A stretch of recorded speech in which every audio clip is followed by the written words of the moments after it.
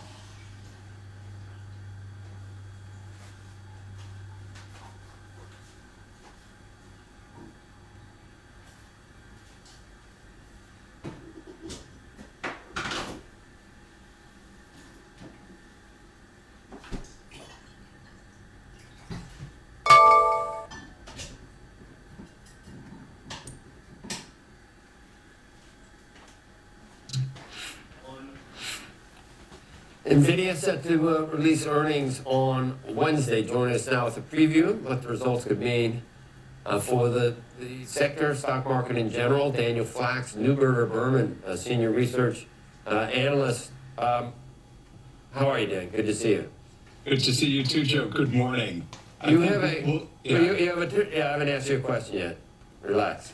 Do you think that the multiple that we saw in the trailing 12 months will be significantly higher than the next 12 months?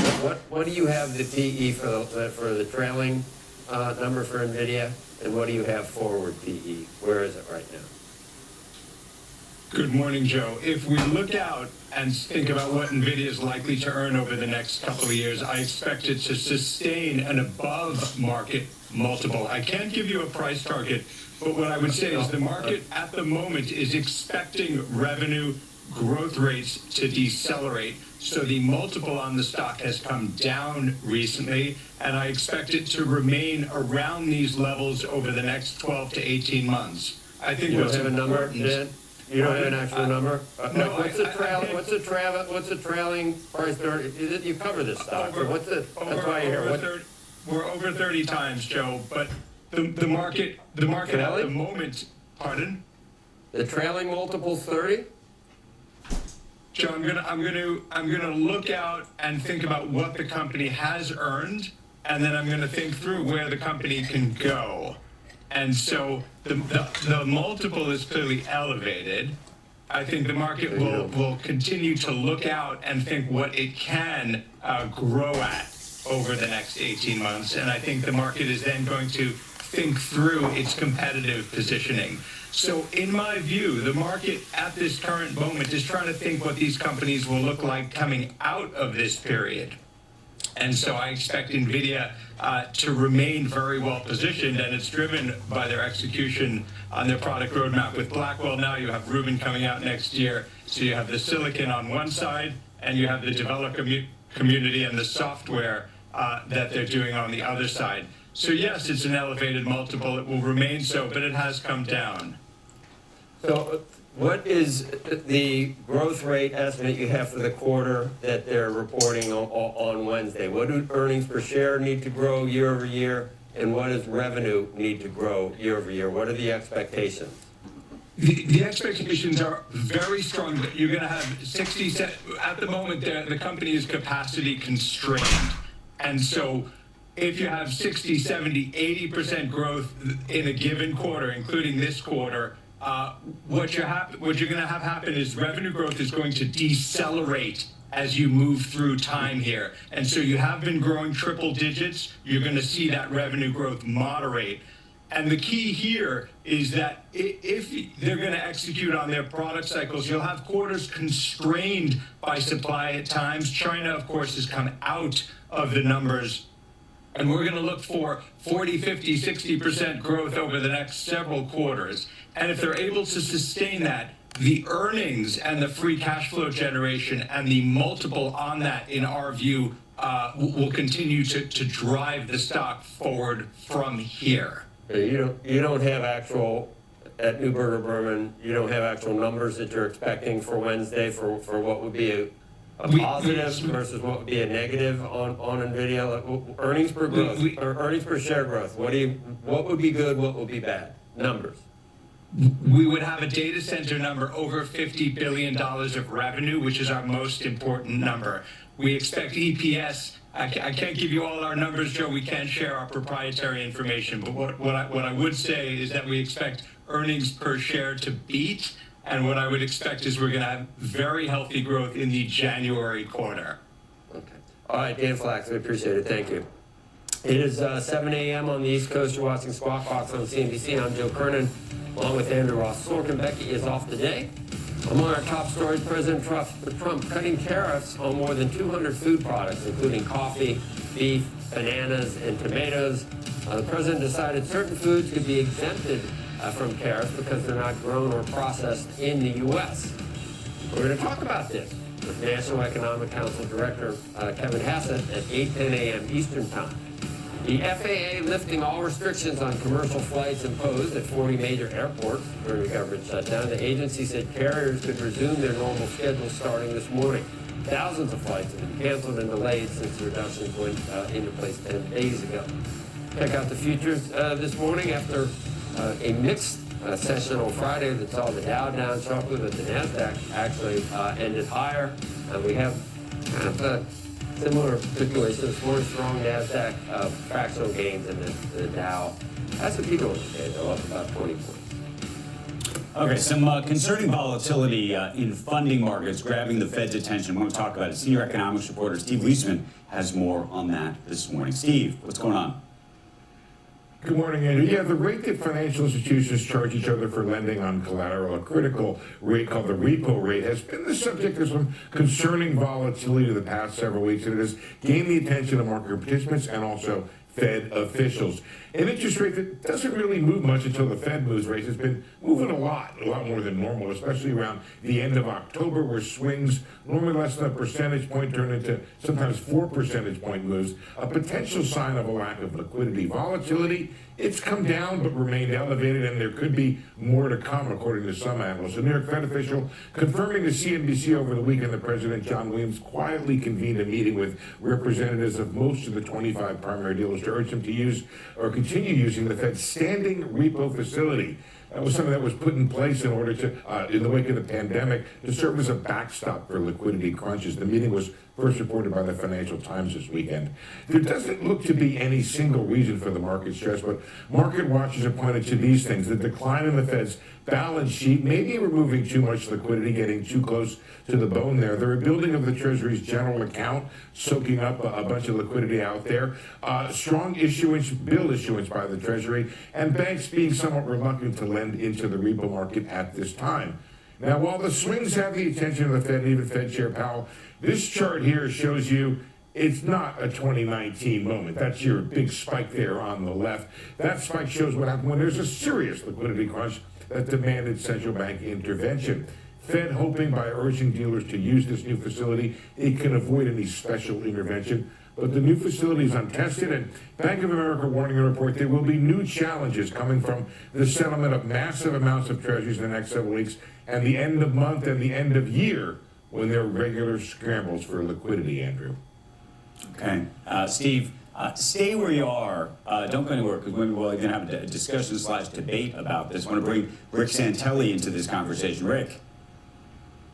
You know, I think it's interesting because Steve hit all the highlights, but let's make it even simpler. Many of the debt issues with the government closed, as Steve pointed out, the Treasury general account had to be used to help bring some liquidity back in the system. Well, now that they need to replenish that the debt crisis and the funding of the government all is over for the moment, that is going to drain reserves in an already shrinking balance sheet environment. So everything is correct. The only thing I would like to point out is that the stress levels historically are rather low compared to other stress level periods, and as he pointed out at Halloween, we kind of reached for the overnight funding rate, a rate of around 4.25. It's now hovering around 4%. So even though the volatility is larger in the near history, for larger macro history comparisons, what we're going through isn't a big deal. But when you pair it up with the structure of the shrinking of the balance sheet and now going from abundant to ample reserves is the terminology used by many inside the Fed. They're just trying to be extra careful to make sure as the last funding period of the year starts to approach, that there aren't any issues that aren't expected and ways to deal with it as some of these new funding areas in the central banking system are in the usage. Doesn't want to be stigmatized, and that's another issue with many of these institutions that have avenues to increase funding should the need arise. Hey guys, let me ask you this, because we've been debating it all morning, and I know it's related, but maybe a bit of a curveball. We were talking about Gunlack's view, both about private credit and what's going on in that space right now, and his nervousness about that. Joe was mentioning sort of margin debt right now. How much do you think about that in the context of what's going on in the equity markets and everything else, and how much we should or should not be concerned? Do either of you guys want to take that on? Well, I think about it. Leverage is a negative. Leverage is a negative, and we need to keep an eye on leverage. And in an era where the parking lot of reverse repos is now empty, there's not a lot of shock absorbers in the system. And I would agree with many of Gunlock's observations, just maybe not with the intensity. Rick, over the PIMCO, I've seen Bill Gross talk. I remember maybe the worst call in the history of the world on stocks was made by Bill Gross at one point. I remember all these things. And I've seen multiple calls from Gunlock over the years about stocks. And every time he says that, I go, you're great at bonds. You have no idea about stocks. And he maybe, look, there are times where debt, margin, private credit is definitely a warning sign for equities. But I just, I've seen this movie before. Maybe he's right this time, but I've seen it many times before.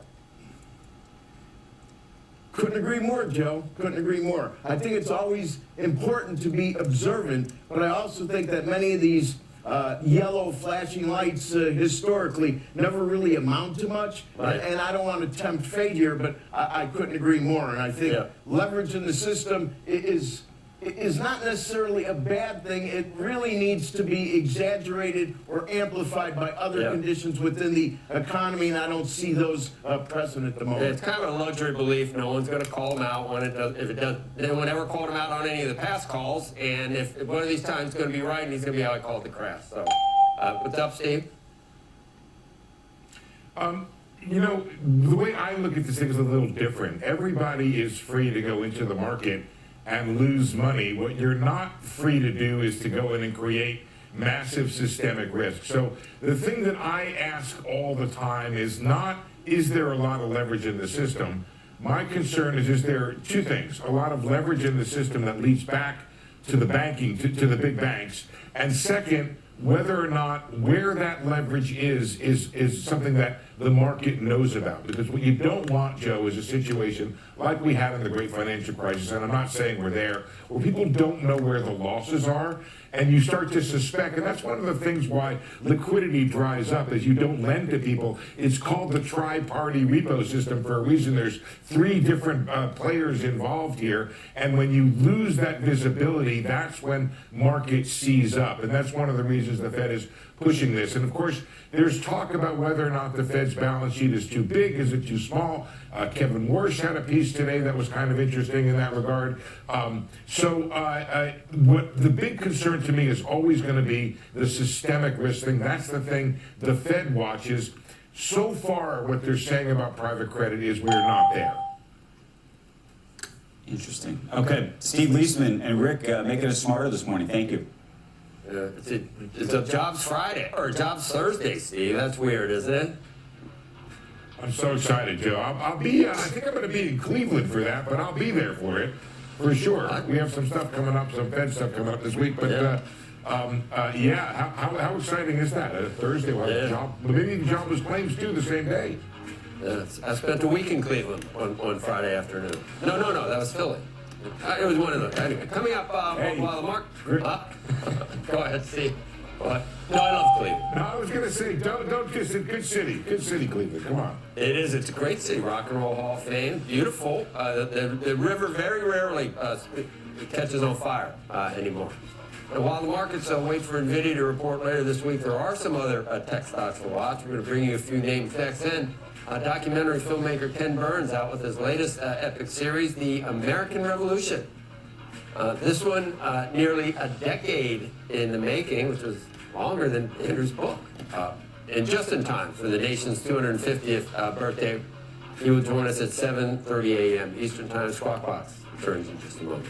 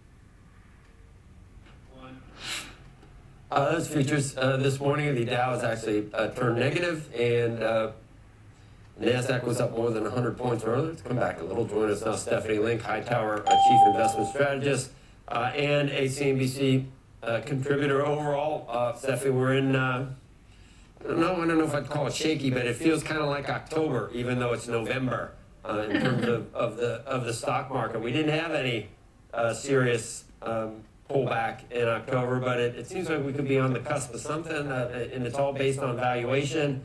And we've got NVIDIA on Wednesday. It's a very busy time, Joe. So yeah, we didn't get the volatility in September and October, which we thought we would. We're getting it in November, and just given the 36% move that the S&P 500 has had since the April 8th low, which was Liberation Day, it's kind of normal to see just some volatility, some pullbacks. But I still come back to the economy is growing above trend, whether it's 3.5%, 4%. 4% is the latest Atlanta Fed tracker number, and it is led by this manufacturing renaissance with regards to AI and data center and grid and power and all that, but it's also because the consumer has actually hung in there. The consumer's going to spend almost $1 trillion in the holiday season this year. That's what the National Retail Federation is projecting. And I talk to the banks because they are at the forefront of what the consumer is doing. And the big 6 banks continue to say that the consumer is strong, resilient. They all use that word, Joe. And the consumer continues to spend because they have jobs. Yes, the labor market is slowing, but they have jobs, and inflation has come down, and they have wage growth in the mid single digits. So things are still pretty good, and we just care about what the economy is doing because it feeds into earnings, and earnings are running up about 12%. So things are good. I think you want to be buying this volatility. What do you think? I'm not going to ask you for specifics, but I've actually got some on NVIDIA, I guess. 56% revenue growth. Do we believe, with what we've talked about a lot with the circular sort of incestuous relationships we see between AI and the chip makers and the data, all the stuff, power companies, some of the numbers that are thrown around, they all start with T's. The rubber does meet the road with NVIDIA, though, doesn't it? We will know whether revenue grew at a rate that Wall Street needs to justify the valuation that it has. Is it important, Steph? Yeah, well, I think what's more important, Joe, is profitability. And people ask me all the time, are we, is AI in a bubble? Are we back to the internet bust, right? And back in the internet time period, those companies weren't profitable. Most of them weren't profitable. All of these companies today are profitable. So yeah, I mean, if NVIDIA grows 50% in revenues and they grow earnings at about 50%, which is what is expected, that's pretty amazing. Now, the multiple has come in. It's not an expensive stock. And in fact, I don't own NVIDIA. I own Broadcom. Broadcom is more expensive, and it's actually done better than NVIDIA. But I think you want to have one of these names because the total addressable market is absolutely enormous. And I come back to, it's not just the technology companies that are spending. It is other industries, like you just mentioned, the power companies, the utilities, the industrial manufacturers that are building out the data centers. So it's widespread, and all of these companies, most of them are profitable, and that's really the important point. And one last thing, the technology companies themselves, even though they're spending an enormous amount in CapEx, their cash flows are still pretty strong. I know everyone's upset about Meta, and they're spending a ton of money, but they're still going to have $42 billion in cash after even they spend this enormous amount of money. Google has $62 billion after they spend this money. Microsoft $71 billion. So this is just it's like a flywheel. It's an amazing time. It's a revolution. I think you want to participate in it. When you're doing these comparisons, there's so many things to consider. So $1.25 is where we're looking for NVIDIA. Non-GAAP a year ago in that quarter was 52 cents. I mean, figure that out. But so you do a multiple, if you did a multiple on last year's, and we're just doing quarterly, we're not even going for the full year because it's growing even sequentially. I think it's growing at some ridiculous rate. So you can come up, and we reference this, a bear would use trailing 12 months earnings for NVIDIA, and say it's trading at, I don't know what, say it's trading at, I don't know, 80 times earnings. Whereas a bull would look forward, and if it's, I mean, what is that growth rate versus last year? If it's $1.25 versus 52 cents. So what is your multiple for NVIDIA right now? Do you have a number, Steph? I don't want to pin you down, but... Yeah, no, I mean, look, it's trading at 26 times forward estimates. So and 26. And you're growing 50%. That's crazy. Like you look at a lot of different metrics in terms of valuations. It's not just PE. It's PEG ratio. It's price to sales. EV to EBITDA. Like all of them look really attractive. And last year, the CEO of NVIDIA thought the total addressable market for data centers and for AI $1 trillion. Fast forward this year. He's saying now $4 trillion between now and 2030. So the numbers just keep on just growing massively. We know that they can't keep up with demand. We're hearing it across the board from every single company. So I go back to companies are spending a lot of money on this. I want technology companies to be spending on growth so that it isn't a bust cycle. Okay, Steph. We appreciate your time. I was looking forward to the Christmas tree next time. I know it's up. Yeah, I know it's up. All right. See you later. Okay. When we come back, retail investor trading platform Public adding AI into the mix. We're going to talk to the company's co-CEO next. Don't go into our Squawk Box. Come right back after this.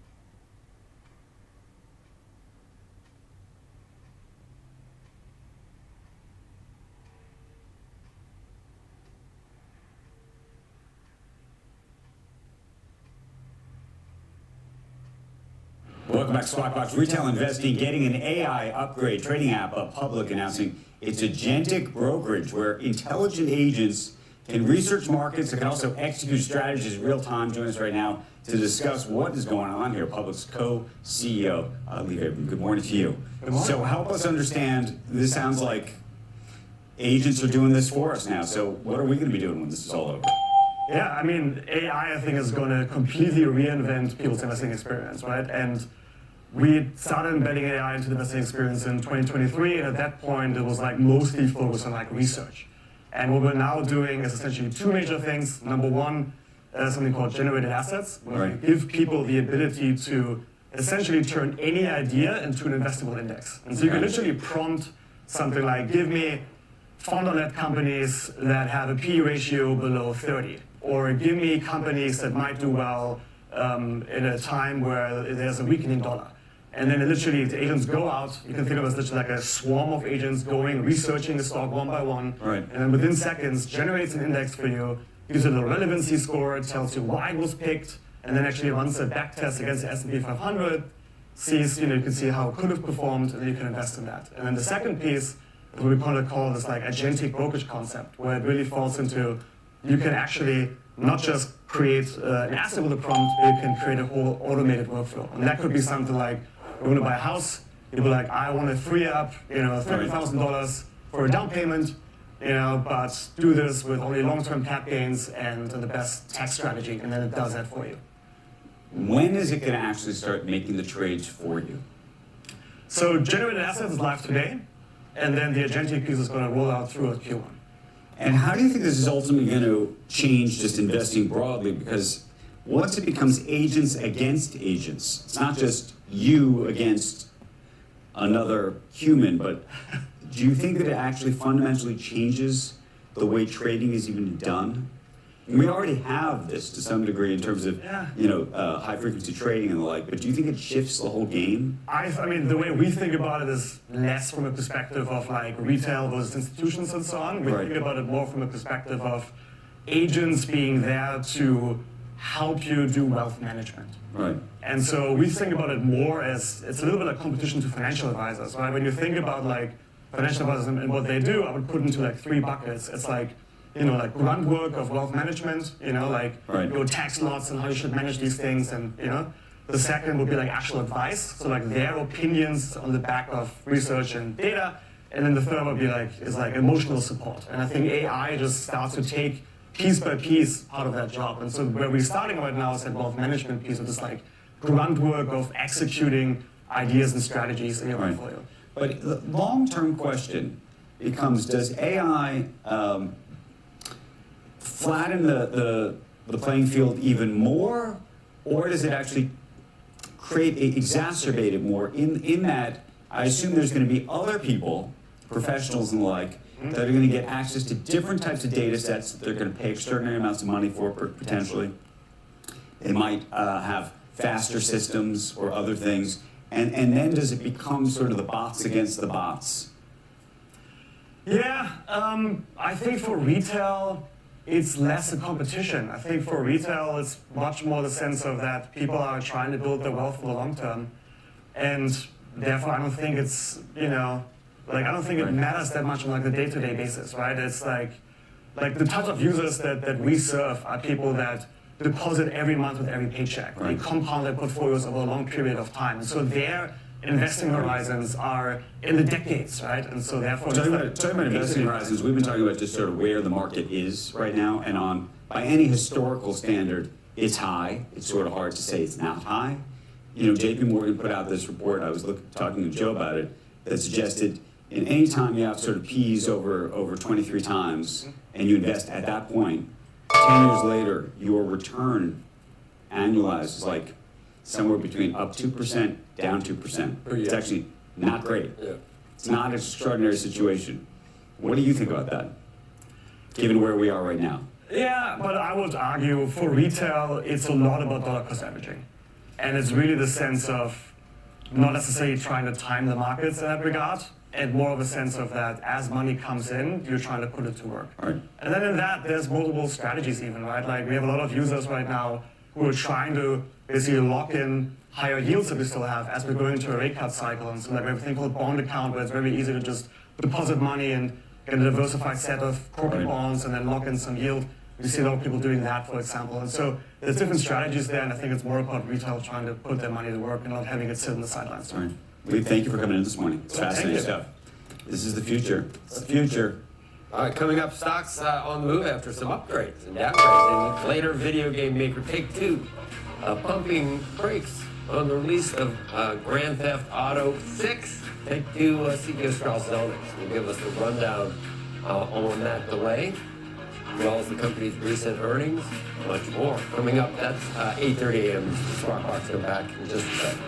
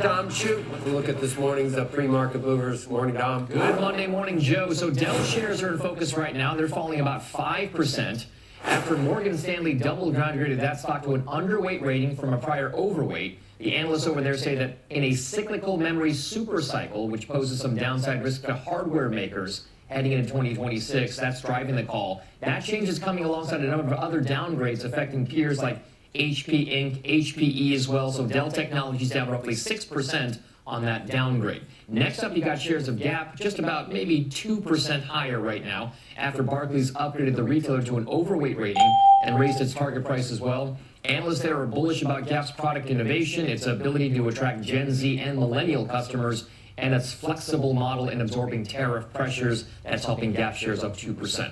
And then shares of Yum Brands are seeing a slight bump here, about 1%, after TD Cowen upgraded its rating to a buy.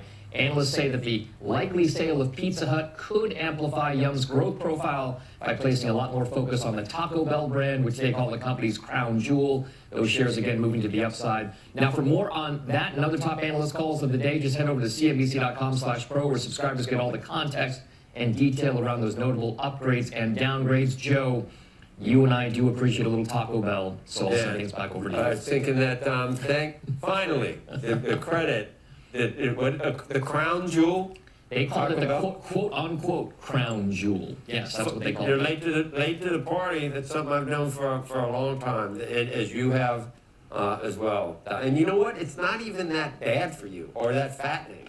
I you just know? think we have to do it, for my age, I have to do it in sparingly. It's a treat every once in a while. The grilled cheese burrito that they have right now is pretty interesting. See, he's fantasizing. Oh, God. All right. What do you mean at your age? I don't. I think that at a certain point, you can have those things when you're younger and get away with it, but these days I got to be a little bit more What's the strategic. downside for you? I don't think we want to go into this, do we? And, I never had those issues, Joe, but I just mean Me neither. overall from a health perspective, I kind of I want to eat more salad, maybe less burritos. So Got it. There's lettuce in the tacos. there can be. Meantime, thank you, Dom.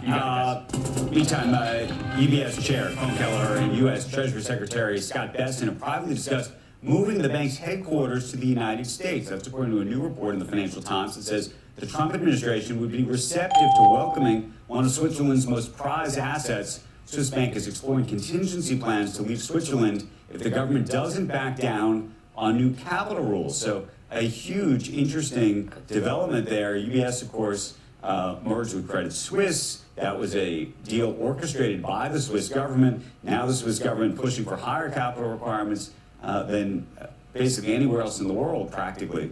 And that's now creating its own conundrum. So we'll see whether this threat unto itself, this headline, pushes Switzerland to step down or not. That's interesting. It is interesting. Come on in. The water's fine. Come on over. Coming up, revisiting our nation's origin. You ready for this? The one and only Ken Burns is here. Documentary filmmaker Ken Burns is going to talk to us about his new series, The American Revolution, and why this historical event is relevant to the country's political climate right now. He joins us at the table in just a moment.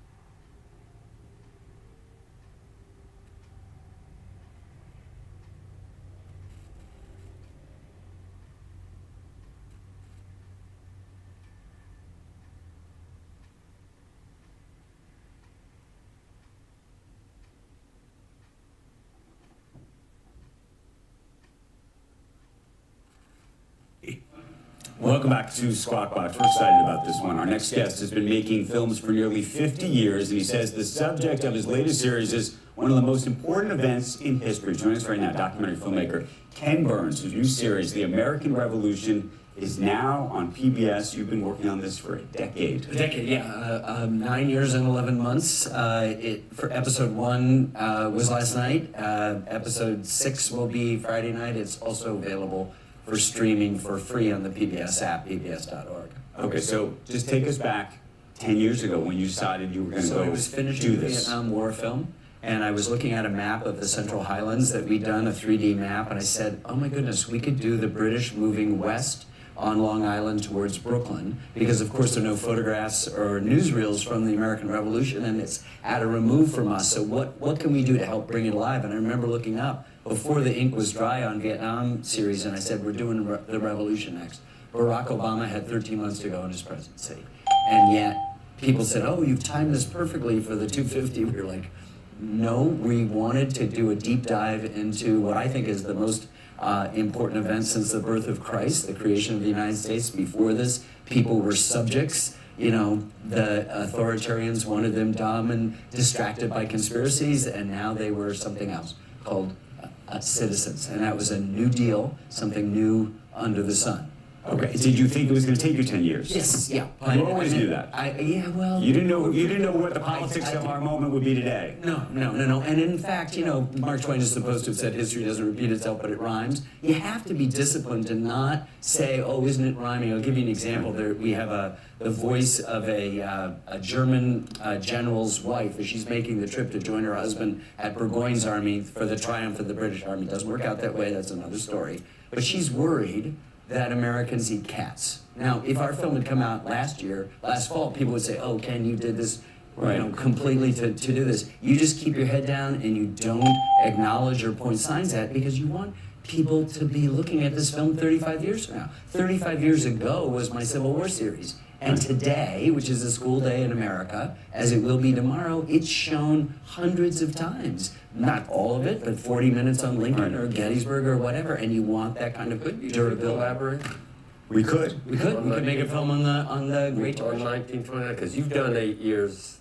You wouldn't have to do 10 years. You could use some of his stuff and just narrow it in. We've been using scholarship that has been going on for at least 50 years, new scholarship about the revolution, and it still takes to tell the story, a complete story that isn't just the superficial kind of Madison Avenue sanitized version of our revolution. We need to be told a complicated story about what it's about. It's a civil war and a world war in addition to this revolution, and it isn't just great ideas in Philadelphia. It's incredibly bloody. I have a filmic question for you, which is reenactments. Yeah.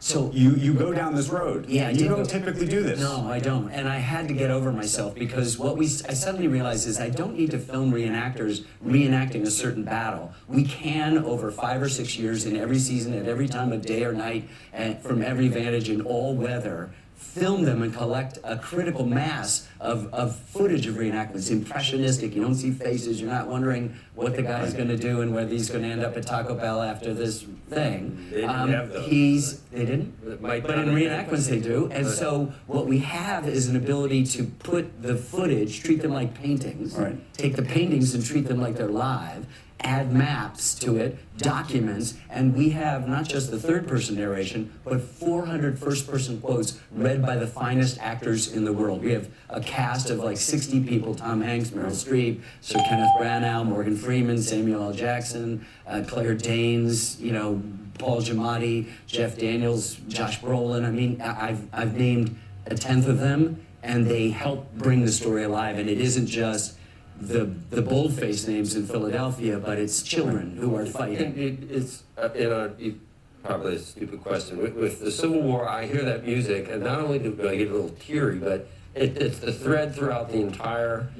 I don't know who picked it out. Me. You're going to be a pussycat for this one. We have some beautiful, beautiful. Same kind of stuff as a repeat. And different stuff. We have Native American That's important, the way you choose. And we've got a beautiful piece of music, which is our main thing, called Hector the Hero, that's almost as good as the Ashokan Farewell, which is the piece of violin music you're talking If you read that letter from, what was his name? from Sullivan Baluch. If you read that and play that music, I turn into a puddle. A puddle. Yeah, yeah. That's to this day. This is a really patriotic film, but it's a complicated film, you know?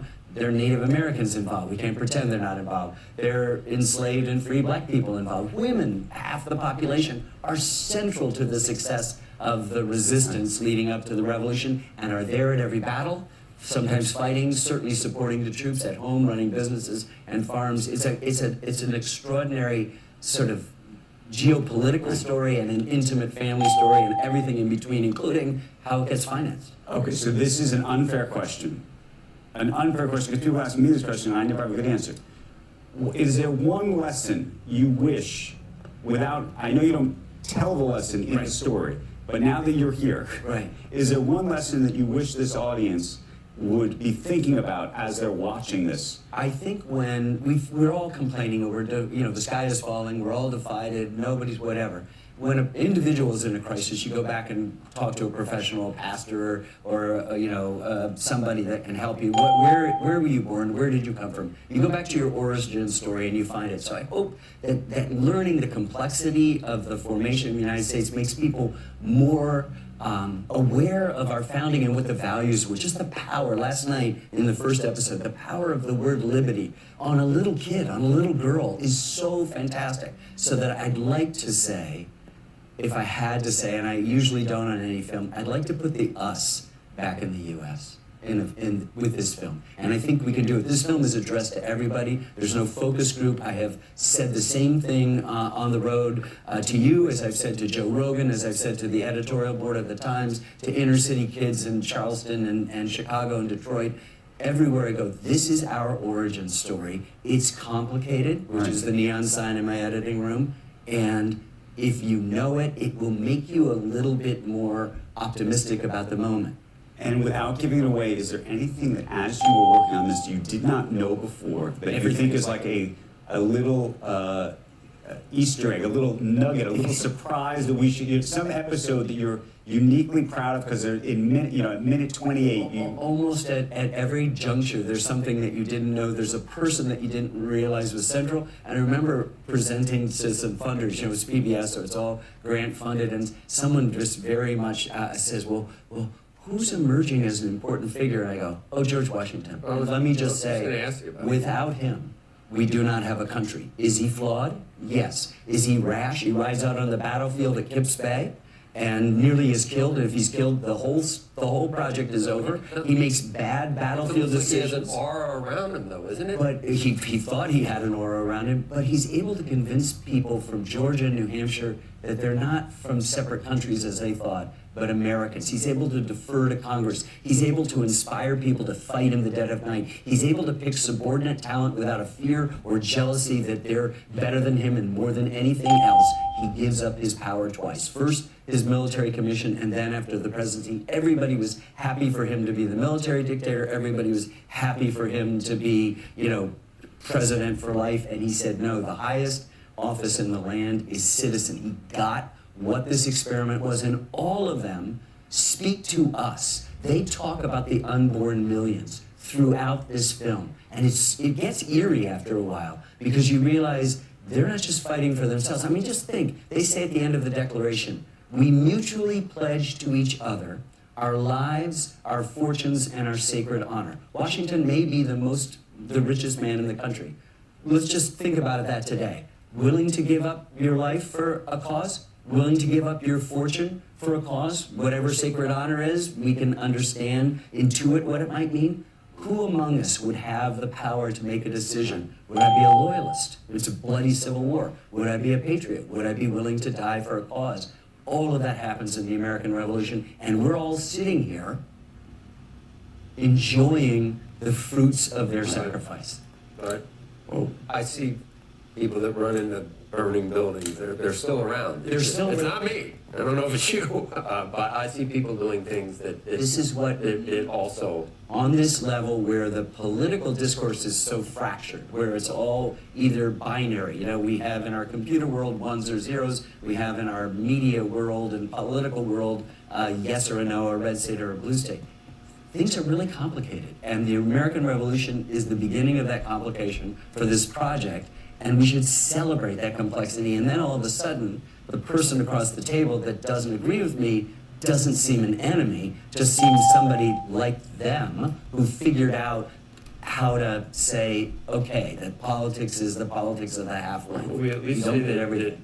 we with good guys and English with bad guys can at least say. You cannot, we kidding. have English social, it's. I know, I'm kidding, but No, it's we did need to win. We okay? are the good guys. Right. We invented something that nobody else had done. Exactly. We invented this I'm glad idea that you're- that people could rule the thing. But if you were living here, and particularly you, both of you in your positions, Yeah.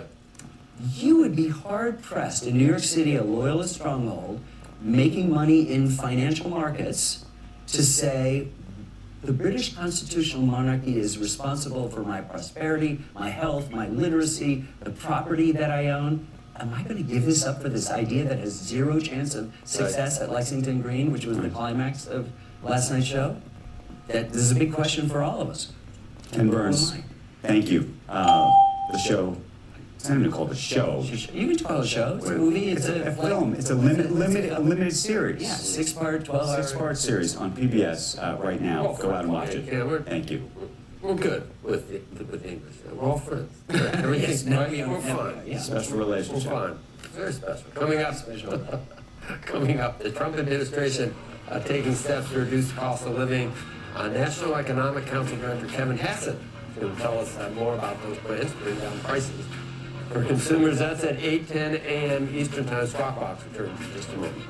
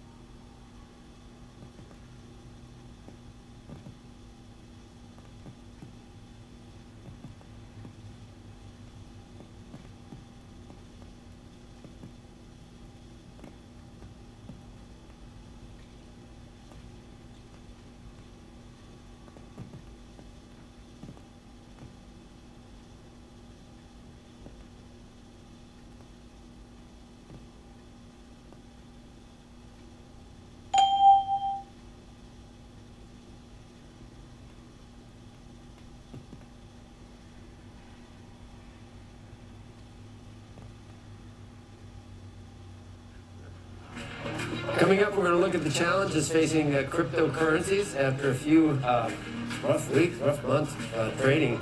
You can see there. Sparkbox coming right back.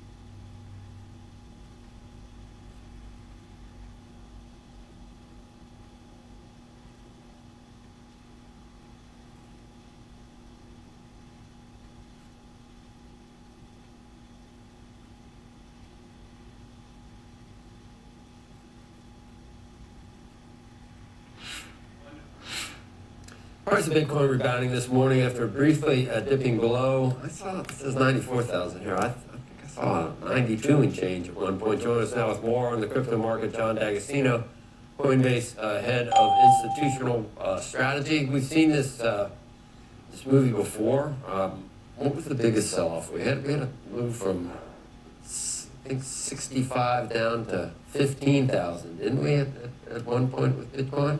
Sure. I mean, so historically, Bitcoin is traded in these 4-year cycles. And so we saw 2014, 2018, 2022, material moves down. 20,000 down to 3,000 at one point, I think. Absolutely, yeah. So it can lose 70 or 80% of its value and then only to see new highs again. So generally, after those down years, we've seen 2 to 3 years of up 150, 160% returns. So what would not, is it less volatile now? Are the sell-offs going to be not quite what they were? Or is it possible, let's see, 125, could it go down to 60,000? So mathematically, it is becoming less volatile. Just as a strict standard deviation calculation, it is becoming less volatile. You would expect that as you have a wider and deeper market. You have more different types of investors. Obviously, the ETFs have brought in a flood of retail. You have more institutions. Harvard Endowment announced they hold more Bitcoin than gold the other day. So mathematically, that's what you would expect. It doesn't feel that way, to be very honest. Right? The sentiment is brutal right now, and you have to be very, very honest about that. Just like I'm sure, you're holding gold, you feel smart. You didn't feel so smart in 2008 when gold lost a third of its value. For years and years and years, you just felt half real smart. Yeah.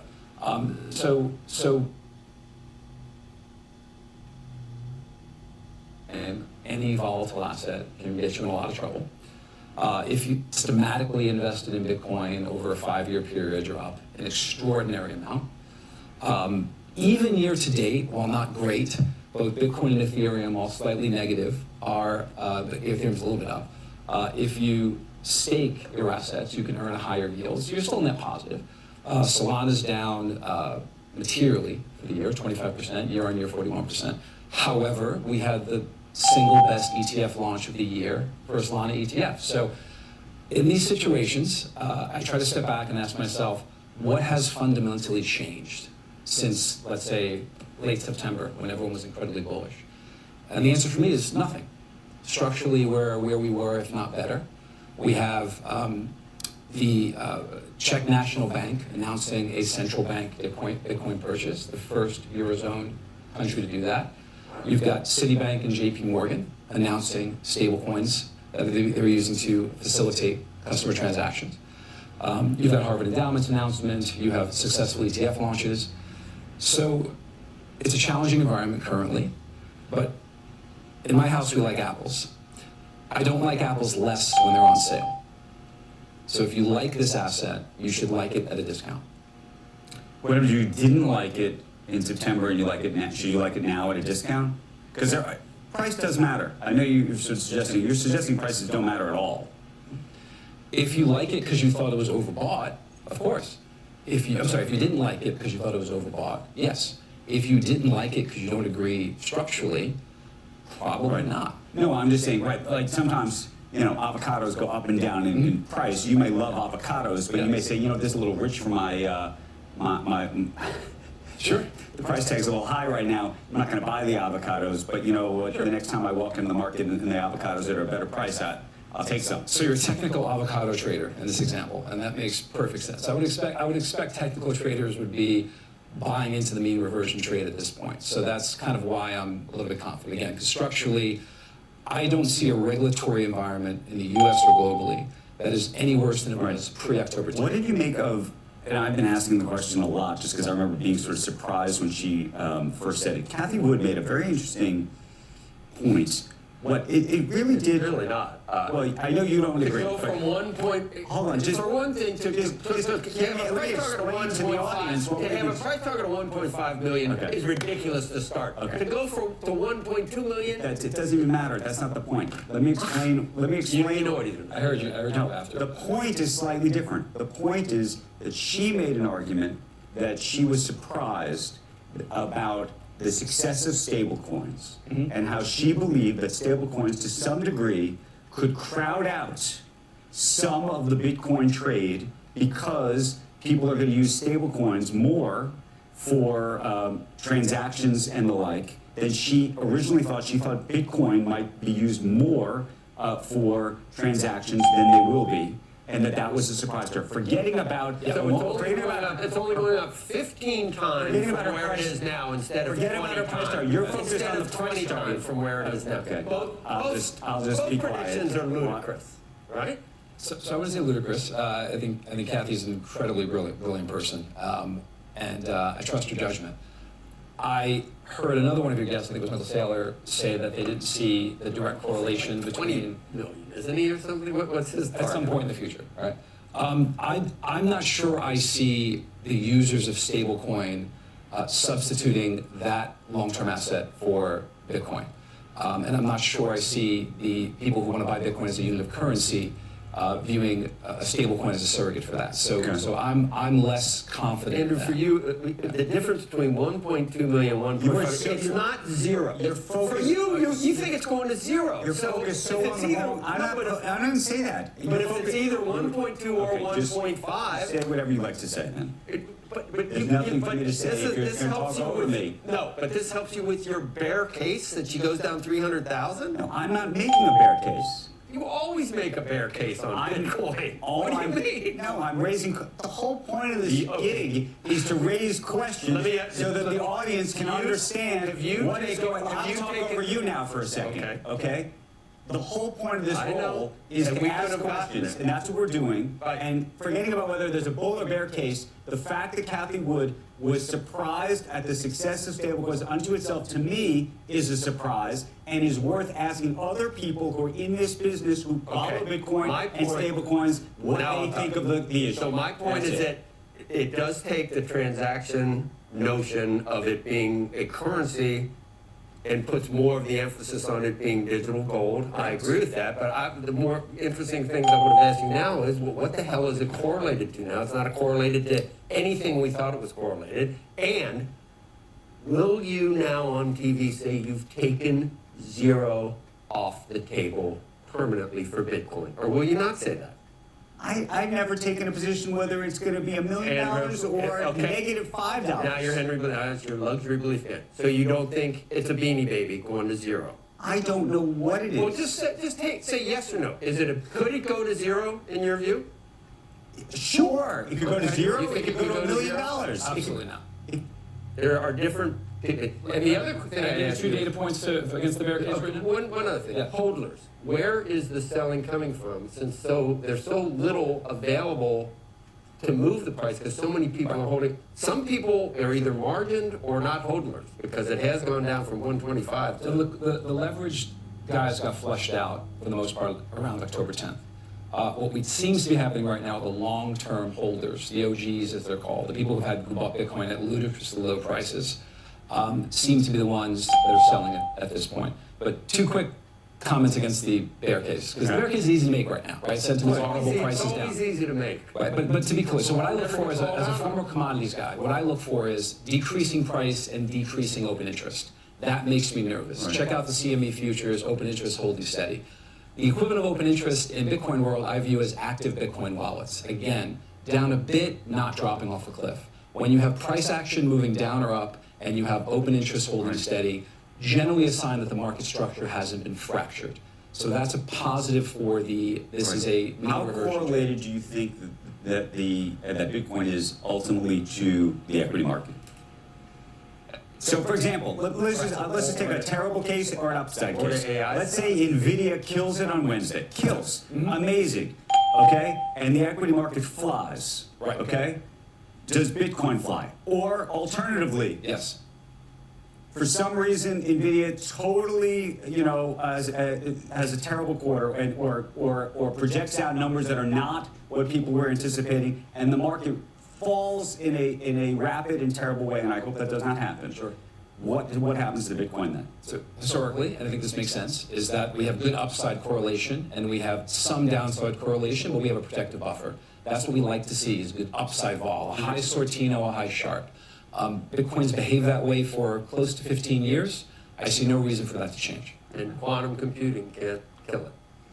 Quantum computing can kill us all, so can general intelligence. And it could go to zero. So eventually the sun will absorb the earth. So yes, eventually all things go to zero. What percentage of the population do you think Possible. still thinks it could go to zero and to be? I'd say 50% of the population still thinks it's a Beanie Baby. I think Pull the no. poll. I think we're down. I think that those folks are mostly fleshed out. I think right now, Right right here. here in time, it's a bit higher than normal. You take it off the table now, well, it's not going to zero.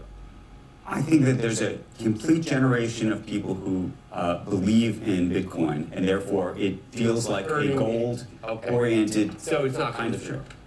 I think it would be hard for it to go to 0-0. Yeah, but could it fall further? I'm sure it Can the could. internet go away? When somebody's asking me to zero, Well, the answer, can the I internet go think away? that's similar. It's a similar Oh, so question. that's where you and I I know. will diverge. I know The that. internet, it's very hard for the internet to go away, given the fiber in the ground and all of the interconnected nature of every single website and all of the way we entire live. I think it's Bitcoin, we're not there yet. It has not reached the escape velocity of the internet, let's just be clear. 250 million users?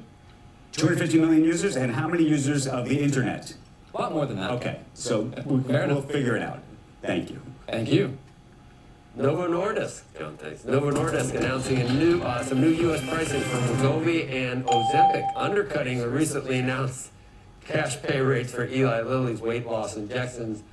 Introductory doses of Novo Nordisk drugs will be available for $199 per month. That price increases to $349 per month after the first 2 months, and that's cheaper than Lilly's price for higher doses of Zepbound. Novo said the move will also help bring back customers who switched to compounded versions during shortages. Let's check the futures. We're not that late. It's 8:06. Checking the futures, it's down 7 points now on the Dow. It was a little bit better earlier, and the NASDAQ was up triple digits at one point. It's not now. For more on the markets, let's get to Mike Santoli, the New York Stock Exchange.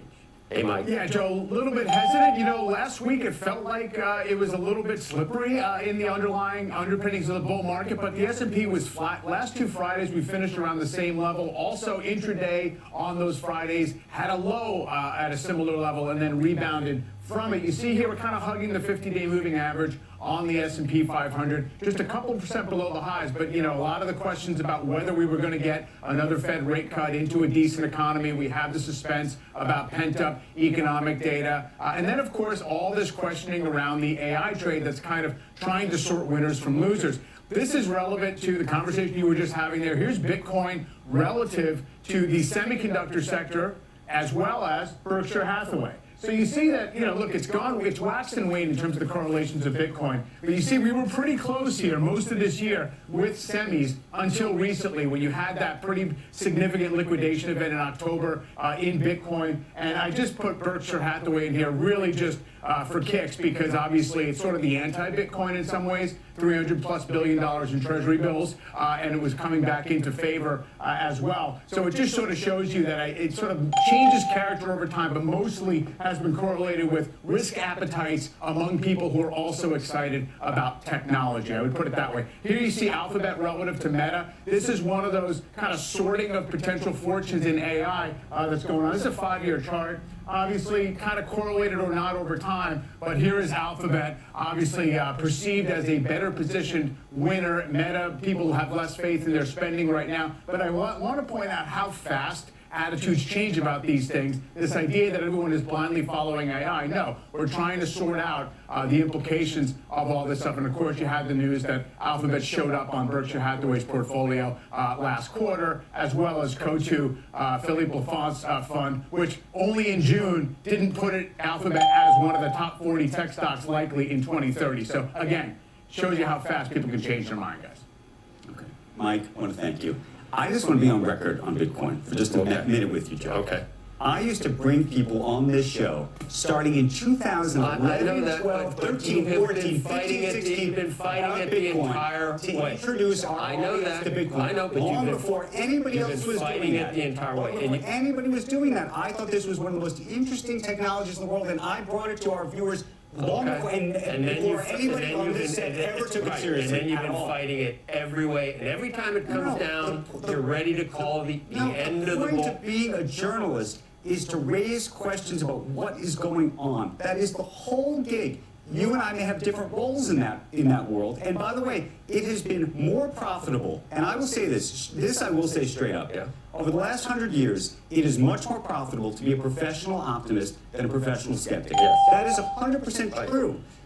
For better or worse, part of my role in some ways is to be the professional skeptic so that you and other people can be professional optimists and can see where the red flags and the landmines are. You can do both. That is the deal. You can do both. I mean, I've been skeptical about the stock market, but I've always had an overall bullish perspective. I don't think it's necessarily my role to take a position one way or the other, except to raise questions. That is part of what it is. But you and can't, to introduce our audience to new when you're things that are raising questions, interesting. you can't constantly be negative about like the stock market, and it's always at highs. That's not serving anyone. I see myself as a You've been somebody who's on the stock market. You don't think what to invest in though. I never. Okay. If you listen to the words that I say, I think never it's a difference say between. go invest Yeah, in. We have guests to do that. I was in that business for 10, 11 years. I put money down. I lost money. I made money. That's an incredible amount of experience. It gets you maybe a better feel. And I'm A so better glad feel. that I get to sit across from you every morning and we get to talk about these things. And I learn from you as a result of that. Okay, and I do too, except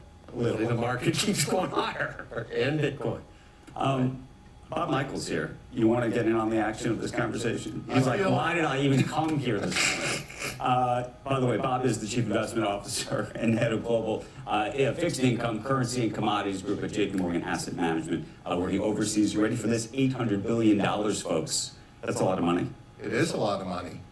So where do you think we are in this cycle? Started at over $1 trillion, but no. No, we're almost $1 trillion. Yeah. I'm going to be the professional optimist today and say we're in a pretty good place. The U.S. economy is gliding into year end in a pretty good environment right now. Corporate America seems to have absorbed the tariffs pretty well. The consumer's doing pretty well. We do expect the Fed to come in and cut rates in December. That would be a nice tailwind as we head into 2026. And the One Big Beautiful Bill Act hits. All right. Okay, here's a timing question, though. And I've been talking all morning about this study that I looked at, a chart, actually came out of JP Morgan, one of your analysts had put together, showing if you put money into the market at, I think it was 23 or 24 times price to earnings ratio, historically, 10 years later, you look back and you say that you only were really benefiting in terms of I think it was up 2%. On an annualized basis, your return, or down 2%. It was somewhere in the. It was one of those scatter graph charts. Have you ever seen those?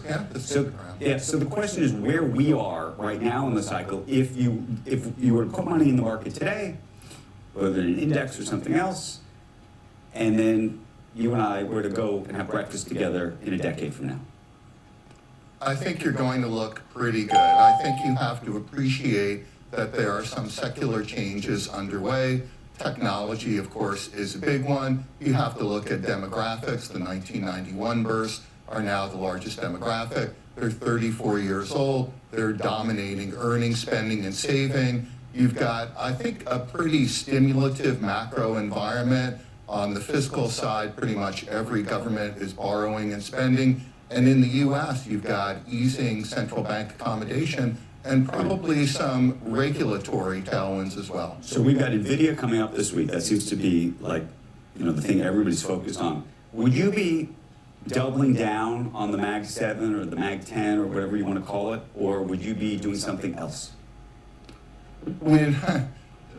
Tough question, but I think you have to look at where the money's going. And right now, every company we talk to, and we extend a lot of credit into the system, everyone's gearing up for CapEx next year. They're looking to ramp up some hiring. They're looking to build out whatever they're doing in AI.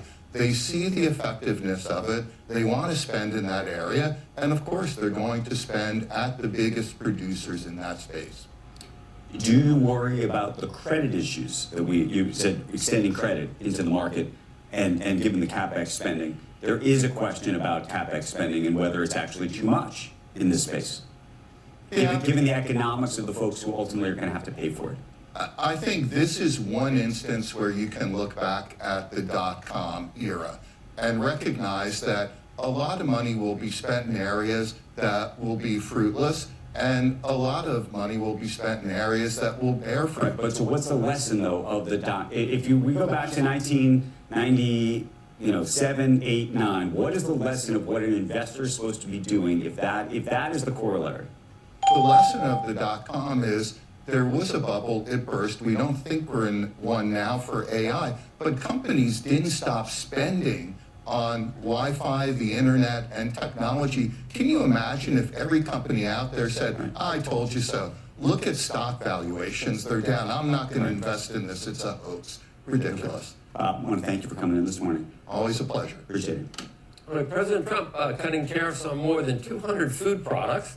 The administration saying that certain foods could be exempt since they're not grown or processed here in the U.S. Joining us now to talk about the cost of living, tariffs, and the possibility of sending Americans $2,000 direct payments. White House National Economic Council Director Kevin Hassett.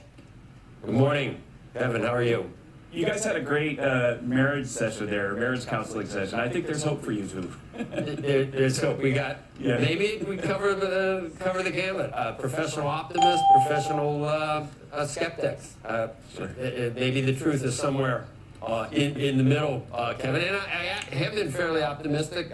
When people come on about the U.S. economy, I can find a lot of positive things. Why do you think affordability is such a buzzword right now. I mean, we lived through 9% inflation, and I think Biden years it averaged over 5% for those 4 years. Sure. We're at the highest levels that we've seen recently at 3%. Why all of a sudden is it, I don't know, is it Trump's fault? Right, well, I mean, for sure, people still are trying to dig out from the big hole that was dug by the previous administration's policies. So if you figure the typical mortgage payment, monthly mortgage payment about doubled. If you look at a typical bag of groceries, the monthly bag of groceries cost about $400 when President Trump was leaving office last time, and about $512 right about when President Trump took office. And since then, it's gone up almost not at all. I think it's like $515, but it hasn't gone back to $400. And so what the Democrats are doing is they're saying that this runaway spending that we gave you guys that created runaway inflation is 100% your fault. Because you haven't fixed it already. And of course, that's very economically illiterate, and I don't think really many people in markets are buying it. Well, I'll tell you, Kevin, one of the reasons I think that people are, and I'm going to highlight both sides, one of the reasons people feel like they're not keeping up is because real average weekly wages fell during the Biden years because of the inflation. $3,000, that's right. Right, so it fell. However, the president is constantly saying prices have come down. Now, inflation is still 3%. It's still too high. Now, oil prices, energy prices, there are certain things where they have come down, but when you keep saying prices are falling, that's not true. Because inflation is still, the 3% is on top of all the inflation we had during the Biden years. So we got all that inflation plus an additional 3%. And I think you should admit that. A more precise way to say it, though, Joe, is that purchasing power has gone up. And so real wages, that's W divided by P for our technical people in the audience, have gone up by about $1,200 this year. So the way to think about it is that we've dug a $3,000 hole because of Biden policies, and we've gained $1,200 on the way out already, which should give you a great deal of hope for the future that the wage increases that we're seeing will continue, and even if inflation stays positive, make it so that people feel way better when they go to the grocery store and to buy a car. We've reduced the cost of buying a car with the deductibility of interest. I mean, there's a million things that we're doing to fix this problem, but it's just kind of astonishing to me that the cost problem is somehow being blamed on us. Now, think about it, especially with the Obamacare thing. So Obamacare is 100% Democratic policy. It's always been 100% Democratic policy. What they did is they expanded the subsidies during COVID, and then all those subsidies basically went right into the pockets of insurance companies. And Obamacare insurance policies have doubled in price relative to normal policies. And so the fastest inflation in the economy is these big government subsidies thrown at Obamacare insurance. Think about it, it's kind of like if you give lots of student loans, then the tuition goes up. It's that effect. And so now they're blaming President Trump for Obamacare as well. They should have fixed Obamacare in the first place, and President Trump had a plan in the big, beautiful bill to give people some subsidies, but the Democrats didn't like it because the subsidies weren't going to their campaign contributors, the insurance companies. The whole issue of tariffs, if we're reversing some tariffs to try to help affordability, isn't that acknowledging that that tariffs are responsible for some of the higher prices and for some of the inflation that is still a problem? Well, first, this is nothing new. If you go through all of the trade deals that we've been doing all the way through, then there have been things that we decided it was prudent based on the economics of supply and demand to exempt. And one of those things that we've been exempting all along is something that we don't make in the U.S., we'll never make in the U.S., or almost never. I know that in Hawaii they make some coffee. And so onshoring that production really doesn't make sense. It's not part of our strategy. And what the president just did with food is decide to make like a blanket movement so that we weren't going through each deal and picking this and that. What's going on with India? Just as an aside, in terms of a trade deal, we've been so close so many times. Were we ever close? Yeah, we were for sure very close. I've spoken to the ambassador, and we've had visits, and And I think that it's a complicated situation because the interaction between what India does with Russia and with what India does with us. And so I think we're still quite hopeful, but it got pretty complicated because there are a lot of different variables in the India-American relationship. But they're good friends, and we're hoping we can work it out soon. If you were the Fed, if you were running the Fed, I don't know if that's a possibility still at this point. I know the other Kevin has an op-ed piece, and it's there's very more well than two written, Kevin. I liked it. Yeah, there's more than two Kevins, but Kevin Warsh has a big piece. I don't know if you care to comment on some of his what he has deduced about Fed policy. My good friend from down the hall at Hoover, Kevin Warsh, has a great piece of Wall Street Journal. I commend it to people. I think that he's right that it's time for the Fed to turn a page and go back to really being independent and data-driven. I think they've made a lot of policy errors. I think Kevin and I agree about that. And I guess that when people think of who would be the least independent to the Trump administration, people think it would be you, Kevin. But you're talking about independent. I just totally reject that. And, I mean, the fact is, well, there's a truck going by. The bottom line is that you do the job that you have, and if somebody's going to go in and they're going to be the Fed chair, then their job 100% of the time is to run an independent, data-driven Fed. And right now, my job is to be at the White House, to serve the president every day. It's just a different job. Is that truck headed over to the East Wing? Can you see it from there, Kevin? How's it looking? No, you can't see it from here. But it's a tiny little part of the White House. So the parts that you're used to seeing aren't really the East Wing. There are some. The reason I brought up the Fed, if you had multiple choice, the Fed at this point, both sides of the dual mandate are at risk right now. Neither side is at risk right now for the Fed. I'd say neither side is at risk. Certainly, there's a Fed that has made some policy errors right now, and we need to get ahead of the curve on that. But no, I think that the Fed has a well-defined mission, a mission that most of the time it's been able to accomplish, and it certainly can again if it just makes sure that it's not acting in a partisan way. Well, I guess I meant, is the labor market, in your view, and we're going to hear more about it on Thursday, we'll finally get some numbers, is it slowing at this point? And is, on the other side, the other part of the mandate, is inflation, are we seeing the beginnings of another trend higher, or do you think that's headed on? No, I think on inflation, the last CPI report we got surprised 48 Bloomberg economists on the downside, and even had some sort of temporary bad news because there was a refinery that was shut down, if you're looking at the top line number. I think that there have been mixed signals in the job market and really, really positive signals in the output markets. As you know, we've got GDP now running close to 4%. We've got productivity running up around 3%. And so I think that there could be a little bit of almost a quiet time in the labor market because firms are finding that AI is making their workers so productive that they don't necessarily have to hire the new kids out of college and so on. But because there's so much output growth and income growth, that's the kind of thing that a free market will work out relatively quickly as new ways to spend money emerge. When do you think we'll hear, if you've been updated on the Chairman Powell's successor? Yeah, I'm not exactly sure that's a decision for the president. I think that if you don't think know when about we'll hear it even? Excuse me? You're not sure when we can expect to hear? Will it be the beginning of next year? Could it be this year? Well, I think some of it might depend on when Chairman Powell announces that he's going to resign. Right now, we've got a lot of work to do here in the White House every day just to first get the government open and now get a whole bunch of legislation passed, and that's what we're focused on. Yeah, we didn't really get to talk about that. You think there should be another reconciliation bill? Definitely at least next year. Whether there's time for one this year is something that I think the people on the Hill are looking into.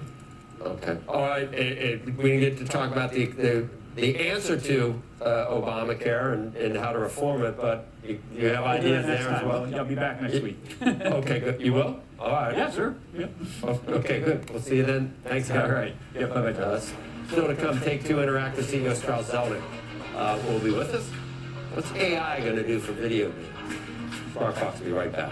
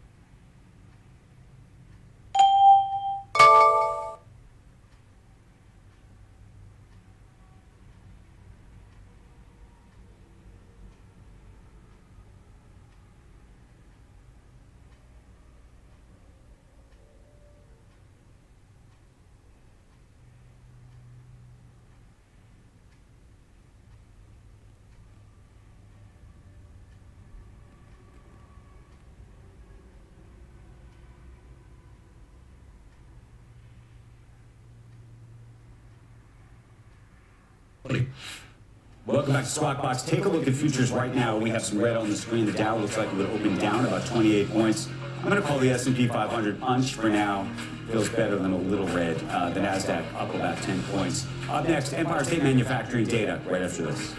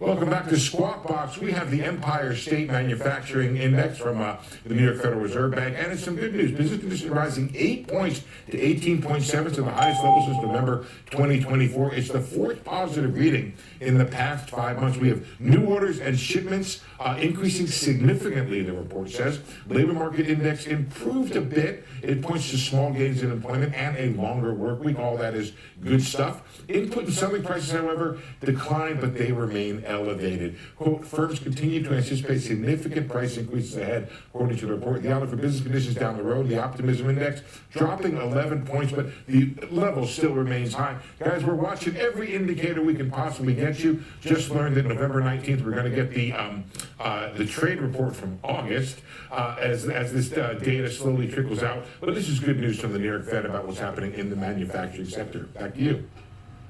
Okay. Thank you, Steve. Appreciate it. When we come back, Take-Two CEO Strauss Zelnick on the future of gaming, the buzz around the highly anticipated GTA 6 game, and the continued strength of other titles, including NBA 2K and Borderlands. We're going to discuss all that. And then later, Jeremy Siegel is going to join us as we get ready to kick off a big week of trading on Wall Street. Do not go anywhere. We got you covered right after this.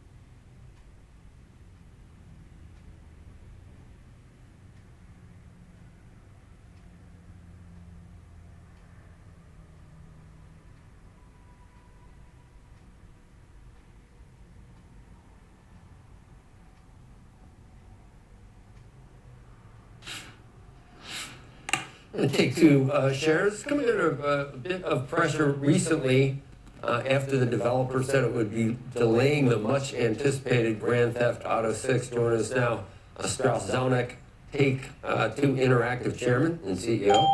Always good to see you. Nice to be here. Well, I always need a primer on this, and maybe the guy in my ear should be giving me questions. 'Cause I don't play video games, and you need to pretend that you're talking to someone that doesn't have kids. I do, but they're older now. What's the state of the video game business right now? It's the fastest growing part of the entertainment business, has been for some time. Amazing. So in mid-22, post-pandemic, there was a bit of a dip, and then the business sort of bottomed out, and now it's back into growth in sort of low single digits, low to mid-single So digits. what have been your most recent successes in terms of introduction? I mean, it's been a great What's year their so name? far for Yeah. Take-Two Interactive. So coming from 2K, NBA, 2K, Okay. huge hit, sold in over 5 million units. Recurrent consumer spending is up 45% year over year. Mafia: The Old Country, a massive hit for us, and most recently Borderlands 4, which is doing great. Great critical reviews and 80 Metacritic scores. So on the mobile side, we're booming with new hits like Match Factory and Color Block Jam. And of course, GTA Online continues to perform. GTA Plus, our membership program, is up 20% year over year. And we've got it up for our fiscal for the second time. What's the key demo right now, the age? It's really all ages. I mean, It goes all the way up. Because we have a mobile business, we really speak to the entire market. And the ages, again, because we have a mobile business, it's all ages. This is America's pastime. It's the world's pastime. This is the entertainment business of today and the future. Do your kids play now? And do you play? I don't play. They play. They play. They do. They do. GTA. They also play. It's not your Fortnite. There. Yes, we have. That's okay. We got a lot going. Fortnite's a great title. We got a lot going on in the Sorkin household at the moment, game-wise. Glad to hear it. I would think you would say AI has been around for a while. Since the beginning. Since the beginning, Yeah. yet it is different now, isn't it? The possibilities. What do you think about is possible? I can imagine that the games could learn what the player is doing, the way, I don't know, the way you shoot people or something, but whatever it is that you're doing in a video game, but the way that you approach it, couldn't it be learning that as it goes along and evolving with the player as you play? And you captured it well. Table stakes are creating more efficiency in development and marketing, and every enterprise is trying to do that. We're trying to do that, and we're seeing some good early results in creating efficiencies. And by the way, efficiencies is not code for reducing employment. Efficiencies is code for taking away mundane tasks so people can focus on more interesting and more creative tasks. However, you're also right. In the creative part of the game, historically, we had to script every single action that a character engaged in. And because it is interactive, think about how much scripting that is. Now, we're always going to need great writers, and we always will have plenty of scripting. But characters should be able to be trained on that very scripting that has been created by great writers, and then interact in a way that feels more natural. But do you think we're So I going to do get see that to? happening. Do you think we're going to get to a point where the AI is so good that it actually, removes some of the moat to creating these games? Meaning, Joe and I can make a game that looks as great, maybe, as one of your games. You think that's just never going to happen? Never's a very long time. Remember, the moat is not just the creation, it's everything that goes around creating entertainment. And part of it is having a place to work for the best and the brightest and the most creative, for example, where all they can do is ply their trade. Part of it is being able to market and distribute worldwide. So I do think that if you said, can you create an image, a graphic image, with AI that looks just as good as an image in a professional piece of entertainment? Sure. But can you put all that together and create a massive hit? Probably not. What's going on between console and mobile right now, in terms of how you even think about that? In terms of the connection? The connection, and also just where the popular, long-term, where this all goes. Okay, so from a market point of view, it's around 50-50. But mobile continues to grow more rapidly than console. That's the question. I guess where I was going with it. Do you think the console 5 years from now, 10 years from now, won't even do business? I don't think that at all. I don't think it necessarily will be a console. I think it's moving toward PC, and business is moving towards open rather than closed. But if you define console as the property, not the system, then the notion of a very rich game that you engage in for many hours that you play on a big screen, that's never going away. Any more than movies are ever going away, even though you like TikTok, you like YouTube, you still like movies if they're great. Mobile, of course, is take it with you, it's a short experience, it's disposable, it's repeatable, and it's enjoyable. And I do think because it appeals to the broadest possible audience, it probably will continue to grow more rapidly. Let me ask you a different question, which you've been part of the media ecosphere for a long time. We talk almost every morning about this chessboard around streaming companies. Paramount, Time Warner, Discovery, Comcast, which owns this, who they're going to buy, what they're going to do. There was a period of time where this company wanted to buy EA, for example. Do you think long-term, now that we're sort of, as all of these businesses mature, that the gaming business will ever really ultimately come inside of a big media company?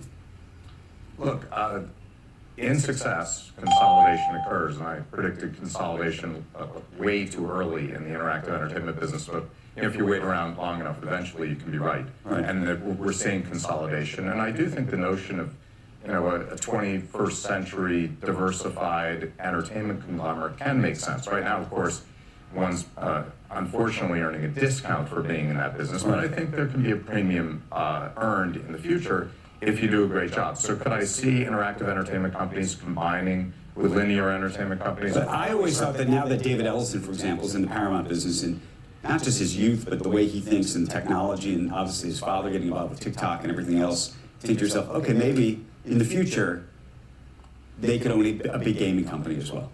I see no reason that they couldn't. What's kept people like your parent company from playing, of course, is the multiple disparity. Right. So if you have a huge company like Comcast buying a highly valued company at a material price, it's dilutive currently. So the multiples do have to align for that to make sense. How do you feel about betting in the video game business? So there have been a couple of companies that have been in both businesses, and typically what they've done is disaggregate, and not for regulatory reasons, which might be your initial thought.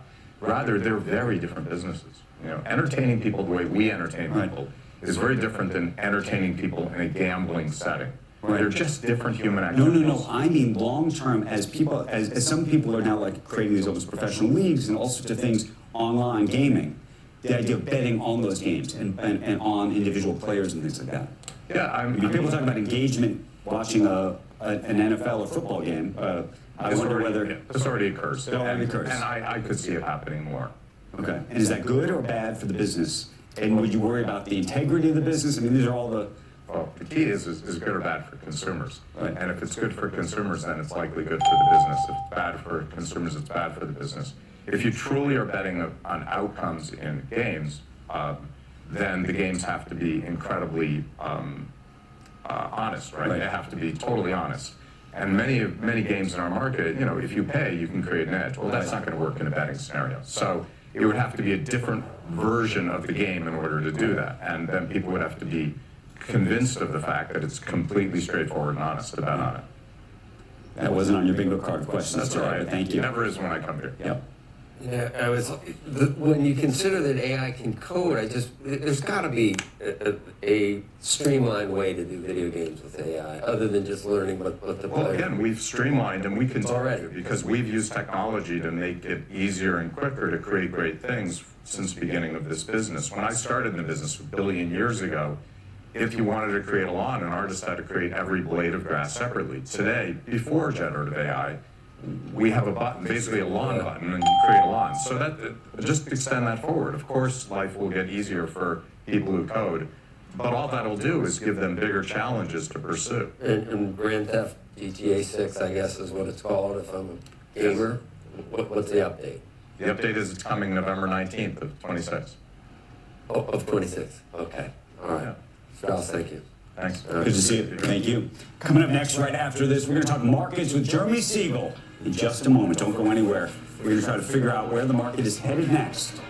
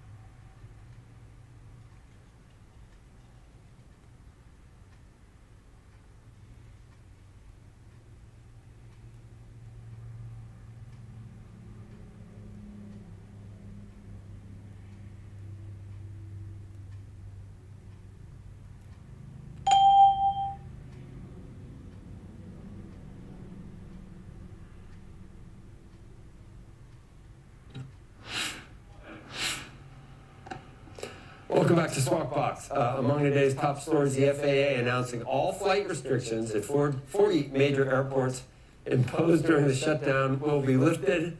Got to launch that show during the break. Airlines can resume normal schedules starting this morning. Financial Times is reporting a White House memo claims Alibaba is supporting Chinese military operations targeting the U.S. The FT could not verify the memo, wasn't released publicly. The White House has declined to comment. The FT says, though, it's standing by its reporting. Meanwhile, Alibaba has launched a trial version of its Qwen app, Qwen, aiming to compete with ChatGPT. Alibaba says an international version of the app will launch soon. And former Fed Governor Adriana Kugler violated central bank trading rules last year, leading to her abrupt resignation, according to a U.S. Office of Government Ethics report. It was released on Saturday. Her departure came 3 months ago without explanation. And that is the explanation. Take a look at futures right now. We got some red now, 75 points off on the Dow. NASDAQ looking to open about 42 points off. You look at the S&P 500 looking to open now down about 10 points. We got to get, I don't know, some optimism, pessimism. Let's see what Jeremy Siegel's got to say this morning. Professor Emeritus of Finance at the University of Pennsylvania's Wharton School of Business, also Chief Economist at Wisdom Tree. Where do you stand, Professor? Well, Andrew, you said earlier about, how has the past looked when you invested 23 times earnings of, it's certainly a very good and apt question. I would answer the following. If you take out the AI, the Mag 7, you're really closer to 20 times earnings. And I've written that 20 times earnings in the market today, given interest rates, liquidity, et cetera, is the right ratio. So the question is AI priced too high or not? Now, obviously it's almost a third of the S&P. So I'm not saying if it goes down, you're going to go down on an index. But you have to admit, AI is a revolution unlike anything we've seen in our lifetime. It could bring benefits that we don't even know about at this point. I think the biggest risk on AI investing may not be whether it works or not. I think it's going to be worked, but can it be done much more cheaply? Do we need $1 trillion of data centers?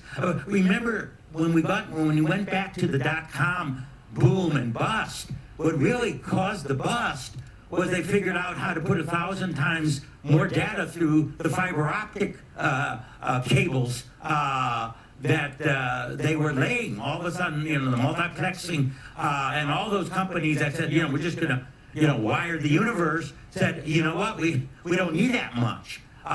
Is there a possible, and I'm just putting this out here, a way to get AI without spending the hundreds of billions of dollars on these centers? But AI, no matter what happens, is really going to totally transform our economy. Professor, how many times have we called Professor Siegel a perma-bull? Andrew, you have lived your entire life with that moniker. And I think you could speak to this, Professor. If the Dow was at 780, that's when I remember, I think I was in Merrill Lynch training class. And so maybe I don't know, my muscle memory is if it was at 780 and it's now at 47,000, being a perma-bull has been the right thing to do. And I know perma-bears. There's guys that were interviewed by Barron's every week. They were perma-bear. Can you speak to that? Perma-bears are always in fashion. They're always in fashion. Perma-bulls, if you're wrong once, you're going to get written up all over. Why does it work that way, where it's so fashionable to be a perma-bear? I'm not going to mention any names, but they know who they are. Yeah, but they can always get written up. Being there's one. Joe, my publisher, when I published Stocks for the Long Run, said, Jeremy, do you know that bearish books, cataclysmic books, doom and gloom books outsell optimistic books by 5 to 1? Here I am, writing about the We're not current. about the past. You're not. That wasn't a predictive. That's true. Sorkin, go ahead. Sorry. I mean, it's just people think if you're an optimist, you're wearing Panglossian glasses, rose-colored. You don't get it. People who are optimistic don't get how bad things really are. I heard you. I mean, we're talking about Gundlach. Jeffrey Gundlach being a perma-bear. I think one person you were thinking of early on, Bill Gross. Remember Dow 5000? Yeah. I mentioned that. That he wrote. Worst call in history. Yeah. Yeah, I mean, yeah. That, by the way, that was absolutely at the low of the post-financial crisis market that came out. He called for another 50% Right. decline, and it was straight up from that point there. So in the long run, listen, we may wobble the year end. I do think there's some worry about if the Fed is going to go or not. I think they should do 25, but choppiness is likely to be the order of the day. But as I say, AI is a revolution that's changing the world, that could bring about economies of scale that far exceed what we saw from the development of the internet. So there's does that deserve a 30 or a 35 PE while the rest of the market is 19 or 20? I would say yes. So I think it's different this time. Of course, everyone who says it's different this time often regrets it later on. But I think we all agree that we are seeing things with AI that we have not seen in our lifetime. Well, that sounds like it's different this time. What about we have talked about margin debt is at another high, and in the past that has sort of been a canary in the coal mine for something that it could happen down the road a bit in terms of a market break. Yeah, and back in Andrew wrote about 1929, you could borrow 90%.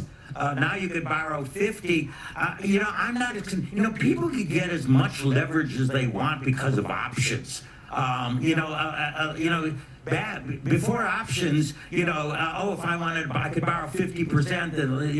The margin leverage. Right now, if you want more, it's in that option market. So I'm not worried about the 50%. That's not a big borrow against the stock market, and we've survived 50% drawdowns. I'm not talking about that without going into depression. The depression of the 30s was not caused really by the stock market crash of 29, although that set the stage. It was caused by the failures of the Federal Reserve in 1931, 32, and 33. I don't want to step on Andrew's toes here because he's written a great book on that. But the margin was 90%. Now it's 50%. The Fed knows it needs to add reserves if it has to, if there's any sort of crisis. Back then, it did not understand its role. So the world is different now. I agree with the professor on that, for sure. Thank you for the conversation and the history lesson. Thank you. Meantime, a wrap-up of this morning's stories is next. Don't go anywhere. Talk about some right back.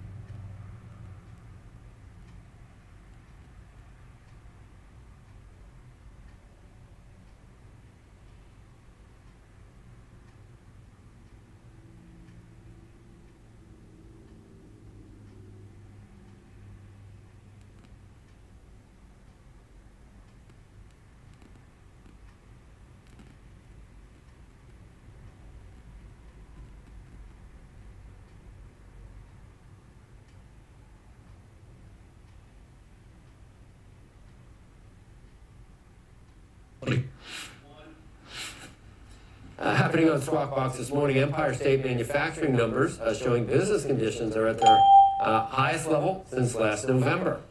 Johnson & Johnson buying privately held Halda Therapeutics for about $3 billion. Halda's working on highly targeted oral treatments for breast, prostate, and lung cancer tumors. And Bitcoin has been on the move, going above and below 95,000.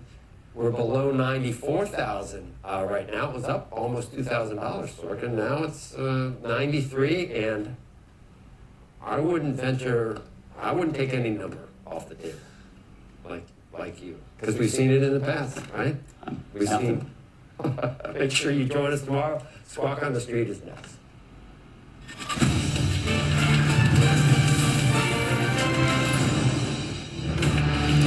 Good Monday morning. Welcome to Squawk on the Street. I'm Carl Quintanilla with David Faber, Sarah Eisen at Post 9 of the New York Stock Exchange. Kramer has the morning off. Go Birds. Futures lose some earlier gains. Bitcoin slips below 94K. Busy week with NVIDIA earnings on Wednesday, jobs number on Thursday, and earnings from Home Depot, Walmart, Target, Gap all throughout the week. VIX still above 21. Our roadmap begins with the state of stocks in this AI trade as investors gear up for NVIDIA this week, and some new bullish calls on the S&P. Plus, keeping an eye on shares of Alphabet. They're rallying in the early going here. Berkshire Hathaway reveals a new position in that technology giant. And the health of the economy. President Trump cutting tariffs on goods like coffee, bananas, and beef in an effort to slash consumer prices.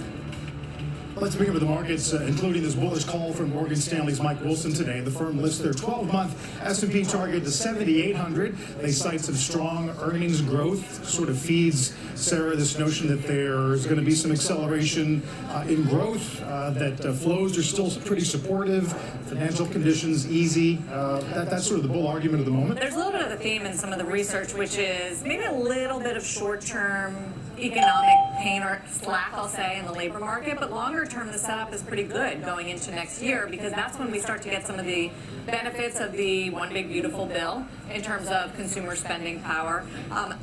A lot of economists looking through some of the higher inflation as temporary because of some of the tariff pressure. At least Morgan Stanley actually, in a separate note, put out an economic outlook, and they say that, sure, weaker growth and more labor market slack near term, but the effects of policy shocks subside in 2026. Inflation starts moderating, unemployment rate starts normalizing in second half 26, and GDP picks up. And that's sort of the thinking. So can we get over this short-term hump that the markets were worried about last week on, whether it was AI, whether it was uncertainty around the Fed, cutting interest rates, which is another core pillar of this bull market, and sort of look ahead to 2026 where the outlook is bright? That's the key question. The outlook is great for 2026. That's just no. It's bright. Yeah, I mean, I think that, look. I'm just asking, what's that based on? Some of the effects of the One Big Beautiful Bill start to kick in on the consumer side, right? So that's healthy. The deregulation starts to kick in, and people think that's good, as the regulators are in place.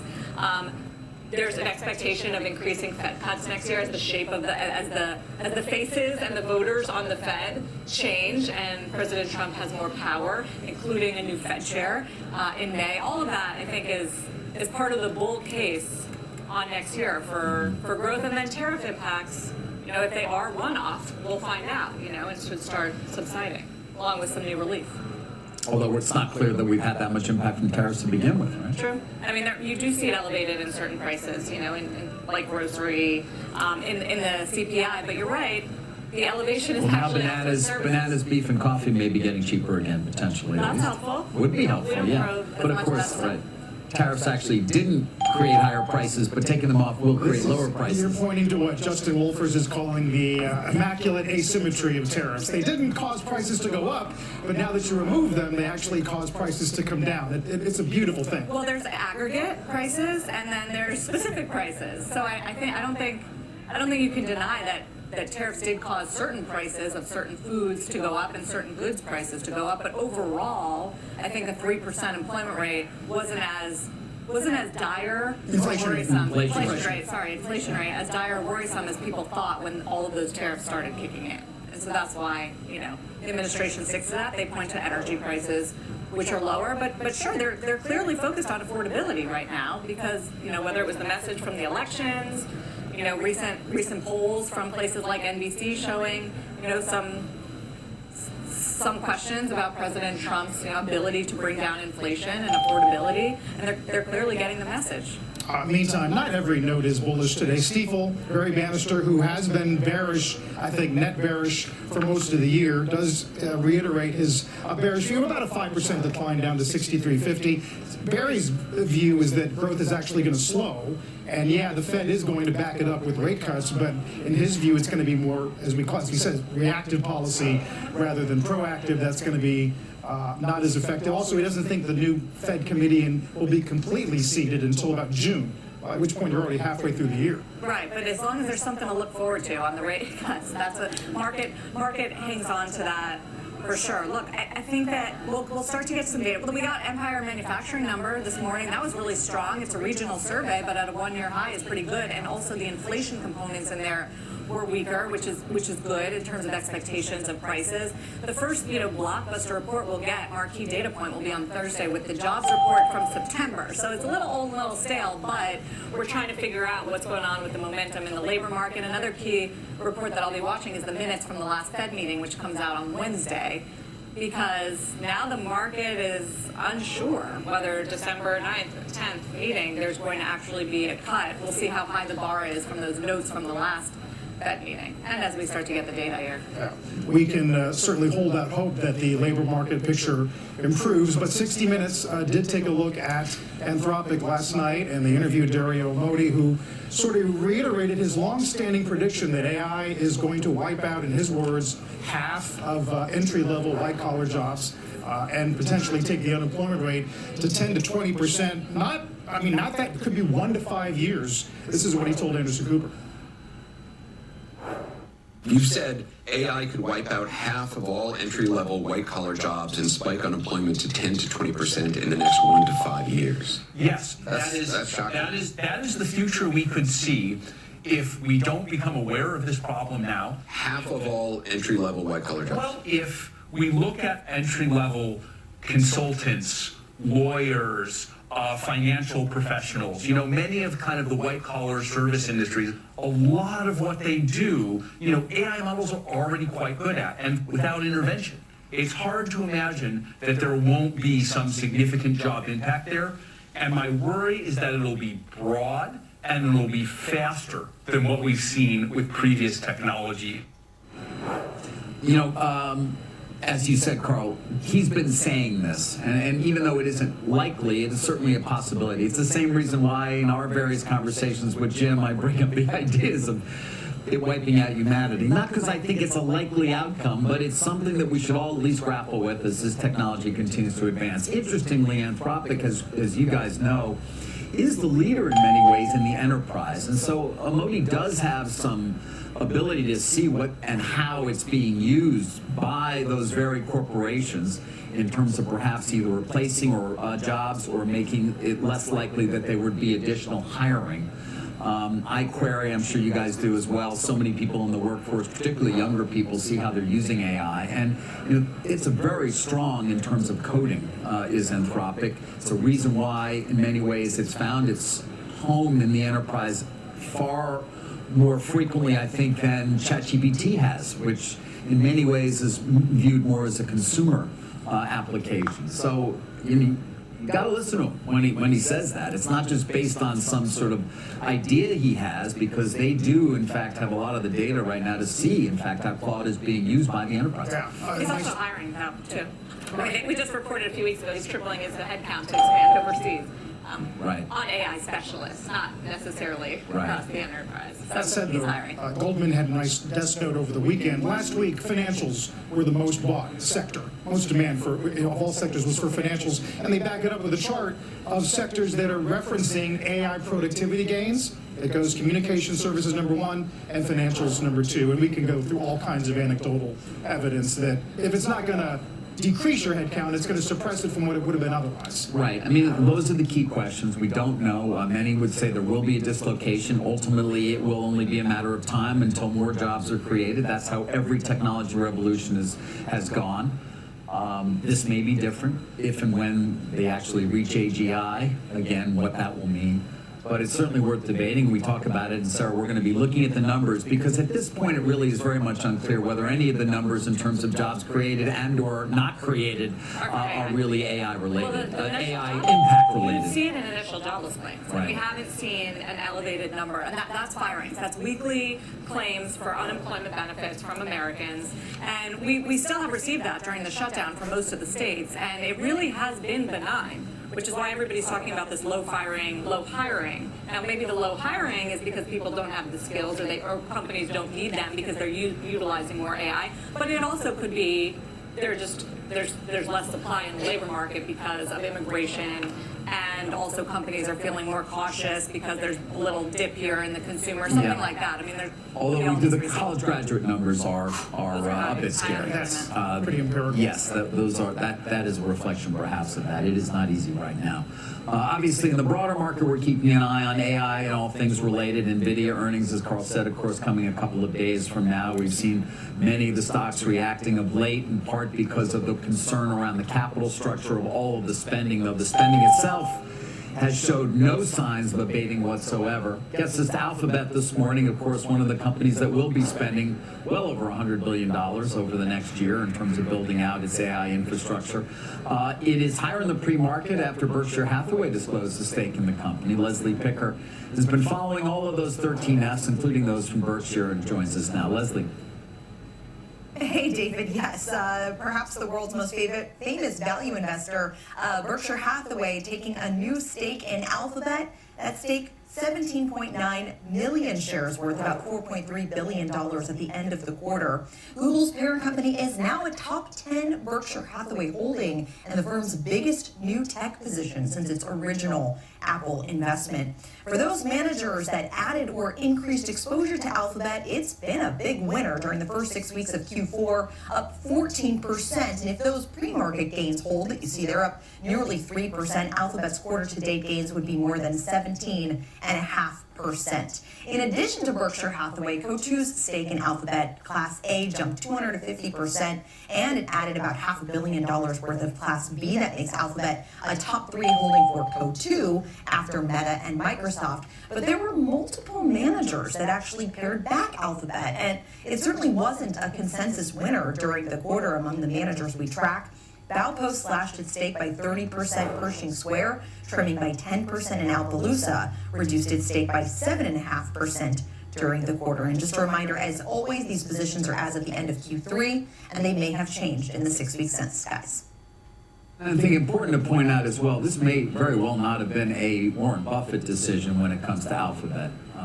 He is stepping down, of course, as the company's CEO. I think he's been, and he has admitted that in his letter, not as involved perhaps with some of the decision making when it comes to the portfolio at this point, Leslie. I guess we don't know, but it's fair to assume perhaps this was not a Buffett decision. I think it's fair to assume that, as we kind of talked about with the Apple position as well, usually when it encompasses tech, it's one of his associates that are making those decisions. We haven't been able to confirm that directly with Mr. Buffett himself, but usually when we think about tech and we think about Berkshire Hathaway, it's not a trade that's being done necessarily by Warren Buffett, but by one of his associates.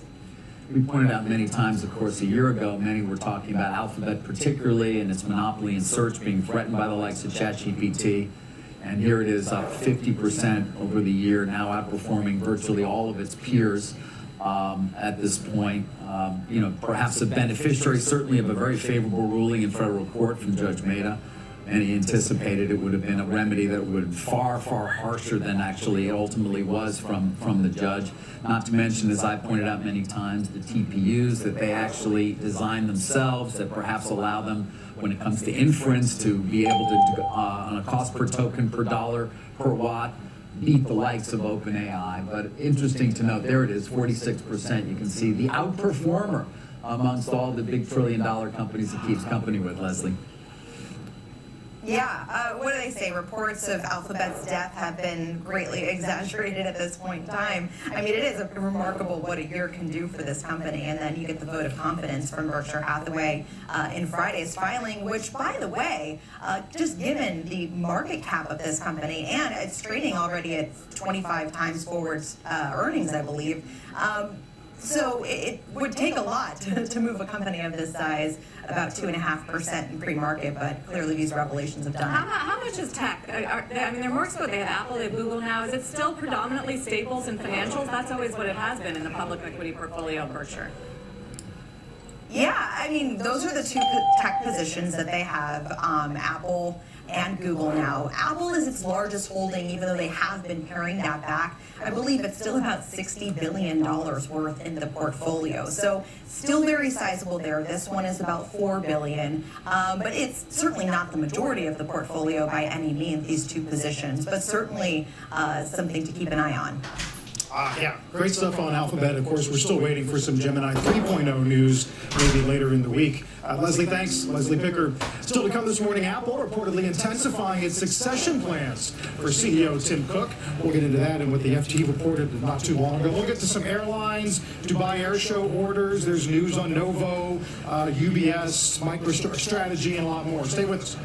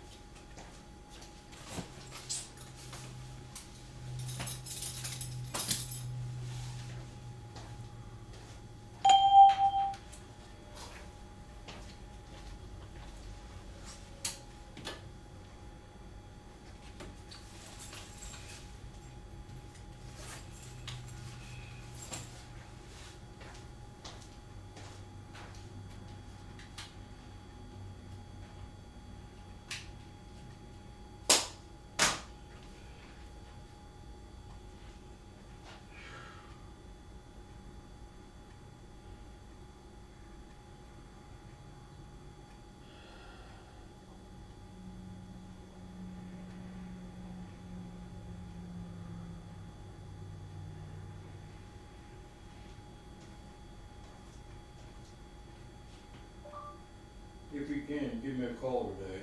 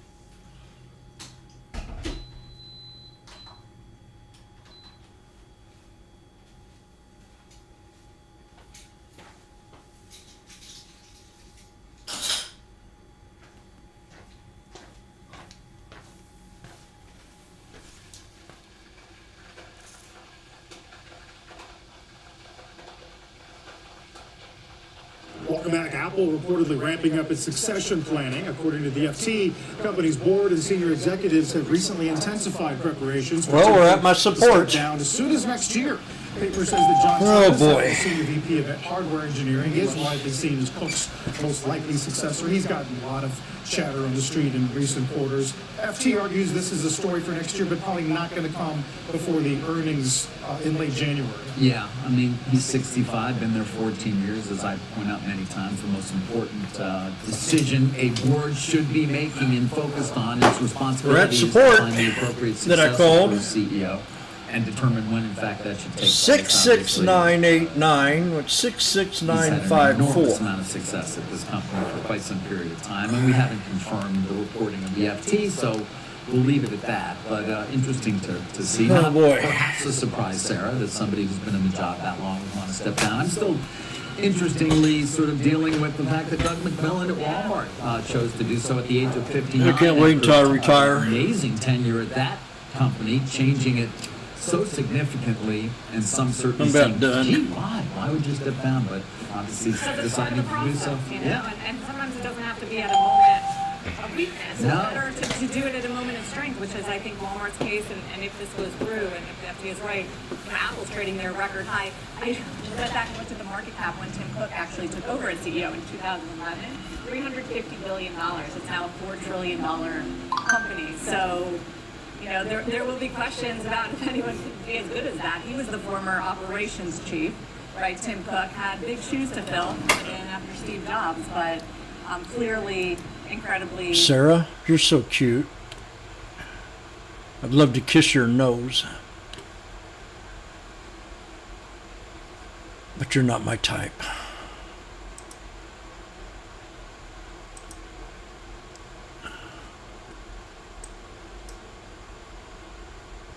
Yeah, right to the penny. It opened.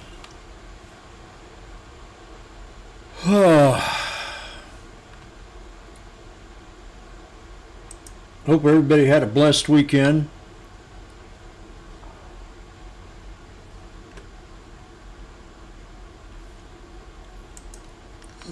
I'm gonna make me a cup of coffee.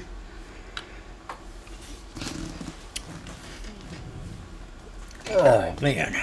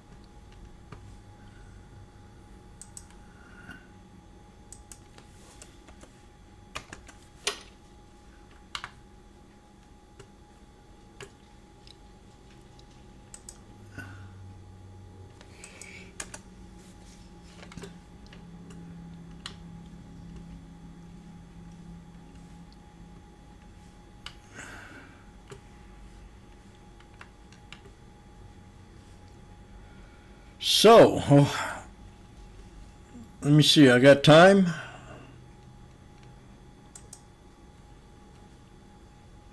Good morning to you YouTubers.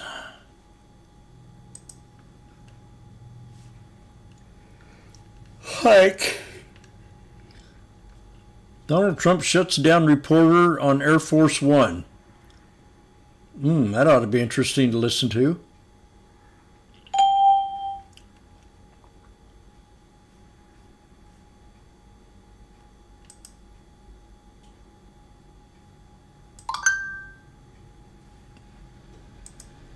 Order on Air Force One. Whoa. Good morning, Bobby.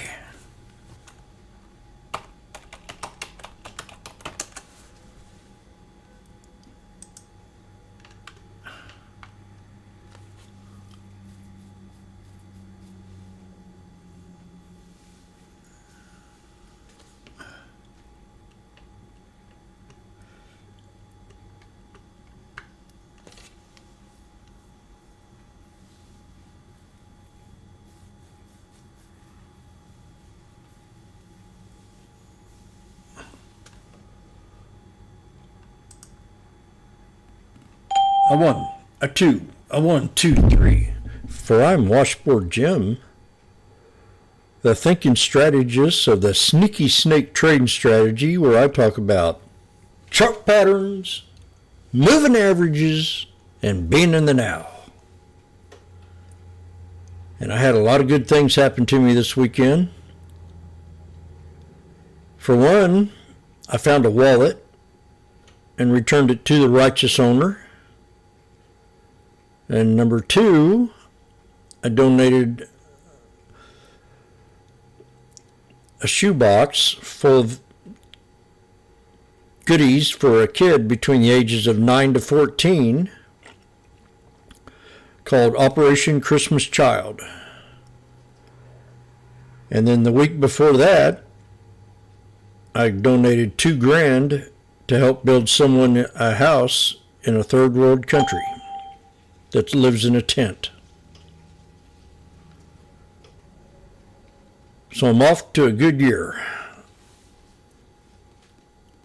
Off to finish a good year. I got some WD-40 and stopped squeaking in my chair.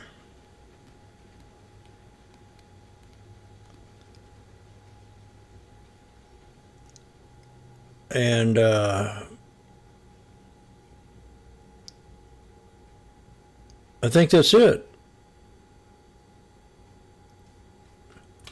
Call Me Everyone is doing 10 boxes also for Operation Christmas Child.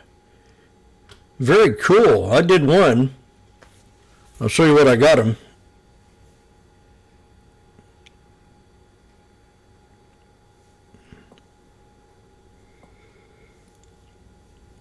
First I found the wallet. I'll share that.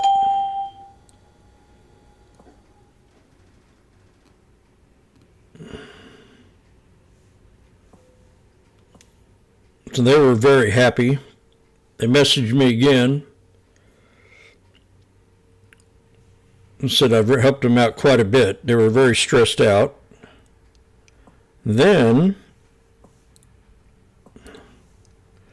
Operation Shoebox.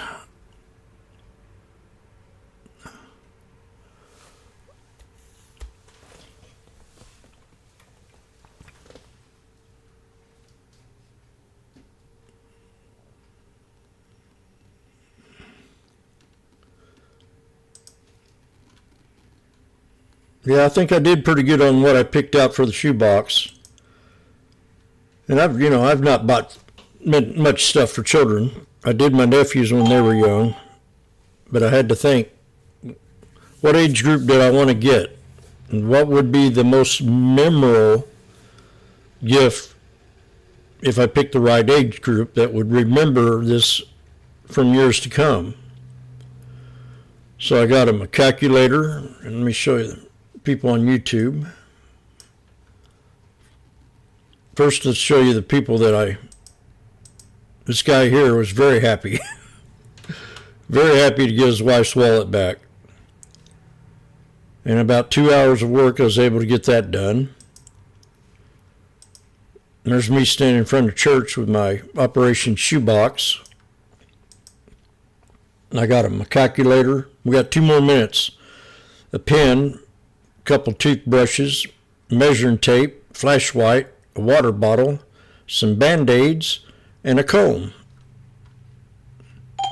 Figured Band-Aids would come in real handy for the whole family. Calculator could probably be used as the same as the pens, even the brush, even the measuring tape would come in. All these items would come in good for all the family, in case they didn't have it.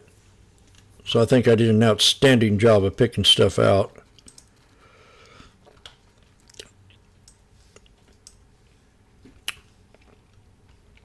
Oh my. Well, it's going to be a good gift.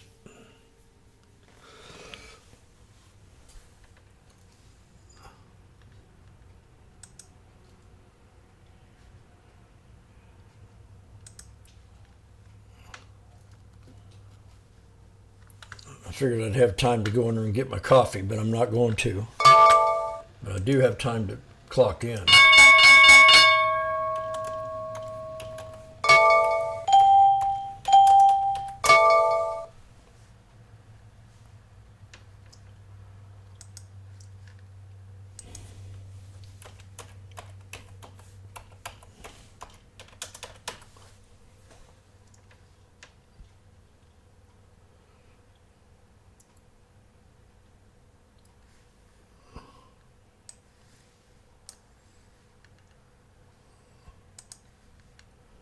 SPY on the 17th, and oh, we're dropping more.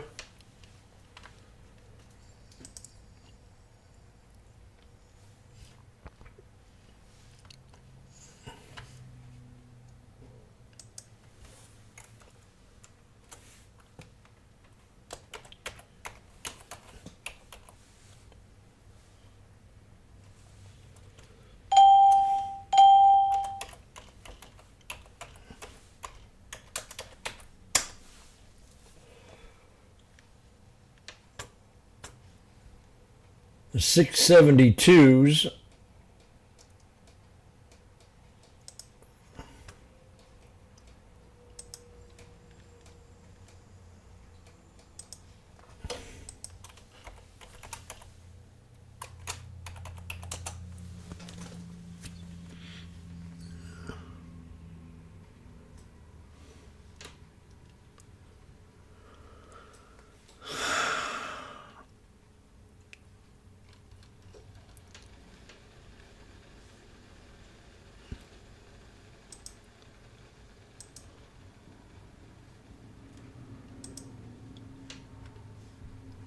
The 672s.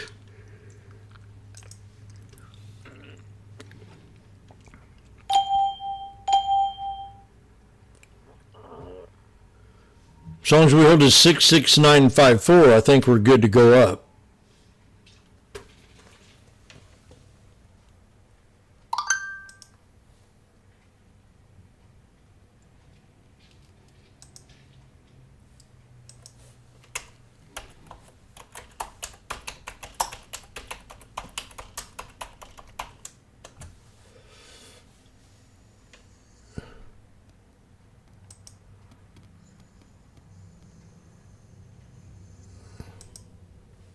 Look at that go.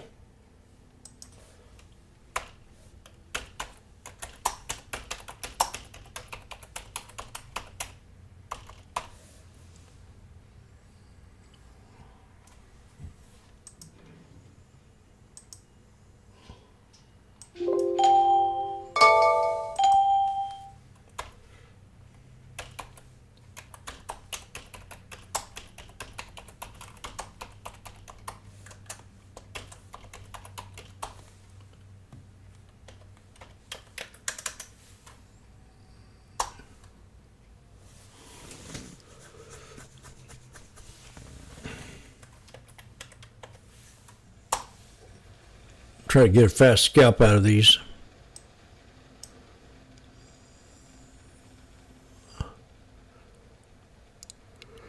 Just right above the 21.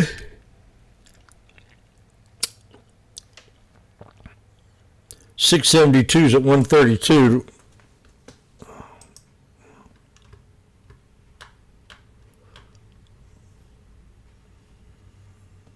$154.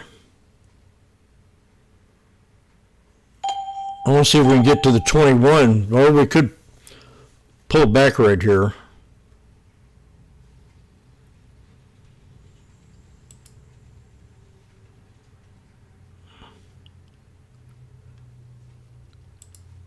$166.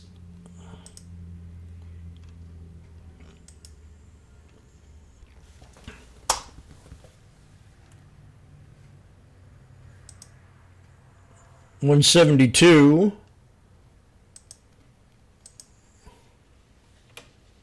Boom. Profit.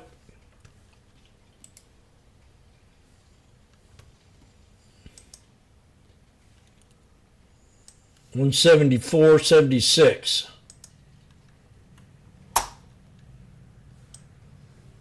There it is right there.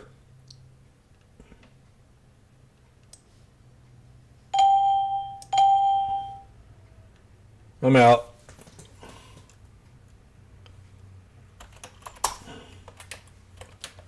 Okay, I'm off to the beach.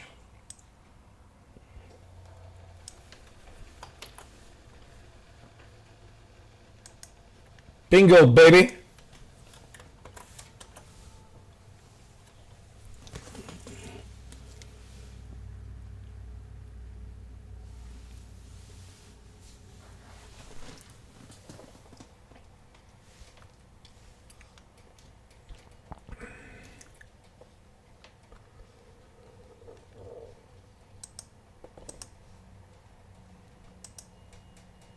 $196. Oh, damn.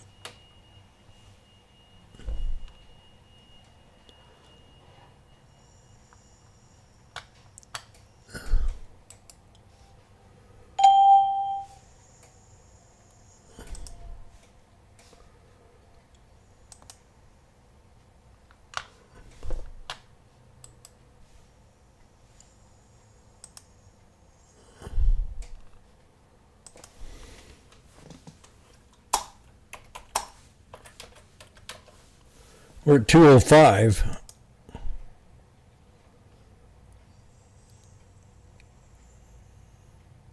We got a double bottom resistance right at to 63.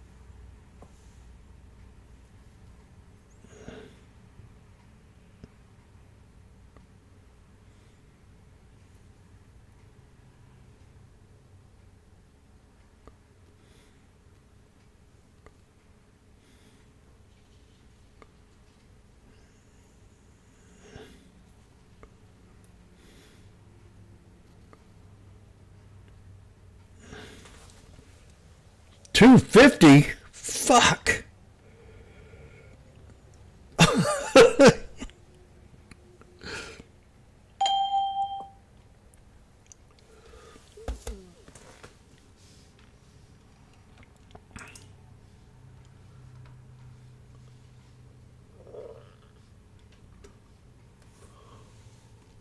There it is, right to where I said it would go.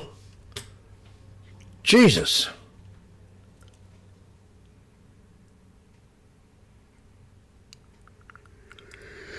I thought 50 cents was good.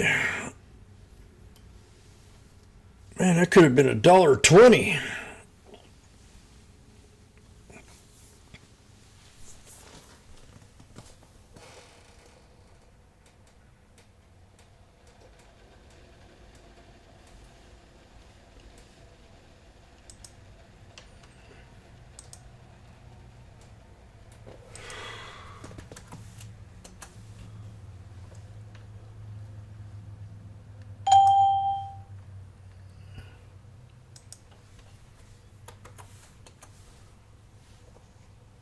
Nailed that support.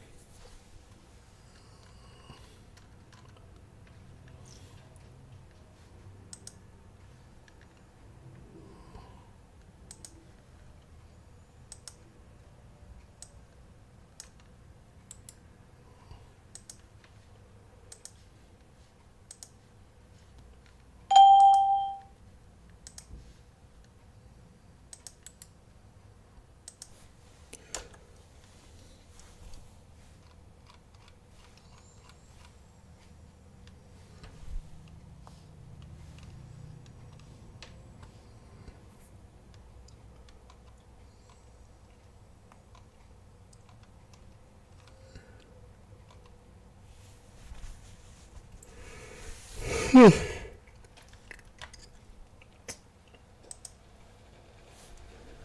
How are you feeling about the market going forward? Yeah, we just see more volatility, much like your conversation all morning long. We're starting to see a lot of elevated volatility just as we see some of these big tech names unwind a little bit, probably more profit taking than anything. And people are looking to kind of reposition their portfolios going into the new year. And we certainly don't blame them for that. When you look at NVIDIA reporting earnings on Wednesday, they now represent 8% of the S&P 500 all by themselves. So they have an outsized impact on what that index really is going to be doing going forward. Any type of a disappointment could actually lead to more of a pullback than you would expect from one single name, just because of how much it really includes. Who are you? By market cap right now. So what we're finding are a lot of investors looking to maybe take some profits and put them back into other better valued places in this market right now.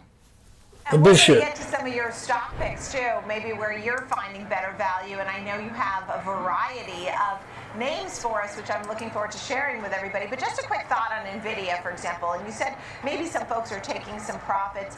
That kind of strategy, do you buy ahead of earnings? Do you just keep doing like a dollar cost averaging? How do you play these mega cap names? Of course, we'll hear from NVIDIA this week. The other piece of news was we heard from Google's that you know, Buffett has a big stake in Google. There was some Apple news this morning. But on earnings, do you buy ahead of earnings or not necessarily? Well, tactically, you really want to look at what earnings growth is going to be, not just in this quarter, but what the next several quarters look like.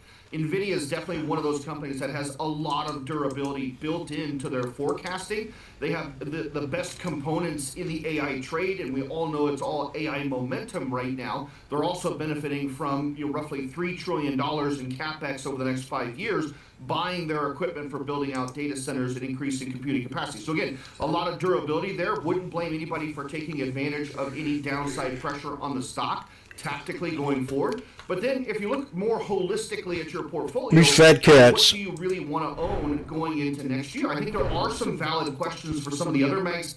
these fat cats, I mean, they're so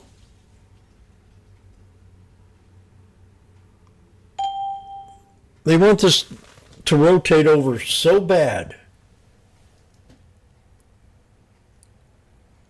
I mean, who is this Magoo guy? He looks just like Magoo. Who is he? I've never seen him in my life. You think I'm going to fall for his crap?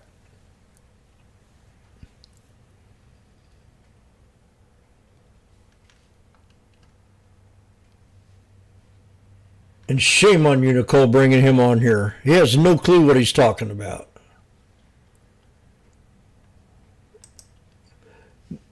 They all have Trump deranged syndrome. They don't want this market to move.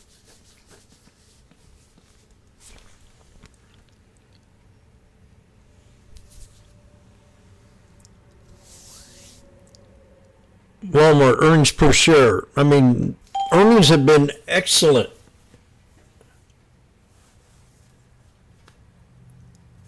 Excellent.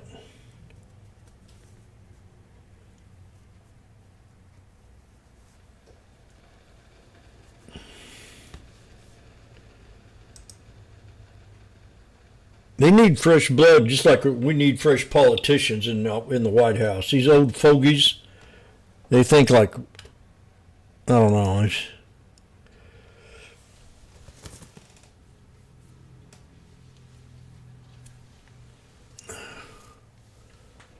I mean, I've been playing extra careful. I'm not swinging a lot of stocks.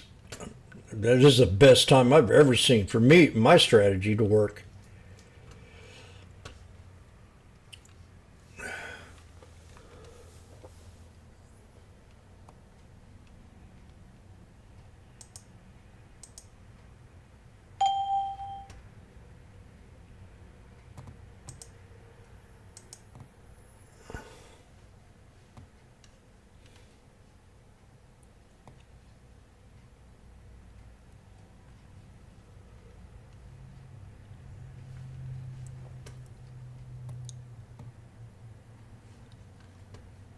I don't want to listen to this guy. I really don't.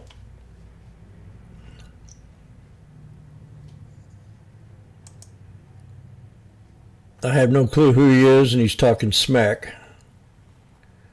Ways to de-risk a portfolio. If I listened to their ways, I would probably go bankrupt.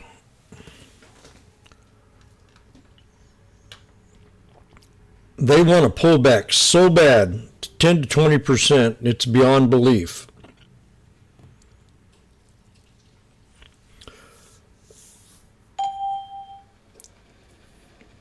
I've been here 20 years, 21, and this economy is not the same as it was 21 years ago.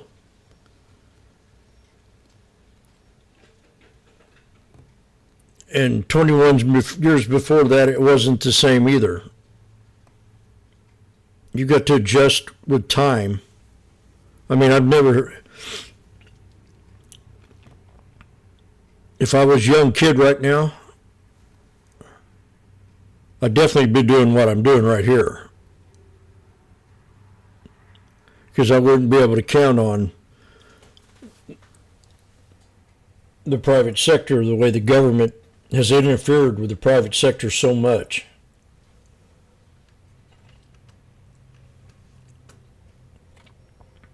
It's hard to run a business. When I first started, it was like, man, I'm loving this. I'm making 70% profit. Now I'm barely making 20. And I'm paying myself double.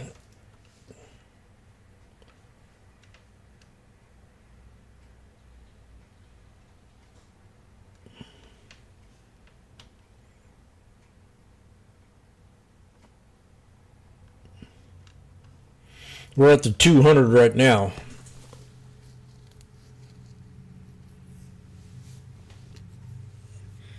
I mean, if I was in the picture framing business right now, I'd probably have to sell my work for 3 times as much. And that already had a 3-time markup.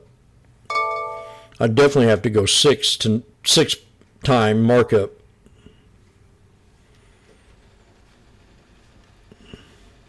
That means what would have cost you 150 might cost you 4 to 500 now.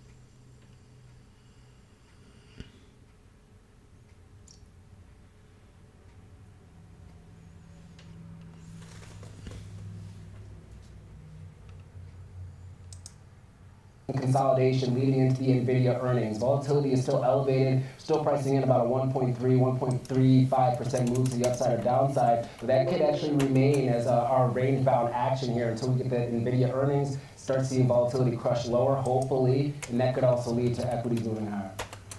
Yeah, I mean, Google, you mentioned Google, the Buffett bump is real. It's up 5.7% on this Buffett news. Let's hear about Nat Gas, what you're watching there. Yeah, we have seen an aggressive move to the upside for natural gas over the last couple of weeks here, actually hitting one-year highs, getting very close to one-year highs when you're looking at the front-month contract. But Nicole, maybe we are starting to see the price action starting to roll over a little bit. You are seeing RSI starting to creep back into that overbought level to the downside when you're looking at the RSI indicator, and you are looking at MACD actually officially in a potential cross here. Now, the reason that we saw the move to the upside are a number of factors. Obviously, the forecast for the winter looking a little bit more aggressive or colder here in the United States as well as around the world than what we expected, as well as LNG or liquefied natural gas demand. Those exports are actually ramping up fairly aggressively, and that actually has pushed prices a little bit higher. But maybe a little bit overdone. Let's see if some sellers actually come in and try to knock natural gas to the downside here. That also would be favorable for consumers like yourself and myself as we prepare for the winter months. What a run. I mean, nat gas up almost 50% in 1 month. I can't believe that move. But pulling back a bit today, as you said, maybe a little overdone. Kevin Green, great to see you. Thank you so much, always. And our market media panel is ready and standing by. Alex Coffey and Joe Mazzola, Director of Trading Services, Charles Schwab. Good to see you both, Alex and Joe. Joe, I'll start with you. We get data. And so looking forward to that on Thursday and some more. Tell me, I mean, I want it right now. I'm a little impatient. However, how are you feeling about this week ahead? Well, you and me both, right? I mean, we've been waiting with bated breath for a lot of this data. And look, Thursday's the big one. We'll get the updates for these September non-farm payrolls. Look, markets are going to be watching it very closely. The expectations were about 50,000 job creation.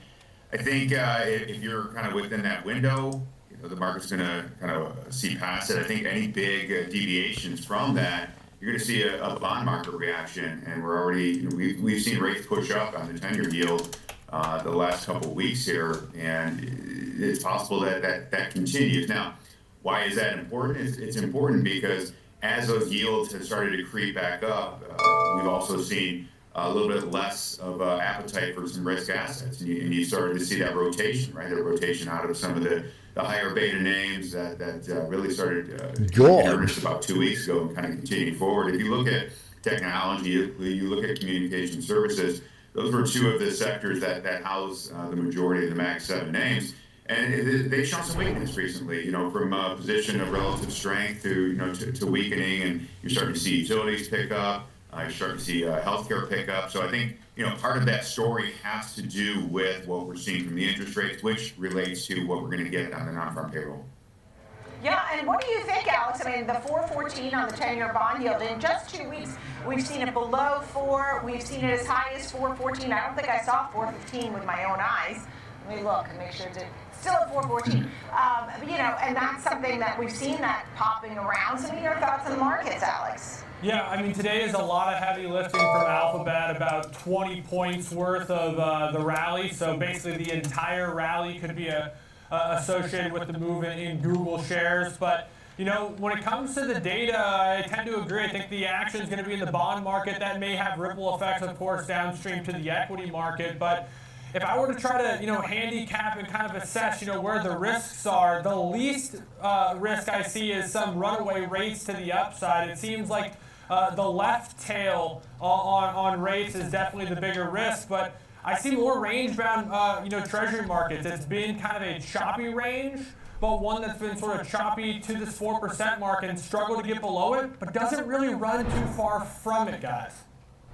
All right, what about NVIDIA? We're hearing from NVIDIA on Wednesday. There's going to be a lot to take in. Joe, your thoughts?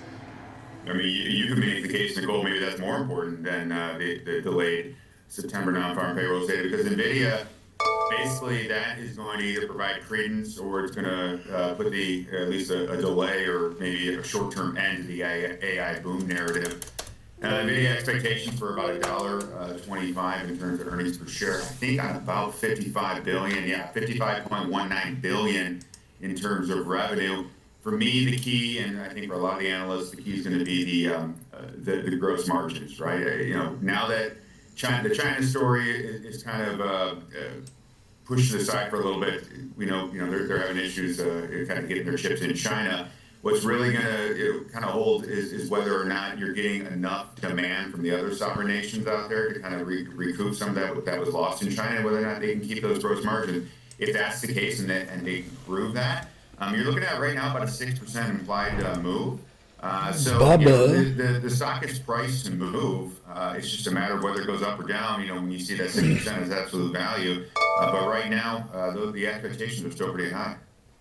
So at this point now, maybe we should expect some volatility this week because you have the VIX sitting at 20, Alex. Some of your thoughts here, because we'll get NVIDIA, we'll get Home Depot, we'll get Walmart, we'll get jobs, maybe, and anything else. SPY just hit my last resort. Maybe we should Last resort.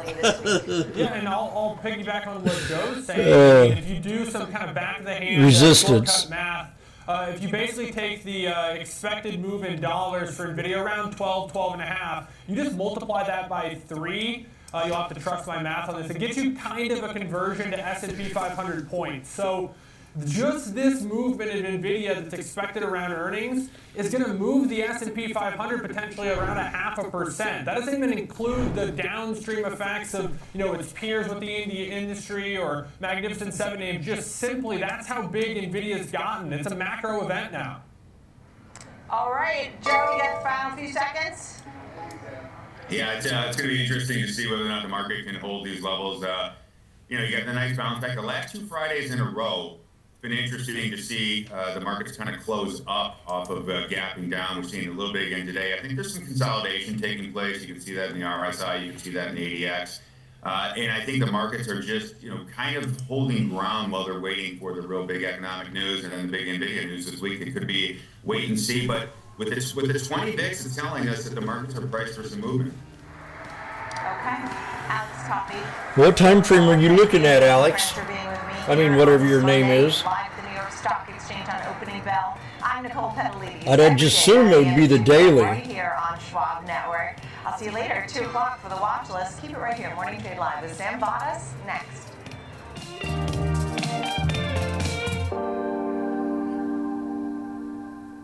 Whether you're an experienced investor or just getting started, Charles Schwab offers a webcast that's right for you. The Platforms and Tools webcasts are designed to help you broaden your knowledge of platform features and resources available from Schwab. You'll learn tips and tricks to help navigate Schwab.com. Should we go back to the orb, but that'll be breaking some walls. Platforms. Best of all, you can ask questions. I'm gonna go by make my chatting coffee. directly with an education coach. It's interactive learning at its finest. Tune in live or watch on demand. Head over to schwab.com/coaching and start learning today.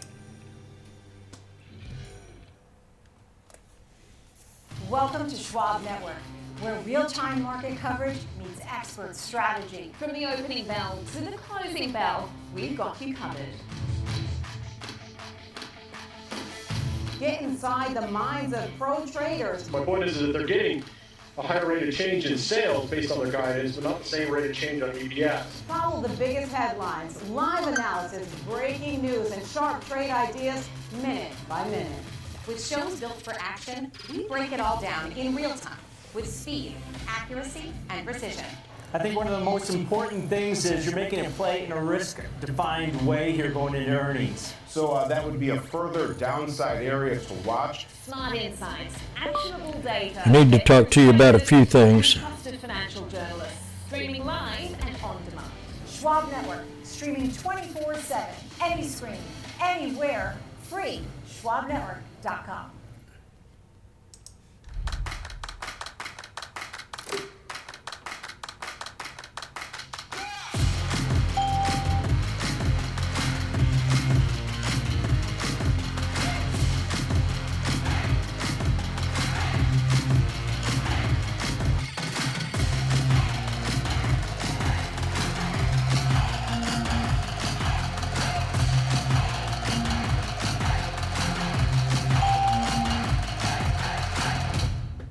Morning Movers brings traders the biggest headlines to start the day, from volatile overnight swings to the earliest analyst calls. Get your watch list ready. 8 a.m. Eastern, Morning Movers, only on Schwab Network.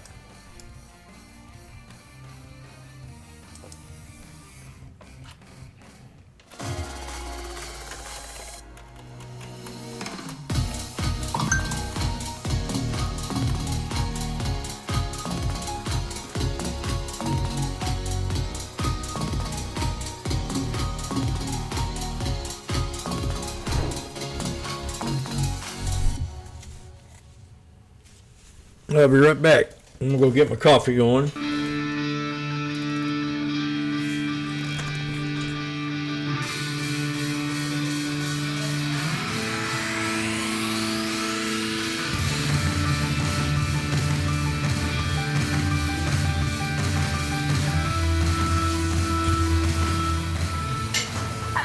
everybody. Welcome to Morning Trade Live. I'm Sam Bartis, live from the floor of the New York Stock Exchange. We've got plenty to hit on both here and abroad over the next hour, as always. So here's a look at what is coming up on today's show. We will take a closer look at what's on the table for the Fed in December as odds for a rate cut continue to move closer to 50-50. Jim Bianco will weigh in on what's next for the Fed and the economy.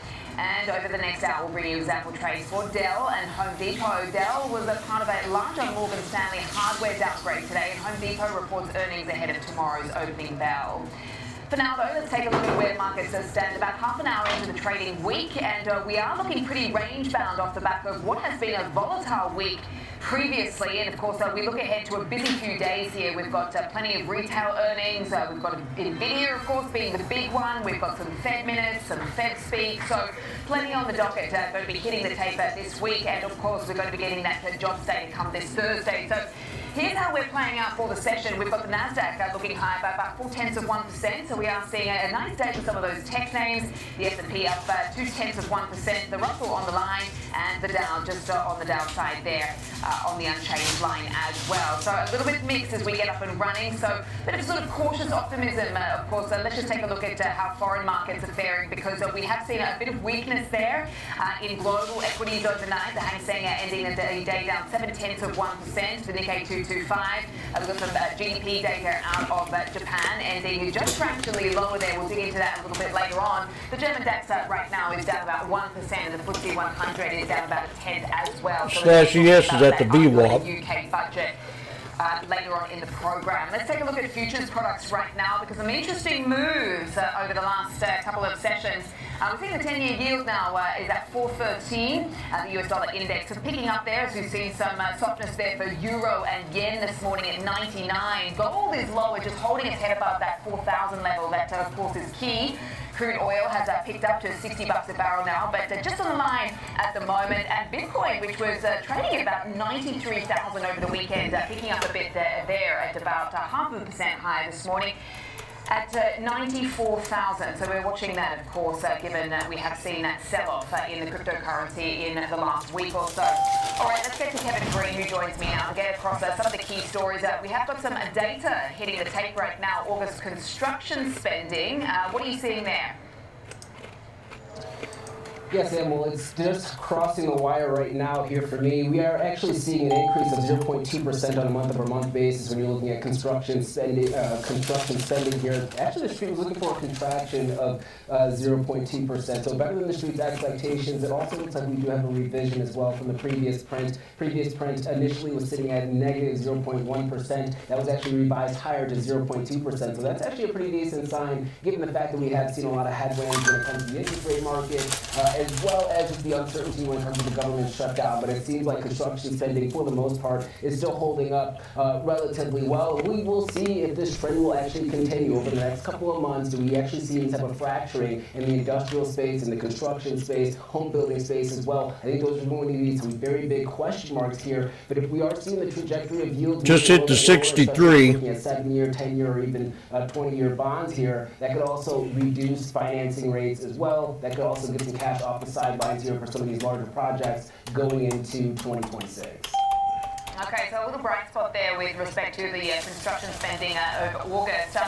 Obviously we're going to be getting the deluge of data that's going to be hitting the tape over the next couple of weeks. We're going to be getting the September jobs report come this Thursday. But this comes at a time, obviously, KG, when we see the market sort of rethinking how they're looking at the potential for a December rate cut come the 10th. Looking at the 67, 80s. Looking at some of the accompanying Fed speak as well. SPX. Out this morning talking about how current policy and that stance is somewhat restrictive still. So it continues to point to a divided Fed, which I suppose is no surprise there. But how much could this move the needle, do you think, as far as what the market is currently pricing in?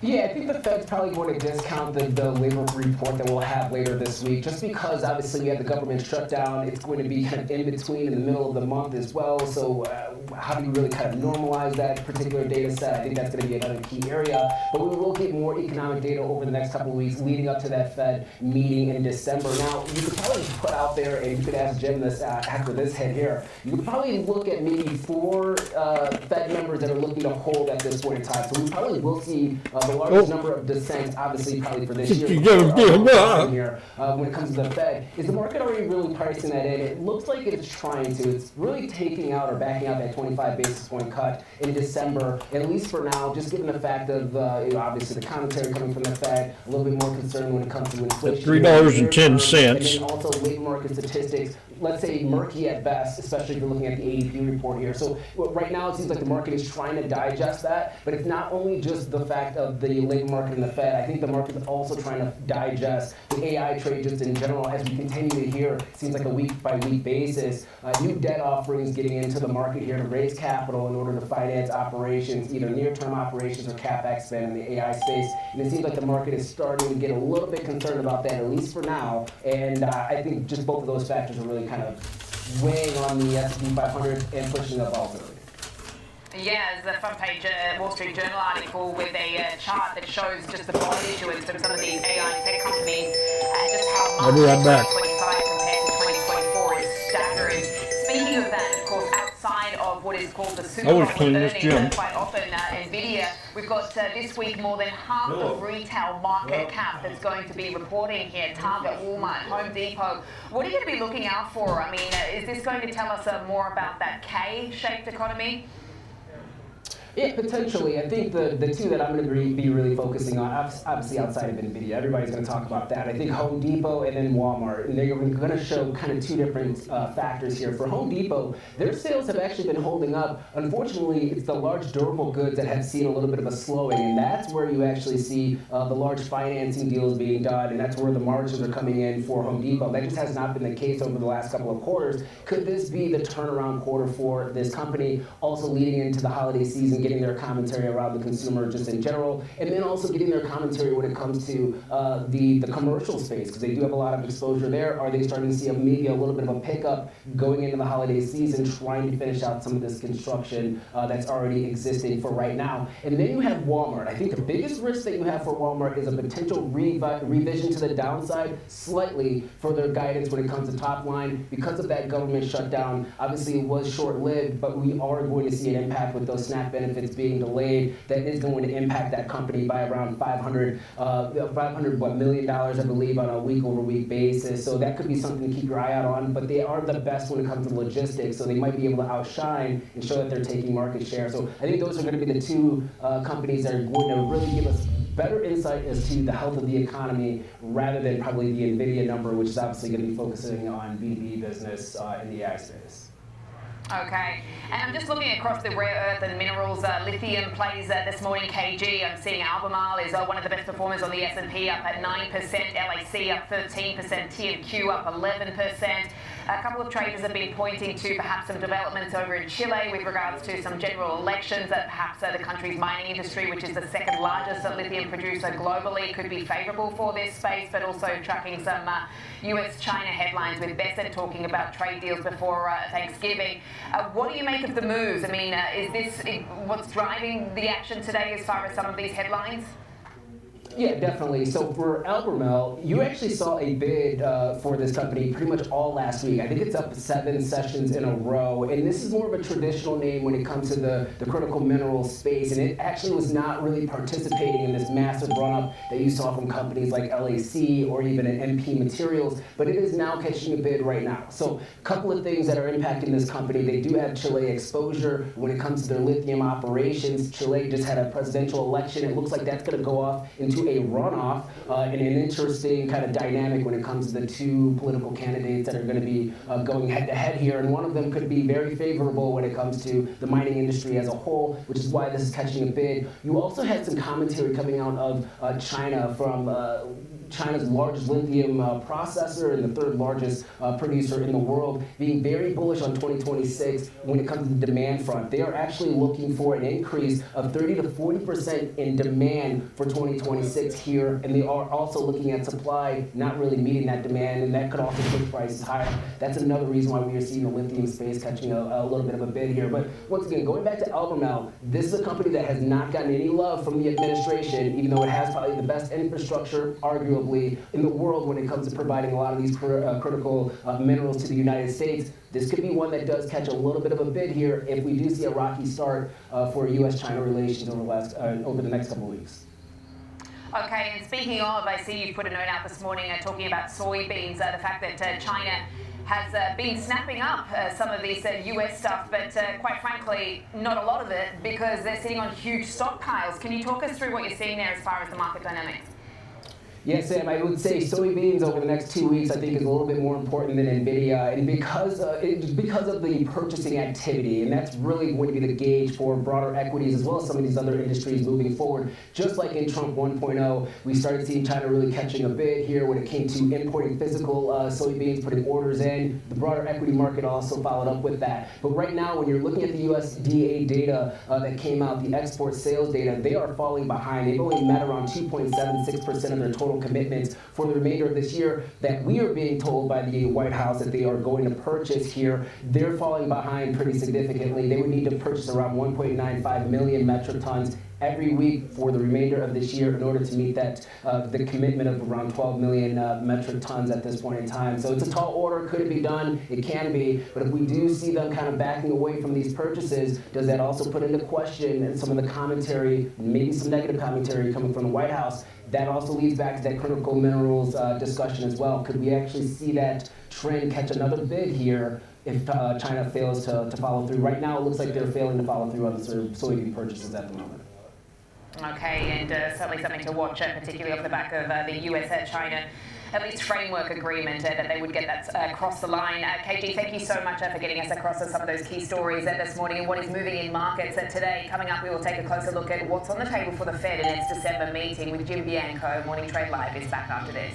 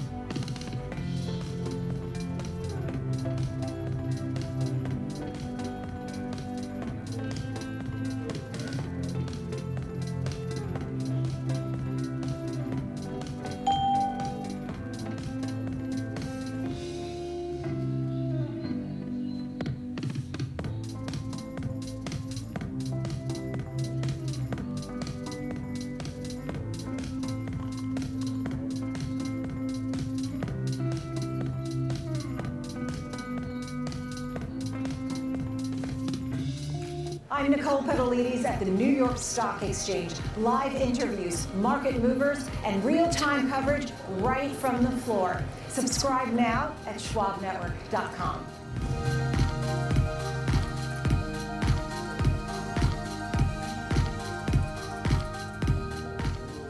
What's up, Carl Nation? It's your #1 broker with the best full-service wealth management skills in the biz. Actually, I'm seeing something from Schwab. Uh-oh. Yeah, Schwab lets you invest and trade on your own. And if you want, they can even manage it for you. Not to mention, Schwab has a team of specialists for taxes, insurance, and estate planning, all with low fees. We're experiencing technical difficulties. Carl? Schwab, a modern approach to wealth management. No politics, no spin, just the market from open to close and beyond. Streaming 24/7, any screen, anywhere at schwabnetwork.com. We're back on Morning Trade Live. Alphabet is trading high this morning after Berkshire Hathaway disclosed that it bought nearly 18 million Alphabet shares in the third quarter. The stake is valued at nearly $5 billion and was Berkshire's largest third quarter portfolio addition. The firm also adding Chubb and Domino's in the third quarter.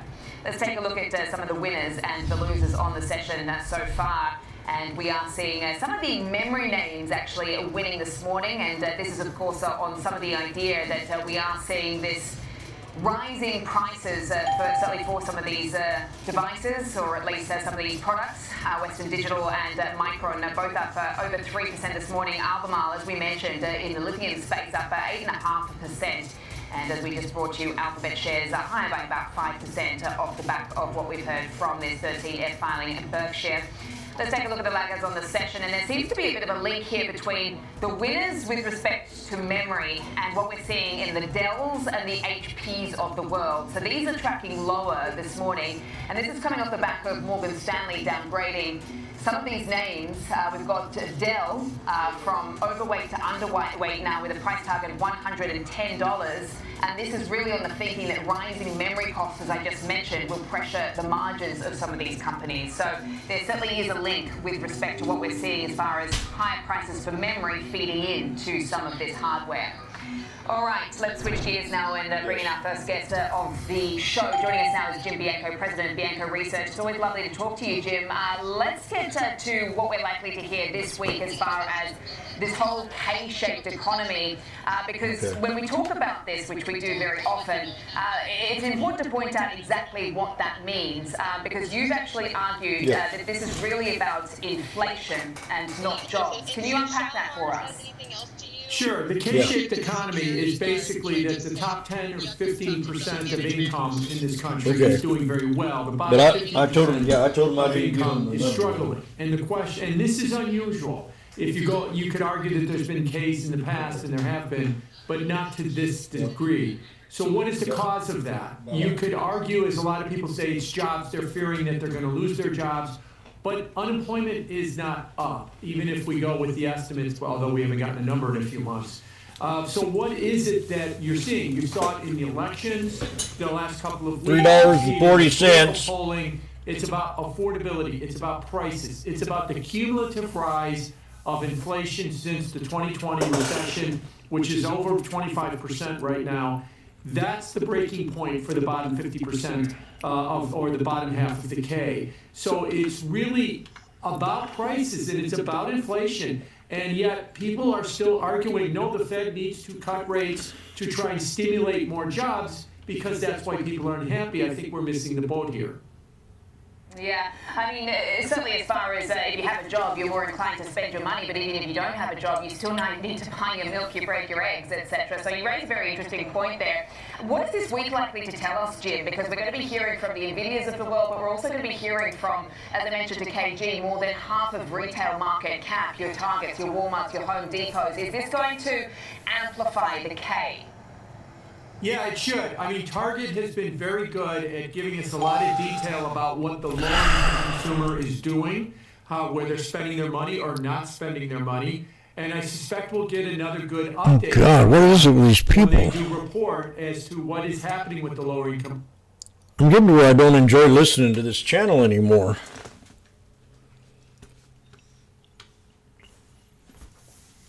It's got more and more like CNBC.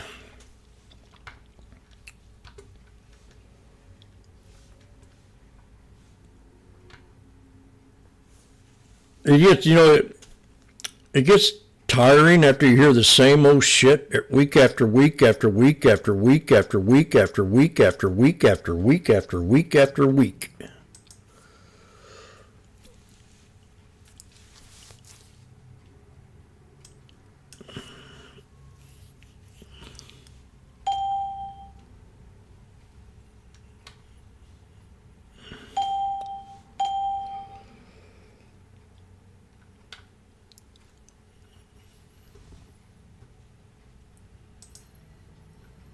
Netflix is back at support.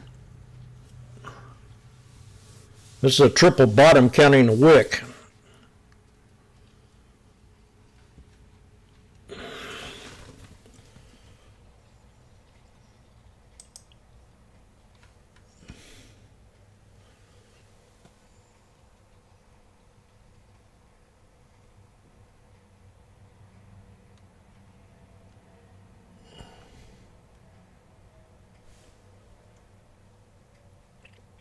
$67.80s are at $2, $1.95.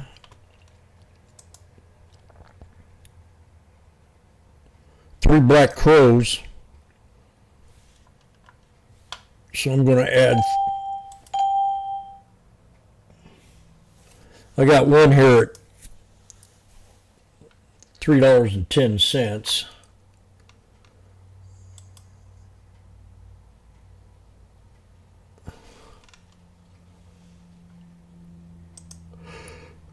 Think about adding 3.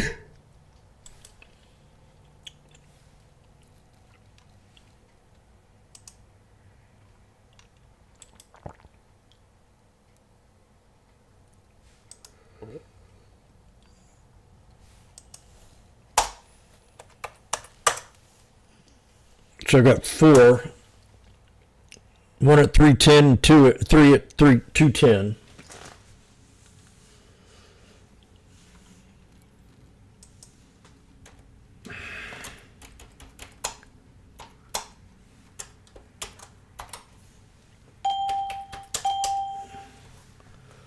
If I don't hold this,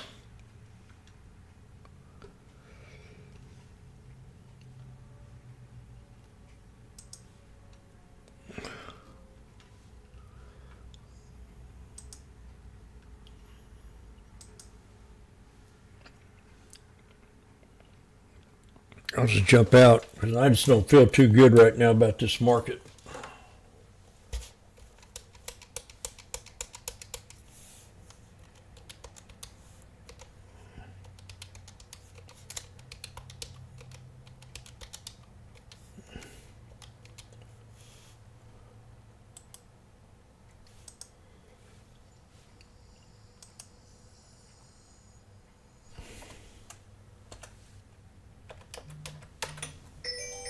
Oh, God.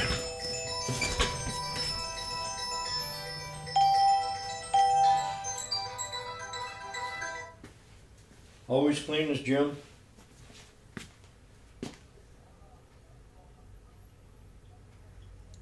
Who gave you permission to call me?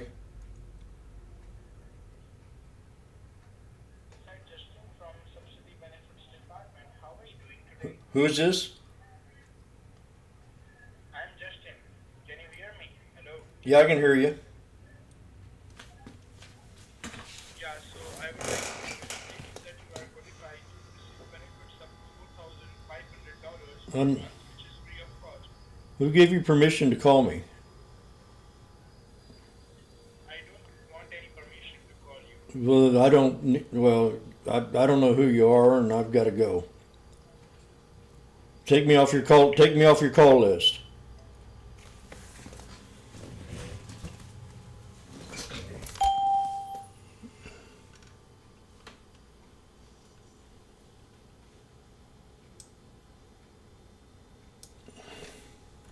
Says I don't have to have permission to call you. Screw your ass.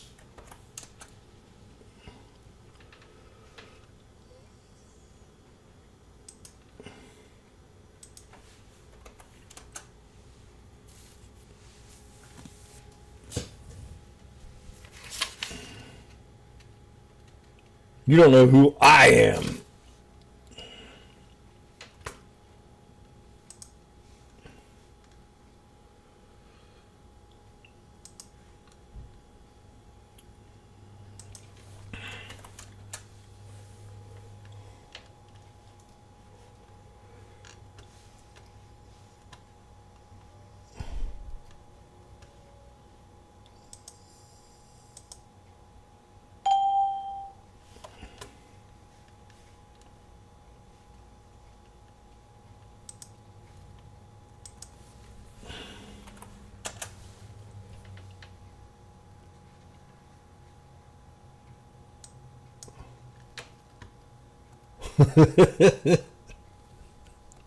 $280, baby.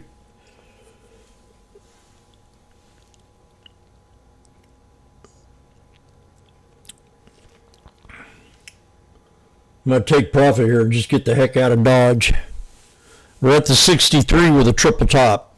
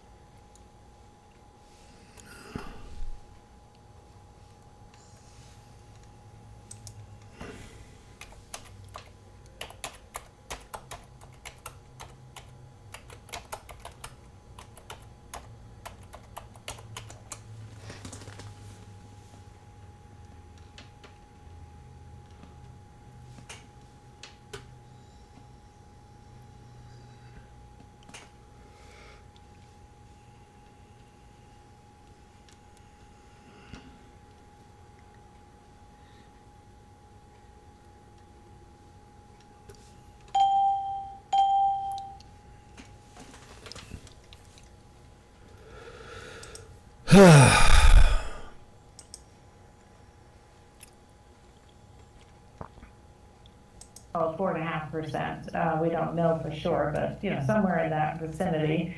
But inflation's stuck at 3%, and so it really doesn't give the Fed a lot of room to maneuver from here. If they have inflation stuck at 3% and the Fed funds rate, the lower bound is at 3 3/4, that gives them 75 basis points to play with unless they get inflation down. And inflation's not down. So until that happens, I don't see that the Fed has a whole lot of room to move.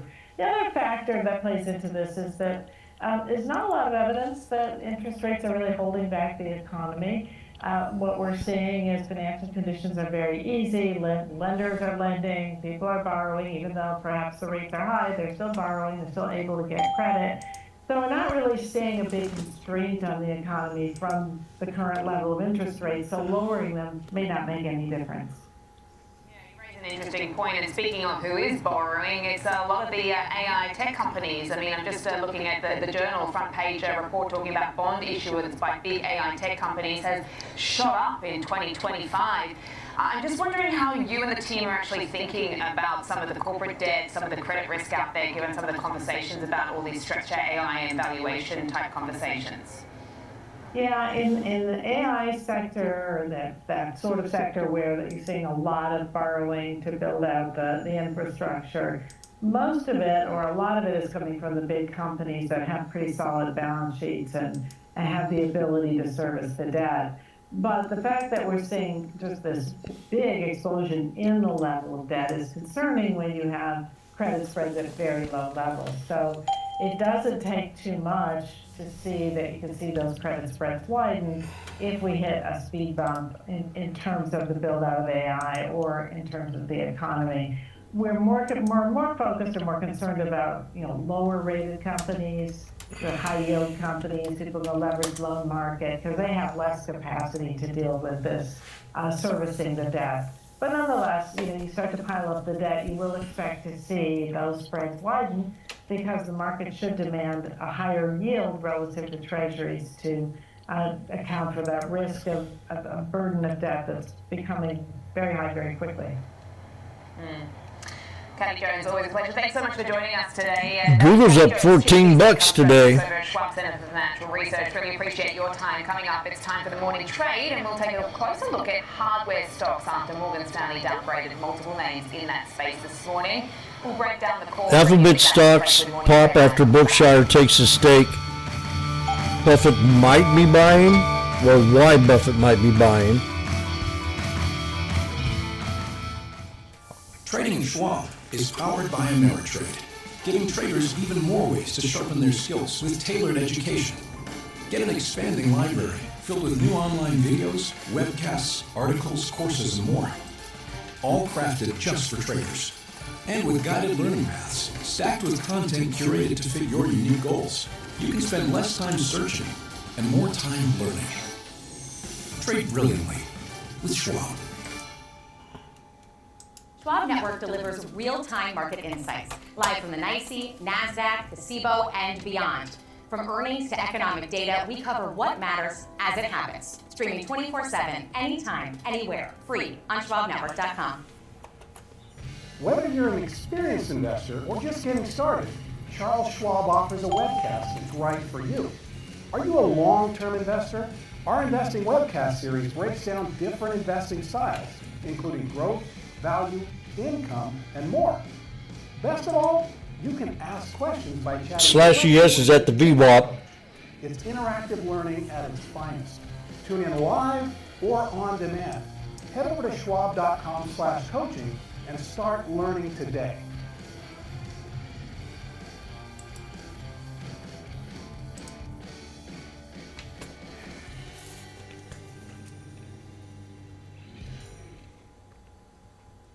From the most iconic trading floor in the world. Tell the air conditioning guys that I need a key to get in there. On the floor of the New York Stock Exchange, the countdown, the setups, the stories that make markets move. Minute-by-minute breakdown of the biggest headlines, earnings, and global movers. Just the trades that matter. As the bell hits and the markets react in real time, opening bell, live at the NYSE, right when it counts. Shalimar said the toilets were cold. We're back on Morning Trade Line. Let's focus on tech hardware stocks today. Morgan Stanley bullish on the memory The front sector, bathrooms. As a result, issuing downgrades for Dell, HP, and HP Enterprise. All three stocks are down on the call. You can see here in the vicinity between 3 and 7% right now. So that is the focus of the morning trade. Joining us now for a closer look at Schwab Network host Marley Caden. Very good morning to you. Happy Monday, Marley. So what went into this call by Morgan Stanley on these hardware names? Talk us through the note. Good morning to you, Sam. Yes, like you mentioned, it's really a bullish outlook on the memory names, and then in turn, it creates some headwinds for these hardware names. We are seeing them under pressure today. On the heels of these downgrades, a double downgrade for Dell. That's why we're seeing them down the most. So Morgan Stanley put out this note saying that the rising memory costs and the weakening non-AI hardware demand have prompted them to cut those ratings on the hardware makers, making them more bullish in the memory segment. They're citing mounting margin pressures across the sector because the current backdrop right now is what they're calling a memory super cycle, with these NAND and DRAM spot prices up anywhere between 50 and 300% in the past 6 months. That sharp acceleration in component inflation will likely weigh on the earnings for these hardware companies in 2026. So that's where we're seeing some of these margin concerns. They're saying that typically hardware OEMs historically face gross margin compression about 6 to 12 months after we start to see these memory costs start rising. So now they're expecting that to hit in 2026 versus the Wall Street forecast that originally called for slight expansion. Dell and HP came in near the top of Morgan Stanley's most vulnerable list as being two of the most exposed companies in the spike of these DRAM and NAND prices because of their high reliance on memory-intensive PC and server products. HPE also has some headwinds tied to integration challenges. Man, that's a drop. Costs, but Dell and HP were of more concern to Morgan Stanley. So let's walk through each of the downgrades. Dell, So we're about to hit the third dip here. They're down more than 7%. I think we're going to find out if it's going to be a scalping day or not. Now, I got out of these SPXs at 280.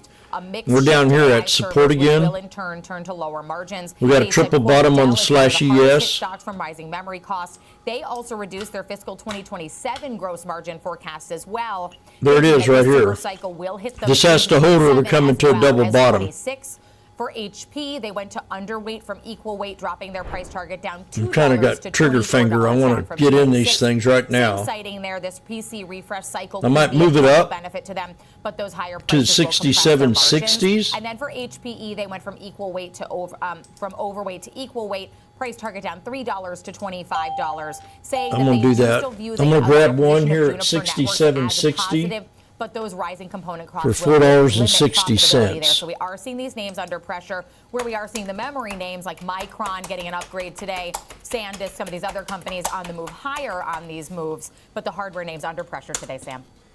Yeah, it's memory versus hardware. It's interesting that the street has caught up with some of these trends, because it was about 2 weeks ago where there were reports coming out of south of China talking about how these wholesale electronics markets had seen the rise in memory products, which was going to translate into higher consumer electronics products. So it's been a very interesting trend, and we're starting to see this sort of play out in the pricing in the markets right now off the back of these analyst notes. Thank you so much, Marley, for that. I'll talk to you a bit later on, as always. Let's trade it now with Charles Moon, stock strategist, Prosper Trading Academy. How are you approaching your example trade, Charles, for Dell? Yeah, you know, with earnings coming up, I'm certainly looking for some sort of positive catalyst. Usually when stocks have this type of retracement, this short period of time off of their highs, you know, it changes kind of the valuation aspect leading into earnings. So I feel that it's still, you know, offering up some short-term value. Anything that's going to be related as positive from earnings can lead to a nice little boost in the stock. Now, in terms of earnings performance, it hasn't been great over the last 4 quarters, but overall, I do like the value in this opportunity. I'm looking at the November 28th, 125, 133 call vertical spread for around $3, maybe a little bit up above $3 or lower if possible. But ultimately, buying that 125 and shorting the 133 allows us to kind of capture that projected implied move. We could see it really race up to 140 off of earnings, maybe even as high as 143 in the near term. And more importantly, you know, the overall risk values of the spread isn't that expensive. I would actually be risking the price of the spread right around that $3. but I believe that if it could make that jump to 140, 145, it'll be well worth it. And again, you know, with the suppression in price, especially this 25% retracement in just the last few weeks, you know, it offers up short-term value. So, you know, when you know, traders look at earnings reports and valuations are always a concern. When we see this deep type of pullback, it kind of changes the sentiment in terms of approach onto these earnings calls, and obviously could have a strong ramification one way or the other based on how the company reports. Yeah, it's interesting because even with the Morgan Stanley downgrade, I'm actually just seeing JP Morgan has raised the price target here on Dell and talking about how they do expect near-term revenue and earnings upsides from AI leverage companies to reassure investors. So they're looking at a price target of $170, and we're at 124 and change right now. So it's a bit mixed as far as what the analysts think. I just want to get your overall thoughts on the markets today. We're looking pretty range-bound ahead as what is going to be a pretty busy week. A lot of sort of event risk on the horizon and plenty of catalysts to work with. What are you watching? NVIDIA. I think a lot of this is going to be tied to NVIDIA's. I could have got out there at $5. You know, it's not so much that we've heard the pop in the markets, but we have seen. I'm feeling kind of freaked out for some reason. These AI growth. Listen to these idiots on is really getting pummeled. Schwab. These Mag 7 names, especially those. They're very negative. CapEx expenditures towards AI are getting hit really hard. You know, Meta's barely been able to lift. Microsoft's held up pretty well, and Google's been a strong performer today as well. But I'm a bull, I think so a lot of this I'm is up highly dependent 590. on NVIDIA, seeing how the semis have performed. We've seen a lot of the growth AI names getting hit really hard. So, you know, this has been kind of the Pied Piper for the markets since we rallied off the lows. I think that, you know, a lot of the market direction and sentiment leading into the December FOMC meeting is going to be really just on the heels of what NVIDIA does in terms of performance on their earnings report. Okay, I'm just imagining Jensen Huang with his leather jacket now playing some sort of flute or something like the Pied Piper. But thank you so much for putting that in my head, Charles. All right, always a pleasure talking to you. Charles Moon, their stock strategist, Prosper Trading Academy. Coming up, we'll take a closer look at what is moving markets overseas with Richard Flynn from Charles Schwab UK. Morning Trade Live is back after this.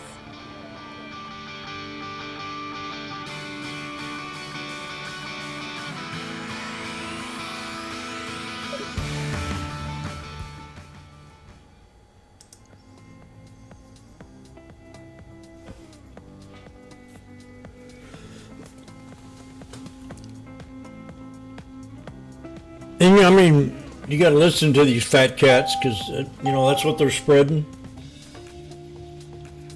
They kind of, you know how people are in a group.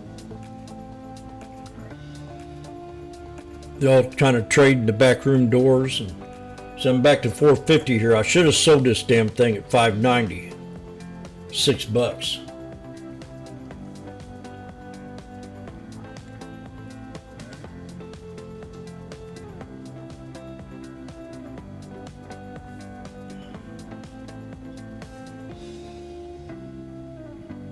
My coffee's been sitting up there. I've been busy dealing with work. Got a girl nagging me about money. That's funny, man. I had the greatest fulfillment weekend I've had in a long time, and then now Morning movers, be the first to find out what's shaping early bombarded. market action. Tech check, options corner, typical Monday. technical analysis. Morning movers covers it all. Grab your coffee and tune in every trading day at 8 a.m. Eastern. Put a tight stop on this. If we don't hold this support level, we could easily come down and do a double bottom at 67.10. Stay connected to It's important that we hold this for. Download the Schwab Network app and stream anytime wherever you are.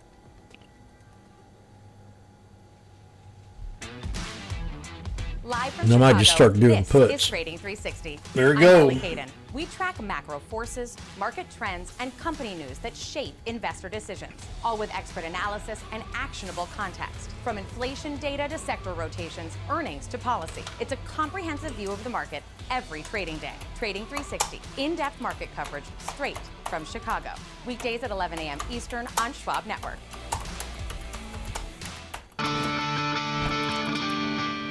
Welcome back to Morning Trade Live. I'm Sam Bardas, coming to you live from the New York Stock Exchange. Joining us now is Richard Flynn, Managing Director at Charles Schwab UK. Thanks so much for joining us today, Richard. So we're going to be seeing this upcoming UK budget due on November the 26th. I mean, there's been so many things thrown around out there as far as, you know, what this is likely to include. Some things are unpopular, some things have been sort of tweaked. What are your expectations as far as what is likely to be on the table here? Yeah, morning, Sam. It is an interesting time over here in London. The budget was originally announced on September the 3rd. So, you know, it's over 2 months of laying the groundwork for what's going to be announced next week. And the big news last week was that the government seemed to have reversed course on raising income tax. That was one of the likely outcomes for the budget next week.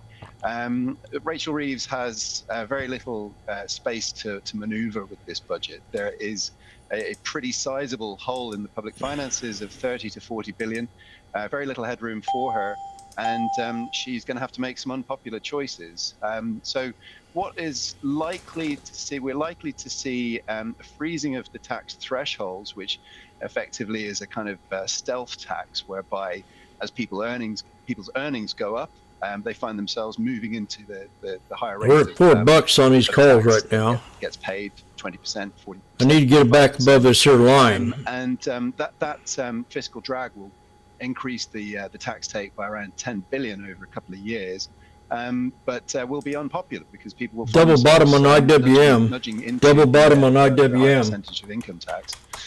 There's also going to be some changes around pension contributions and the tax relief available on pensions. A lot of people have mooted the idea of having a flat rate of pension relief on contributions. So one of the things here in the UK, if you are a higher rate taxpayer, you can put up to £60,000 into your pension on an annual basis and receive full income tax relief for those contributions. That's at 45%. Historically, that's been pretty generous, but what is possible is that the government will actually create a flat rate of relief at potentially 30%, which would allow lower rate taxpayers to benefit and higher rate taxpayers obviously to lose some of that freedom of putting money into their pensions. It's also affecting pensioners in terms of withdrawing money from their pensions, and the 25% tax-free amount that pensioners can withdraw is likely up for change. And so what that has done, unfortunately, is seen quite a bit of investor behavior change in the last couple of months. And a lot of people approaching retirement age or with the ability to draw down from their pensions are trying to preempt this decision, which is arguably not a very sensible thing to do, because as we've seen before with previous budgets, what you think might happen doesn't necessarily happen on the morning. We're back at 520, 550. A lot of people are urging caution from investors not to make decisions that they might regret regarding their pension drawdowns. Right. Let's just talk about some of the market reaction to what we're going to be getting here, because it looks like cable sterling has been sort of whipsawed around on some of these expectations, and then, you know, these sort of perceived U-turns, etc., as well as the gilts market too. What do you think the sort of reaction in the market is going to be to what you sort of just laid out as to what is likely to be the path ahead here? Well, you would imagine. I mean, certainly the gilt market seems to have stabilized a little bit today. There was a pretty significant sell-off on Friday as prices pushed down and obviously yields went up. But realistically, you would imagine that global markets have priced in a lot of the uncertainty around this budget, and the government has worked very hard to try and trail what they're going to say, so there's no huge surprises. Fundamentally, the government's approach is that they have ironclad rules to fiscal planning. The uncertainty that greeted Liz Truss's mini budget a couple of years ago, which pledged to reduce taxes and increase borrowing significantly, that's something that the government, I don't think any colour of government in the UK will want to repeat. And so I can't imagine that the consequences to next Wednesday's budget announcement will be anything like as significant as the response to Liz Truss's mini budget from a few years ago. But certainly you could expect the husband has his wife's wallet in terms of its fiscal security and its financial strength. from analysts around the world. So you could expect to see potentially a bit of volatility in sterling from next Wednesday. Okay, we'll be watching FX movements and also the gilt market. Thank you so much for that, Richard Flynn. Really appreciate your time today. Managing Director at Charles Schwab over in the UK. Let's widen our scope and take a look at global markets. Now, tensions between China and Japan taking centre stage in Asia to kick off the week. Travel, beauty and retail stocks are sliding in Tokyo trade after Beijing ratcheted up confrontation with the country over the new Prime Minister Sanae Takaichi's comments about Taiwan. She suggested a Chinese attack on the island could trigger a military response by Japan. China is now issuing travel warnings to the country, advising people to exercise caution over studying there and threatening further countermeasures.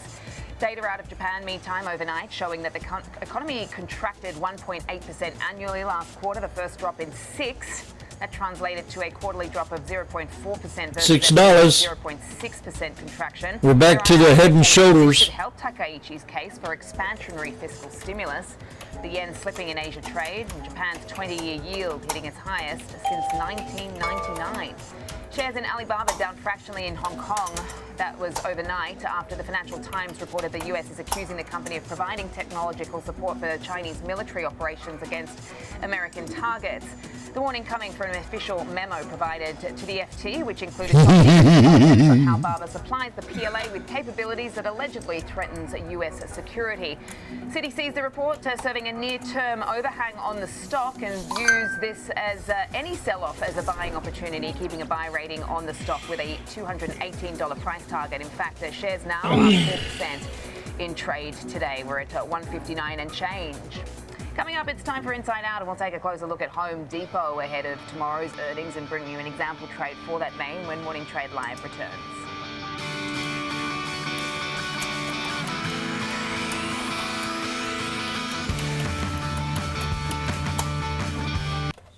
Whether you're an experienced investor or just getting started, Charles Schwab offers a webcast that's right for you. Are you a long-term investor? Our investing webcast series breaks down different investing styles, including growth, value, income, and more. Best of all, you can ask questions by chatting directly with an education coach. It's interactive learning at its finest. Tune in live or on demand. Head over to schwab.com/coaching and start learning today.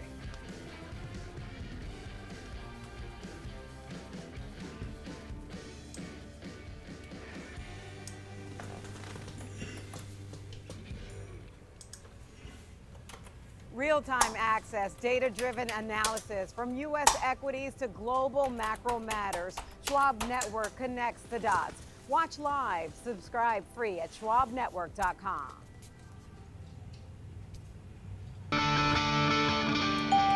We're back on Morning Trade Live. We'll get a closer look at the home improvement trade tomorrow morning when Home Depot reports its earnings. And it's been a rough go for those stocks this year. Name is Washboardjim, Spelunk, 2025, while Floor and Decor and Builders First Source are both down more than 25% year to date. So let's go inside out on Home Depot ahead of tomorrow's earnings. Joining us now is Sky Cannabis. You see the shoulder line, YouTubers? Thanks so much, Sky, for joining us today. So what are your expectations for Home Depot come tomorrow with this report card?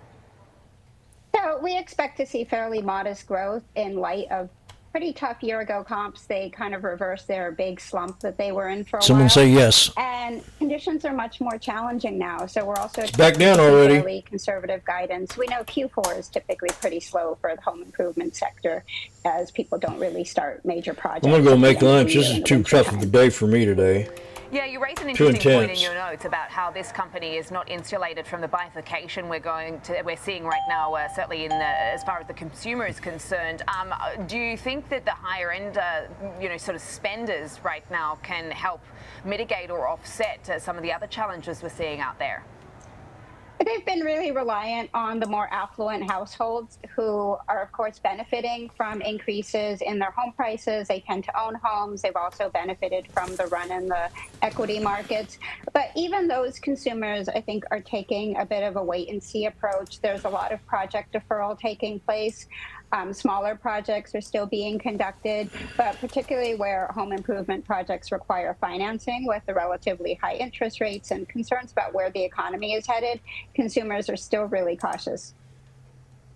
Okay, so between the struggling housing market, I mean, even though we're seeing signs of growth, it hasn't really turned around in sort of a meaningful way as much as everybody had anticipated, even with some of these interest rates coming down. You're talking about the K-shaped economy, maybe more affluent people sort of pulling back on their spending, etc., and all the other sort of consumer trends we're seeing there. What has this company got to say to mitigate some of these challenges we're seeing right now as far as sort of the more sort of cyclical exposure? So they do have some significant advantages in their scale. They've made some heavy supply chain improvements, and they've had some recent B2B acquisitions that are really targeting the pro consumer and helping to insulate them a little more from the What do you think, Living Goose? DIY or more struggling, You feel the tension? less affluent consumer. Randy? They're really making gains in e-commerce. We expect strong performance there again this quarter. Or am I just particularly as imagining they it? speed up delivery speeds and enhance their fulfillment network to make them a go-to source and really help drive repeat purchases online. So you do feel the tension. And where does Home Depot sort of sit amongst the bunch? I mean, Or am I giving it to? That's a code for me. You mentioned Lowe's. How is this company sort of positioned within the market? Sheba? They're really the two big players. We expect Home Depot is investing a bit more in enhancing its pro, which I think has been a strength for Lowe's traditionally. We're about to find out. So Home Depot is still trying to capture a bit more of that. We've got another Head and Shoulders here. Okay. I'm going to go make some good soup. look at Home Depot ahead of its earnings that are coming out tomorrow. Sky, thank you so much for joining us today. Sky Cannabis, who's the principal analyst at eMarketer. I appreciate your time. Let's trade it now with Tom White, host of Fast Market. So an example trade for us. Good morning to you, Tom, for Home Depot. This is what the preacher guy sent me this morning. Yeah, the stock's pulled back I got a phone call. significantly from the all-time highs. Remember, they hit all-time highs in this report a year ago, and we've kind of fallen off down about 18% from those levels over the last 12 months. So expectations of bar relatively low at this point. The option market pricing in about a plus or minus about 4.5% move or so, maybe $15.5. The spam has started again.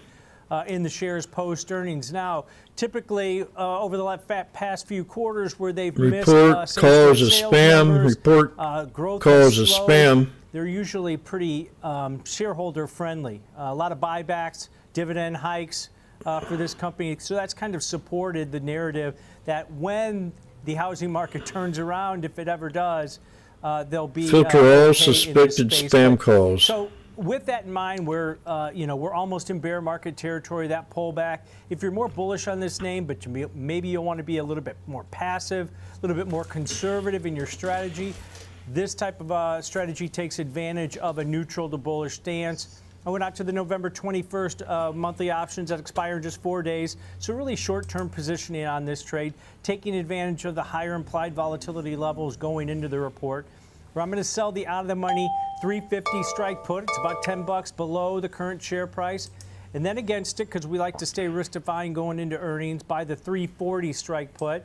So a short, neutral to bullish, $10 wide put vertical. You're going to collect roughly about a $210 credit on it. That's what you can make, $210 per spread with about $790 in risk on this. But why is the risk so much larger than the potential reward on a strategy like this? Well, I mentioned the fact that it's more conservative because you've got a better probability of success.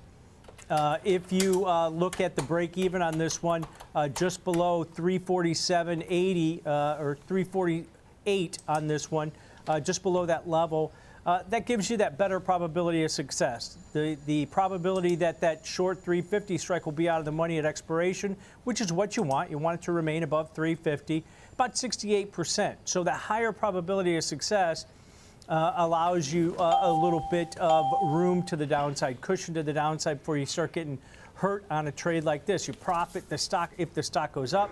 You profit if the stock consolidates here or even goes lower. That break even. Well, I think I'm going to go have lunch. $7.90 to the downside. I think we're consolidating in a bull flag. The current share price, so just underneath what the one standard deviation. So we got to hold this support channel on this one. But this is what we talk about with 67.20. You're risking more to make a little bit less, but you're giving yourself a better somewhere in there probability of success.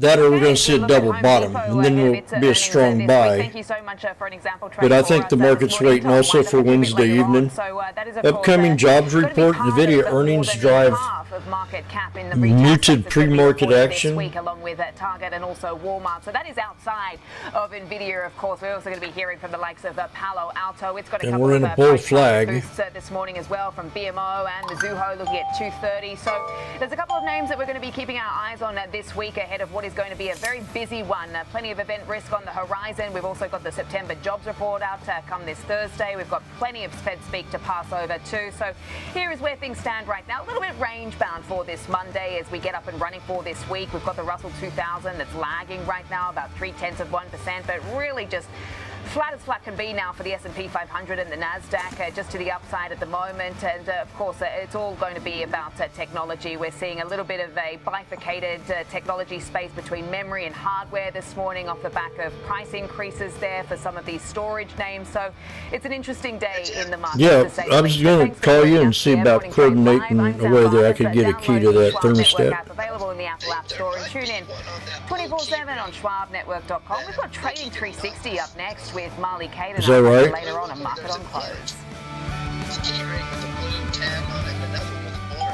Whether you're an experienced investor or just getting started, Charles Schwab offers a webcast that's right for you. The Platforms and Tools webcasts are designed to help you broaden your knowledge of platform features and resources available from Schwab. You'll learn tips and tricks to help navigate I looked there again Schwab.com, today and I didn't see it. Thinkorswim, No. and mobile-based platforms. Best of all, you can ask questions by chatting directly with an education coach. It's interactive learning at its finest. They said that Tune they in didn't live have or one, watch but on no, I demand. did not. Head over to schwab.com/coaching and start learning today. The blue key ring. Welcome to Schwab Network, where real-time market coverage meets expert strategy. From the opening bell to the closing Yeah. bell, we've got you covered. Get inside the minds of pro traders. My point is that they're getting Huh. a higher rate of change in sales based on their guidance, but not the same rate of change on EPS. Follow the biggest headlines, live analysis, Shalimar? breaking news, and sharp trade ideas. Oh, the one behind the in 1 guard. minute. With shows built for action, we break it all down in real time with speed, accuracy, and precision. I think one Are of the you most gonna run up important there, things or- is you're making a play in a risk-defined way here going into earnings. So that would Okay. be a further downside. Well, I'm gonna area run to up there. watch. Smart insights, actionable data, veteran traders. Okay, I'm gonna run and up there and check trusted it out. financial journalists streaming live and on. It's on, but you're saying it's on the blue key ring 24/7, any screen, behind the desk. anywhere, Okay, I'll free. check it out and go up there and ask him. gal behind that desk is the one that always gets it for me. Or LaShawn, the office manager, she usually knows where it's at too. Yeah, she said she didn't have it, but I'll ask her again. Okay, well I'll go down there and check.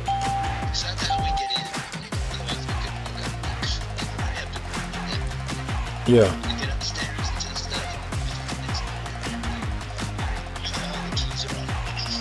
Well, the government shutdown messes with their minds. I'm Sam Barnes, live from the New York Stock Exchange. Yep. When the market moves, we're on it, getting the reaction, the strategy, and sentiment in real time. Stream Schwab Okay, well, Network at schwabnetwork.com. I'll run down there and check it out. If I can't, yeah, I'll let you know. Okay. Adios. God. We're back down again.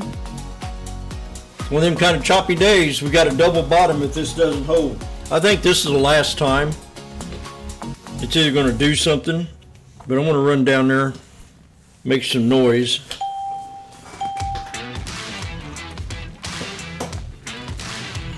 Have anybody ever worked around government employees?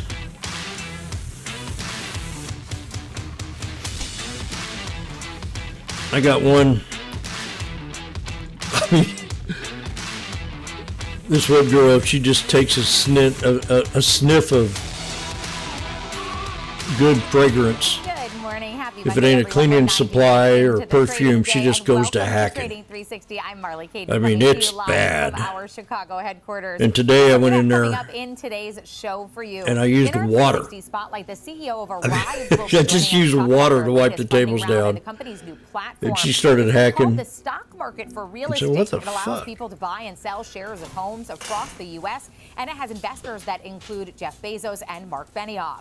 Today's disruptor is Alphabet after Berkshire Hathaway revealed Some of them are mad because they got to come back to work stake in the company, which is since now Trump's been in office. largest equity And I think they holder. should. And then in our 360 round, we're going to take a closer look at the EV sector, following reports that Tesla will be requiring suppliers. They worked to at home exclude for China-made 5 parts years for its U.S. cars. because of Before we COVID. get to all of that and more, let's take a look at how the markets are faring as we kick off this Monday morning. The S&P They're just trading mad. down at about 1/10% right now at 67.2533. On the Nasdaq, we're just below the unchanged lineup, right around the 25,000 mark. For the Dow Jones, trading down about 0.2 right now, 47,058.16. Can you imagine And the Russell 2000, making that the kind of laggard, money? So far down 1/3%. at 100,000 a year working from home, 2379.61. doing On less. the 10-year, we're down 1/3%, but still high at 413. The dollar trading at 99.36. That's up slightly on the day. Gold trading For down 5 7 years. tenths, 4,066 a troy ounce right now. Crude oil still under that $60 a barrel mark this morning. And Bitcoin all the way down to 93,980. That's 4/10 lower as we take a look at those Bitcoin Well, it didn't prices hold. heavily under pressure. I do Yeah, welcome in we're our going to see first if we have a guest, double Alex bottom Coffey, co-host here. of Next Gen Investing and our senior equities contributor here on Schwab Network, joining us as usual to talk about one of the movers we're seeing this morning. We're talking about Micron today. You know, a nice positive move to the upside as we're seeing some of these other hardware names under pressure today. Yeah, best 3 words in finance for investors in Micron today, all-time highs. So pull back a little bit off of those. But Stories you can say tell, those I words, bet. It's a good day. One of the things that stuck out to me, a price target adjustment from Rosenblatt. Kevin Cassidy moving from They're the 250 most to spoiled bunch of 300 people I've ever consolidating seen. Shares. Talks about DRAM demand accelerating, not only due to AI accelerator needs, but Well, I gotta go also run down there and AI check this models out. being used at the network edge. So think PCs, think smartphones. Rosenblatt, which is increasing its estimate based on DRAM and NAND prices moving up at a faster pace, continues recommending Micron shares while the industry DRAM and NAND flash supply growth is constrained. So not super positive on some of the other names in the space, but loves Micron. I'd rather stay here and take this double bottom. You know, very specifically spelled out like that. I got out of these here at 300 $5.90. Seems like a very you know, high price target, new handle. It would be a big round number, but not a street high. Even just in the last couple days, I see Morgan Stanley's Joe Moore was at 325. I haven't had a red trade yet. I see a 311. And I think from, taking a break here, I got another to pee analyst, and a then couple go other down there and 300s. maybe I'll So come back with analysts a in clear general, mind. 87.5% of them have a buy rating. Yeah, you My know, typical Micron's Mondays been ain't like pretty this. favorably, like you said, but not a street high, but an all-time high for Micron, which is great for them. Interestingly, you know, sort of juxtaposed against this But I Morgan gotta deal with other Stanley people. series of downgrades we saw this morning, double downgrades for Dell, HP, HPE, these hardware names, they're saying going to come under some extreme pressure. Do you think we're going to see some more adjustments to names like Micron sort of on the heels of that news? Well, maybe. Like I said, the analyst that I saw from Morgan Stanley that covers Micron still has overweight in 325. So perhaps similar. So to I'll what be we're hearing back. from Rosenblatt. I'll there listen are to- areas of that, you know, kind of hardware-centric market that aren't as positive and rosy looking as some of these big AI winners. Yeah, certainly. But Alex, thanks for being with us to talk Micron all-time highs. Always newsworthy. I do want to move more broadly, though, and look at some of the insights that are moving markets right now. Welcome in our next guest joining us, Ed Siddell, CEO and Chief Investment Officer at EGSI Financial. Ed, happy Monday morning to you. Thanks for being with us. You know, we are coming off of a choppy week in the markets and starting with another sea of red, not heavily under pressure today, but, you know, I'd love to just get Marley, your thoughts on the you look action that hot we've been today. seeing lately. Yeah, absolutely. Happy Monday. Thanks for having me back. You know, we've been expecting a pullback this year, obviously, with all the gains that we've had since the big downturn in April. You know, it's just natural to have a pullback. Especially a lot of fear with AI being overvalued. I don't think it's as overvalued as everyone really thinks that it is. And as soon as earnings really start coming out this week going further, you know, honestly, we believe that we're going to see a Santa rally towards the end of the year. So we're pretty positive and still bullish this year. All right, so you're seeing a Santa rally. You're still bullish through the end of the year. You know, what is giving you that confidence when I am starting to hear more that there is more caution from investors, especially as we head into the beginning of 26? Sure. Really, you have to look at what we're seeing as far as the strategy for the administration. This first year was all about foreign policy.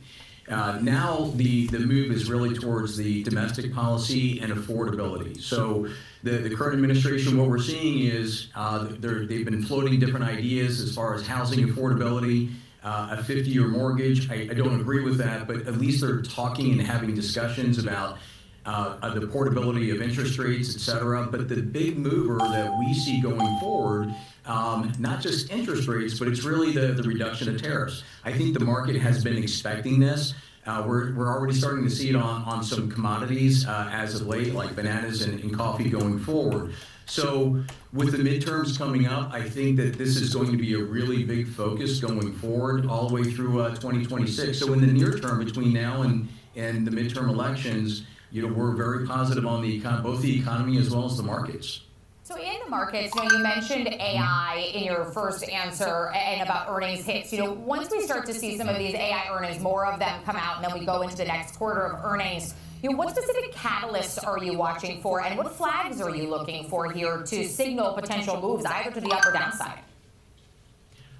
Well, we just believe that it's going to be steady. NVIDIA reports their earnings after the bell on Wednesday. The earnings are going to be positive. Really, it's going to be their forecast going forward. So that is going to be the red flag if their forecast isn't positive or positive to the point where investors are expecting what they're expecting, then we could probably see a little bit of a pullback. But really, if you look at all the balance sheets of these companies, we're about to the double bottom. Stronger than they were as compared to the tech bubble. So it's a completely different scenario. And the reason I bring that up is that has been the comparison that we've heard over the last 30, 60, 90 days. And I think it is a little bit different. Now, if we continue to see overvaluation, balance sheets out of whack, then we could see some issues. But again, in the near term, between now and the next 12 months, again, we're seeing a lot of movement to the upside on AI and technology as a whole. You said two of the hot button terms there. You said overvaluation and you brought up the AI bubble. So I have to ask, do you think that these companies are in fact overvalued right now, or is that just a perception that they're overvalued? And also, how do you separate the hype from the fundamentals? Here it is. I think it really is perception. And again, that's why we started seeing profit taking, and then that fear factor really kicked in last week. So the markets went down more than probably what people expected. And I think it's not over. Man, I want to trade this so bad. Volatility, again, until these earnings come out. The fundamentals, really, these companies, the balance sheets are strong. They're funding a lot of their growth through not just debt, but cash on hand and cash flow as well. And that's really a big positive sign. If you have the ability to help cover the expansion through cash flow, that's a sign of strength. So that's really what we're looking at. As far as the negativity, as far as the tech bubble goes, really, it becomes a self-fulfilling prophecy. Perception becomes reality. I just don't see that happening, over the next 12 months. And so in that space, outside of the tech space, are there areas that you like? Where do you see opportunity right now? Yeah. Love energy, right, as it relates to tech and AI, because you have to be able to run the AI. So that's number one. Excuse me. We really like small caps. As rates continue to go down, you have a lot of these companies that had this debt service that they were struggling with, so they had to lay off people. You've got other companies that were really small mid caps that maybe wanted to expand but didn't want to afford the debt service. So as rates get a little bit lower, it gives them the ability to grow and expand. And I think that's really going to spur on the job market. One of the things that we've noticed over the last couple of years is these job numbers are just undependable. And so really, we really have to look at the growth of the economy as it relates to revenues and earnings for these small and mid caps. I think that's going to be the main driver going forward. And so with the small cap space, you're not the first person that's mentioned this, but they've been, under pressure quite a bit over the last couple of years, and they're also so sensitive to the rates. We saw even with this last rate cut that the Russell did not perform how it was expected, and we don't have a guarantee on December. I think we're less than a double point bottom now in terms of that being a live meeting and what the expectations are. What gives you the confidence that we're going to get that rebound? Just that eventually those rates are going to come, even though the cuts may come, even though they may not come in December? That's exactly correct. It may not happen in December, but going into next year, they have to go down. Again, not just for the economy, but for our own national debt. We're at $38 trillion. We can't afford, as a country, to cover that debt service at the current interest rates. From Treasury Secretary after Treasury Secretary for numerous administrations, we never refinance that debt longer than short term. So we've got to get those rates down so that we can refinance it out a little bit later or a little bit longer. So that way, it's already surpassing our defense budget. So as a whole, as a country, we have to get rates down. And thank you so much for being with us today. We really appreciate you being with us to talk broadly about some of this action that we're seeing and also expectations for the rest of the year, predicting a Santa rally. We'll see if that holds for us. Ed Siddell, EGSI Financial. And we've got plenty more to come here on Trading 360. Next, we've got the big three for you. We've got 3 stocks, 3 charts, and 3 trades. Rick Ducat will join us, as always, to take us through the technicals. Scott Bauer will be here to take us through his trades for Palantir, Palo Alto Networks, and Alibaba. That's next on Trading 360 on Schwab Network.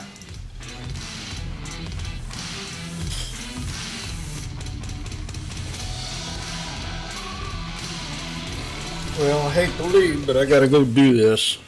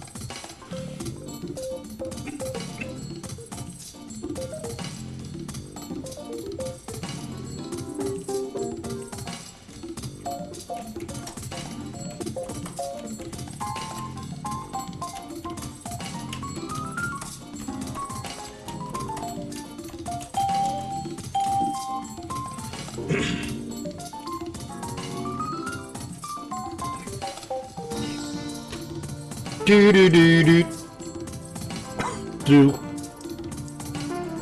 I got something in my throat. It's not a penis.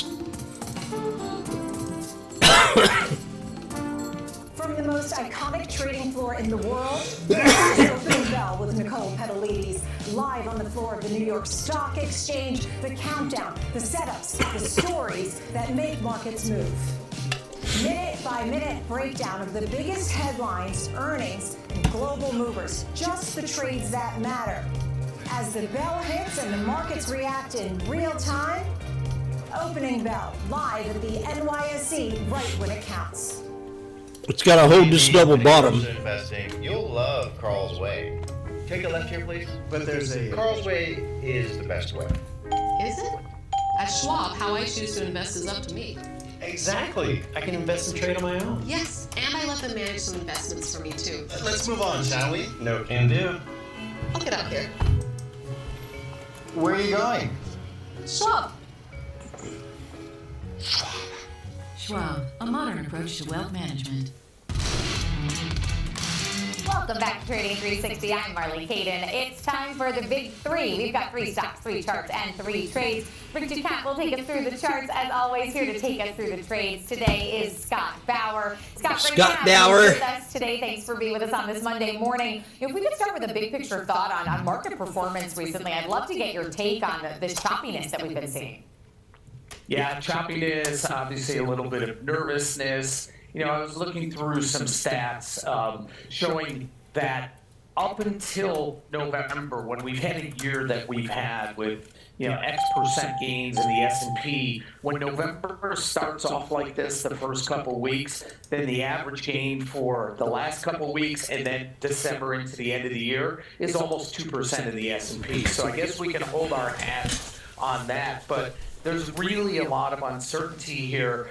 But I would say that with all of the uncertainty that is out here, we're not really seeing the VIX go to levels that are showing much concern for right now. So I follow that very, very closely, and that's something I think that we have to keep in mind.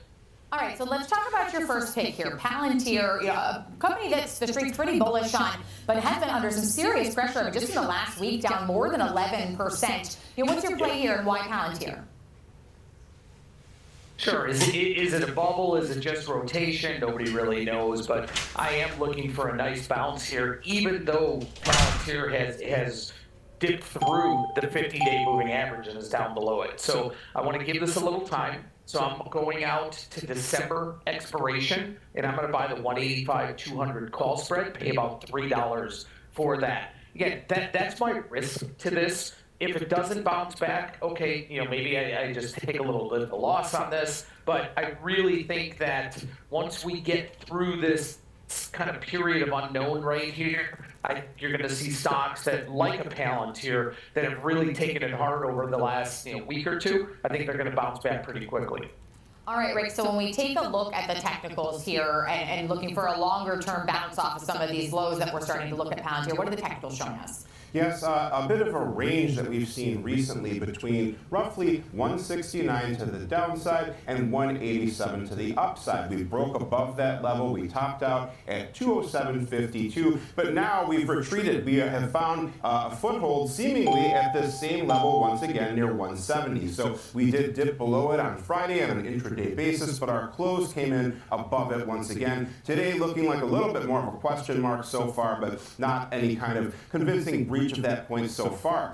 In terms of the strike prices that we were just discussing, I had my eye on pretty similar levels here. 187 represented the highs from our range. If you recall, that's about 185 here. To 200 represents filling the gap then. So that would be my interpretation of those areas of interest there. When we look at our moving averages, we can see that we are below our two shorter-term 21-day and 63-day exponential moving averages in yellow and orange respectively. They're both starting to slope downward. They also are roughly in line with our trend line here that begins off of those highs. RSI, our measure of momentum, is moving lower. We've crossed below that 50 midline, and we are still within the boundaries of an accompanying downward sloping trend line on RSI as well. So a breakout above both those levels in tandem would give some bullish weight to any kind of potential breakout.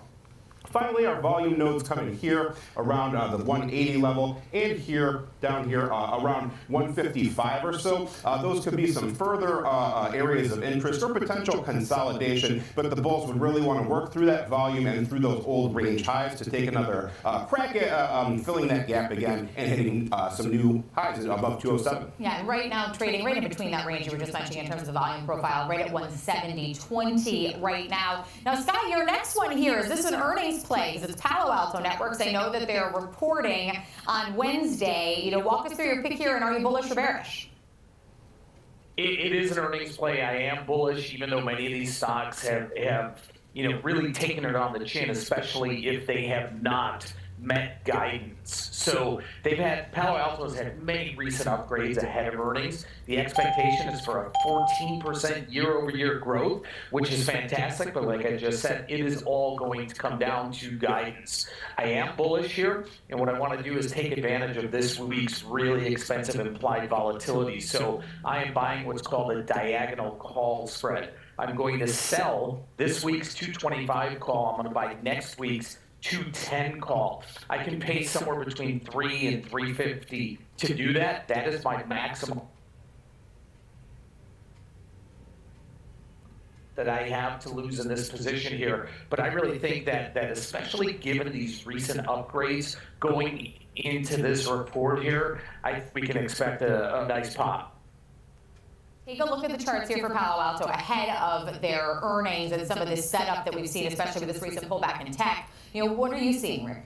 Yes, a bit of a slowdown in this name here. We broke through this rather steep trend line in blue here. Then our best close came in at 221.38. So that was one area to keep in mind to the upside here. A shorter term white trend line here connecting these lows has been broken. But if you notice, these were our initial lows that we established after our trend line was broken. We tested them. We came quite close, but we did not break through them. That level near 197, 198 or so seem to be holding firm for now at least, but as always, earnings could be a major catalyst for change. So when we look at our moving averages, once again, we're below our two moving averages, our shorter term ones. Our 21-day lines up quite closely with that old low trend line from our symmetrical triangle type shape there. Our highs recently came in right around that 63-day EMA. So the 206 level and 211.5 levels or so roughly, those could be further areas to watch to the upside. Momentum moving lower, heading into earnings, not too uncommon for momentum to get a little bit of a stagnation phase before the event risk situation. When we look at volume profile, our nodes come in right around here and right around here. These levels are about 198 or so, and roughly about 212, 213. Those could be other areas of interest to watch. And again, trading right in between that range that you just mentioned right now, 203.92 for Palo Alto Networks. And important to note, Palo Alto Networks underperforming the broader market on the year, only up about 5%. This last pick, though, Alibaba. Scott, walk us through Alibaba. They've got their earnings coming out a little bit later. Some big headlines out on them, though, recently, and they're trading higher on the day, more than 3% right now. That's right. Some big headlines, and this one's kind of a contrarian viewpoint. So there's been lots of news here about significant strides in AI and payment systems. They have a new partnership with JP Morgan for a new payment network. I think this rally that we're seeing today, though, is a fade. And so what I'm doing is, this is a real quick trade. I'm buying next week's, so the November 28th, 155. 145 put spread. I can probably pay at this point maybe even a little less than $3, but right around $3. And I kind of liken this to last week. I talked about AMD and the same type of setup where really, really significant, fantastic news came out all at once. We saw a major pop. I was on the show, talked about buying just a quick put spread because I thought there was a little bit too much euphoria in that news. This is really the same type of setup I see here. All right, so Rick, as we look at the technicals here for Alibaba, are you seeing a similar setup to some of this hype rally, headline rallies that we've been seeing? There are some similarities, to be sure. The first things I noticed about this chart would be, in addition to our falling wedge type shape here that we have going across the highs and connecting these lows here, that gives us kind of the general boundaries of where things have been traveling here. Also, typically a more bullish shape in this case, but really it can go either way. We're still quite far away from any kind of bullish breakout. But what we can see, though, is that we had this area here that represented support, that 157 mark. We did have a bit of a dip below it. Might have been a bit of a nail biter if you were bullish in this name, but we recovered and managed to hang on above that level as our new trading week begins today. If we were to move lower, 145 stands out potentially here. That was some old highs from this area here. That's about where we had a breakout point too. Keeping track of gaps on an ADR like this can be a little more challenging here because of the just generally gappy nature of this type of product. But we can see with our moving averages here, we are right on the nose with our 63-day EMA that comes in around 158.50. Our 21-day EMA just above is around 165. Then beyond that, we have our small gap here near about 174. So finally, when we look at our volume profile and standard deviation channels, our volume profile study shows that we have a node right around 165, lining up very closely with our 63-day EMA. So that area stands out as potential resistance, an area the bulls would want to work their way through. More volume, much heavier down here, all the way near 130, a bit of a decline, but that's really the next notable area to watch out for by this measure. Yeah, right now trading 158.79 so far this year. Alibaba up almost 90%. Rick, want to thank you for breaking down the technicals for us. That's Rick Ducatter, lead market technician, and Scott Bauer from Prosper Trading Academy for joining us for the Big Three from somewhere that looks a lot warmer than Chicago today. Rick and I feeling a little envy. Coming up next, we're going to spotlight Arrive. They've got a new platform that's like the stock market for real estate. We'll learn more about it with the CEO of the company next on Trading 360.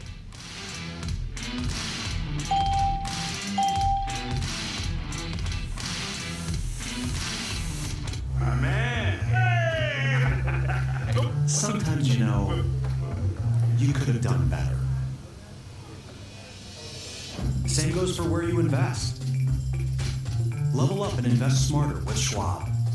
Morning movers, be the first to find out what's shaping early market action. Tech check, options corner, futures focus, technical analysis. Morning movers covers it all. Grab your coffee and tune in every trading day at 8 a.m. Eastern, only on Schwab Network.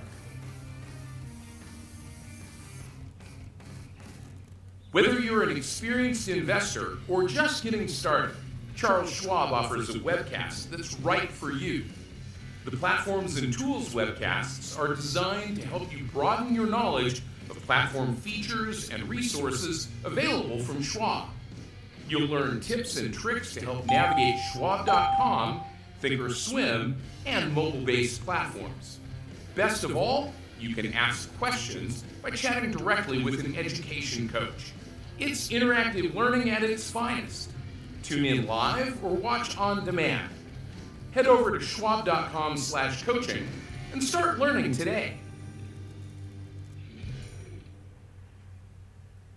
Kick off the morning with the data and the decisions moving markets. Morning Trade Live breaks down the macro moves driving the price action, from Fed policy to global growth to inflation prints and geopolitical risk. Smart, fast, and always live from Wall Street to your screen. Morning Trade Live, where the markets meet the macro, weekdays at 10 a.m. Eastern on Schwab Network.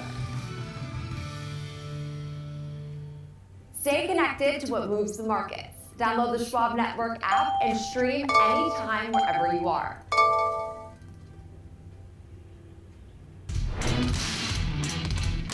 Welcome back to Trading 360. I'm Marley Caden, live in our Chicago headquarters. It's time to spotlight Arrive and the company's new platform for buying and selling shares of homes across the U.S. Joining us now to discuss more is Ryan Frazier, the CEO of Arrive. Ryan, thank you for being with us today. You know, very exciting time. Can you tell us a little bit about the company and also this new platform, Arrive Secondary Market? A lot of good fake outs. Thanks for having me on. So really what we're trying to do with Arrive is finally bring real estate investing online.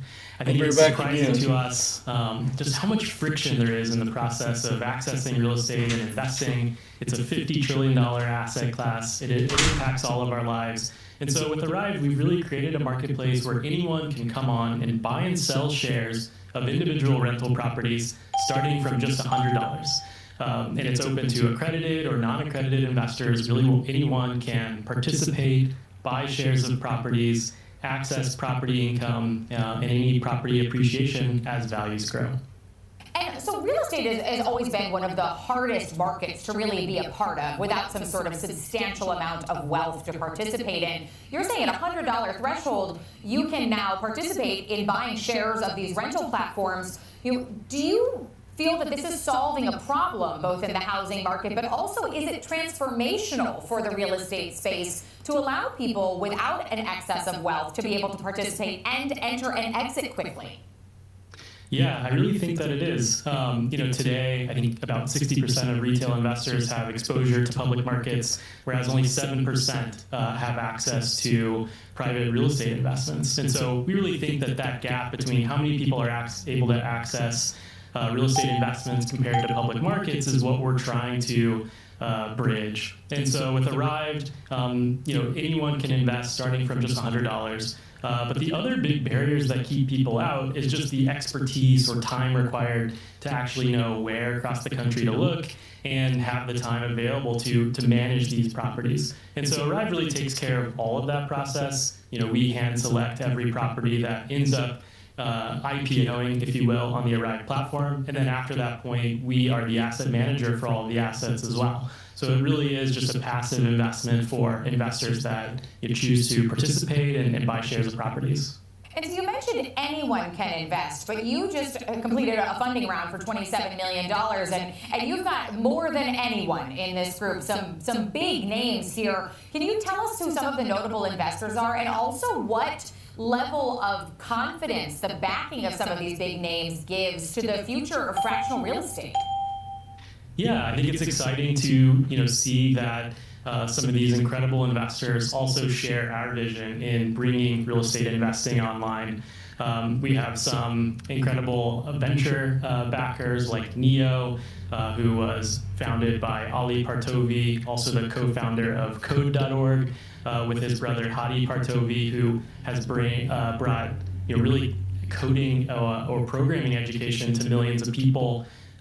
We also have Forerunner Ventures, Bezos Expeditions, the investment group behind Jeff Bezos, and then Mark Benioff through Time Ventures, and Spencer Raskoff through his group 75 and Sunny. So we have some incredible investors, really supporting the business and supporting this vision, which is really exciting. So with this new support and this new capital round that you just raised, how do you plan to deploy that capital? Yeah, I mean, I think at this point it's really just about accelerating our product roadmap and continuing to grow the marketplace. We launched our secondary trading marketplace, and in the first 3 weeks, we saw 57,000 buy and sell orders among investors on the marketplace. We now have over 500 properties across 65 cities where investors can participate. And so for us, it's really about expanding this marketplace so that people can invest across more cities, across more properties, and really build and manage their own personal real estate portfolio. So in the secondary market, the traction that you just mentioned, 57,000 orders in 3 weeks, what are some of the early behaviors or trends that are standing out to you in that time? Yeah, I think investors are looking to maybe diversify into certain areas of the country that maybe they didn't have exposure to previously, maybe outside of their hometown. We also see that investors are really looking for higher dividend yields in this current environment, especially with high yield savings and treasury rates starting to trend down. I think investors are very yield conscious, and so they're willing to invest into and potentially pay a premium to access a higher dividend yield, and then sort of hold for the long term for that potential appreciation on property values or leveraged appreciation if it's a leveraged property. And we've seen liquidity over time become sort of the Achilles heel, for a lack of a better term, for real estate. How are you going to ensure that you have a healthy supply of buyers and sellers as you scale? Yeah, so I think within real estate as an asset class, it's really one where it's best to think about it as a long-term investment. So even with the Arrive Marketplace, where we now have this great access to liquidity, that's liquidity where investors can buy and sell shares and get liquidity without actually selling the property, on the MLS and paying fees to brokers, going through the title and escrow process and that months-long process. Now that can be just a few seconds or minutes. But even with that greater liquidity, I think it's really an asset class that's best when you think about it over the very long term. And so investors who are adding real estate to their portfolio, I think, are thinking about it in that way. It doesn't necessarily make it a trading asset class. I think most of the value is through that great income production alongside property value growth, and then some of the tax benefits of being able to use the depreciation of the asset to offset the rental income coming from the property. Okay, so when we're talking about this Arrive secondary market in its first 3 weeks, Arrive itself, as I'm looking at some of your specs, more than 850,000 investors got more than $300 million invested. How does the secondary market change the economics of your business on the whole? Yeah, I think the secondary market really just gives more flexibility to investors. So now they can decide how much they want to allocate to real estate, and they have comfort that if they do want to get that liquidity and get some of that money back out earlier, then they can. And with this change, do you view this as a disruptor in any way? What does this mean for the traditional landlord or a REIT or even a real estate agent as this could be potentially described as a tradable asset class. Do you view it as a disruptor? Is there anyone who will be disrupted by this? Yeah, I think that, for a lot of people, they have looked at things like publicly traded REITs or other real estate index funds. But I think one of the challenges with that as an asset class is that it's not that correlated to the underlying real estate prices and performance of the real estate. And so investors who are participating in real estate as an asset class through public funds are maybe seeing that they're not that hedged against real estate prices, and it has a very high correlation to public markets. Whereas with Arrive, where you're actually investing directly into, the underlying real estate asset class, it moves more in performance with real estate prices, with the income that those properties are generating. And so it gives investors, a better mechanism to actually stay hedged to the real estate underlying, these potential public funds. And so we kind of think about it as, in some ways, unbundling the REIT instead of just a blind pool fund that investors are maybe buying into. They can actually see every single property on the Arrive marketplace. They can decide which properties they want to be part of their portfolio, which areas of the country, and then their performance tracks alongside that direct real estate. And Ryan, looking to the future of Arrive, do you eventually expect or hope for institutions and asset managers to eventually use Arrive the way we are seeing retail investors using it today? Yeah, I think that you could see that. One of the powerful pieces of Arrive is that you can build a portfolio of individual assets across the country. And so, that creates an opportunity if you want to, let's say, over-index into a certain area of the country, or if you want to buy into, more real estate at a single point in time, or create a concentrated position somewhere, you have that opportunity to do so. There's also an opportunity, within our secondary marketplace to maybe buy into operating properties or be a liquidity provider within the marketplace. Very exciting in the times of real estate investing. Ryan, thank you for being with us to highlight some of what your company's doing. That's Ryan Fraser, the CEO of Arrived. And coming up, we've got the disruptors next. We'll take a look at Alphabet after Berkshire Hathaway disclosed its new stake in the company. George Tillis will break it all down for us and then give us an example trade next. Stay with us.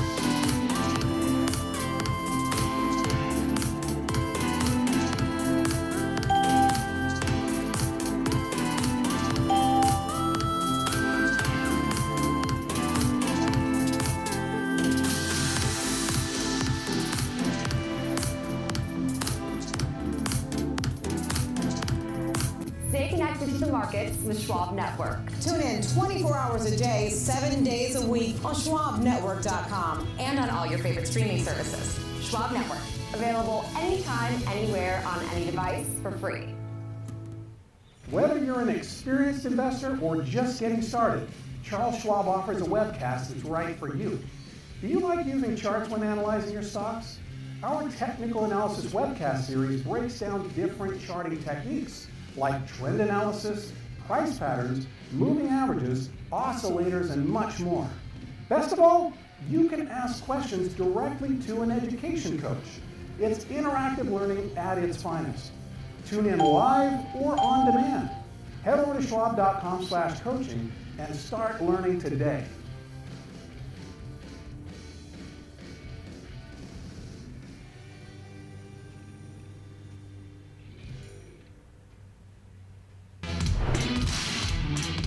Welcome back to Trading 360. I'm Marley Caden here in our Chicago headquarters. Let's head out to the New York Stock Exchange for a check on the markets. Welcome in Nicole Padalides, host of Opening Bell and the Watch List, joining us now. Good morning to Nicole. Happy Monday. We're 2 hours into the day. We see the NASDAQ turn positive, but you're still a bit more red than we like to start the week with. What's caught your eye so far in terms of trading action today? I think the fact that we have so much that we're waiting for, there's so much anticipation this week. We've already had back and forth action this morning. We saw a lot of that last week where the S&P and the Dow squeezed out gains and the NASDAQ and the Russell lost a bit. But today here, as we look at the VIX, the fear index is around 2021. That is an elevated level. The VIX really shows the volatility that we're expecting, and it's no surprise because we'll be getting a delayed jobs report on Thursday. This is 7 weeks late after a 43-day shutdown. We'll be getting a slew of earnings as well on these retailers, and Nvidia is due out on Wednesday, and Walmart could be very telling too. So I feel like we're in this big anticipation mode. The other big story too, in addition to whether AI is overvaluated, that one. But it's really also about whether or not the Fed will cut in December. And that is an ongoing conversation. And it does move markets, and it does move rates, and it does move gold. Today, gold's down $24. The 10-year bond yield's at 4.14. And the likelihood of a cut is less than 50% now for December. So those are some of the big stories. I would say Google has been the bright spot here on Wall Street after it was revealed and gets the Buffett bump.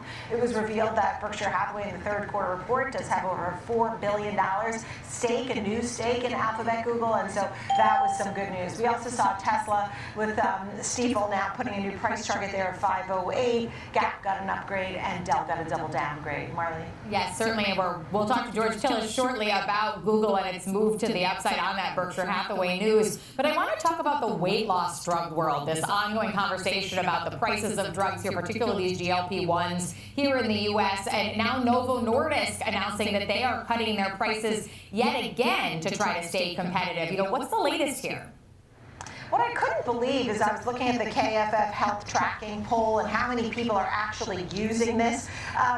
And also, 1 in 8 adults say that they are using GLP-1s. It sounds like an enormous amount of people are on this. The Trump administration has been working closely with Eli Lilly and Novo Nordisk and really is opening access to Medicare and Medicaid in exchange for lower prices. And Novo has come out and really showed us the lower prices for Wegovy and for Ozempic. In fact, the first 2 months of dosing, which expires in March, will be at $199 for self-paying clients. It's $349 a month, generally down from $499, and these are for the lower doses. And if you want to get the 2 milligram dose of Ozempic, that'll be $499. But again, for parties who are paying for themselves. But now available at Costco, GoodRx, Weight Watchers, 70,000 retail stores. But for cash-paying clients, they'll be able to at least have access to this as it battles diabetes, improves cardiovascular health, and such. So it is nice that it's been one of the administration's big goals is to lower prices for these medical conditions, and GLP-1s obviously took on the world by storm. And when the oral tablet comes on, these are for the injectables, when that comes on, it'll be much of the same and in the same price range. Novo Nordisk stock was $112 52 weeks ago. It is now around $48, so it really shows you it's down over 50% in 1 year. But this certainly makes this more accessible to folks. Yes, certainly does. And they did see a drop to the downside when they made this announcement. They since recovered up about 1% right now. But to talk about $349 as the monthly cost when it was, I think, north of $1,600 a couple months ago. We are watching these prices come down considerably as everybody wants to try to have a share in this marketplace where you said 1 in 8 adults is using these medications. So Nicole, thanks for walking us through that one. That's Nicole Padalides. And now it's time for the disruptors. George Tillis, our senior markets correspondent, joining us today to talk about a company Nicole just mentioned, Alphabet. Of course, shares rose after Berkshire Hathaway disclosed that they have a new nearly $5 billion stake in the company. I think it's its 10th largest equity holding now with that disclosure. George, walk us through the latest here.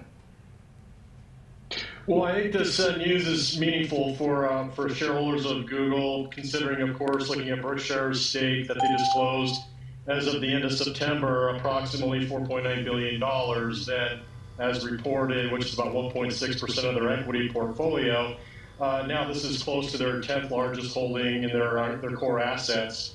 for equity. But nonetheless, I think it gives you an idea that, perhaps if you consider the aspects of artificial intelligence, companies like OpenAI, you have to consider that all of these technologies use search. And if you look at the approximation of search market share that Google has in the United States, some estimates have it close to 85% globally. It's over 90% considering Google and YouTube are the top two global search engines. And if you use artificial intelligence, which I do, you'll notice that a lot of the research results index the results from search, which means that Google is still participating in the queries that are going on with AI. And with that said, the monopoly-like position that Google has in search really represents opportunities that companies like Berkshire Hathaway like. And I can see why they took a stake in the company, considering they essentially have a de facto monopoly still on search. And I think the aspects of some of the antitrust issues Google has faced in the past, or Alphabet has faced, are not necessarily meaningful, at least in the context of the longer-term growth trajectory of the business. So, George, we want to try to take a look at an example trade here. I'm looking at shares are 4.5% higher just today. We're up 72% in the last 6 months. How would you look at trading this for example purposes? Yeah, so the price action in the name Google is quite good. If you just look at it on a year-to-date basis, or last year, it's up about 64%. In context, too, if you look at valuation, it's only about 8 or 9% higher in terms of value than its 5-year average, but it's generating about 23% more profit and profit growth. So with that said, there's a valuation element here, but I think the context of the market is meaningful as well. I don't necessarily know if we're going to be breaking out of a trading range to the downside. With the VIX over 20, what I'm going to do is I'm going to sell credit premium in this case. So what I'm going to do is I'm going to structure a short put where I'm going to basically sell cash-secured puts for Google. I'm going to go out to December monthly, so about 32 days expiration.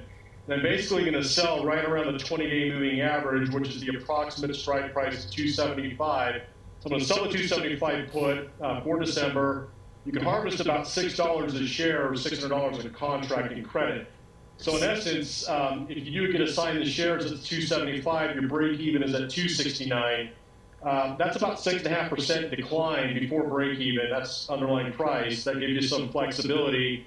The yield to strike price at $6 relative to the strike is around 2.3%, and the delta that I'm selling here is around 30. So that implies about a 70% probability of profits between now and expiration. So it gives us flexibility. It's not a moonshot trade. It's not an unlimited profit trade. You're capped at profitability at $6, but it allows you to participate if the stock does move higher or stays where it's at or even falls closer towards that 275 area. George, we appreciate you being with us to talk Alphabet today and for that example trade as well. Thanks again, that's George Tillis. Coming up next in our 360 round, we're going to take a look at the EV sector after a report that Tesla is requiring its suppliers to exclude all components made in China for cars in the U.S. We'll dive into that and the sector itself next on Trading 360.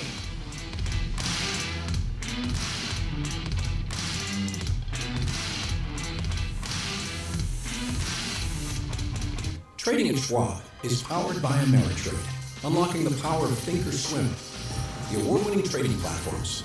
Bring your trades into focus on Thinkorswim Desktop with robust charting and analysis tools, including over 400 technical studies. Tailor the platforms to your unique needs with nearly endless customization, and track market trends with up-to-the-minute news and insights. Trade brilliantly with Schwab. I'm Alex Coffey. And I'm Jenny Horn. This is Next Gen Investing, where we track the trends shaping tomorrow's market. From tech to energy, crypto to consumer, we focus on what's driving investor sentiment right now. Clear analysis and forward-looking market coverage every trading day. This is a make or break level for this stock. And that could certainly be a short to near-term catalyst.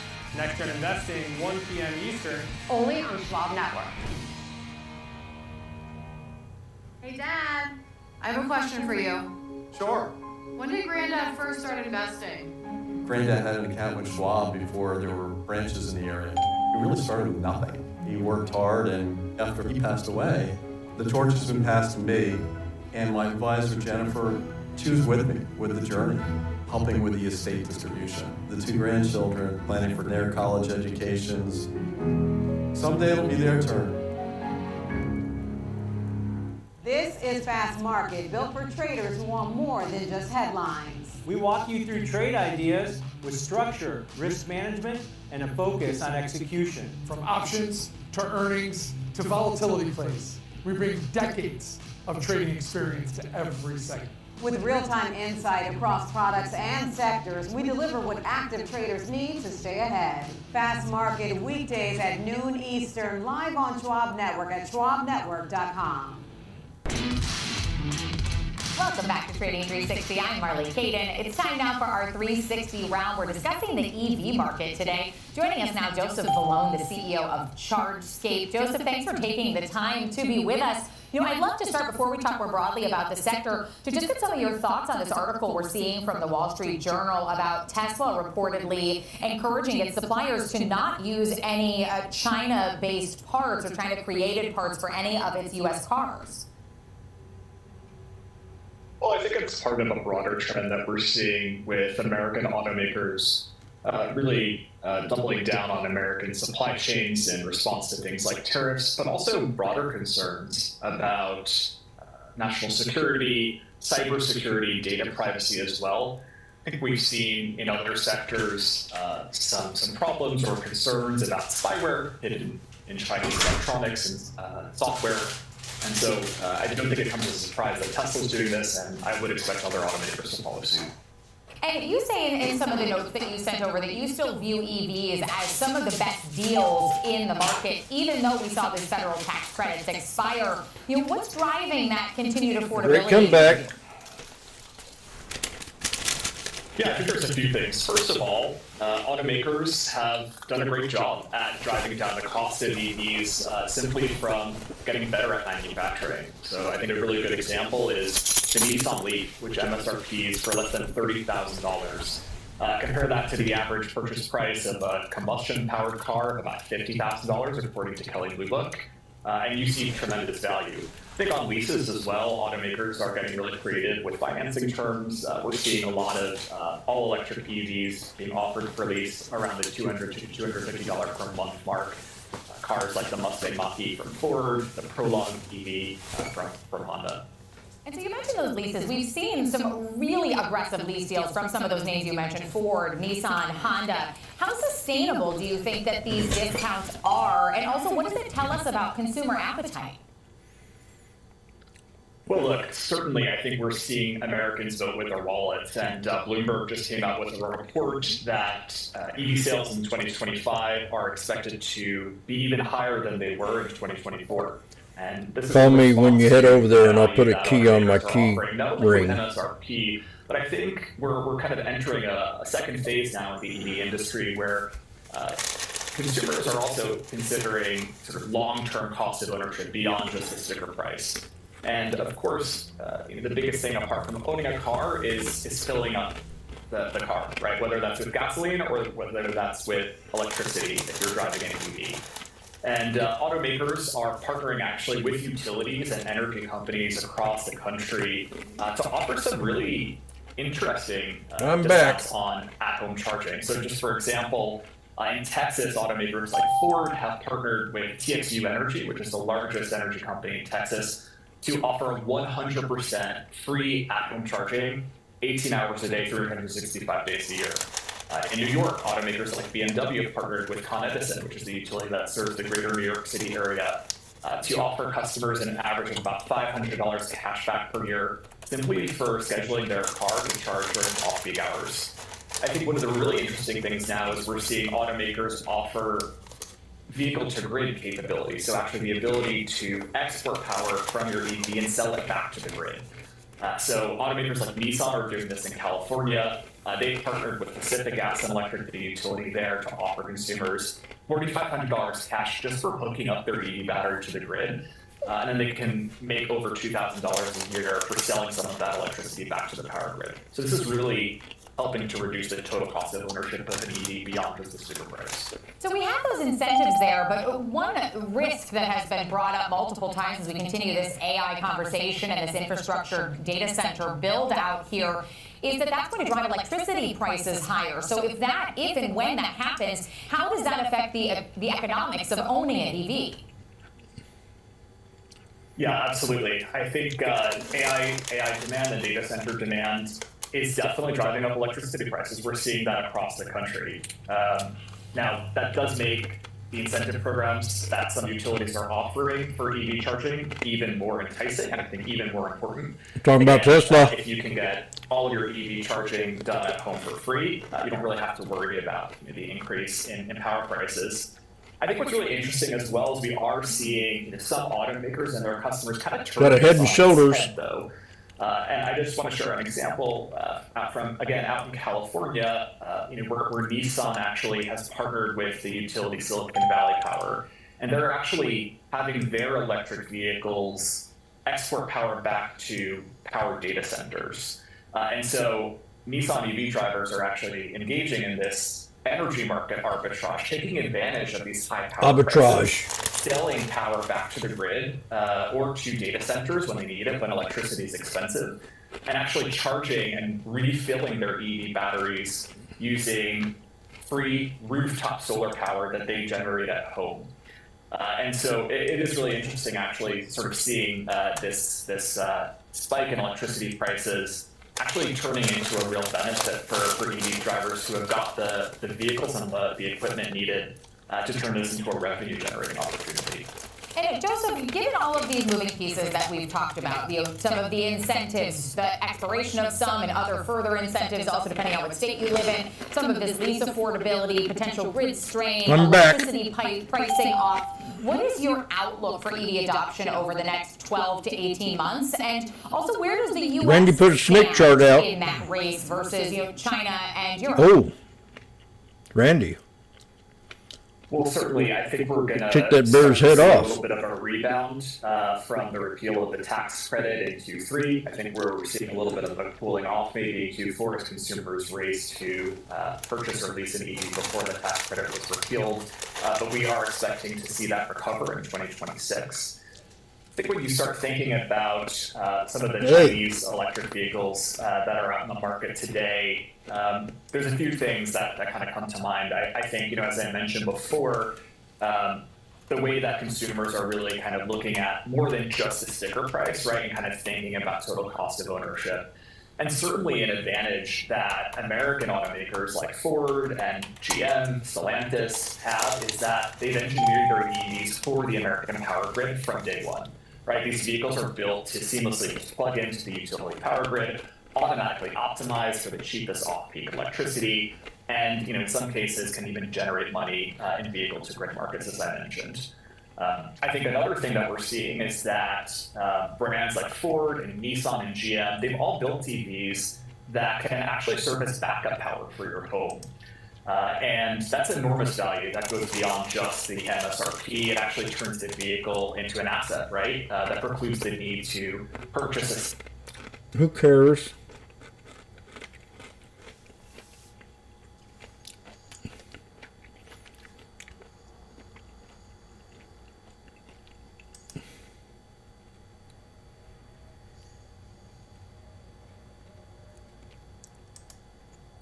We just broke the double top. Well, actually, a slight. We still have more to go up. That is one of them.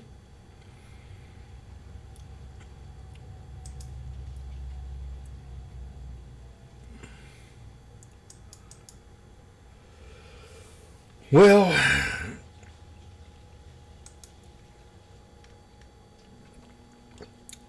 is Bella here today on YouTube?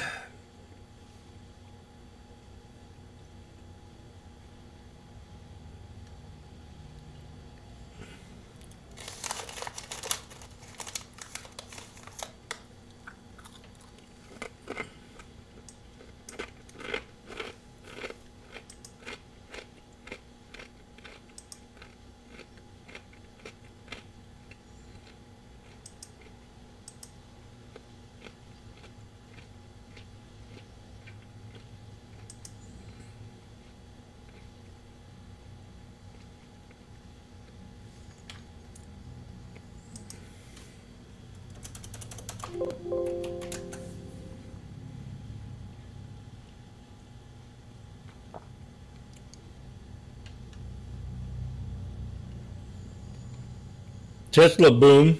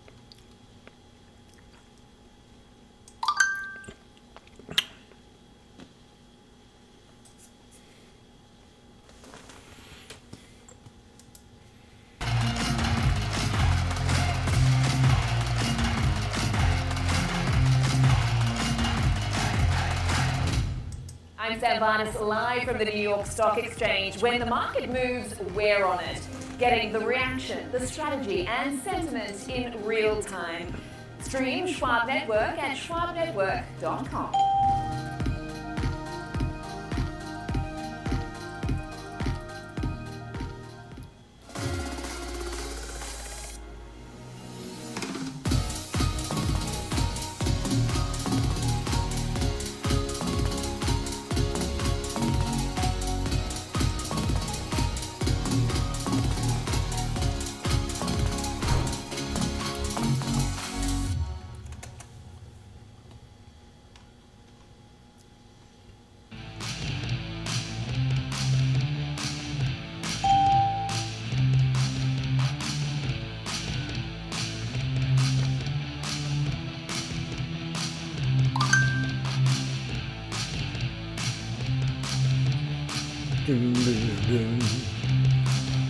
Welcome to Fast Market here on Schwab Network. I'm Diane King Hall. It's noon Eastern here at the New York Stock Exchange, and trading activity has been challenging so far today. I'm going to give you a quick check on your scorecard as we reach the lunch hour.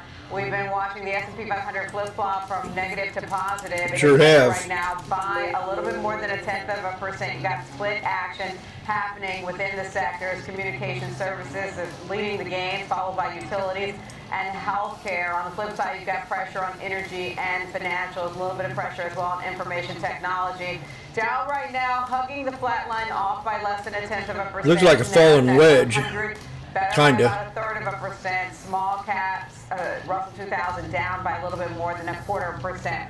Here is the roadmap for today's show. We'll look at example option strategies for Boeing. Plus, the team from Lightfolio will be along with new sentiment data on Home Depot. A big week for retail this week. And Baidu is also on our radar today. Now that we've got the roadmap for today's trading action, time to bring in my co-hosts and veteran traders. You've got Tom White in our Chicago studio and Kevin Hayes joining us live from the CBO. As you know, we've got you covered from exchange to exchange and beyond. So we've got a slow start to the week, guys. It's going to rev up, though, with the return of the economic data from the government, along with a busy week for earnings, especially in the retail sector. But it's really this marquee name that we've got reported. I don't know if you guys have heard of this one. Oh, NVIDIA. All right, Tom, what's your take when you think about the week ahead? Yeah, we're going to get a good look at, maybe some data that's going to be stale. We've got the September jobs report coming out on Thursday. We get some housing numbers, some other delayed metrics as far as, delayed just due to the fact that the government shutdown just ended. But at the same time, it's going to be about earnings. We've got NVIDIA on Wednesday after the close. That's going to be massive because of the fact it's a major component within the 3 major indices, right? S&P 500, it's 7.5% of that index, right?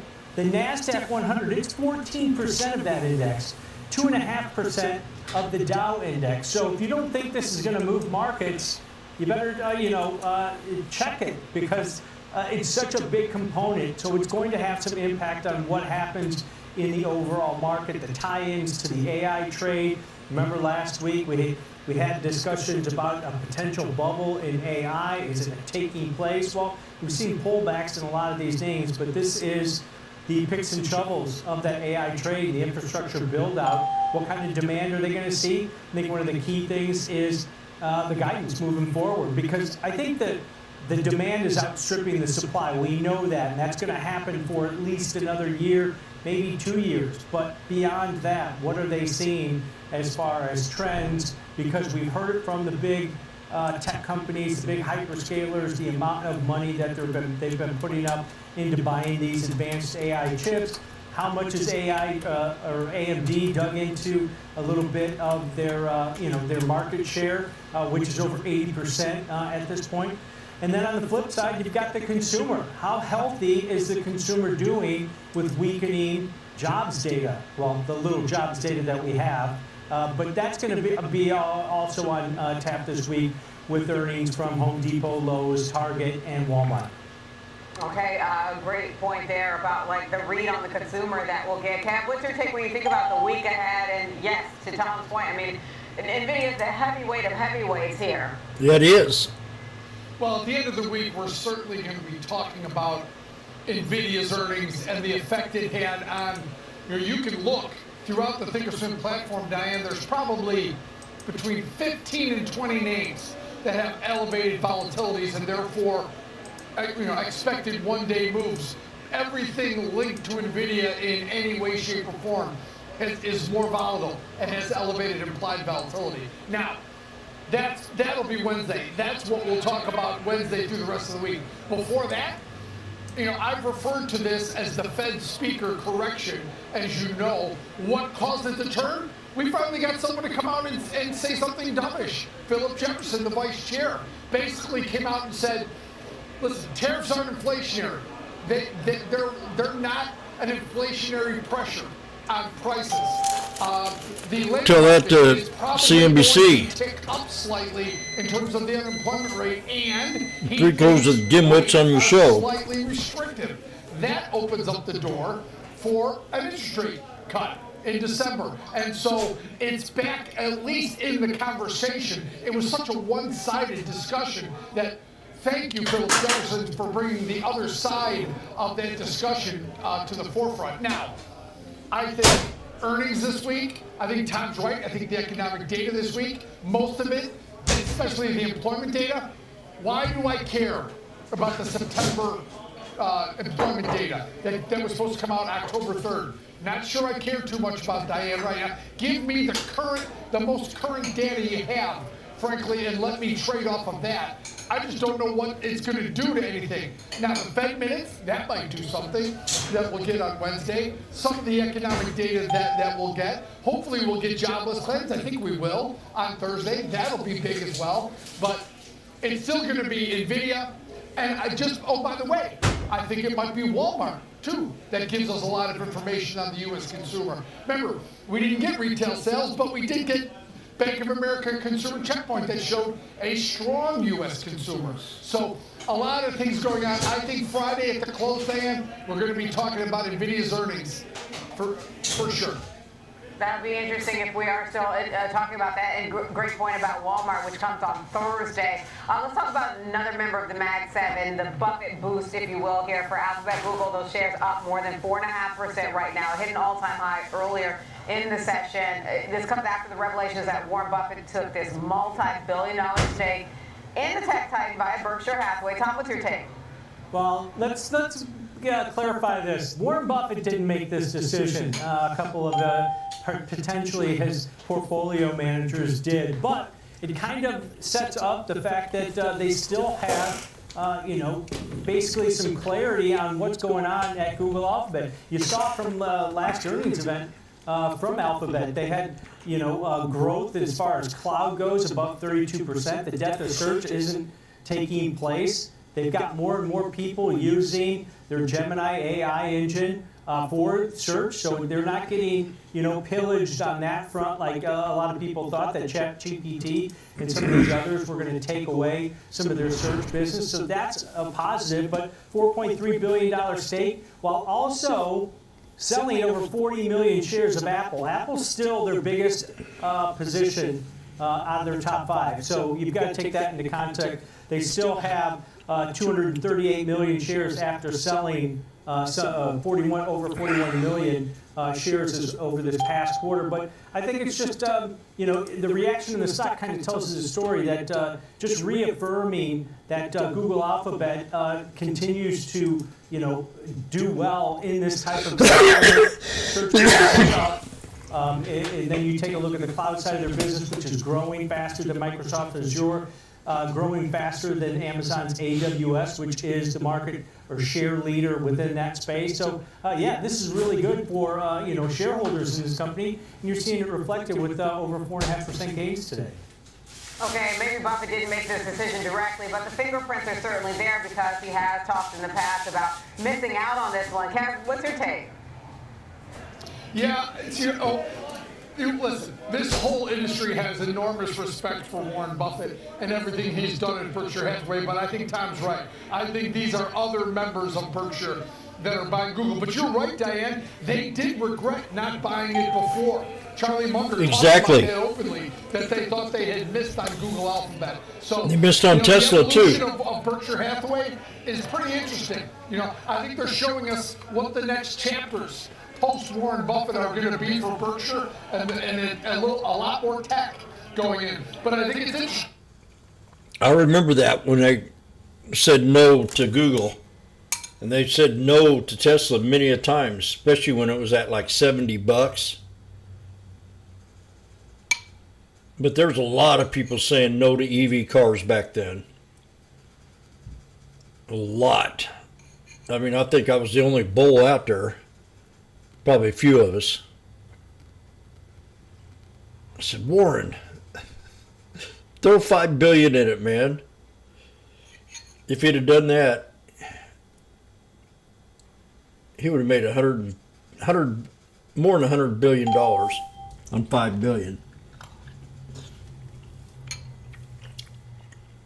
As it went from 60 to 2,200.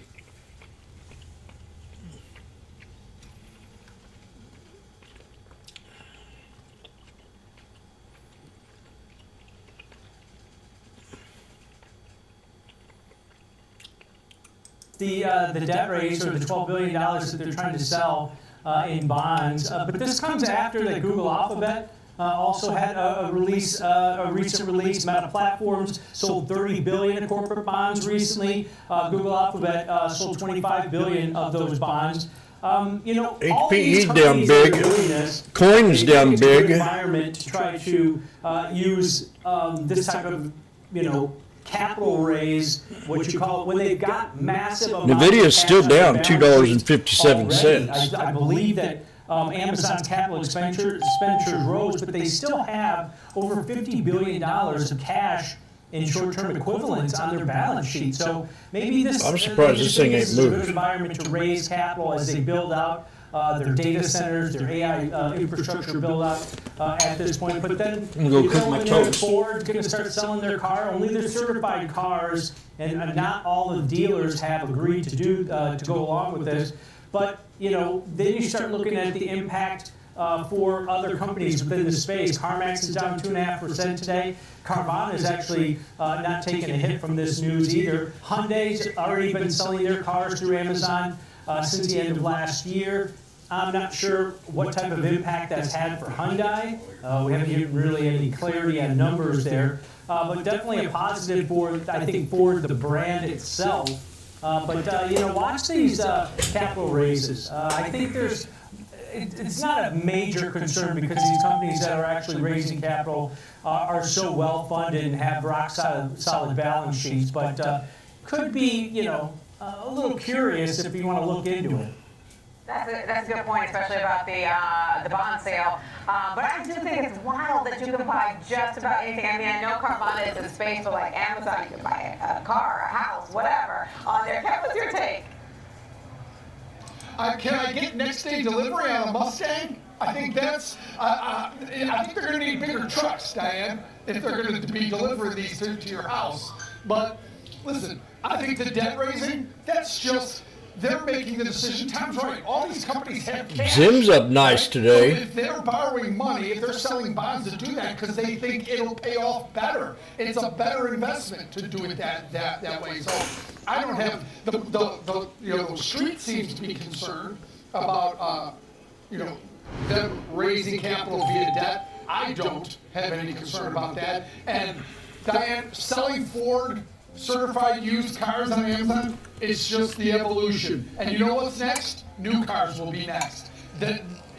Once Amazon gets in your business, they don't stop at one thing. They're going to be selling all cars that are going to be able to be bought on Amazon. And so, is that good for dealerships or used car dealerships? Probably not, Diane. So watch the stocks in those companies as well, especially CarMax. Carvana is in that business online like that now, but CarMax isn't, Diane.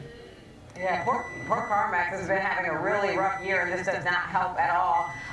Speaking of who's having a rough go today, you got downgrade hitting Dell. That stock down 6.5%. The HPs, HPQ, HPE. This is downgrade from Morgan Stanley. This comes about amid these worries about the memory sector. They downgraded Dell to underweight, lowered the price target to 110.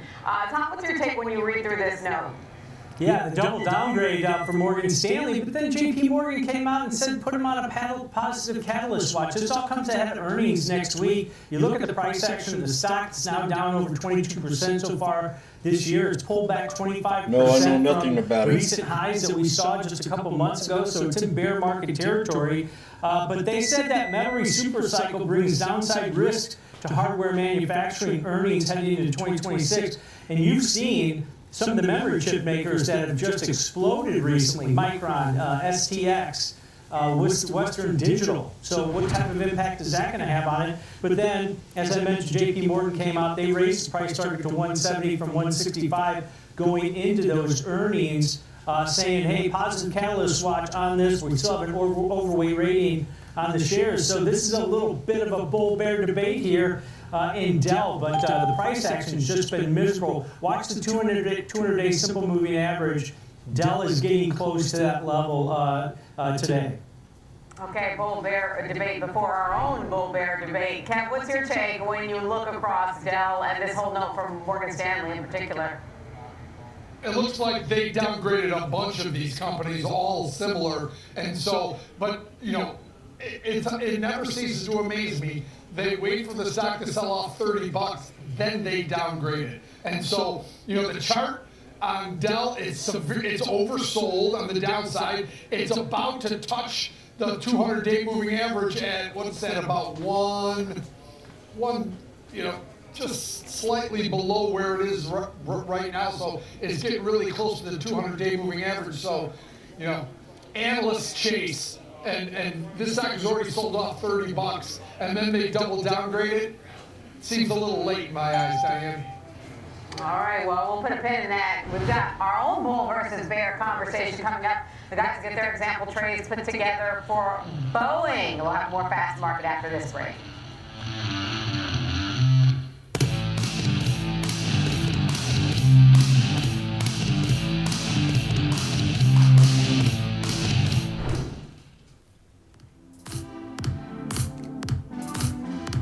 Back down there and check on it. Keep an eye assessment.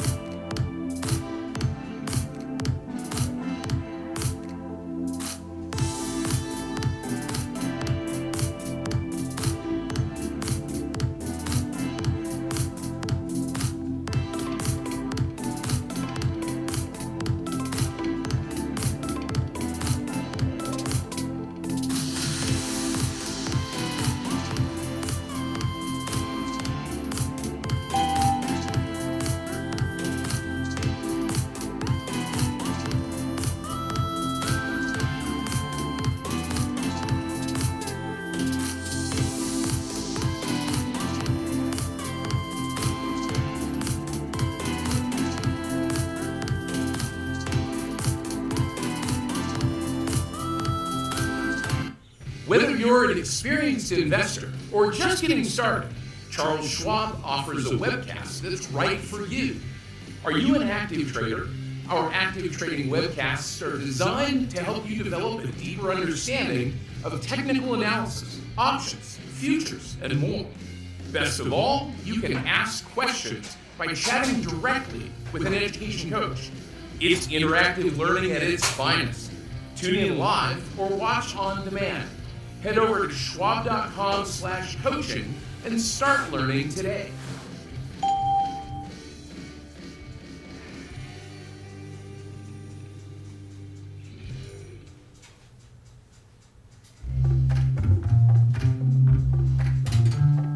Sometimes, you know, you could have done better. Same goes for where you invest. Level up and invest smarter with Schwab. Welcome back, Fast Market here on Schwab Network. Demand is picking up for Boeing. Emirates said they placed an order for 65 jets from the aircraft manufacturer.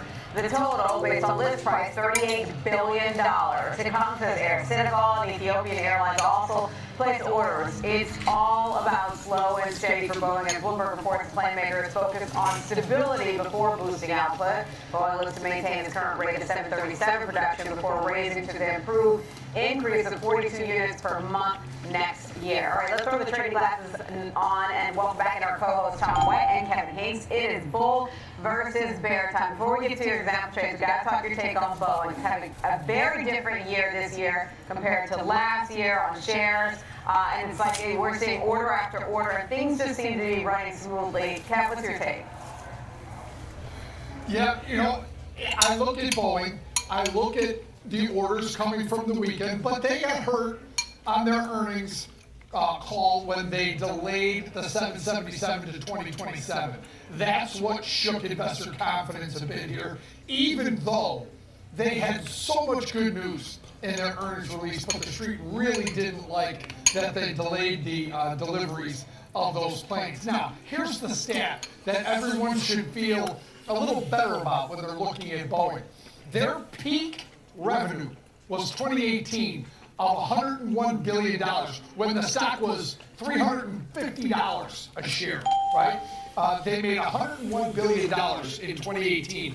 Their earnings per share expected for 2025, $87.9 billion. For 2026, $97 billion. Only slightly less than their peak revenue from 2018 when the stock was $200 higher or $150 higher than it is right now. So this company is righting its ship, it's getting its act in order, it's upping their deliveries, it's doing all these good things. They just got to keep delivering planes. Remember, they expect to be earnings per share, they expect to make money by next year, start making money. And fourth quarter of this year, they're going to make $2.50 a share. So they've got a lot of good news coming, but right now there's a little bit of negativity because they delayed that 777 because so many orders, a lot of orders are for that plane, even though the most are for the 737s, as you know. That's a good point, and especially the Emirates orders are, Emirates is the biggest 777 operator. Tom, what's your take? Well, I think if you take a look at it, you know, the free cash flow is what's important to investors here. They're able to ramp up production on the 737 up to 42 a month. But then the company came out basically during the air show and said, hey, we're going to make sure that everything is working and functioning properly. Kelly Ortberg, the CEO, you know, he's done a great job trying to turn this company around. They've got that backlog of 6,000 planes. In October, they delivered 53 planes. They nearly doubled the orders so far this year than they have for delivery. So that backlog continues to grow. Damn, 6,000 now planes. They just need to ramp up production and continued production. The stock's been, you know, price action-wise has been pretty miserable, even though we've seen some good headlines out of Boeing recently. And I think that has investors scratching their heads here a little bit. It's below its 50-day moving average over the last several weeks. It's now below its 200-day simple moving average. Maybe oversold a little bit on a technical basis, but yeah, it just hasn't been good positive price action despite improving headlines for this company, but as Kevin mentioned, he's right. Expecting not until next year to turn back into profitability. All right, so Kevin, let's start with your take. What's your approach for an example trade? So in the least surprising move ever on Fast Market, I'm going to have a bullish skew on my trade for Boeing. Looking at how it sets up, I'm looking at the expected move for this week of about $6.50. Look where the stock is right now, about, let's call it $194. And so I bought the December 5th 195 call. So it gives me a 2-week call diagonal. Sold this week's 202.5 call. Just a little bit outside the expected move, Tom, because I think it reflects my views in Boeing that the stock could rally if some of this good news starts to affect the stock. We keep waiting patiently. It's been a tough wait, but I'm still hopeful about a name like Boeing, and my trade reflects that because even though you could probably sell the 200 call, I sold the 202.5 just to give it more room if it were to start to move the upside. But this trade, the trade you put on, the strikes that you choose should reflect your opinion on the name, and that's why instead of the 200 strike, I moved it out to the 202.5, Tom. Yeah. The debit paid about $390, trading a little higher than that now, trading about $430, Tom. Rebounded from those session lows, but let's break this one down. December 5th, weekly option, so 18 days to expiration on this position. By the 195 strike call, basically at the money, just a little bit higher than current share price. And then against that, the near-term November 21st monthly options that expire in just 4 days, sell that 202.5 strike call bullish, $7.50 wide call diagonal, paying roughly about $4 debit for it, maybe a little bit higher than that. But the debt you pay is going to be your risk. So if you pay $390 per spread. If you pay $430 per spread. Takes your break even on this one. You need the stock to go higher. You need it above probably about 197 to start getting some profitability in this one. It's 2 weeks wide, so that gives you, if the market's open, that potential to roll that short option a couple times over the next 2.5 weeks here into the December 5th options. I think one of the keys is when you look at this type of call diagonal, you got 2 weeks in it, right? So you've got a little bit of duration, but then also you're paying a lot less than the width, the $7.50 width of this call diagonal. So your debit, anything above maybe that 197, is going to be profitability when you're paying less than the width of these diagonals. In this example, it's bullish. You've got some assignment risk on that short 202.5 strike call over the next 4 days. But as we get closer to expiration over the next 4 days is when you want to start looking, hey, if the market's open, I can roll that to the next weekly cycle, collect some credits. That'll decrease my risk. That'll increase potential profitability also. So there's the bullish stance here. Kev, I looked at mine a little bit different. How could I get some downside exposure while still being range bound and not paying out a lot of debit or risk on this type of position? So same strikes or same option series that you used, I looked at a slightly bearish put calendar to the downside. So going out to the December 5th weekly options, 18 days to expiration, buy the 190 put. It's about $4 below the current share price. Then in the near term, November 21st monthly options that expire in 4 days, sell that same 190 put. So a 2 week wide, slightly bearish put calendar to the downside, paying roughly about a $2 debit, probably get it for about $90 or so, a little bit less than that because the stock has moved higher, as Kevin mentioned.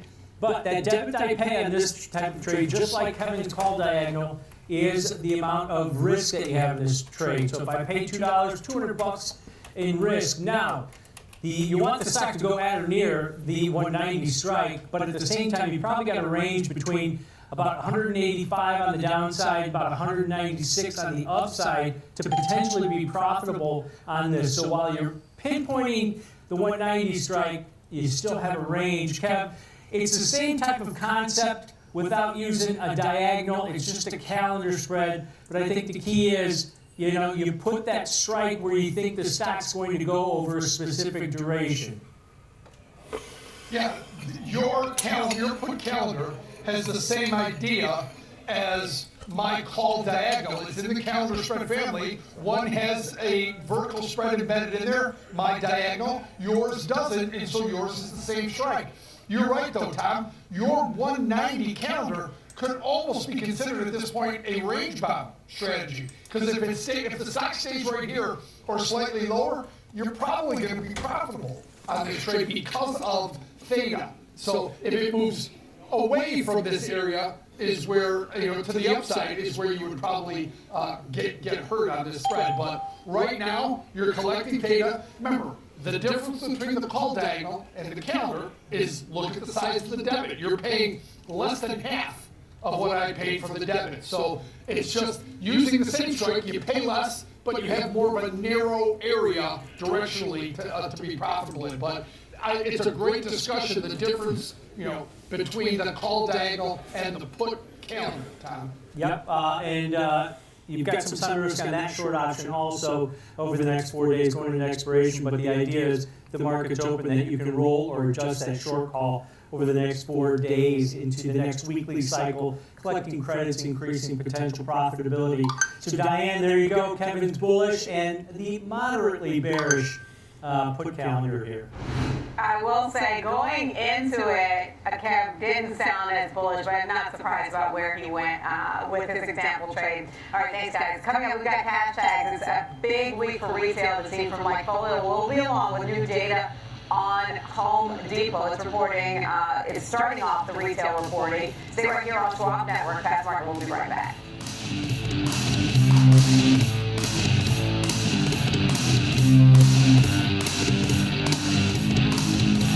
We've gone sideways here for about 30 minutes. Hi, I'm Alex. I'm Dean. And I'm his mom. Sometimes, you could have done better. Same goes for where you invest. Level up and invest smarter with Schwab. I'm Deb Vargas, live from the New York Stock Exchange. When the market moves, we're on it. Getting the reaction, the strategy, and sentiment in real time. Stream Schwab Network at schwabnetwork.com.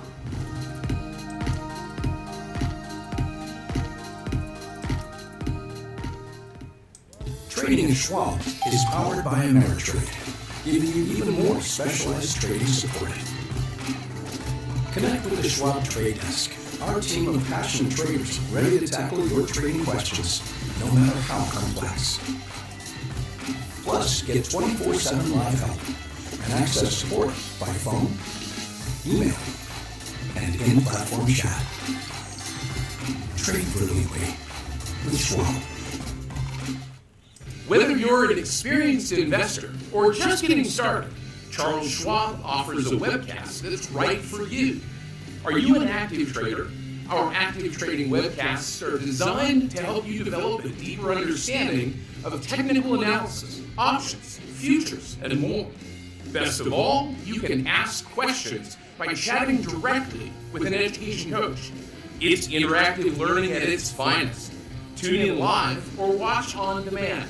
Head over to schwab.com/coaching and start learning today.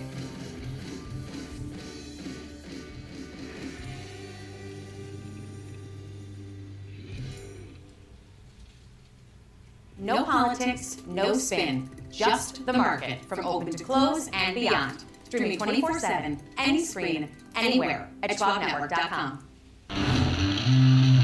Welcome back, Fast Market here on Schwab Network. I'm Diane King Hall alongside Kevin Heeks over at the CBO. Time now for our cash tag segment, taking a look at Home Depot. For that, we want to bring in our next guest, and that is Andy Swan, co-founder of Lightfolio, with the latest sentiment look at Home Depot. Andy, thank you so much for kicking off the week with us. So this is a big week for retail. We start out with Home Depot's results.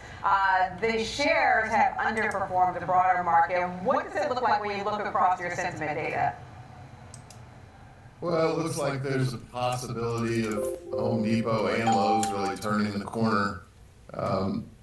It's been a very difficult ride for both of these stocks. I think Home Depot is down about 15% since September in terms of the stock. But, our data is showing that from a consumer perspective, at least those who are thinking about home improvement, Home Depot is 6760s, and we're just starting to see just a little bit of uptick in that overall category after a very, very weak year. So it's probably too early to say that either Home Depot or Lowe's has turned the corner. What we can say is that we think that the stock sell-off may be a little bit overdone here.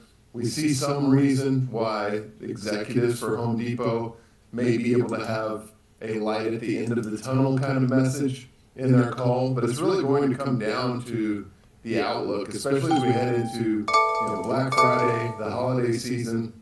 How much will Home Depot have to discount to get people in the door? I think is going to be a key question. Obviously, there's going to be concerns about tariffs, but from a strategic standpoint, we think both Home Depot and Lowe's are executing pretty well in a very difficult environment and are poised to be really benefit big from a rebound in the economy in 2026 because they've tightened up, they've gotten rid of a lot of fat, and it seems like they're positioned to accelerate their earnings once the consumer rebounds a little bit. So it's really just a matter of when do you think that will happen? What do you think the macro economy is going to look like? Because if the macro economy turns and consumers start feeling better in 2026, then Home Depot is really set up to win that nicely.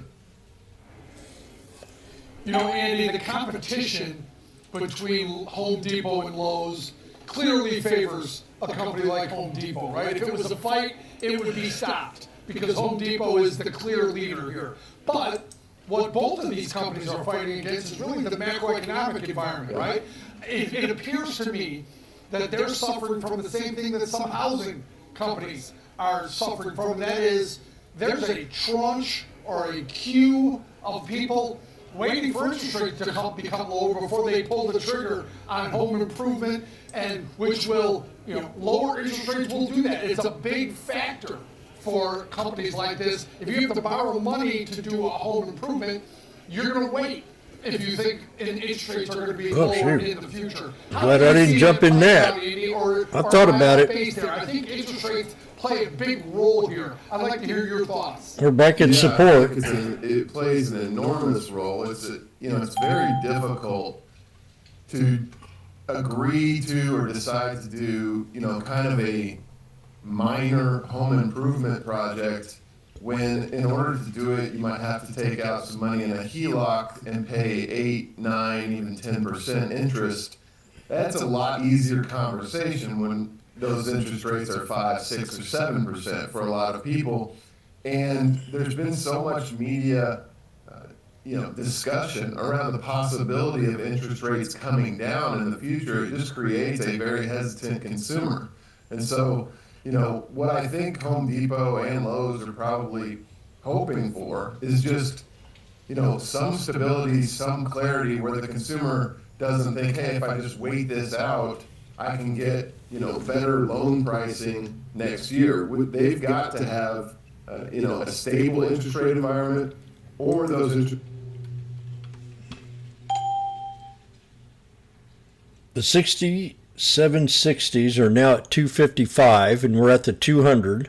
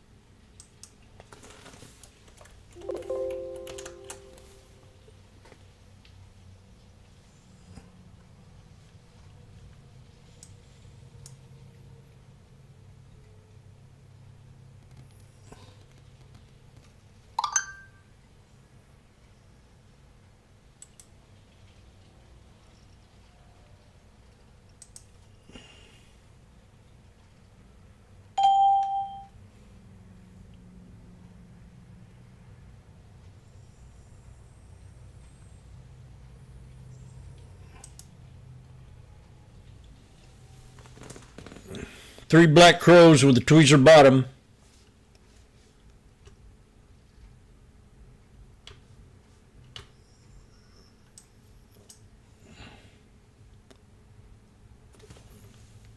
And it's 11:39, 12:39 Eastern.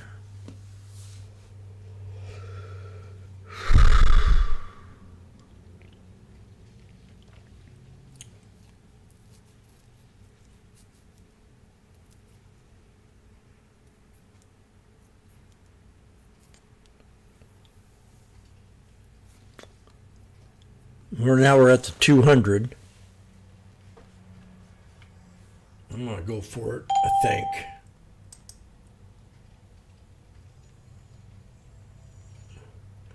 It's not my best time of the day. If it doesn't hold this, you'd have a lot bigger drop.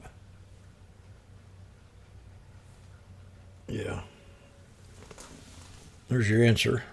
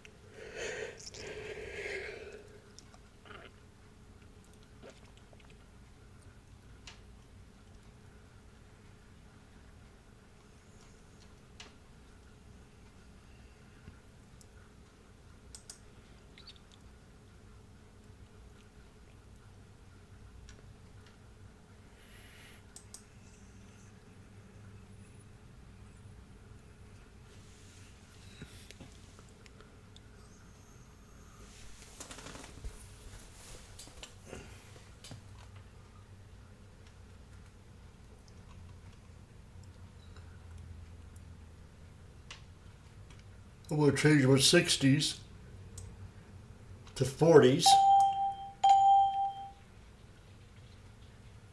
40s or 50s, 67.50.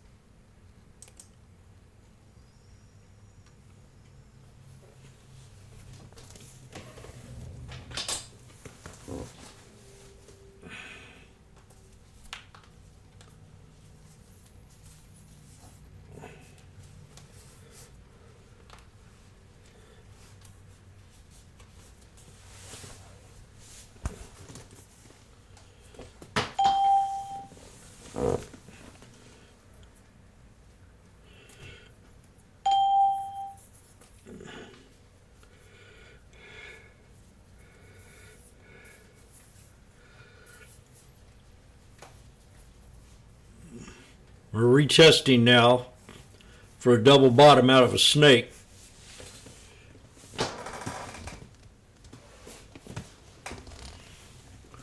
340.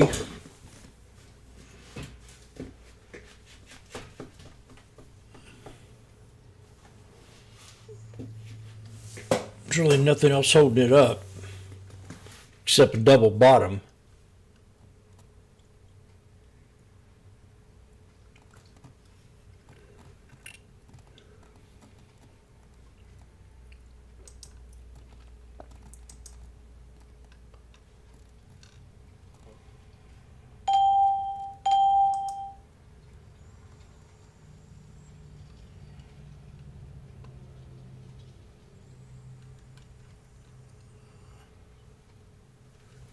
Well, there's your answer.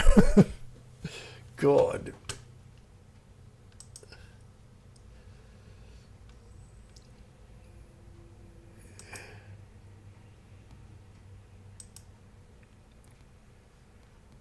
Got a head and shoulders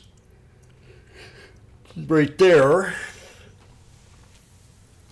And then it can come down and touch the orb. This has been a difficult day for me to think about taking a trade or not. I'm second guessing a lot. I mean, this is a spot, but it didn't even hold that.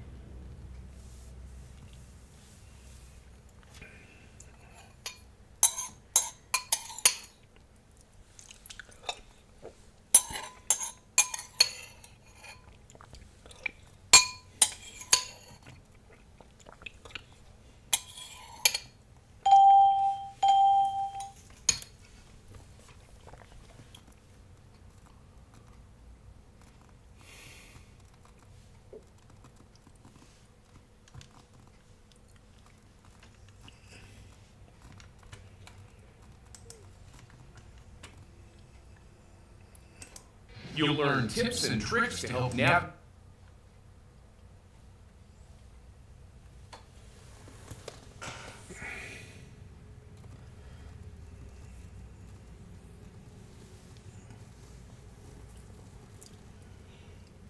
$67.50s.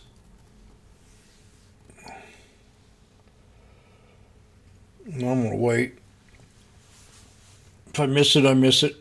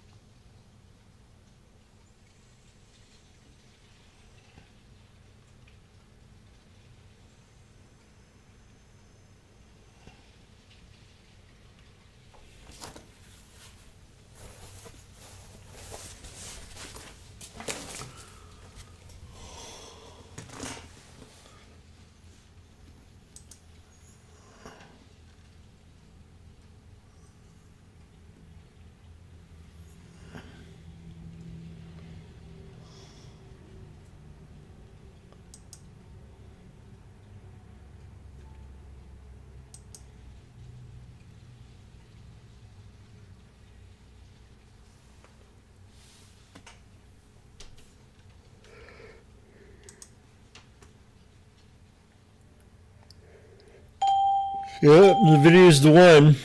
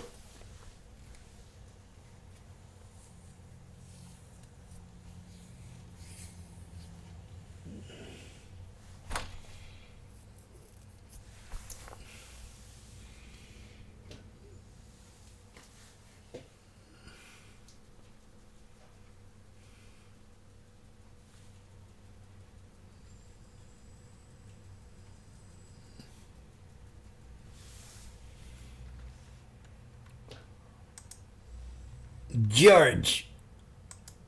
As we see a continual pullback since the early part of October. But nonetheless, I think the analysts will be looking for what's going on with, of course, their AI and cloud business. I think capital expenditures are probably going to be an issue that analysts will be looking at closely. So it's really a growth issue, I think, with Baidu versus a value issue, because if you look at the cash position, I think this may be why some of the bigger players under like Appaloosa continue to take stakes in the stock or the company. They have about $20 billion in cash, including cash equivalents.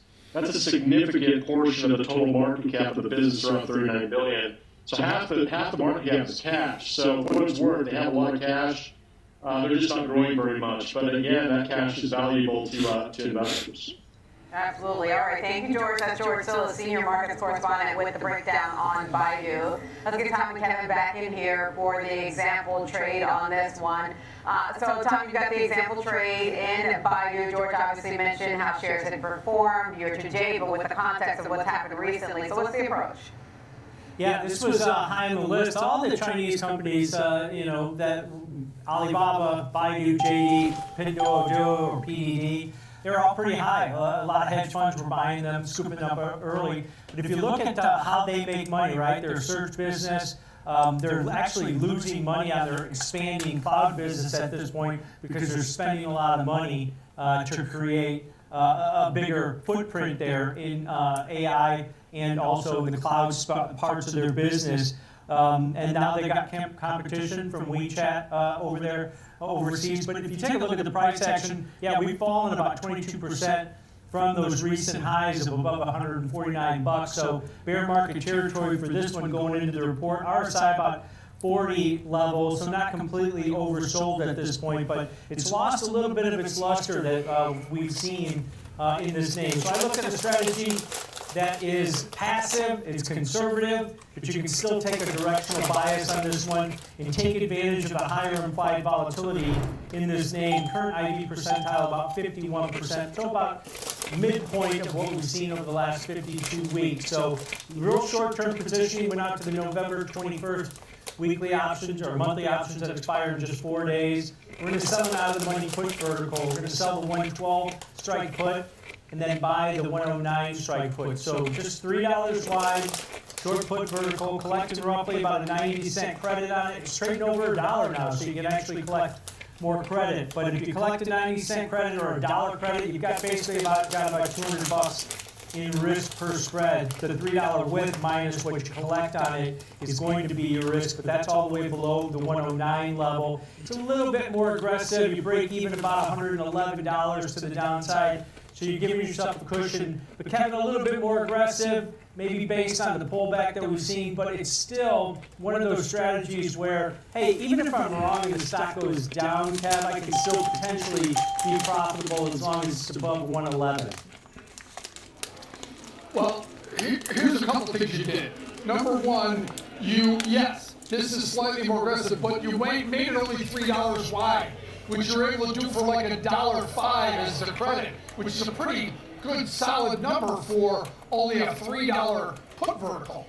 And why did you do that? Well, if you go up to $5, if you do the 107 or the 112, 107 put vertical, it's trading about 146, so you lose some of your percentage that you're taking in. So when you're not getting enough credit for what you're selling, shorten those strikes like Tom did here, and that gives it a better return. Remember, you can do more of the smaller win and collect more. It's always about maximizing for the risk you're putting on, Tom. And you going from, let's say, 5 strikes to $3 wide actually made it a better looking trade than if you went $5.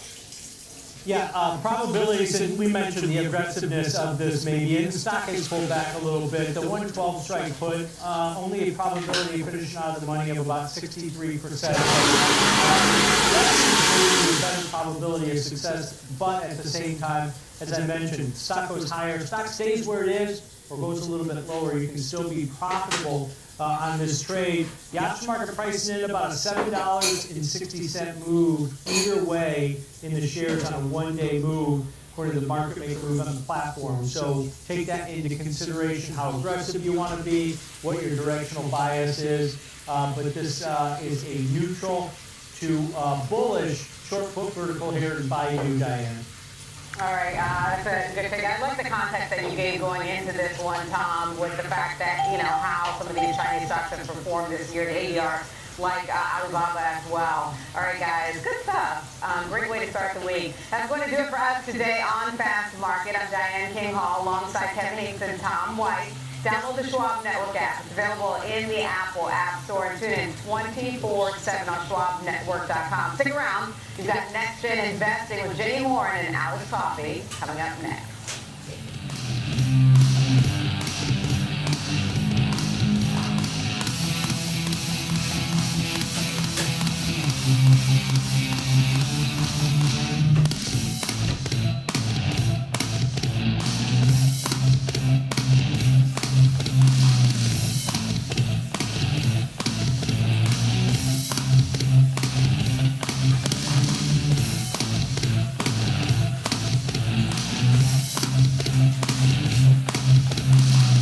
Whether you're an experienced investor or just getting started, Charles Schwab offers a webcast that's right for you. The Platforms and Tools webcasts are designed to help you broaden your knowledge of platforms and resources available from Schwab. Navigate Schwab.com, then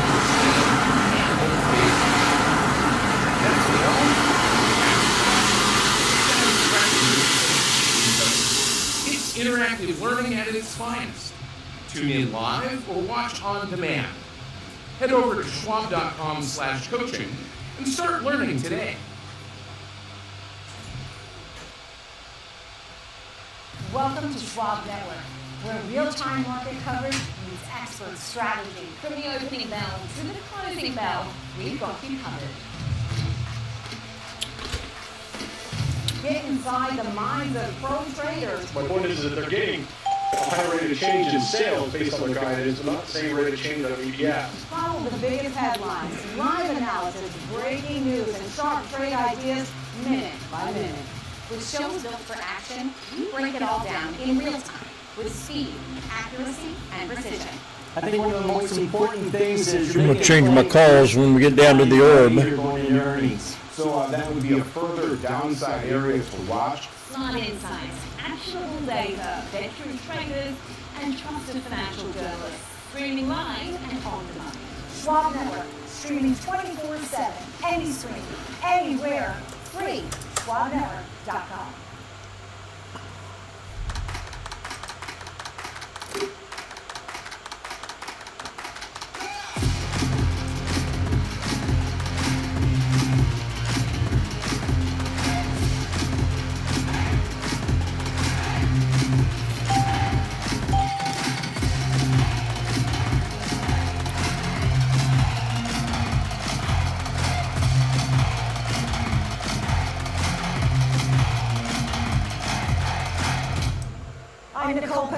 At the New York Stock Exchange, live interviews, market movers, and real-time coverage right from the floor. Subscribe now at SchwabNetwork.com.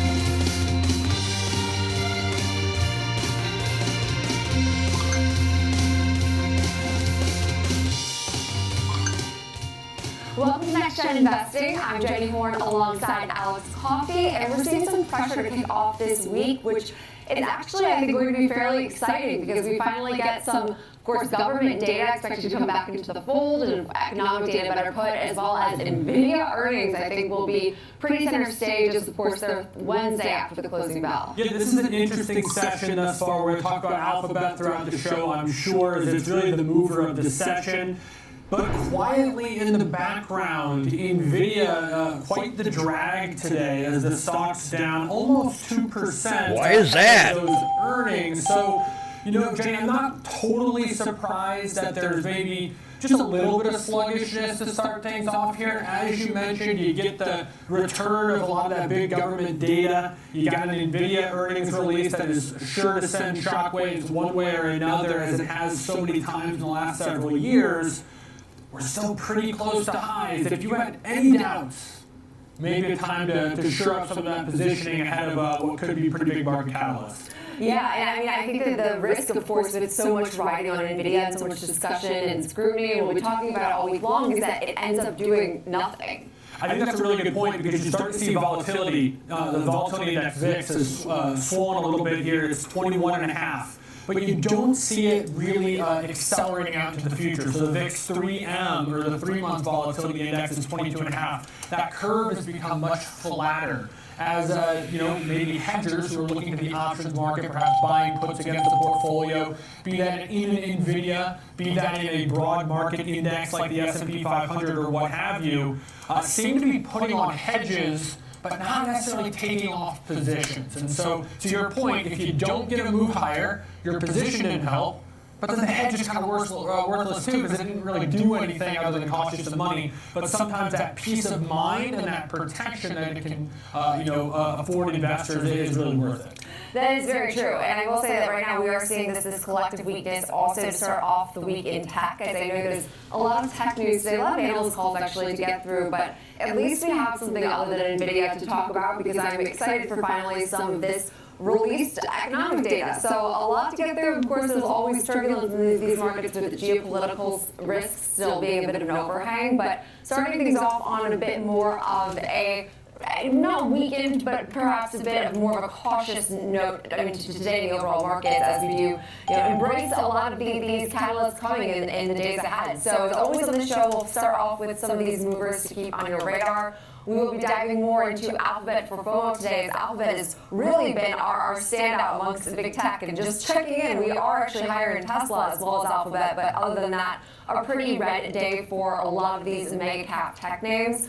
Then we'll discuss more on this note we did get today, highlighting some of the memory and hardware names like Dell, HPQ, HPE as well, with a bit more of a cautious tone from Morgan Stanley, as well as in previewing NVIDIA's earnings with Daniel Rubino later on in our show, and closing things out with XPeng, which the headlines would tell you XPeng had some strong numbers. The move today, though, would depict something entirely different, is about 8%. Final thoughts, too. I'm excited to get through some of these movers, but big picture, the reason we talk so much about these magnificent set names, not just what they're doing and the products and the services they offer, but just the math behind it. If you were to look at the two biggest contributors to the upside in the S&P 500 today, it's Alphabet and it's Tesla. Alphabet providing about 11 points of S&P upside. Tesla close to about 3. But then if you were to look at the 5 biggest downside contributors, NVIDIA, Apple, Amazon, Microsoft, and Meta in that order, with just Apple and NVIDIA accounting for almost 20 points of the right now down about 30 S&P days. So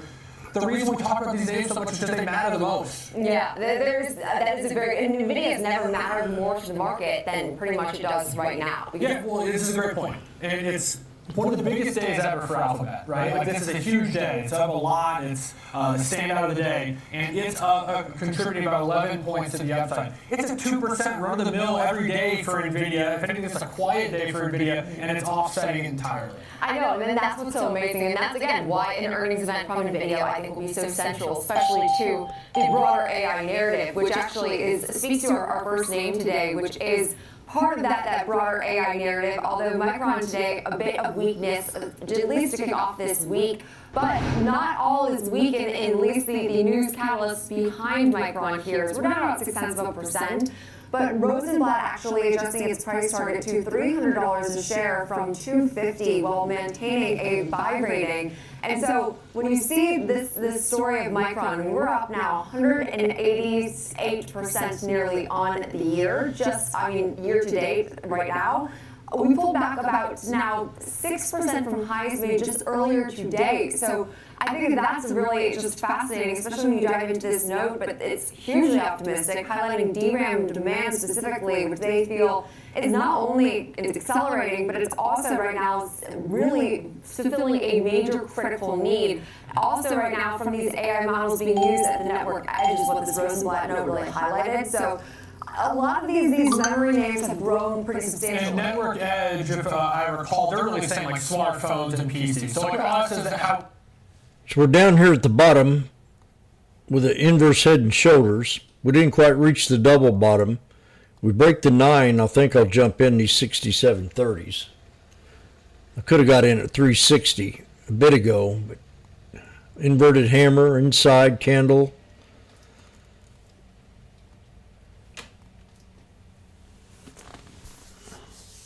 Puts paid good.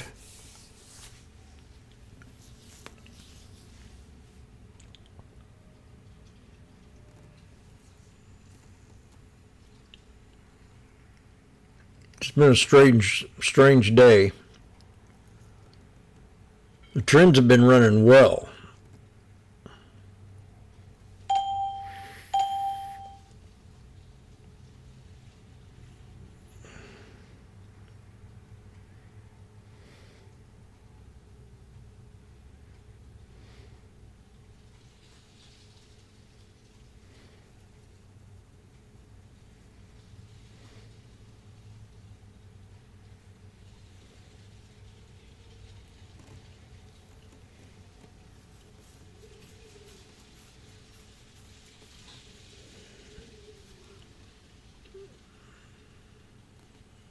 Let's see if we wait for this double bottom, triple bottom down here.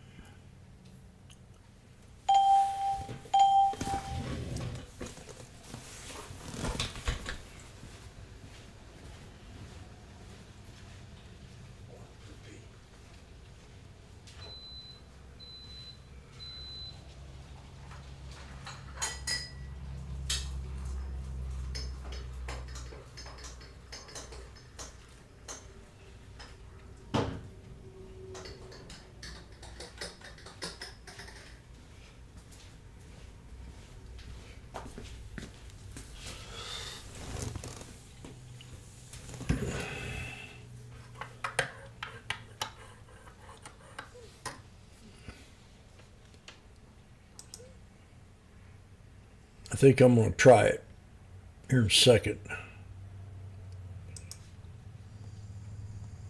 We've got an alert set there and then double bottom, triple bottom here.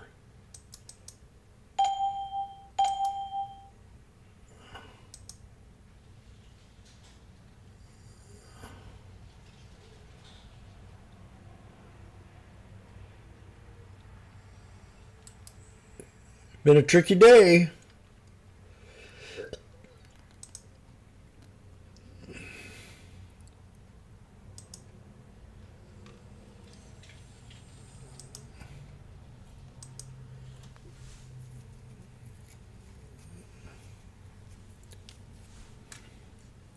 Six 9661.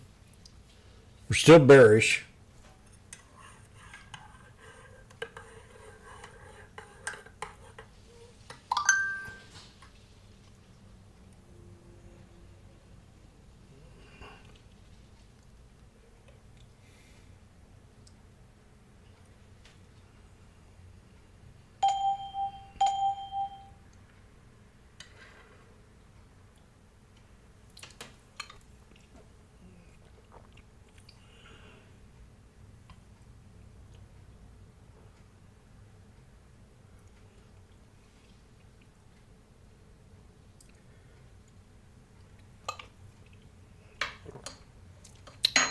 There it goes.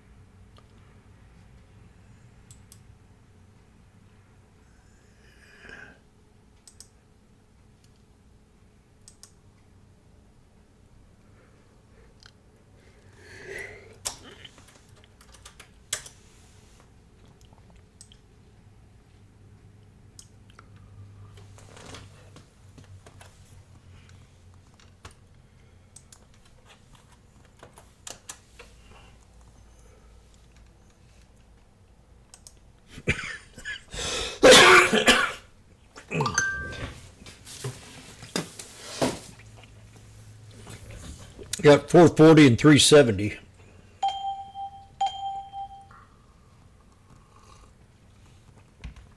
No, I'm not even sure about it.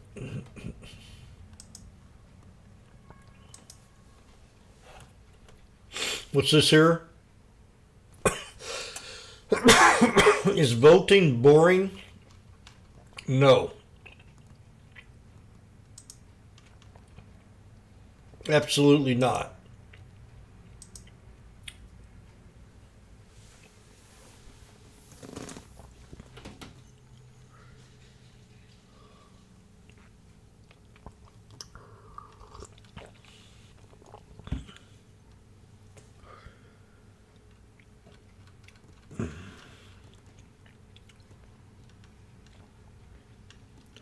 Come on, baby.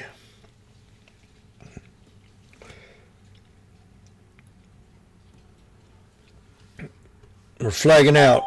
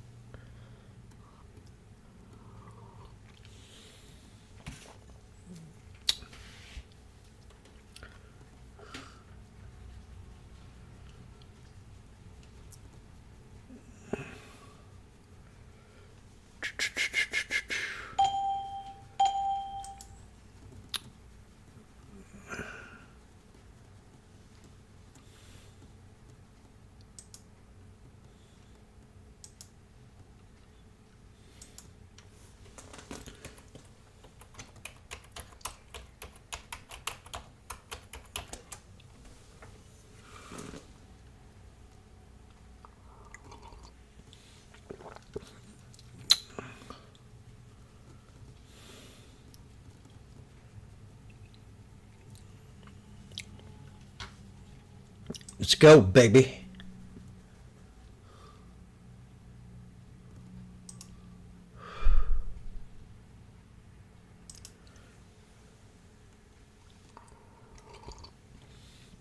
Worth 490. Let's go.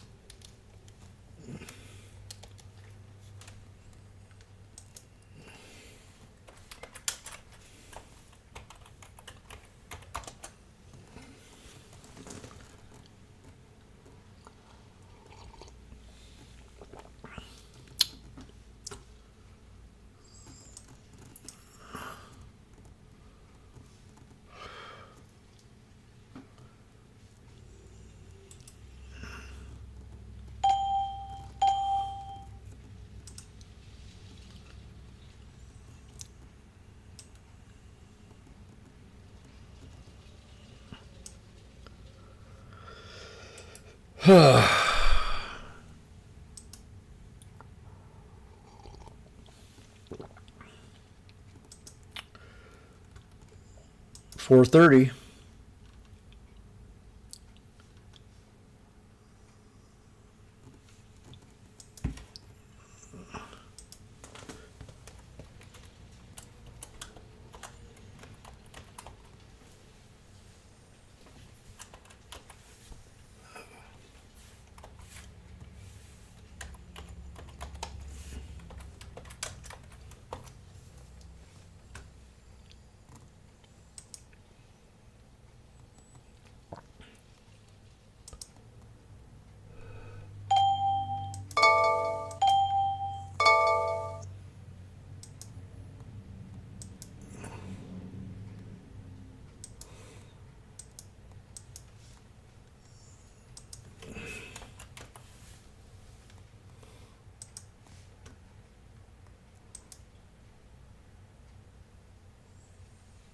Squeeze it.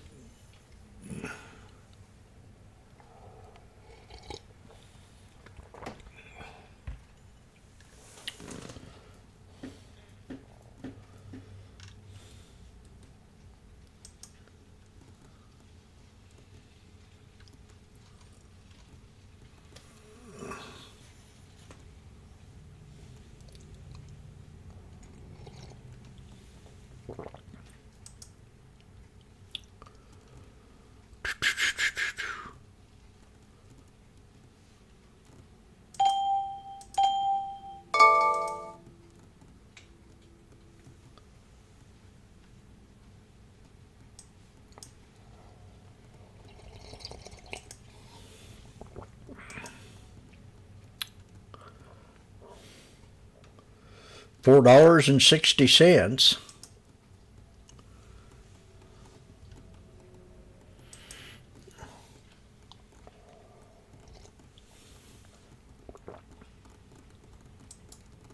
Between 150 and 155 with the 150. PLTR I haven't looked at. This one, two peaks to it that correspond with where those strikes are located. So you have one to the downside around 150, one to the upside around 200. You spend $3 on this and makes your max loss potential 300 for this trade.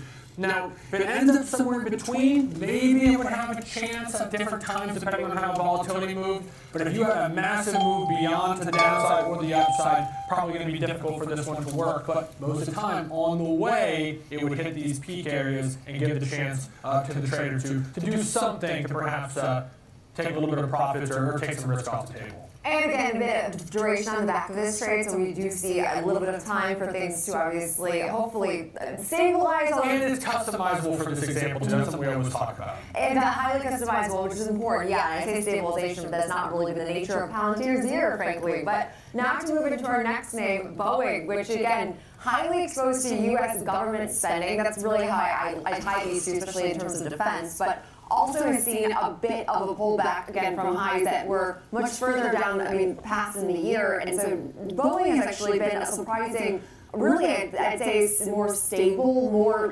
just upside than we've seen in Boeing in quite some time. But all that to be said, they're still working on that stability aspect of things, with the overall market. It's interesting that you use the word stability because I was going to say one of the key differences is that the breakdown by some measures looks a little bit worse than our past chart here. I agree with your broader point though that over the longer, bigger picture, probably a less volatile name here. But the reason I'm saying this is that similar to our last chart, we had this range bound area here between about 210 to 225. Then we've had a breakdown and today would have been a good day to take off. Was an important prior supportive level that was an old low. We are below that area. We have not really managed to recover. I was up 190 sessions now, so we have pushed beyond an extreme low point, and we are kind of languishing right now. We've also languishing on this trend line, though, kind of a mixed signal there. A downward sloping trend line has been broken, but we haven't seen any big breakout or any breakdown really either way. So this level here between 188 and 195 remains a supportive zone to consider. We say 188 because if you were to backtrack here, it was a significant set of old highs. So when we advance our chart and look at some other studies here, our RSI indicator showing a bit of a discouraging development for the bulls. We are now in the oversold area below the threshold of 30, which suggests that's got a hold right there. Increasing weakness in a trending market here. So this would be more of a bearish signal here. Notice that we have a confluence of our moving averages here, our yellow 21-day and purple 250 two-day EMAs coming together just above the 200 level. So that gives us a convenient resistance area to consider just to the upside there. So look for momentum to improve if you have a bullish outlook and for that confluence to be overtaken. Finally, when we look at our volume profile and standard deviation channel studies, our nodes come in right about here at this level near 195, and then another one here at our previously mentioned confluence near the 200 level. That also lines up with our +1 standard deviation channel, so even extra emphasis on this as resistance. To the downside, our next node lines up with our -2 channel near about that 175 level, so further support there if things really break down. Yeah, and I will say that it's a good point about the fact that we pulled back more substantially, and I know that we're down about 1% today, but it's just been a different, very much a different story with Boeing, as of course they do have that massive exposure to airline manufacturing, whereas Palantir has more of that commercial side of their business. So you can see the difference, obviously, from a technical perspective, but appreciate it too, Rick, for all of that insight today. But now as we do look to trade Boeing here, for example purposes, Alex, walk us through your thinking. Yeah, neutral to bearish example trade with this. The technical picture just seems to be deteriorating based off what Rick was telling us. Looking at a neutral to bearish. Well, I sit here all day, getting phone calls. The last month of the year just around the corner. Come down and turn the heater on. That would be 30 cents for every dollar of risk on this trade. Your break even would be It's cold in the building right now. Can you get up anyhow? 50, so you subtract that credit out from the $5 wide spread. That's $350 in risk. As I said, 201.50 to break even. What you really need to have Been a hard day. This one is for Boeing to stay below 200. Got one red trade coming my way. Now I got a head and shoulders. But more of the same, just for this example trade purpose. But we will leave it there for our chart master today. Coming up next, though, we'll discuss a leader of today's session, that being Alphabet, after Berkshire Hathaway disclosed a $4.3 billion stake in the mega cap name.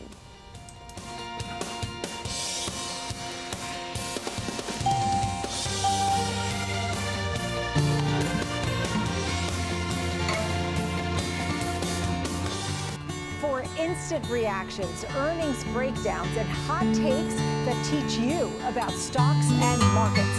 Follow me on X at @NPetalides and connect with me, Nicole Petalides, on LinkedIn, Facebook, and Instagram. Trading at Schwab is powered by Ameritrade, unlocking the power of Thinkorswim, the award-winning trading platforms. Bring your trades into focus on Thinkorswim Desktop with robust charting and analysis tools, including over 400 technical studies. Tailor the platforms to your unique needs with nearly endless customization, and track market trends with up-to-the-minute news and insights. Trade brilliantly with Schwab. Live from Chicago, this is Trading 360. I'm Marley Hayden. minute. We track macro forces, market trends, and company news that shape investor decisions, all with expert analysis and actionable context. From inflation data to sector rotations, earnings to policy. It's a comprehensive view of the market every trading day. Trading 360, in-depth market coverage straight from Chicago. Weekdays at 11 a.m. Eastern on Schwab Network. Stay connected to what moves markets. Download the Schwab Network app and get live coverage wherever you are. Hey, Dad, I have a question for you. Sure. When did Granddad first start investing? Granddad had an account with Schwab before there were branches in the area. He really started with nothing.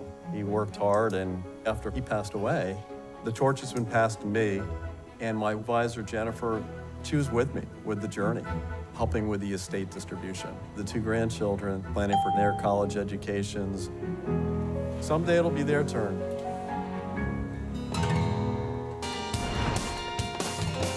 Welcome back to Next Gen Investing. It's now time for FOMO. And today we are discussing Alphabet, which is our real leader of the big tech names today, and really of a lot of the market weakness They were still hovering down here. This Berkshire Hathaway stake, $4.3 billion. So Marley Hayden is joining us, of course, host for the Schwab Network, to make sense of it all. And I will say that I know we touched all-time highs earlier today, but we pulled back pretty substantially. I guess the win is that we're still sitting up about 3.4% here. Yeah, we pulled back, $6-7 from the highs that we saw earlier, but still a really positive story here. Like you mentioned, Berkshire Hathaway disclosed that they bought close to 18 million shares of Alphabet in the third quarter. Those were valued at about $4.3 billion at the end of September when the third quarter finished, now worth about $4.9 billion.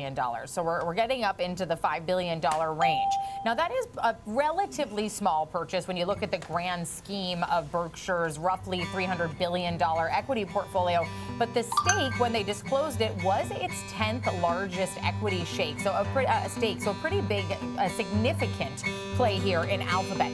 Also a very rare venture into the tech sector for Berkshire, which I think is sort of the more significant move here, and also a sign of confidence, in Alphabet and some of the spending that we've seen on AI infrastructure, and that oftentimes Berkshire buys a lot of what they consider to be bargains, and we know that Alphabet has traded, traditionally as one of the cheaper large tech companies here. But I think a significant vote of confidence in this play here. CFRA saying that they think that Berkshire likely finds more comfort investing in Alphabet over some of the other tech plays, given the high free cash flow potential of its core businesses, coupled with an attractive valuation that's about 22 times its 27 EPS.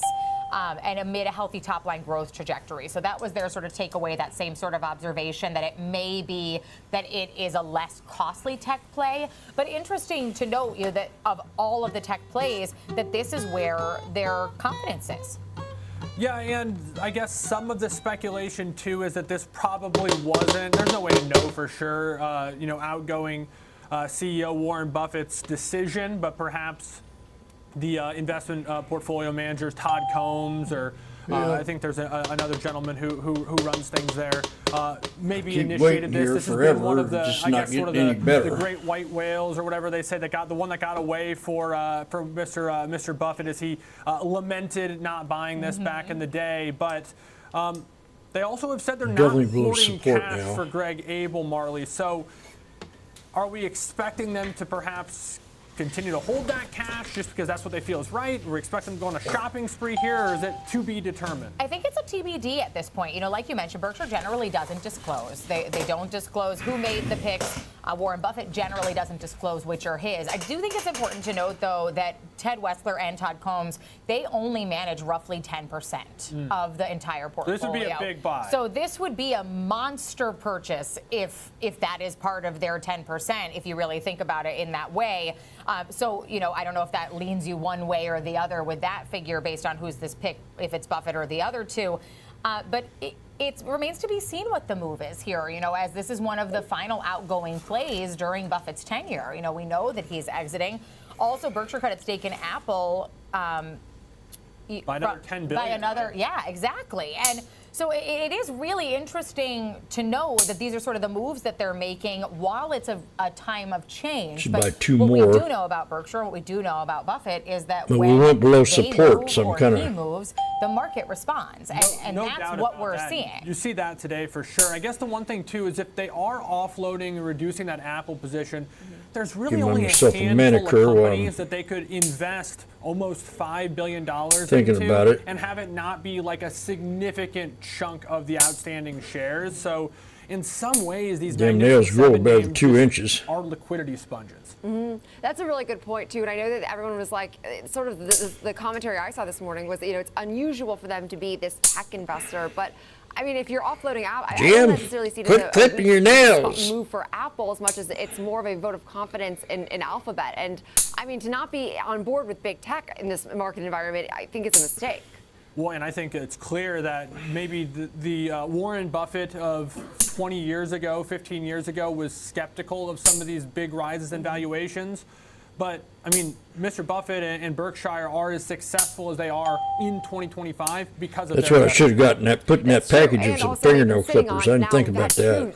Well, I did, but I didn't do it. Updates that we're sitting on their biggest cash pile on record. So I think it makes sense to be now allocating that, you know, elsewhere. But it will be an interesting Berkshire to know it's not under the helm of course, Warren Buffett, as that's coming. He's 95 years old, though, which is, I know that he, we've always talked about like his age, and he's basically, how much is he running the company?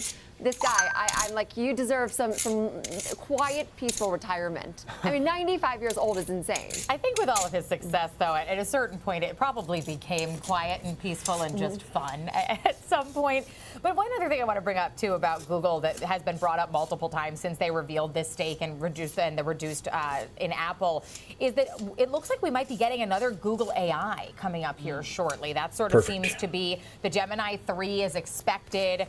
Some of the odds makers like Polymarket has a 91% prediction that it's coming this week. And interestingly enough, Alphabet CEO responded on social media on X saying that the bet's on the launch with a pair of thinking emojis. So, you know, maybe a little bit of baiting there, but interesting to see that there could be some more potential headlines coming for Alphabet as well. And, you know, the stock has performed, you know, while it is cheaper than some of its big tech counterparts, still up 50% year to date. You know, since April, the stock price has nearly doubled since its lows. Last thing I'm going to say, too, is if we kind of look at these Magnificent Seven names and the businesses they operate in, really the only ones that kind of fit the Buffett mold, even partially, even if you try to marry, you know, new age tech investing and sort of the value side, would be Alphabet, Apple, Microsoft, and maybe Amazon.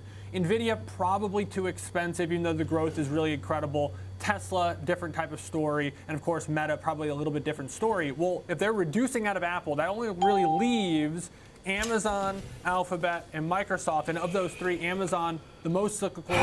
They have a ton of cash. They're probably not super positive on the economy. So it's really Alphabet or Microsoft, and it looks like they chose Alphabet.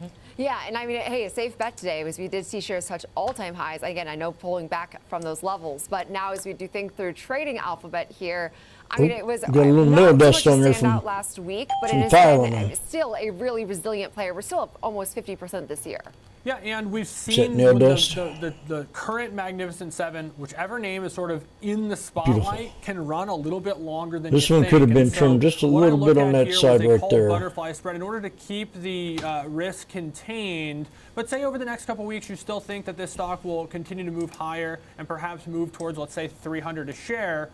In this particular case, it's the 290, 300, 310 for a Good $2 job, Jim. debit. Your break evens would be between 292 and 308 at that expiration date. And if it perfectly pinned 300, guys, a chance to make 800 on this spread. with a really interesting looking risk profile, one that benefits the most. Hey, Living Goose, does your wife do your nails? And precisely, I think, most importantly, you can project where that stock ends up near that expiration date. Yeah, and Alphabet, of course, we already have like the majority of their financial outlook for this year, but all of their financial outlook for this year, so we don't really have any major catalysts, although I'm sure we'll see a market maker move priced in to Alphabet shares ahead of NVIDIA earnings later this week. But we'll leave it there for FOMO today. It seems like something that she'd Thanks enjoy doing. to the Schwab Network for giving us that breakdown on Buffett's big purchase into Alphabet.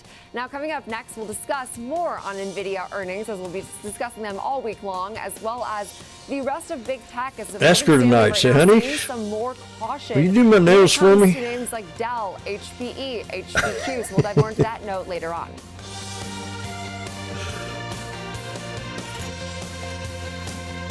Let's go. We need a breakout. Come on, honey.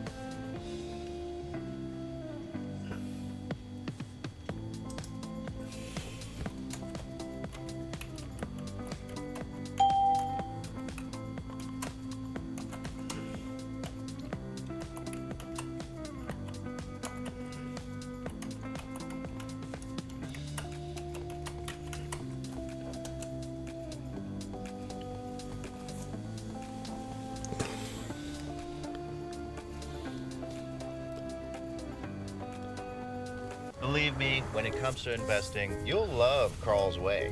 Take a left here, please. But there's a... Carl's Way is the best way. Is it? At Schwab, how I choose to invest is up to me.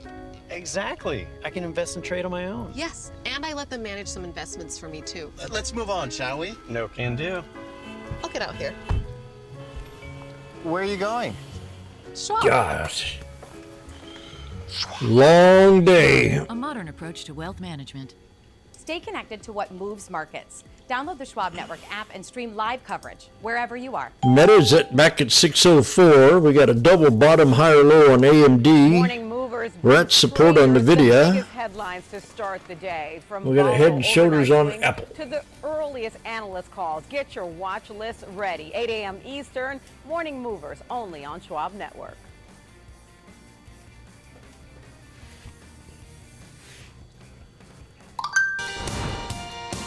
Welcome back to Next Gen Investing. It's now time to dive into the latest. He'll be there in about 20 minutes, the IRS guy. Note today with some more caution as it relates to these high bandwidth memory. So I'll be back down there to get the key. But joining us now is I'll be at the IRS in about 20 minutes. To help us break down this note here, which I know that Dell was the primary focus today, I'm in a but trade. also notable mentions go sour on me. HPE and HPQ, which oftentimes aren't necessarily I'll just hold compared on to as it. They serve, of course, different purposes in the tech world.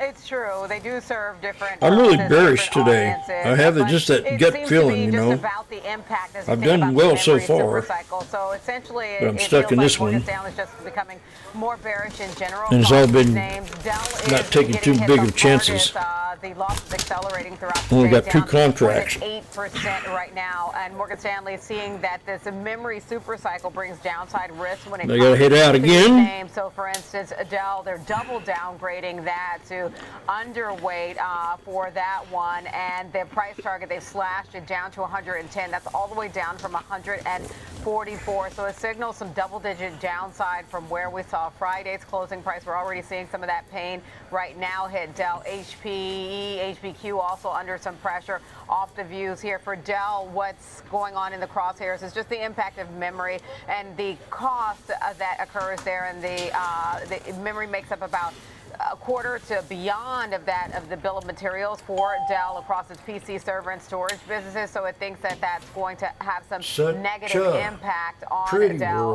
in the coming year. Look at the sunshine. The stock has, before today, it was up year to date. It still has a gain year to date, but again under pressure right now. HPQ, they don't think that the PC refresh, as some see, will offset headwinds from the memory super cycle, so they've downgraded that to from equal weight to underweight, so more downbeat on that one. Again, both underweight on Dell and HPQ, whereas HPE, they've gone equal weight, so they've gone to the sidelines on that one. But again, overall, it seems like bearish sentiment, and they see just some vulnerability with all three of these names, guys.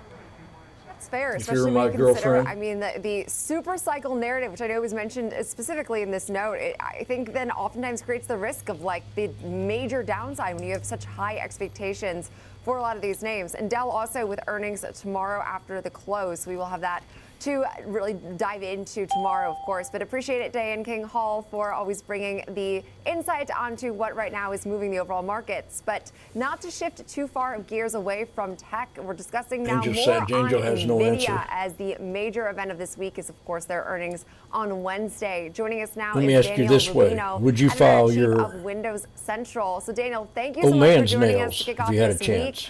Really just want to get your thoughts so far on what you've noticed, trends you've seen from tech earnings that we've already, of course, gotten and parsed through. Yeah, so it's always a mixed bag when it comes to this. Obviously, AI is on everyone's mind, and when it comes to NVIDIA, that is, seems like the only decent thing to do. 90% of the revenue comes from AI and servers, so it's a big deal. And what's on everybody's wondering is there going to be an AI? Man, this chart looks very sexy. I'm not quite convinced there is, or rather, I think this is going to disproportionately affect different companies differently. I think so if I had two more at 270 and 405 gives me what? Space, especially when it comes to hardware and the deals that they often make. That said, of course, the fact that they don't have access anymore $3.37 is unfortunate. I think I'm going to do it. The Gains Act is going to potentially also impact their earnings because they're so far ahead, though. So I don't see them. It's a different question if you want to invest in them at this point. Obviously, they're very expensive, and I'm not sure the gains there. But if you already have it, I don't see selling as really as an option. I know that there have been some big sell-offs recently for NVIDIA because of this concern, but I'm not really quite convinced yet that it's going to necessarily affect them so negatively, at least not for some time. All right, Daniel, good to have you back. I gotta as go. always. I'm going to ask you to put your editor hat on for a second. If you were to maybe start writing the article for post-earnings I'm gonna take my phone work with on me. that and kind of put the placeholder headline of what you think it might be Thursday morning. What would you say that is right now and why? I think they're going to do very well for this quarter. The more interesting question, I think, was going to be about what their expectations are for future revenue. Today. I think they'll be okay through for the rest of the next sunshine. year. But it's going to be a question whether there's going to be a slowdown and, of course, how the markets shift and change, especially with the geopolitics going on around this topic. But I think investors that will be happy with the results.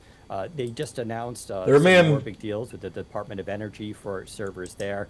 So I feel like they still have some momentum here, and they still do make some of the best How does he do it? in this space, with not enough I want to competition grow up and be really just to, like Washboardjim. stop them. I think the bigger questions are going to be like around China, other markets, and how politics plays. I want my children to be just like Talk to me Washboardjim. about your thoughts on AMD. I know they've had a busy several weeks. I know that it's been a huge upside to share price as well. I'll be right back.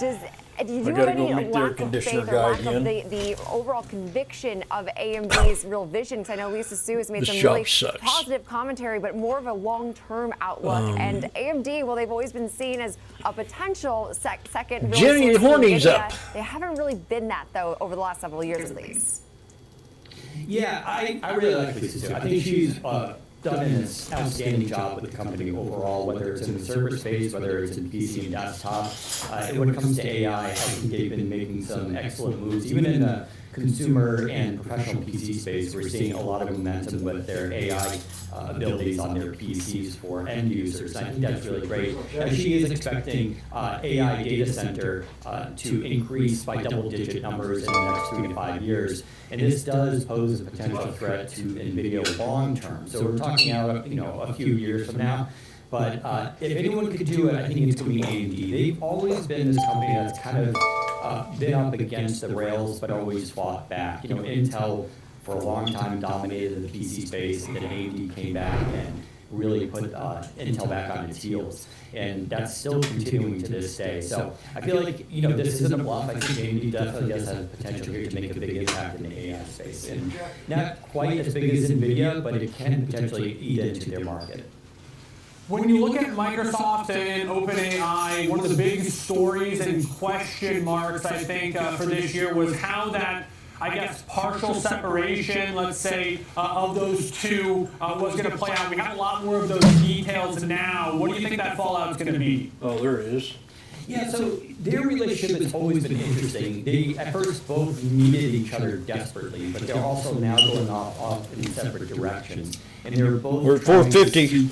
You know, avenues so they can both go into those areas without being constrained and hooked to each other, but they still want the benefits of the exclusivity that they share with each other. So, you know, I think for Microsoft, this has still been an outstanding investment for them. It's really bootstrapped their own AI initiative. They're doing very well with Copilot, rolling it out to enterprise businesses and now increasingly in the consumer space, and of course the AI PC stuff. And then you have OpenAI, who now, you know, is turning itself into a different type of company. They're going to start releasing products in the coming years, and they're not going to be bound by exclusive deals with Microsoft in this space.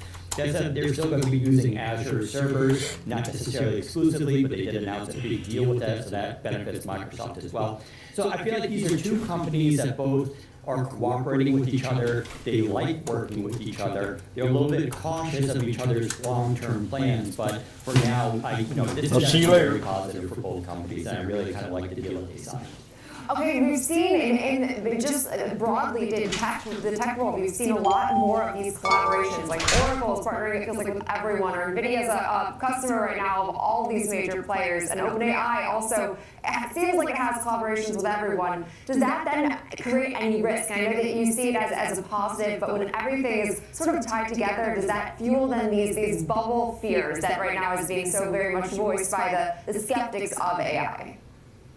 Yeah, everyone is trying to use each other as an advantage up until the point that they can break off on their own. So, you know, Microsoft wants to pursue its own AI initiatives, but it's using OpenAI's models basically to bootstrap itself. But both companies now can pursue AGI separately. So that's kind of a big deal. So you're seeing a lot of these are deals by convenience, but not necessarily long-term strategy.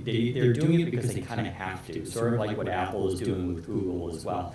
Apple's doing that because it has to do that. But I think once these companies feel like they can break away and just do it on their own, they absolutely will. So I think long-term, that's going to be the play. But everybody here is just trying to get so far ahead in the market that they don't have to worry about, you know, years from now going like, we should have done this, we should have partnered with this company, at least worked with them until we were strong enough to break off. And that's what everyone's trying to do right now.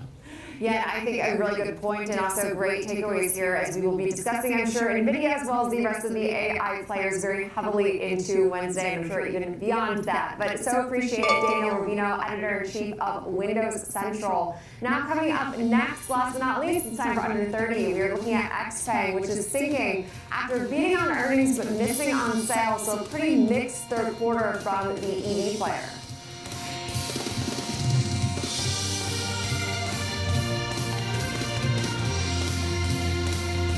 Schwab Network delivers real-time market insights, live from the NYSE, NASDAQ, the CBOE, and beyond. From earnings to economic data, we cover what matters as it happens. Streaming 24/7, anytime, anywhere, free on SchwabNetwork.com. Morning movers, be the first to find out what's shaping early market action. Tech Check, Options Corner, Futures Focus, Technical Analysis. Morning movers covers it all. Grab your coffee and tune in every trading day at 8 a.m. Eastern, only on Schwab Network. Stay connected to the markets with Schwab Network. Tune in 24 hours a day, 7 days a week on SchwabNetwork.com. And on all your favorite streaming services. Schwab Network. Available anytime, anywhere, on any device for free. Stay connected to what moves markets. Download the Schwab Network app and get live coverage wherever you are. Welcome back to Next Gen Investing. It's now time for Under 30, and today we are discussing XPeng, which is seeing some pretty substantial weakness today as a result of its quarterly numbers, which were a mixed bag. I saw the headline that they missed across the board, which is not necessarily true. Just sales were a bit more of the weak spot. But for some more clarity on that update, I'd like to welcome in George Tillis, Senior Markets Correspondent for the network. And so, George, I will say, when I initially saw this report, I was like, hey, this was a decent, really scope of their third quarter. But now, with an 8% pullback, I think it speaks more to what the street really cared about within this report. Yeah, it's a good point to bring up. I think, first off, the context of the market is putting additional pressure on individual names. And then, of course, if you look at the report, overall it was actually quite good if you do the comps, which I'll talk about in a sec. But the company did report essentially a beat on EPS. They lost 2 cents a share, but that was significantly better than 22 cents of the loss last year. If you look at the sales, they came in just slightly less than estimated at 2.86 billion versus 2.87. But if you look at the percent change over last year's 1.4 billion, it was basically 102% or close to that increase. Total vehicle deliveries actually were higher by 149% to 116,000 units. They also talked about as a business the technology margins, which includes their software-defined network and, of course, autonomous vehicle technologies, which they're moving pretty aggressively into. XPeng also increased the delivery range numbers for next quarter's guidance to between 125 and 132,000 units. So if you annualize these numbers, they're getting close to 450 to 500,000 annual units, which puts them very close to, I suggest, the EV space in terms of volume, closer to companies like Tesla, which are selling approximately, or roughly speaking, around 2 million units globally per year. George, when you look at this space, so much hype over the last few years, it didn't live up to the expectations. That's not picking on XPeng, it's the industry, maybe just setting too high of a bar. Do you feel that started to normalize as we started to see some of these names separate themselves from the pack? Yeah, I think so. If you look across the board in the EV space, you'll notice XPeng seems to be performing better than, let's say, NIO or Li Auto. And if you look at the vehicle margin for XPeng, they actually increased to 20% of sales. Their net income margin was around 13% of sales. Those margins are improving. Volume is improving. The sales guidance is also improving. And so for what it's worth, all those metrics are moving in the right direction. I think it comes down to partnerships, too, that XPeng has procured. Magna International, a major international auto parts supplier, is a partner with them in Europe. They're expanding in Norway, France, Israel. And their technology now is becoming more advanced. Their vision language model software is becoming more advanced, and they're starting to encroach on some of these software-defined elements to driving like Tesla is. So they're not just producing vehicles that are sort of dumbed down and just EVs. They're actually very smart vehicles in terms of software. So for what it's worth, this one seems to be the one that's taking off in China relative to some of the other names like BYD or even NIO. Yeah, and I will say XPeng, I know, has been seen as maybe one of the most closely linked to Tesla's overall strategy right now, but we're still higher by about 92% this year, but also remain off of highs by now about 19%. So a pretty big repricing we've seen just now over the last 4 sessions or so. So down about 8.6% here in real time. But appreciate it, George, for giving us that breakdown of what we're seeing from, of course, XPeng taking it on the chin here a bit to start off this week. We'll also still remaining off 105% off of its lows. So it's still, faring this uptrend pretty substantially. But that'll do it for us for Next Gen Investing for, of course, this Monday. We have the watch list coming up next.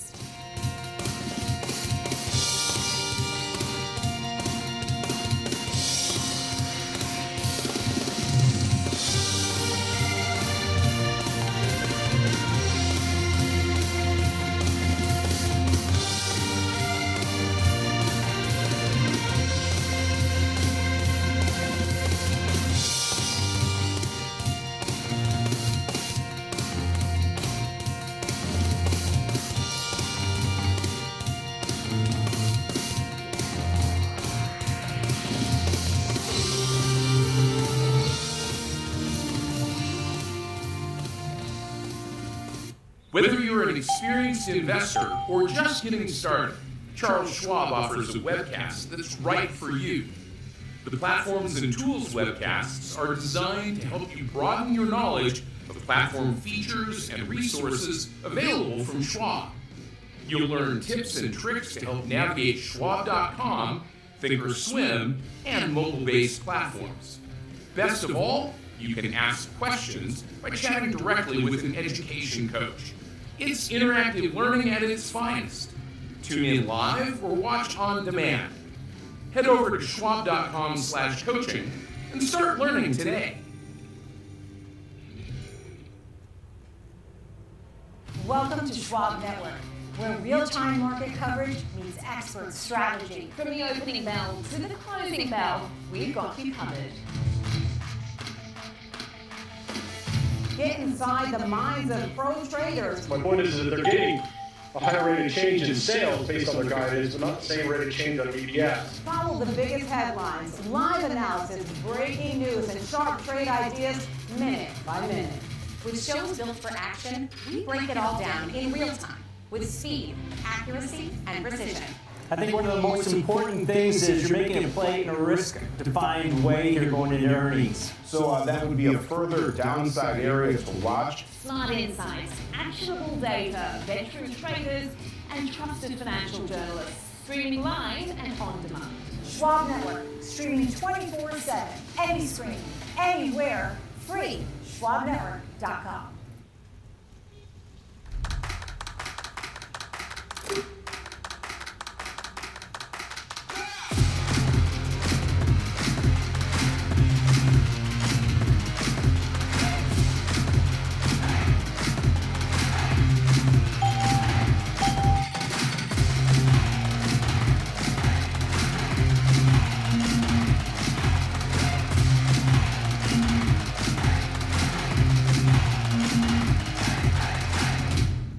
I'm Nicole Pedalides at the New York Stock Exchange. Live interviews, market movers, and real-time coverage right from the floor. Subscribe now at SchwabNetwork.com.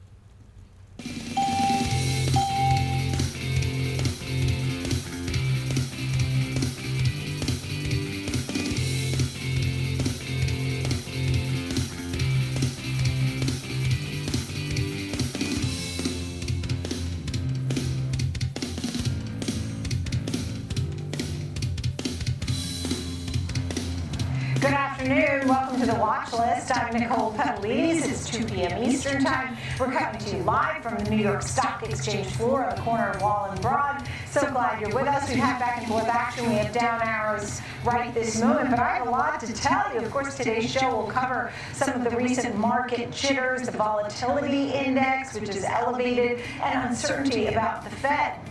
We'll also take a look at NVIDIA, those upcoming earnings that are due out on Wednesday, what it means for the tech sector, and our panel is standing by because what if the government shutdown of 43 days really mean, whether it's the economy, future decisions, your portfolio?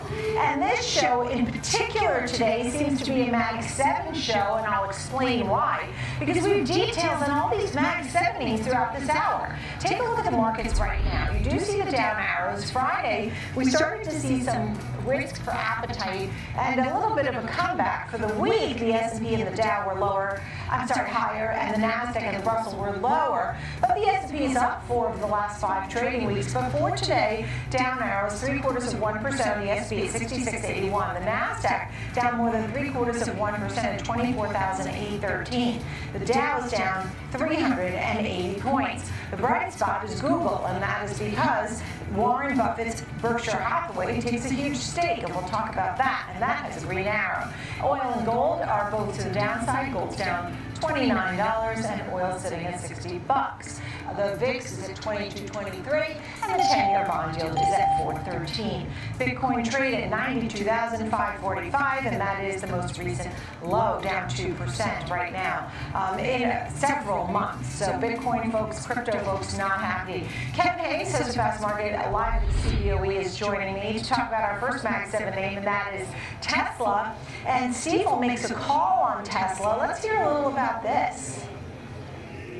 Yeah, hey Nicole, let me start out the Mag 7 discussion with a look at Tesla. The stock has been down over the last few weeks, as you know, but Stifel came out and keeps a buy rating on, but raised their price target from $483 to $508. It's about a 25%. 20 to 25% rally from where it's at right now. Their justification, faster full self-driving progress and faster robo-taxi progress is what they're looking at. Remember, the general investing community expects robo-taxi, full self-driving, robotics in general to take over Tesla's earnings in the coming years. Stifel saying that's coming a little faster than they thought. So good, a nice, they reaffirmed their buy rating and raised their price target in Tesla. Yeah, big news on Tesla there. So a lot of optimism when it comes to Tesla from Stifel. How about we take a look also at another Mag 7 name, and that is Alphabet Google. And, you know, we started reporting about Berkshire Hathaway's stake. Yeah, there's a lot of headline stories today about Google Alphabet. The most high profile of which is Berkshire Hathaway, led by Warren Buffett. Not sure it was him that did it, but certainly they took a $4.3 billion stake in Google Alphabet, also while reducing its stake in Apple. So kind of almost a, make Apple smaller and then start a position in Google Alphabet, about $4.3 billion.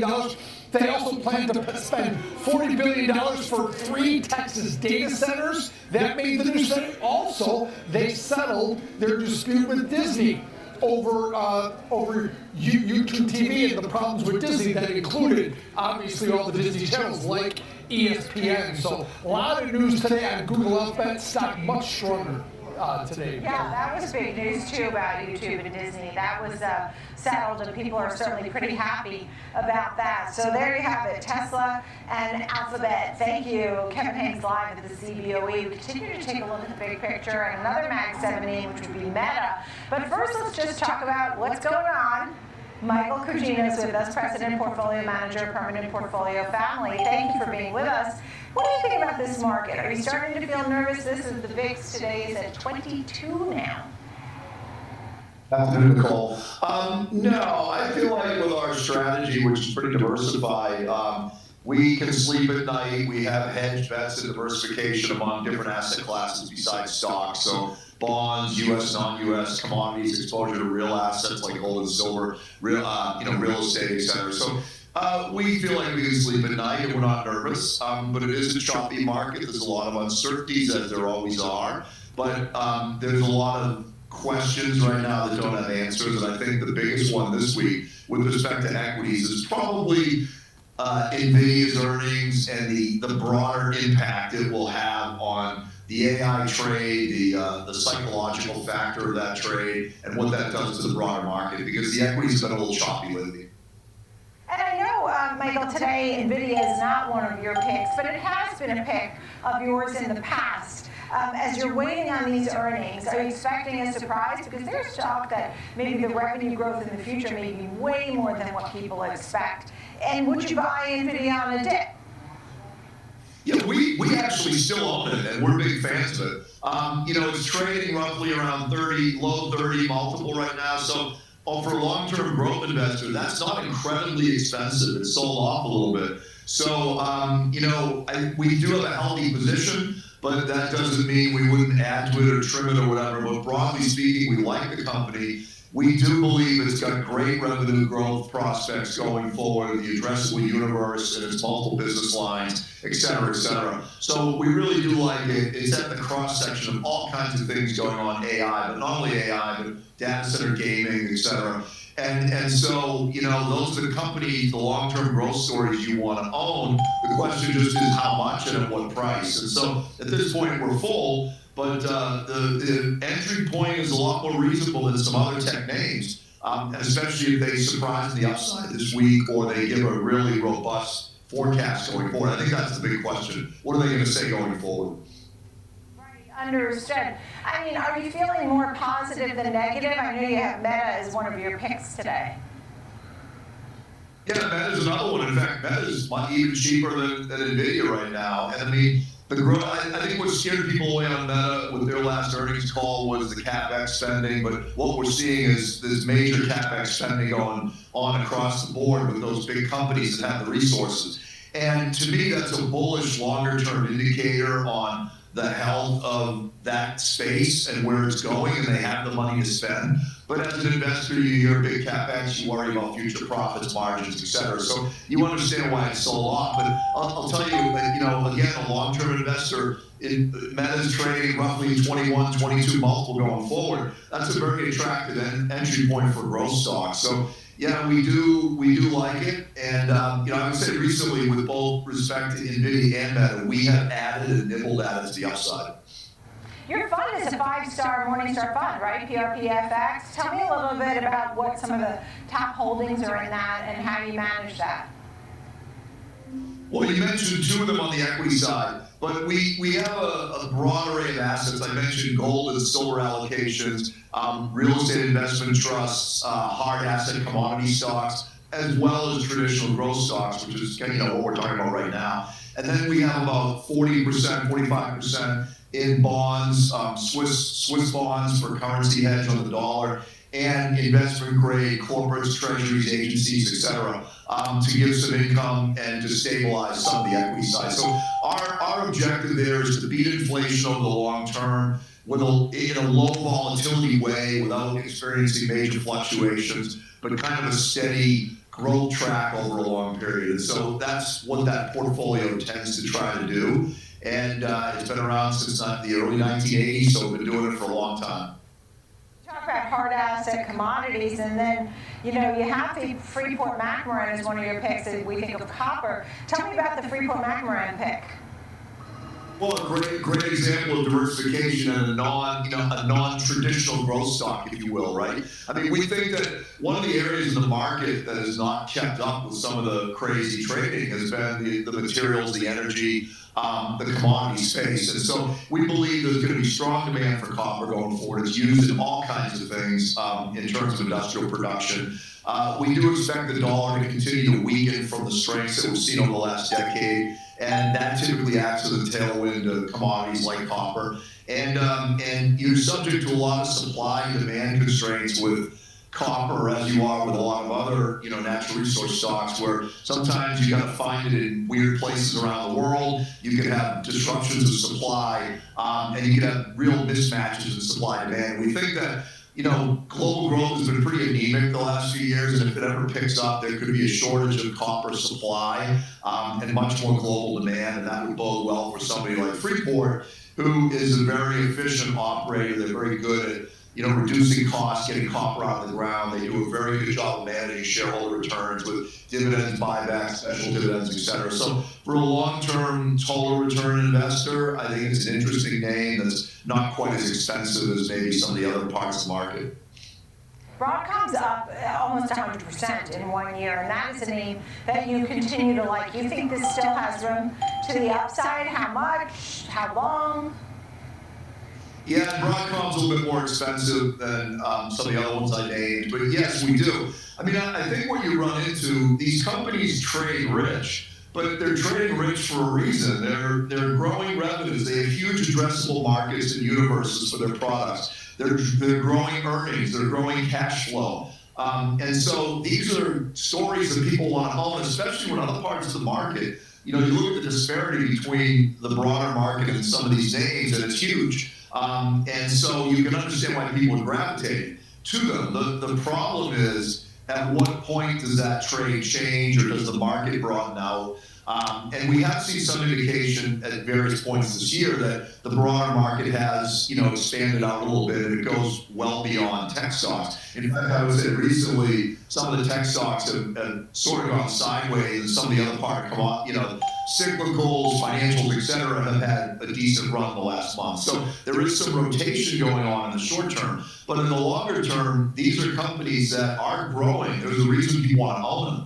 And what you do is you wait for pullback or sideways trading, and you add your position or build a position, that sort of thing. I think it's interesting, your previous story about Berkshire Hathaway, typically they don't buy a lot of tech stocks. And so the fact that they were, trading out some Apple for some Google is very interesting. And that's, again, one of those hyperscaler types that's spending a lot of money on AI and the robo-taxi business, et cetera. So there's a reason investors of all stripes want to own these companies. Michael, it's great to see you. Thank you so much. Michael Cugino, President and Portfolio Manager, Permanent Portfolio Family. Great to see you, Michael. Thank you. Coming up next, Options Corner, we still take a look at more Mag 7 names and a few others. Tom White highlights unusual options activity from the day. How investors are looking to trade on recent news of Netflix, Amazon, Tesla. Stay with us. We'll be right back.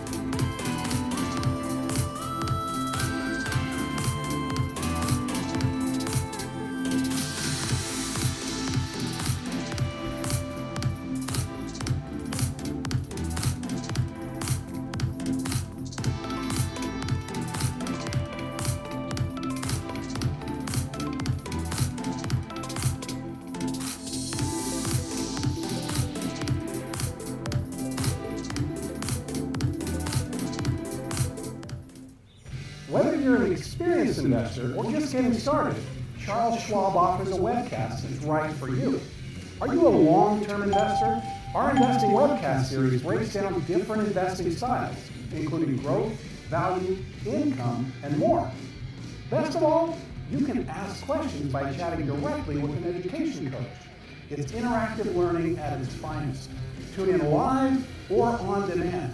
Head over to schwab.com/coaching and start learning today.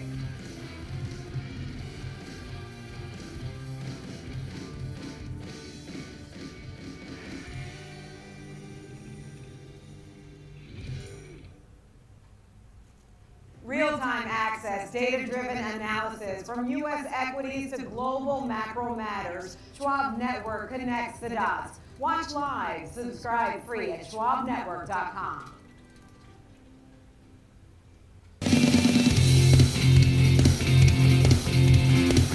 Welcome back to the watch list. Time for Options Corner. We analyze unusual options trades we're seeing throughout the day. This seems to be a Mag 7 show because in every segment we have something Mag 7. Tom White, host of Fast Market here on Schwab Network, is joining me, and I want to take a look at 3 actual options trades that you found. But at the same time, we have a market that's selling off, a VIX at 22, bond yields that have moved higher. The government I saw was buying corporates and municipals, which I thought was interesting, the Trump administration. In the meantime, Peter Thiel, I was reading, his fund is dumping his NVIDIA stake and cut back on Tesla, but Druckenmiller is rebuilding some of the tech bets. I mean, we have a lot of balls in the air, a lot of juggling, Tom. What do you make of it? Yeah, a little bit more added uncertainty in markets right now. Those expectations for a rate cut in December don't look like they're going to come to fruition. They're below 40% right now, according to the CME Fed Watch tool. Remember, Nicole, that was above 95% chance that we were going to get a rate cut. A lot of the Fed speak's been kind of pushing back on this narrative. They're admitting that the jobs part of their dual mandate is weaker than expected, but at the same time, that inflation's been relatively sticky. The Atlanta Fed GDP now just came out. For the current quarter, they're predicting 4.06%. So that's starting to expand. We're going into the historically strong fourth quarter where the consumer spends, holiday shopping. So they're kind of bifurcated right now with a lot of the commentary that the Fed's giving. I think that's causing some uneasiness. Nicole, we're almost through earnings season, so typically maybe we'll see a little bit of a lull. But then also, work into the equation that, hey, typically we see a volatile September, maybe some downward movement in September and October. We didn't see that. Now we're starting to see it in November at this point. So yeah, it's kind of it's not surprising. I think that's the key thing with the S&P 500 only about 3% off of its all-time highs. But you're starting to see asset classes really start to take a hit, and Bitcoin down over 2%. We're back below 93,000 in the futures in Bitcoin. That's also maybe leading to a little bit of risk-off sentiment here today. Yeah, so that's my takeaway. There's a lot going on, and it's interesting when you talk about Atlanta Fed 4.06 GDP. I can't even believe it. Yeah. I mean, that's there are a lot of numbers flying around, and that's certainly better than I expected. Yeah. And the Empire Manufacturing came in stronger, and we'll get the jobs report on Thursday. Can't wait for that. 7 weeks late. So I'm going to comb through that. All right, let's talk about Netflix. Bring it, suck it to us. Let's hear it. Yeah, 10-for-1 stock split took effect today. It's trading about $110 a share. This stock was always over $1,000. So you'd think that would pique some retail interest. Maybe they were already buying ahead of the actual stock split.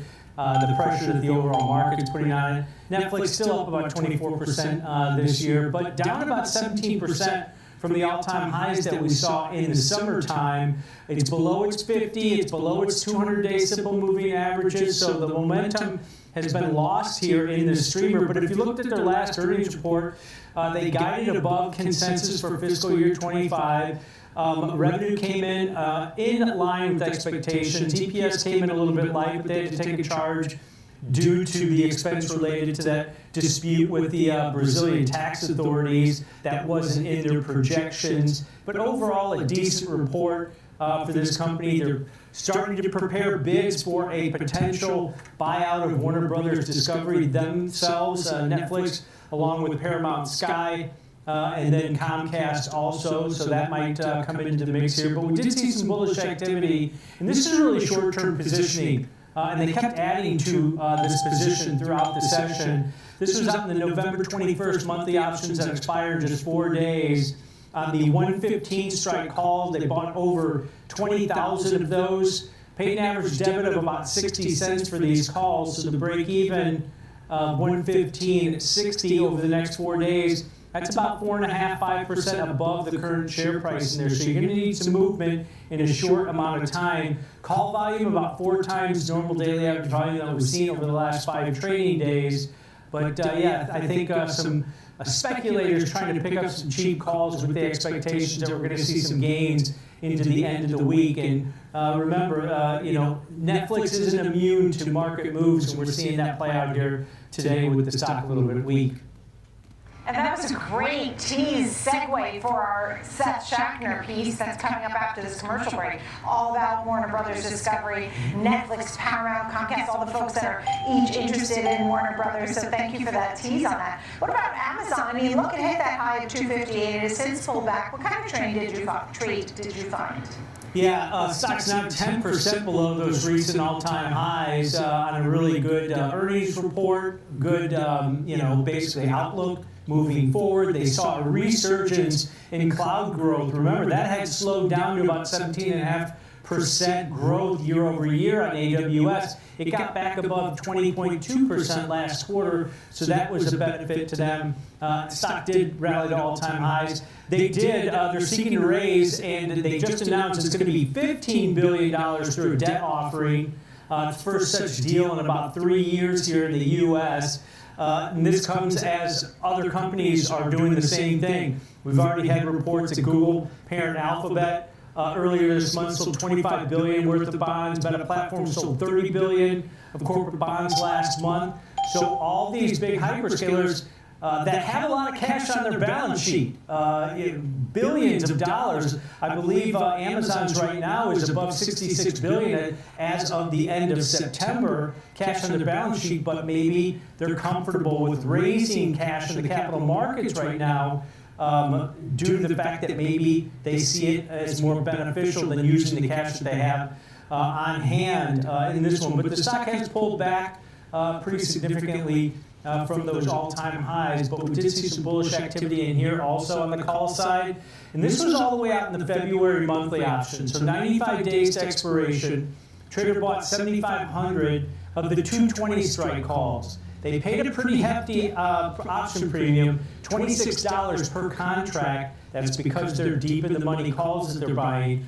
So that break even where this trader starts to profit is above 246 over the next 3 months.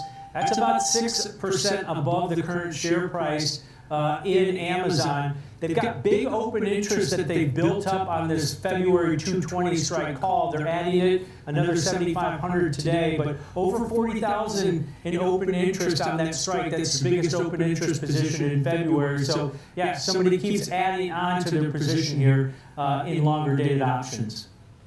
Right, and last but not least, to take a look at Tesla, Kevin Hayes was telling us about the Steeple call. I know they're also avoiding China-made, China-sourced parts. Tell us, it's at 408 today. Could you add on and tell us a little bit about the trade?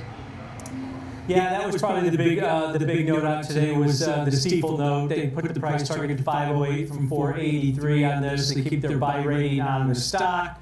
And then if you take a look at what they came out with after their earnings and their investor day, Cybercab, Tesla Semi on schedule for 2026 volume production increase. That's what everybody's hoping, right? The humanoid robots, the Optimus robots, the robo-taxi, the semis starting to ramp up production there. They lowered the price of a couple of their models, even though you don't have that EV tax credit anymore. It's been a pretty optimistic trade in here. The stock's still off about 15% from those all-time highs that we saw a year ago in December. Wells Fargo did come out with a note about a week ago, Nicole, and they've been bearish and wrong on Tesla for years on this one. They've got an underweight rating, $120 price target on it, but they highlighted the fact that Tesla October deliveries, according to their research, were trending down 23% year over year, 54% month over month, which isn't surprising now that we've lost the tax credit. But they see widespread weakness across markets for this company. But this has always been one of those bifurcating names. Analysts either love it or you hate it. But we did see some neutral to bullish activity in here, maybe somebody trying to take advantage of the higher implied volatility levels that we're seeing in the overall market and in Tesla. Traders sold 5,000 of the December 12th weekly options. These expire in 25 days. They sold 5,000 of the 415 strike puts, collected a credit of $21.25. So that means the break even for this trade where they start to lose money is below $393.75 to the downside over the next 3.5 weeks. That's about 4.5% below the current share price. So they collected a pretty big, hefty option premium on these basically at-the-money puts with the expectations that, hey, if it goes and stays below 415, I'm willing to buy the shares all the way down at $393.75, that break-even level, or they just wanted to collect a lot of option premium with the expectations the stock's going to continue to rally above the 415 level over the next 3.5 weeks. Tom White, great to see you always. Thank you so much for Options Corner every single day right here on the watch list. And coming up next, more on Warner Brothers Discovery bids, the potential mergers. Will they have to split up? All these bids have to be in by November 20th. That is coming up right around the corner. What it means for Hollywood, regulators, your portfolio, what you watch. We'll be right back.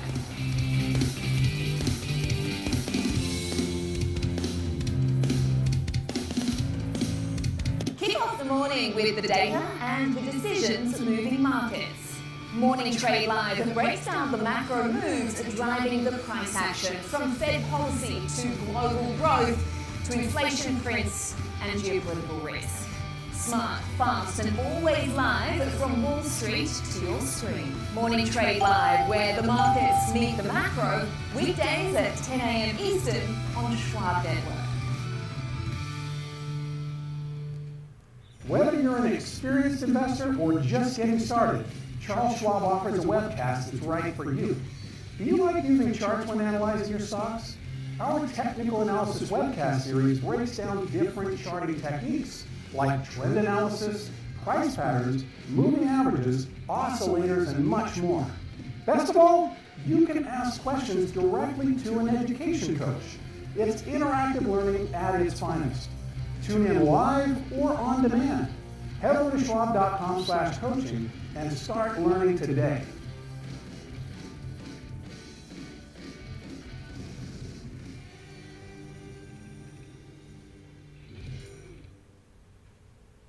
I'm Kevin Green, and I track options flow daily, identifying who's buying, who's selling, and how it's going to impact the markets. Watch live on Schwab Network at schwabnetwork.com.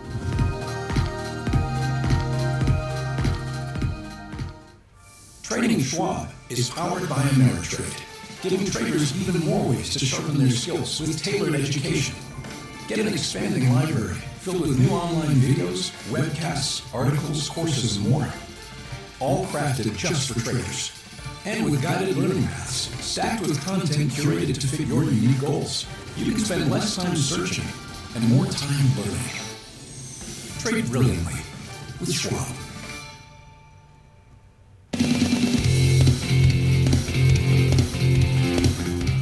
Welcome back to the watch list. I'm Nicole Petalides. We're live on the floor of the New York Stock Exchange, and we welcome in Seth Schaffner, Managing Director for Strat Americas. Want to take a look at what's going on in the world of streaming. For example, Warner Brothers Discovery is up 150% in just 6 months. So let's see what's going on. I know November 20th is the deadline. Do you have a base case? What might happen? What's going on here with all of this? Sure, great to be here, Nicole. Look, it seems pretty clear that Hollywood's going to get smaller at kind of the top level, and that's the base level. Warner has been, I guess, I don't know if it was completely proactively, but it put itself on the block. Paramount's been the biggest story here with David Ellison taking it over, and I think they actually have a pretty enlightened strategy. And it seems clear they're not going to be satisfied with just one studio. So I think Warner Brothers, probably the studio itself and its programming, its networks like HBO Max, has kind of been on the block. And what just came out Friday is that there's a bidding process that's going to unfold. I think November 20th is the date to kind of get preliminary bids, and it sounds like Zaslav and his board wants to get a sales settled before the end of the year. But what was really most surprising over the weekend was that it looks like Netflix is going to be part of the bidders, along with Comcast. And so there's probably going to be 3 bidders. And, I think for different reasons, 2 of them probably are not going to be interested in those cable networks that Warner Discovery has. But there's also some pretty big regulatory questions circulating around, any idea of a transaction. So it's not really clear to me yet if it could get approved. But it appears to me that Mr. Zaslav wants to get the most, for his company. There's been a plan to split it in 2. And you've got 3 big heavyweight bidders for it. So that's kind of the top level. You know, we think about the two businesses. So what are the two businesses? One is one that houses the studios and streaming spaces and services, and the other includes the cable networks. And, you know, the question is something like Netflix, does it need the studios and all that? And does Netflix face a regulatory hurdle? Maybe they don't win this just because of the regulatory concerns. Yeah, so I think both Netflix and Comcast, if they are in fact, you know, to be bidders, would have very substantive regulatory concerns. You know, the Paramount enterprise seems to have kind of cleared some hurdles going through that to get it in the first place, and there's some sense that Mr. Ellison and his team are more confident of getting that. I mean, what's most curious to me is if you're Netflix, you know, 300 million subscribers, for sure they would benefit from Warner Brothers content and catalog. There's a studio lot there. There's a lot of operations. They're probably not interested in those TV networks. So hypothetically, if they were to get this, what would they do with those things? I think you can look at Comcast as well and make some, I think, some questions around it as well. But I think, you know, what the networks, what the traditional media companies are trying to get to is scale. You know, so if you're Paramount or if you're NBC Comcast, you want to bulk up so that you can compete with Netflix. And I think that's what their strategy is all about. So having that studio and that library, you know, would get them to another level. It's going to be, you know, kind of sad for a lot of individuals here, including me, because I don't think we want to see, you know, that's one of the most storied, you know, Hollywood studios there is in this town. To see kind of another one go under, particularly to see it getting swallowed by big tech.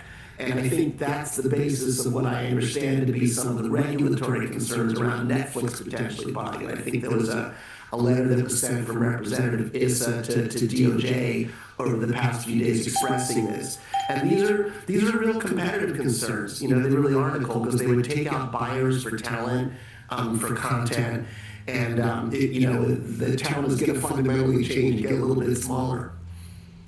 You know, the Paramount story, you know, as you mentioned, is interested in buying the whole thing, a value of $55 billion. Comcast and Netflix sort of splitting it up a bit. It covers rights to everything, like from the studios to streaming, movie characters, Harry Potter, Batman goes in there, as well as the HBO Max streaming platform. As you said, for the insiders, it matters a lot. And for people, how they'll spend and how they're going to watch movies and all that, does it matter a lot for regular folks? It probably will. I mean, let me just touch on one thing you just said in terms of the TV networks. Because what's interesting strategically, you know, Disney's another case in point who doesn't seem to want to sell off its TV networks as they keep getting bigger. And they kind of still believe in it. They produce some cash flows, and their ad sales teams can probably, you know, maybe sell ads more efficiently across a lot of these platforms. And that may be also the case, you know, with Paramount, even with things like MTV that are gone, that come from another era. So it's kind of an interesting, you know, differential between the two. Netflix, by the way, is trying to build its own advertising business, so maybe the networks could stick around for that. You know, I think it's an interesting question to look at. But yeah, I mean, I think it will get smaller ultimately if we're 5 years from now and out from now or something, one of these things is bought. Consumers will probably have less choices. Some of these services, you know, you can imagine Max being bundled in, you know, with Paramount or combining Paramount Plus with some of the other apps that are out there. So it's possible that consumers would see choice. They'd see less, you know, consumer choice. There are probably some people who think that's a good thing because streaming choices are, you know, so plentiful right now. They're kind of confusing for anyone.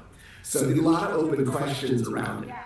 Let me ask you this, because this is like the first, they have to get it in by November 20th for these real first round bids. And the idea is to get it done by the end of the year, which really seems pretty fast. Do you think they get it done by the end of the year? I mean, the stock is already shooting higher. As I mentioned, Warner Brothers stock is up 150% in 6 months. Does the Warner Brothers stock continue to rise? And does this deal get done or really potentially sort of in place the framework of the deal by the end of the year? Maybe the framework, they can announce it and have key terms, but getting all the approvals necessary, you know, particularly if there's FCC issues. I think, Comcast is, some of these entities that are listed as buyers, Comcast and Netflix, probably would have more regulatory challenges for different reasons, some of which are just purely political, than the others. So probably not. Does all the papers get signed? No, and certainly hope that the services don't get merged in some sort of confusing manner. But, Paramount's got some pretty serious capital behind it, and it's not just stock, it's private and family and private equity in there. So I think if Mr. Ellison is motivated to move quickly, I think it's plausible to see that for sure. All right, it's great to see you, Seth Schachtner, Managing Director, Strat Americas. Thank you so much for joining us on the show. Coming up next, we'll break down NVIDIA, the earnings, and really how it could be the most market-moving event. I mean, I know Jobs is big, but NVIDIA is big. We'll be right back.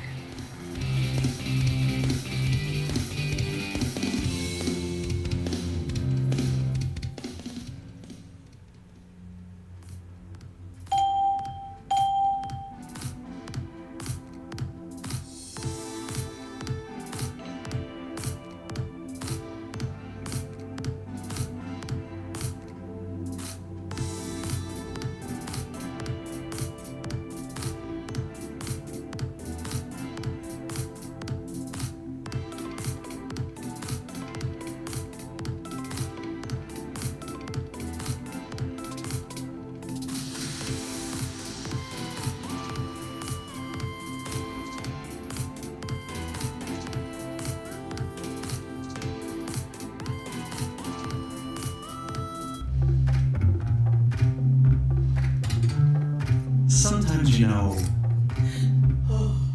you could have done better. Same goes for where you invest. Level up and invest smarter with Schwab. Real-time market moves, earnings breakdowns, and trade-ready insights. Follow me on X at Sam_Vardas and connect with me on LinkedIn or Instagram for more.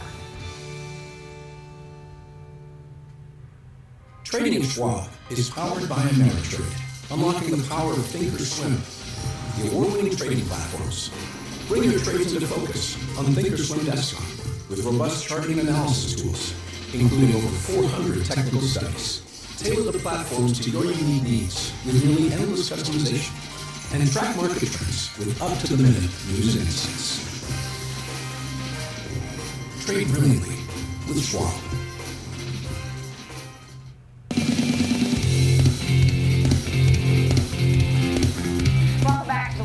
I'm Nicole Penalese. We welcome in Melissa Armo, founder, owner of the Stock Swoosh, to talk about NVIDIA. The earnings are due on Wednesday, and I know you're actually shorting some names on Wall Street rather than buying dips and such. So what are your thoughts on NVIDIA? Because so many people love NVIDIA and they have some big hopes, but you think there may be a sell-off that goes along with it. Tell us. But the sell-off's happening right now. We had a 100% reversal today, and so maybe we'll sell off before NVIDIA. And if NVIDIA earnings end up gapping down Wednesday night into Thursday, or creating a gap down in the market Thursday morning, we could continue to sell off the rest of the week. I think it's going to be a wild week for investors. Typically, again, a very busy week, lots going on. Data points, NVIDIA, and then also it's a heavily traded week this week because next week a lot of people are going to be off with the holidays. It's a short week. So anybody and everybody that wants to trade or do anything or sell positions or buy positions is going to be looking to do it on market moves and stock moves this week. And I think the interesting thing is we did have a sell-off last week too. We've been selling off actually since the last time we made new highs, and I'd have to actually look at the calendar and count, but this might be one of the longest stretches we've had since April that the market has not made a brand new all-time high, because we've had a very bullish year since that tariff, move when we had the stall on the tariffs in April. And so while some folks think Jensen Huang delivers a 12th straight double beat, and you have analysts predicting a beat and a raise, have you been a fan of NVIDIA from its run, its April lows of $86 up to $212, or have you been skeptical on this name? Well, there's been times that I've gone long NVIDIA actually this year, and there's been times I've shorted NVIDIA. So it's not like I've been crazy bullish on the stock or crazy bearish at all this year. I've played it in both directions. and played it well. But the fact is that that sector overall has gotten a beat down recently. People think that some of the stocks are overvalued.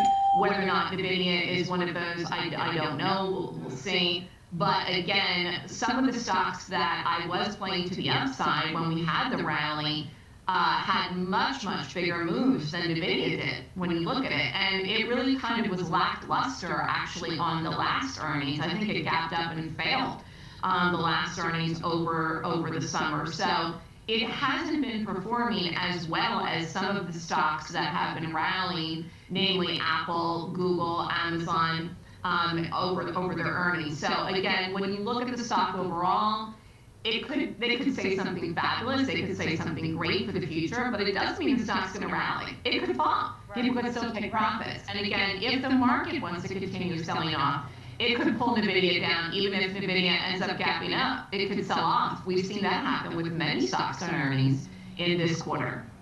Yeah, sometimes we have a beat and the stock sells off. It's just, buying the rumor, selling the news. I know the options market is pricing in about a 6% move for NVIDIA, but they could bring some optimism and have a big earnings beat or something and reassure investors. At that point, if they do that, and the stock sells off regardless, or whatever, you have some volatility and bouncing around, does that change your outlook? Because I'm going to get to your names that you're shorting here.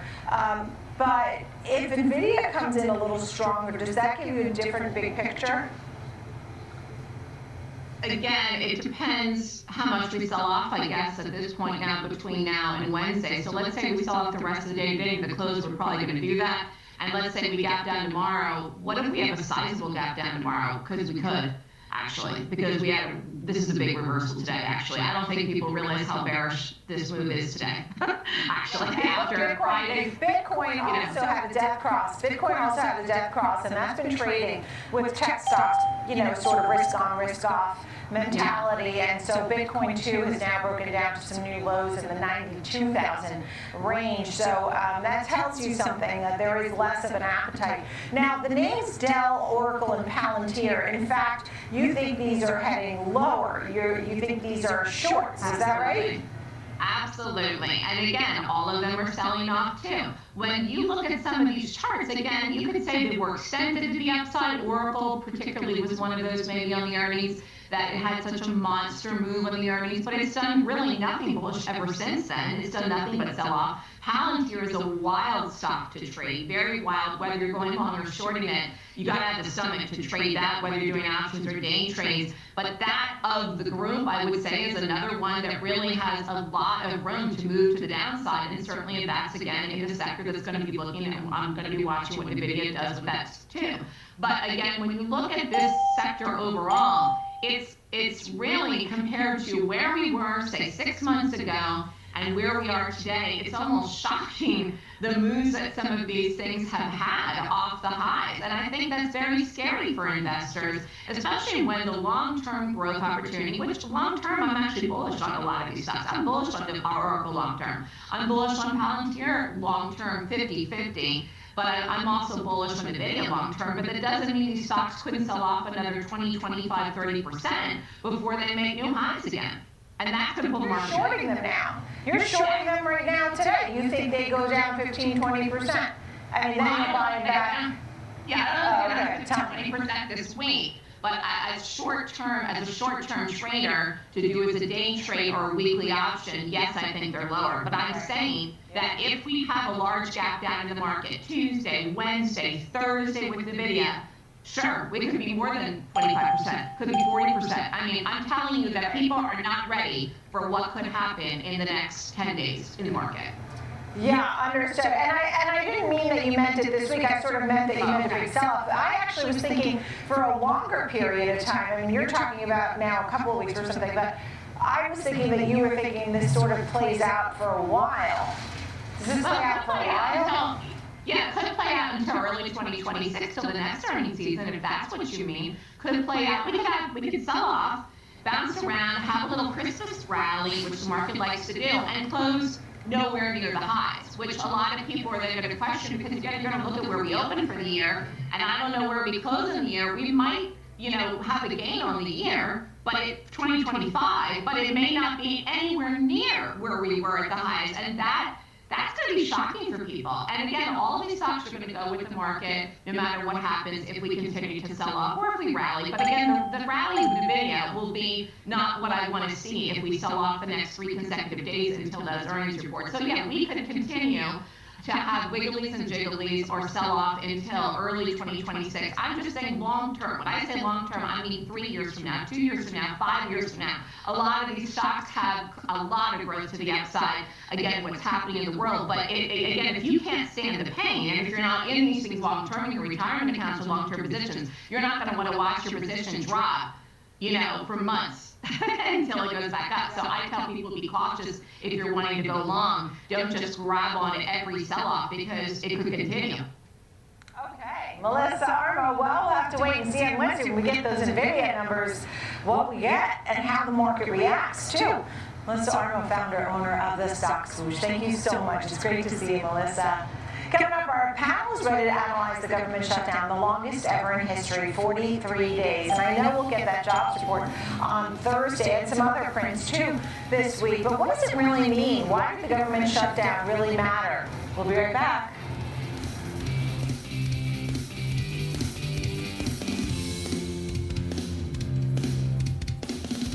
The final 90 minutes of the trading day, that's when markets make headlines and traders make decisions. From earnings shocks to sector rotations, we're tracking the catalysts that move markets right into the close. Here on the floor, I bring you real-time sentiment from traders driving the action. And in Chicago, we break down the data, technicals, and trades you need to see before the bell rings. Live coverage of the close every single day. This is Market on Close, live weekdays 3 p.m. Eastern, only on Schwab Network.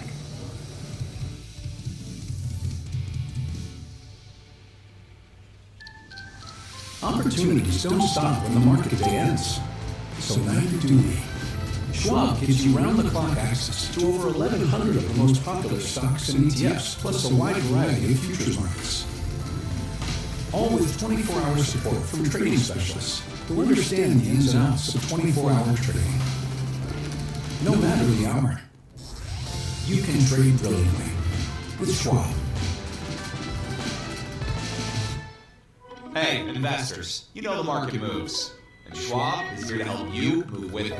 So, whether you're buying, selling, holding, or planning, whether you're ETFing or 401k'ing, saving, spending, or even retiring, you can count on Schwab for market insights, live support, powerful trading platforms, and 400 branches. All at your service, all so you can invest your way.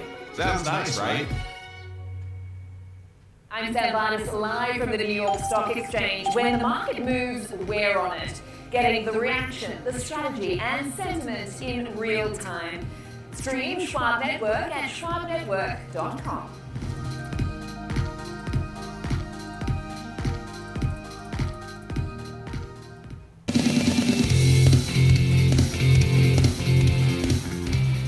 Welcome back to the watch list. I want to bring in our panel, John Blank, Chief Equity Strategist, Economist at Zacks Investment Research, and Eric Winograd, Chief Economist at AllianceBernstein. Great to see you both. Thank you so much. This was 43 days, the longest in history. It mattered a lot, John. It mattered a lot to the people who weren't paid. It mattered a lot to those who didn't have SNAP benefits. It mattered a lot to people who maybe had delays or they were nervous in the air. John, your thoughts, and why does it matter now? Nicole, the biggest thing is we lost 24 data sets over 43 days, which includes an entire month of October. And this puts the Fed on their back heels in terms of trying to establish in an uncertain environment that began with where to go with monetary policy. So the real issue here is if the federal shutdown consequence is a pause in the federal funds rate at the 9th and 10th December meeting for a couple months while the Fed sorts this out, and I would bet that is the major cause. Well, Eric, that is what it's looking like. We were talking about more than 90% likelihood of a cut in December after the last Federal Open Market Committee meeting. You had Fed members really not on board with another cut. Schmidt was somebody who went flat. and others were contemplating not doing another cut anyway. Eric? Yeah, look, it's a committee that's divided. I think there are some members who would prefer to stay on hold. I think equally, though, there are members who would prefer to cut. It would be easier for them to make that determination if we had full months of data, but we are not going to get functionally any reliable data for the month of October. We won't have some of the key releases that they would normally rely on before the December meeting. So it does make their job more difficult.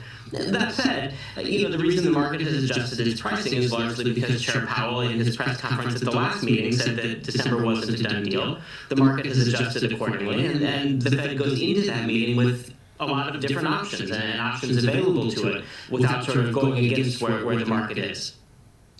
Do you care about the jobs report that comes out on Thursday? You think it has any merit, and some of the other delayed numbers that we're getting, construction, factory orders, international trade? Eric, does it matter at this point? It's coming in 7 weeks late.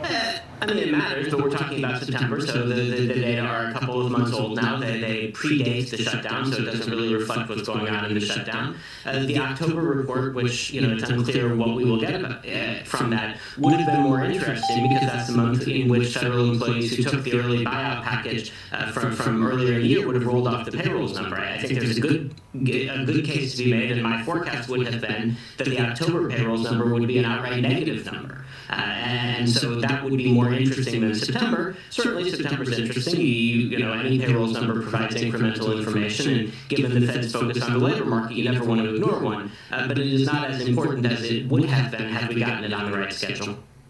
John, one thing we're concerned about too is deals, IPOs, M&A activity, the SEC, the Federal Trade Commission, Department of Justice, all of these things were slowed, stopped, whatever. Why does that matter? It matters a lot because I know that we haven't been able to have the same action here at the New York Stock Exchange, for example. Yeah, this is classic. So, we were back at 6,800, 6,900 in the S&P 500. If you're trying to issue an IPO, you've got a rich target from the broad market context to put out that listing.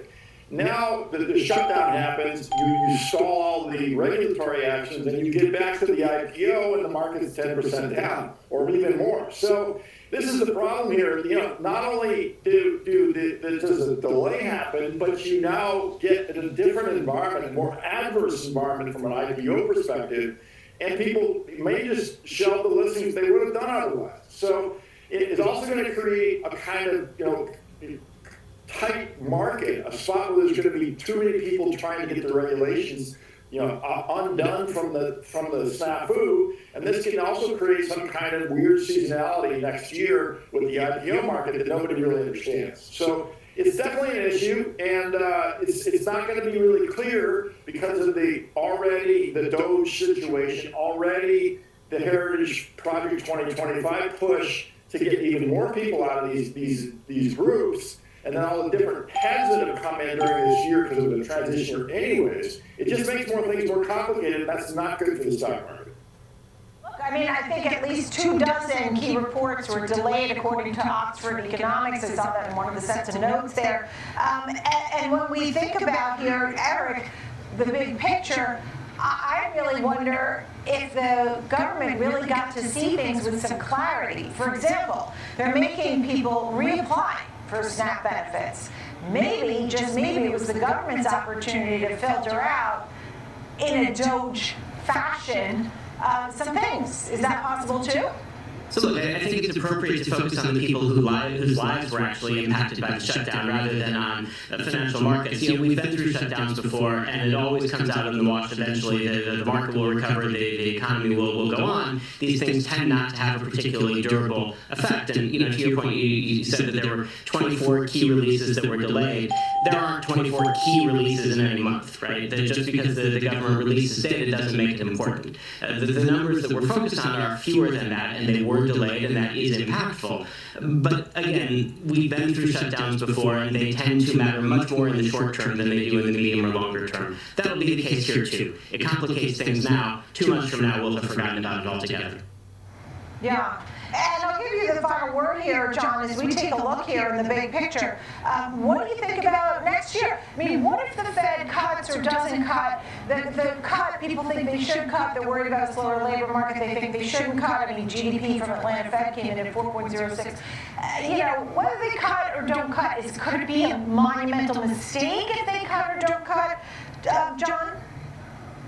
Well, Nicole, the basic issue here is, people are trying to waive the dual mandate. And they're saying, okay, we're going back to basically the weak employment mandate. The problem here is it's a push-and-pull situation. The unaffordability, which has been the key issue, 25% overall rise in a lot of prices in the United States, with an ongoing 3% CPI rise, or core PCE rise, however you want to look at it, is fundamentally sticky. It's going to continue to push all of the job, possibilities, all the upside of the job market to the side. So I think, the Fed is really beginning to recognize that their inability for 5 years to miss the sticky price inflation and get it down is the real problem. John, thank you. John Blank. Eric Winograd, thank you both so very much. I'm Nicole Petalides. Thanks for being with me here on the Watch List every day. Opening bell on the Watch List right here on Schwab Network. Market Up Close is next.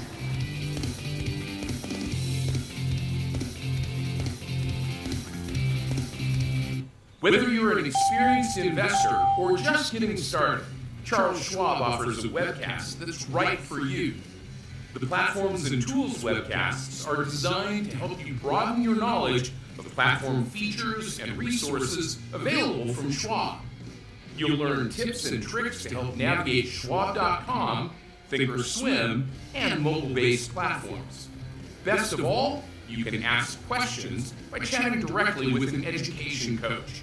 It's interactive learning at its finest. Tune in live or watch on demand. Head over to schwab.com/coaching and start learning today.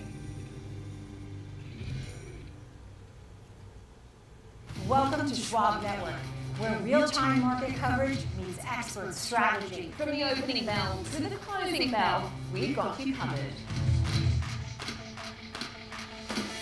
Get inside the minds of pro traders. My point is that they're getting a higher rate of change in sales based on their guidance, but not the same rate of change on EPS. Follow the biggest headlines, live analysis, breaking news, and sharp trade ideas minute by minute. With shows built for action, we break it all down in real time with speed, accuracy, and precision. I think one of the most important things is you're making a play in a risk-defined way you're going into earnings. So that would be a further downside area to watch. Smart insights, actionable data, veteran traders, and trusted financial journalists. Streaming live and on demand. Schwab Network, streaming 24/7, any screen, anywhere, free. SchwabNetwork.com.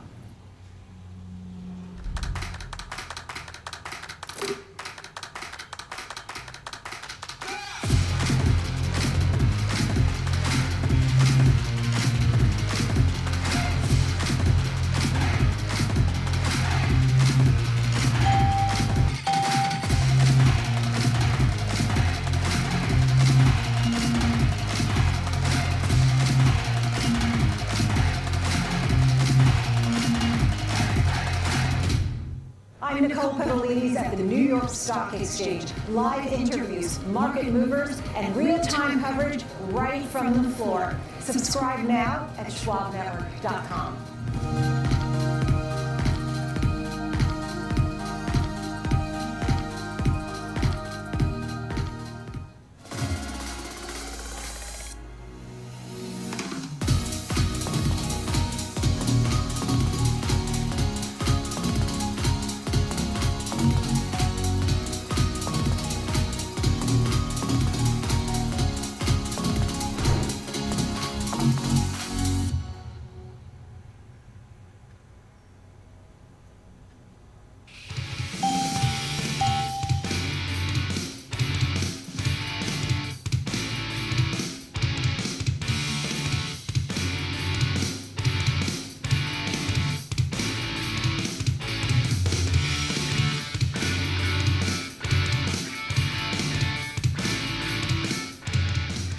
Good afternoon. It's 3 p.m. on Wall Street, and this is Market on Close. I'm Marley Caden, coming to you live from our Chicago headquarters. And I'm Sam Vardas, coming to you live from the floor of the New York Stock Exchange. Let's take a look at what is coming up on today's show. We'll check in on the housing market and discuss the pros and cons to the proposed 50-year mortgage and its impact on potential buyers and the overall housing market. Later, we'll be joined by the CEO of National Vision as shares are rallying in reaction to announcements from its Investor Day today. And in Options Corner, we'll check in on Home Depot, which will report earnings tomorrow before the opening bell. Marlene, take us through what you're watching today. Thanks so much, Sam. Shares of Alphabet hit a record high after Berkshire Hathaway disclosed that it bought a stake in the owner of Google. Warren Buffett's company purchased nearly 18 million shares of Alphabet during the third quarter. Those worth about roughly $4.9 billion right now. Dell under some heavy pressure today as well, one of the worst performers on the S&P following a double downgrade from Morgan Stanley. The firm downgraded several hardware names today, saying that the current memory supercycle is going to create mounting margin pressure across the hardware sector. And then on the flip side of those potential headwinds facing those hardware names, memory chip maker Micron hit all-time highs today before turning negative on that bullish sentiment in the memory space. Rosenblatt raised its price target, citing limited DRAM supply growth through 2026 and increasing demand as key factors behind its positive outlook. We'll talk through some of the winners and losers in this hardware and memory race here. But first, let's take a look at where the markets are as we near the end of our trading day. We are seeing quite a lot of red, really under pressure here. The S&P trading down 1/3% right now at 6643.70. NASDAQ about the same, 24,666 right now. The Dow trading down 1.5% at 46,452, and the Russell 2000 down even more, about 2.1%, 2337. For the dollar, we up slightly on the day, 99.49 here. For gold, we're 2% lower, 4,011.10 a troy ounce. Crude oil still under that $60 a barrel mark right now, down about 6/10 on the day. And Bitcoin getting dangerously close to that 90,000 mark, falling almost 3% so far today. I do want to check back in with Sam, though, and see what some of the top stories are that caught her eye today. Sam? Well, this lithium rally, there have been some bright spots in this. A sea of red, Marley, as you just pointed out. Shares in Albemarle on a tear today. They were, these shares, up about 10%. We're off the highs now, but still around 3.5% higher, hitting a new 52-week high today. A couple of reasons behind this. Albemarle has exposure to Chile, which has just held presidential elections over the weekend and is now going into a runoff. So one of the candidates there going head-to-head is expected to be favourable for the mining space. So Chile is the second biggest lithium producer globally. Also helping out the space, the chairman of a big Chinese producer, that is Ganfeng Lithium Group, is now forecasting demand of 30 to 40% in 2026. So Albemarle shares have been rallying about 20% over the last 5 days and are up about 45% year to date. Now shares in LAC are also surging today. One company that uses lithium is Tesla. Shares in the company are jumping today. They were up about 3% or so. We're up about 0.3% right now, but still holding on to gains, but outperforming the rest of the Mag 7. Siegel raising its price target on the stock to $508 from $483, giving a buy rating on the shares. The analysts expecting some headwinds for the auto sales after the expiration of the EV tax credit, but thinks Tesla's making strong progress on FSD and robo-taxis. We've also been monitoring some of that Fed speak today. Governor Philip Jefferson suggesting that they should approach with caution after the last 2 rate reductions. While he says the Fed's policy stance is still somewhat restrictive, the balance of risks underscores the need to proceed slowly as they approach neutral. The Compass, the market, has now adjusted its expectations for a rate cut, suggesting it could be a close call now. But for now, I'll send things back over to Marley and Jenny Horn in Chicago with some of today's top movers. Thanks so much, Sam. Like you mentioned, Jenny Horn, co-host of Next Gen Investing, joining us right now to talk about some of those top movers that we were just discussing. Let's start with Alphabet and Berkshire Hathaway's sort of rare venture into the tech space with this stake that they've taken. We are seeing Google move up close to 3%. Yeah, so I mean, Berkshire Hathaway did disclose this new position in Alphabet in the third quarter, which is their only new investment over the period, but they purchased about 17.8 million shares of the Alphabet company, of course, for an SEC filing. But that stake in Google is now worth just shy of about $5 billion, making it the company's 10th largest investment. So this is kind of amazing to me. It has 1.8% roughly of its total holdings. But you consider the other top holdings, like Apple does still remain its top holding. It has roughly 23 to 24% weight of the overall portfolio. Other top holdings include American Express, that's roughly 19%, Bank of America, between around 10 to 11%. And so even though that they've trimmed their position in Apple back about 15% this year, it's still the largest by a lot. So Alphabet only falls 10th in terms of their largest holdings. And they do have roughly 82 to 90% of their total portfolio in those top 10 weighted names. But I do think it shows right now that even though it is it was a huge, it seemed like boom for the shares today, we pulled back a bit here because still, I know everyone's saying that the company, Berkshire, does not typically invest heavily in tech. They've been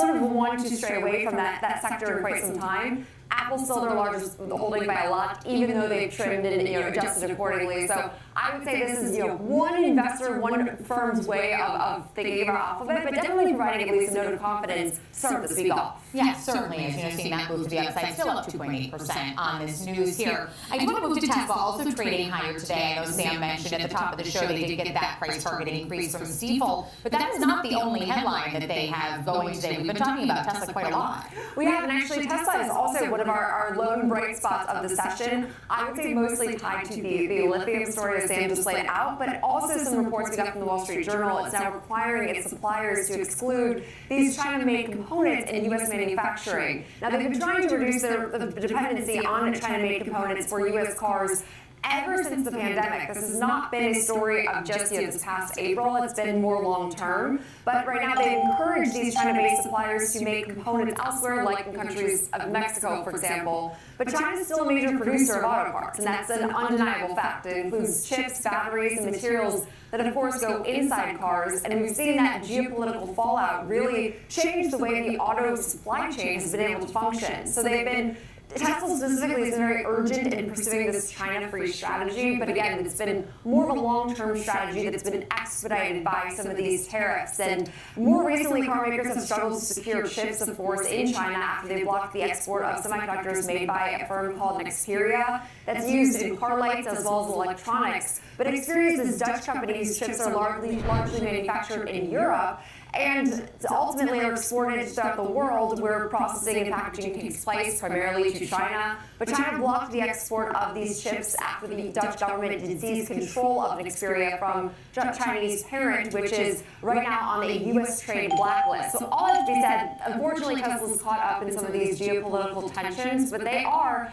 right now the U.S. automaker with the least international exposure, which I feel like we were reminded from this article that they, yes, have still international exposure, but far less than like Ford and GM. Yes, they've been doing this decoupling process with China. It's been ongoing. The journal saying they're hoping to have it done within a year or two now completely, but it has been a process they've already been doing. Another one that caught my eye was just Elon Musk sort of reiterating another one of his new ideas that Tesla might build its own factory to build his own AI compute chips, which has been a newer idea he's been floating, but it was again brought up again this weekend. And, just an interesting thing, because we've seen that when he has an idea, a lot of the time it comes to fruition. So no kidding. I was like, with his ownership of X/Twitter, whatever the company is called now, I mean, like, he does tend to move forward on some of the ideas that he just seems to throw out on social media. Well, and the argument there was that he's not sure the industry can do it as fast as he wants it, so he may have to do it himself. And that was a perfect example. If he wants it done, he does it very quickly. So we'll have to keep an eye on that. But I want to pivot to Dell here. Shares still down close to 10% at last check before the show started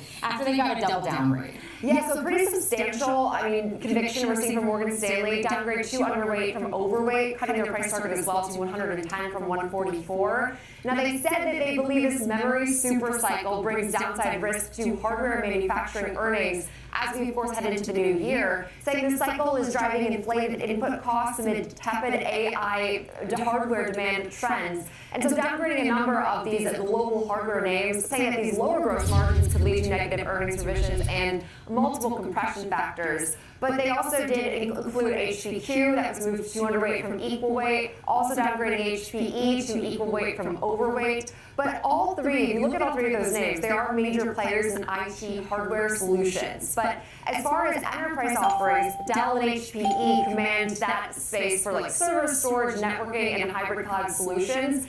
HPE is more focused on these user end devices. So it's interesting to me, it's not like they're all the same type of company, but they're all seeing that same, at least in this analyst's opinion, weakness ahead that could be driven by just right now tepid demand trends, which is not this narrative we've heard around everything, of course, linked to the memory supercycle, but these are different players than like the true high bandwidth memory companies, like I know we're talking Micron next, but not so much the case of Dell. So the memory supercycle is going to be a boom for some, perhaps not a boom to others, at least in terms of Morgan Stanley's opinion. Yeah, we are starting to see some of these firms sort of try to decide who the winners and the losers might be in this AI race, and they've decided that hardware, in Morgan Stanley's case, is not going to be favored because of that memory supercycle, which leads us to Micron. You know, earlier I spoke about Micron. I've been reading about Micron all day and one of the potential winners, but now Micron being dragged down after being in positive territory by this tech sell-off we're seeing, and the broader NASDAQ being down on the day here, but Micron had some positive moves from that bullish sentiment there and other bullish sentiment.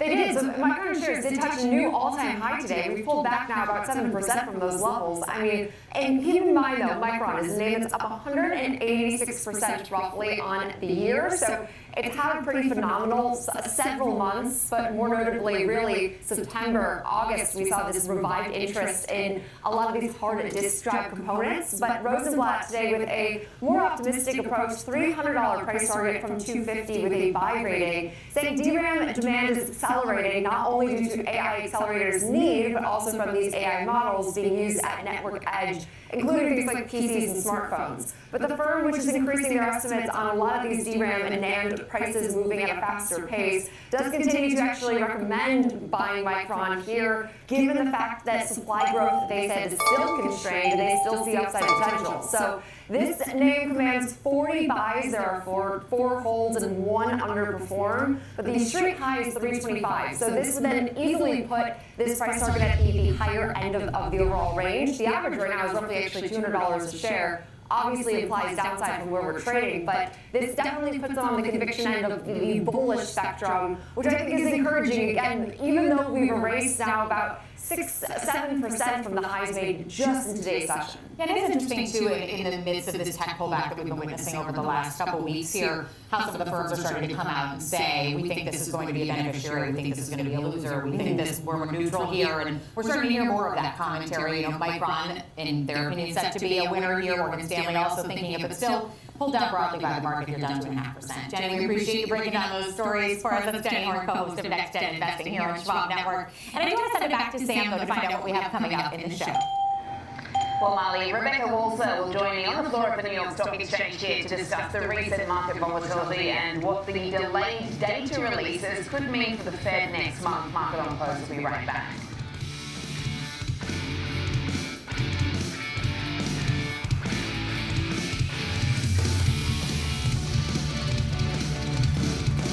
Hey, investors, you know the market moves, and Schwab is here to help you move with it. So, whether you're buying, selling, holding, or planning, whether you're ETFing or 401king, saving, spending, or even retiring, you can count on Schwab for market insights, live support, powerful trading platforms, and 400 branches. All at your service, all so you can invest your way.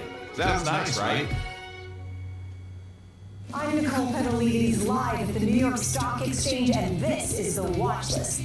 Your midday view into the trends driving the markets with a sharp focus on technology, innovation, and companies leading the next wave of growth. Big movers, real-time interviews, and insight from analysts, founders, and market voices you trust. The Watch List, 2 p.m. Eastern, only on Schwab Network. Whether you're an experienced investor or just getting started, Charles Schwab offers a webcast that's right for you. Are you a long-term investor? Our investing webcast series breaks down different investing styles, including growth, value, income, and more. Best of all, you can ask questions by chatting directly with an education coach. It's interactive learning at its finest. Tune in live or on demand. Head over to schwab.com/coaching and start learning today.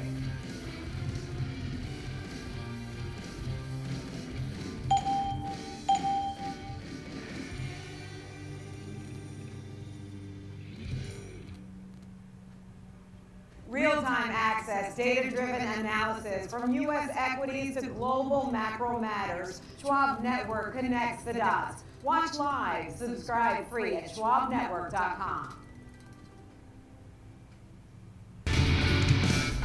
Welcome back to Market on Close. I'm Sam Bartas on the floor of the New York Stock Exchange alongside Marley Hayden over in our Chicago headquarters. Let's just give you a quick market update here. We've got about 45 minutes to go in the session for this Monday, and we are dropping like a stone, it seems, losing altitude throughout the course of this session. We've got the S&P 500 down at 6645 right now, 1.3% lower. The Nasdaq's doing a similar thing as some of the air continues to come out of those tech stocks. We've got most of the Max 7 actually in the red today. The Dow Jones also feeling it, down 1.4%. The Russell 2000 is the underperformer here, really feeling the pinch, down over 2% in trade today. So we've got red arrows across the board today as we are very much a risk off as far as the indexes are concerned. We've got a lot of moving parts, of course, off the back of a pretty volatile week. In fact, the VIX has just picked up. We're above 23 right now.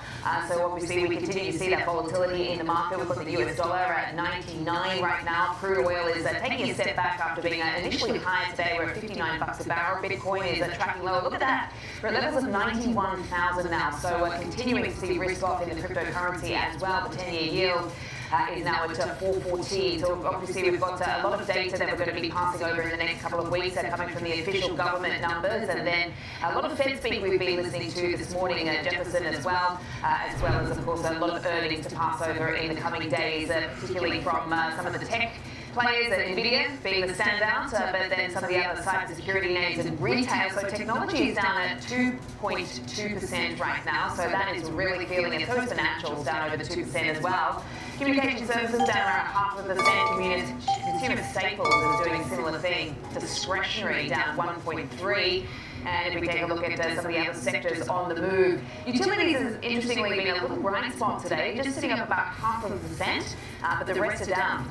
You've got energy that's lower by 2%, no doubt, tracking those oil prices on the way down as well. Real estate down 0.7%, industrials and materials both down over 1% right now. So as we can see, it's pretty risk off across the sectors. And then we've got a bit of a mixed picture, as I mentioned, for some of the Max 7 mega cap tech as well. NVIDIA is lower, about 3% ahead of its earnings, even though it's got, of course, a couple of price target boosts ahead of this, and of course, a lot of analysts looking quite bullish on this name, but Alphabet is really the standout. That's catching a lot of attention today off the back of this 13F filing with regards to Berkshire there, but the rest are underwater. We've got most of them down over 2%. So that's sort of the damage report, you could call it, I suppose. Let's keep the conversation going. And joining me here on the floor, Rebecca Walser, President of Walser Wealth Management. Thanks so much for joining. What do you make of the action we're seeing today? Because we've certainly lost some momentum throughout the course of the session. I'll tell you, the mood here seems very subdued and quiet, right, Sam? It's a Monday, a cold Monday in New York City, and it's not a happy day. You know, I think Jefferson's comment today at Kansas City just really underscored that the Fed is in a rock and a hard place. And really, they don't have the data. So my contention is, and also if you look at the actual market odds, right, we had over a 60% and approaching 70% probability of a December 9, 10, 25 bip cut. And now we're seeing that has shifted. The majority is now 55% that we won't get a cut at all, and that will only 44% probability to actually see a 25 bip cut. And what I have noticed is a lot of the governors, a lot of people that are speaking are sounding very hawkish. And I would put Jefferson's comments today, underscoring the need to proceed with caution, go slowly. It's hawkish, but what do they have in their back pocket? They have the data that's coming. So we have the jobs numbers for September coming out on Thursday. We have more data we'll get before the December 9-10 meeting. And I think what they can do is they can say, oh, we've gotten more data and it's not good for the economy. We need to become more accommodative. And they might be able to pull more of the members towards more dovish than hawkish. The problem is they are facing dual mandates. And if you look at the layoff situation with Verizon announcing the largest job cuts ever in their history just last week, you're looking at other large employers announcing very large layoffs. So they're dealing with that, and they want to accommodate that, but then they're also dealing with the sticky inflation, the tariff policy being implemented, and all of these things. So they don't really know, and really Powell doesn't have a consensus. If you look at the 19 members last month, only 10 were really in alignment with an actual cut. So that means that you have a very divided board and group, and he does not have a consensus. And so unless there's clear data around which way to go, we're going to have a division, and it's going to be difficult. Yeah, I suppose the division is no surprise there. I mean, you've got Jefferson, as you say, who's sort of as steady as she goes. You've had Collins and Schmidt who have basically said that, they're a bit reluctant moving forward. Kashkari sort of just sitting on the fence. So yeah, it's going to be a very interesting meeting. Let's see what the data tells us. But yes, there has been a rethink in the market. I mean, take a look at the CME Fed Watch tool. We are below 50%. So, I mean, it could go either way. It could be quite a close call come December 10.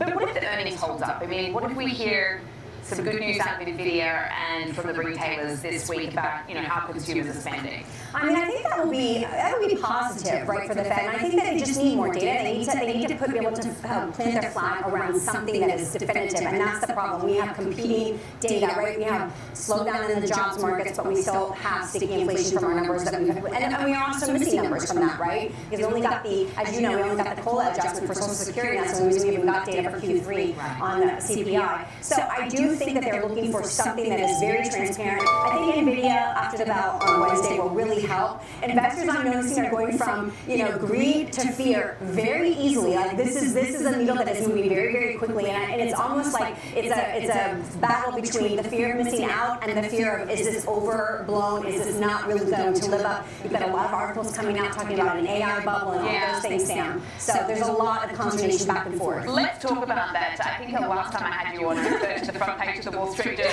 and we were talking about that circular financing. I want to refer to the front page of the Wall Street Journal once again today, because they put a front page article about just the spending right now and the debt, that eye-watering debt levels as far as how much some of these tech companies are actually borrowing to fuel their massive AI ambitions and this huge spending plan that they have. And if you look at the 2024 numbers and then the graph for 2025, it's quite significant. And one line that really sticks out to me is how they're spreading the risk, because what used to be initially as something that they could fund from their own coffers is something that they're now turning to debt and private equity for. And basically, this is like sharing the love kind of thing. I mean, what do you make of that?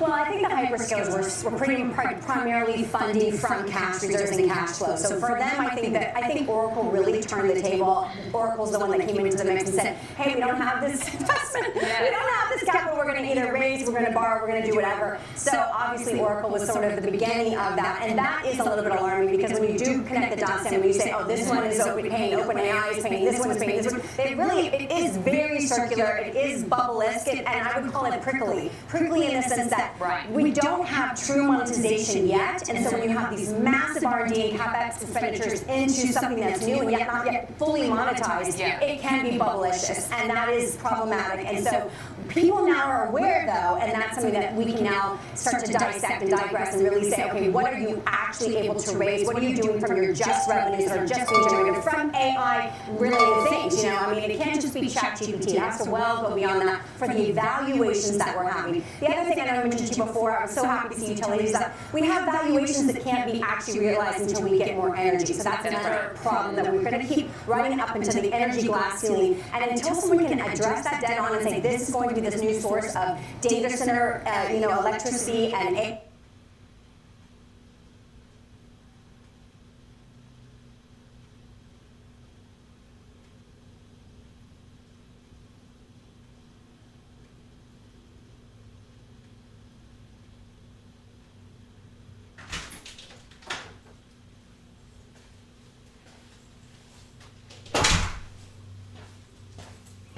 I'm back.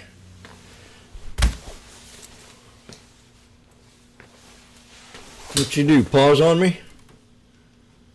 Come on, baby. Must just happen.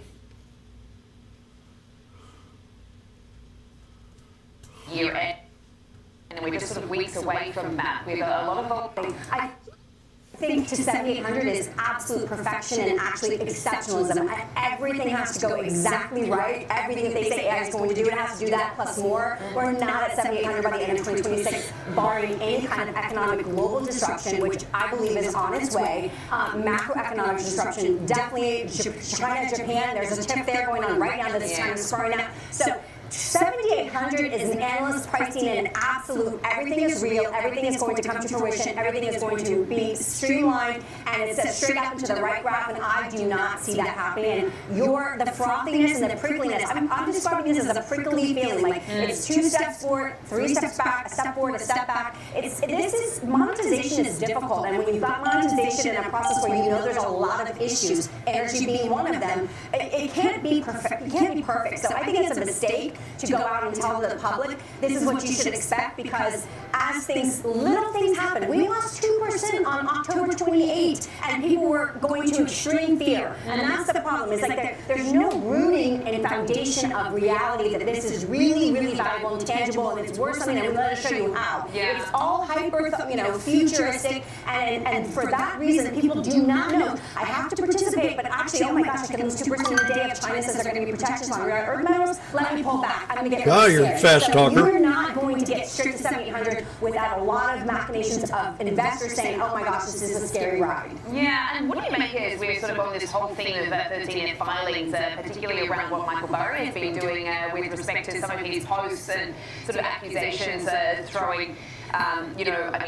talking about what hyperscalers Should be a hard one to deal with. Question around sort of depreciation. I mean, do you sort of give credence to all of that as far as the conversation that's now being brought in? It reminds me of the law, because I'm a lawyer too, So Michael Burry, he's obviously saying is like, look, these chips are only 2 to 3 years. They only have really useful life of 2 to 3 years, and they're being depreciated over 5 to 6 years. That is a big problem. But generally accepted accounting principles, what we If you're a lawyer, I don't want you for my lawyer. Right? This stuff is not Slow down. This is all brand new. We have no idea. The new generations, the successive generations that are coming out are replacing the old generations, and GAAP doesn't change that fast. So to say it's fraud when they're doing what generally accepted accounting principles are, because the utility of AI itself is going, becoming obsolete so fast, is a little bridge too far for me. However, his point is not invalid. What he's saying is because you are depreciating these things so fast in their useful life, you really do have less earnings and less revenue than you're saying, because you should be depreciating these assets. What's interesting is that he's now closing his hedge fund at the end of the year. He's liquidating, and he basically said, I do not agree with the valuation of stocks. I haven't agreed with it for a while, so I'm done. I'm liquidating. And that is a massive statement for someone like him to say. Yeah, it's certainly something to pay attention to, just given obviously how high profile Michael Burry is. But always a pleasure speaking to you, Rebecca. Thank you so much for joining me here on the floor, albeit on a down day. But what can we do? Thank you so much, Rebecca Walsall, Wealth Management, joining me here on the trading floor at the New York Stock Exchange. Marley, I'll send things back over to you in Chicago. Thanks so much to Sarah and Rebecca. Coming up next, we'll be taking a look at the housing market, discussing the proposed 50-year mortgage, and if it hurts buyers more than it could help the overall housing market. We'll discuss that coming up. We'll be right back.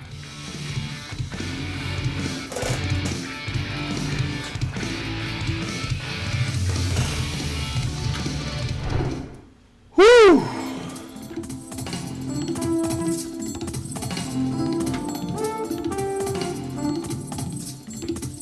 The Putsville.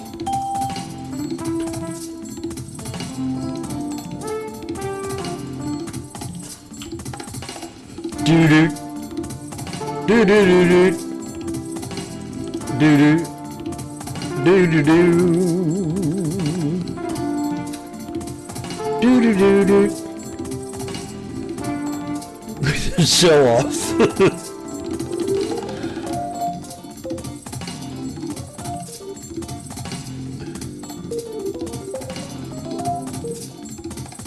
I was able to get out with profit, but God, I wish I could have been trading this.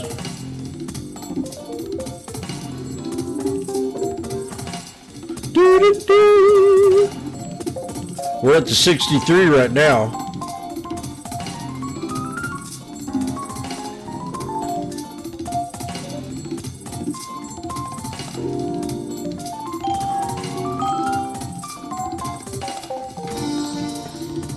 Do do do do.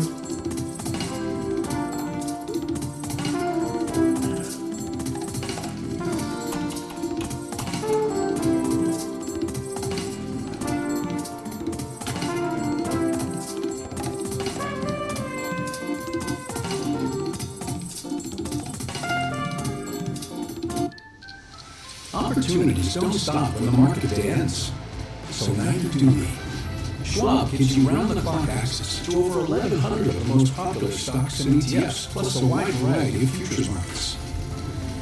Been one heck of a day. Support from trading specialists who understand the ins and outs of 24-hour trading. So I had to go fix the door. And I didn't know what the heck I was doing. With Schwab. I didn't have to fix it. I'm Diane But King the door Hall, wasn't on the floor latching, of the New wasn't York Stock locking. Exchange. When markets And react, the cops we're were called live out with there analysis Saturday. That matters. Watch now, only on SchwabNetwork.com. So I got one of the big guys up there to try to loosen up a couple not Allen wrenches, but Phillips screws, and he couldn't do it. He's a big boy.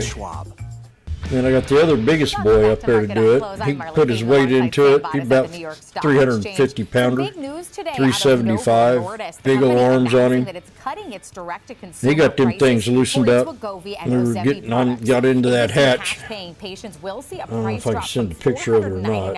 Per month, which was already reduced once, now down to $349 a month. They also announced that they're launching a temporary introductory offer that will allow new cash-paying patients to access their 2 lowest doses for $199 per month for those first 2 months for those low-dose starting numbers. Now, I do want to take a look at how we're performing today. That's a video. Novo higher on this news that they are trying to compete and gain some more That's a market share video. against Eli Lilly, which is I don't know already if I can send created these a deal videos with on the there or Trump not. administration to offer some of its competitive products on Trump RX. They are under a Let's little bit see. of pressure Probably today. not. Amgen, another potential competitor in the space, has its own GLP-1 that's in phase 2 testing right now. They are more than 1% higher today, but this semaglutide race continues to fascinate. You know, recent research saying that 1 in 8 Americans, adult Americans, are on a GLP-1 right now. So certainly a market that is rapidly growing and one we'll keep our eye on. But I do want to send it back to Sam in New York for our next interview.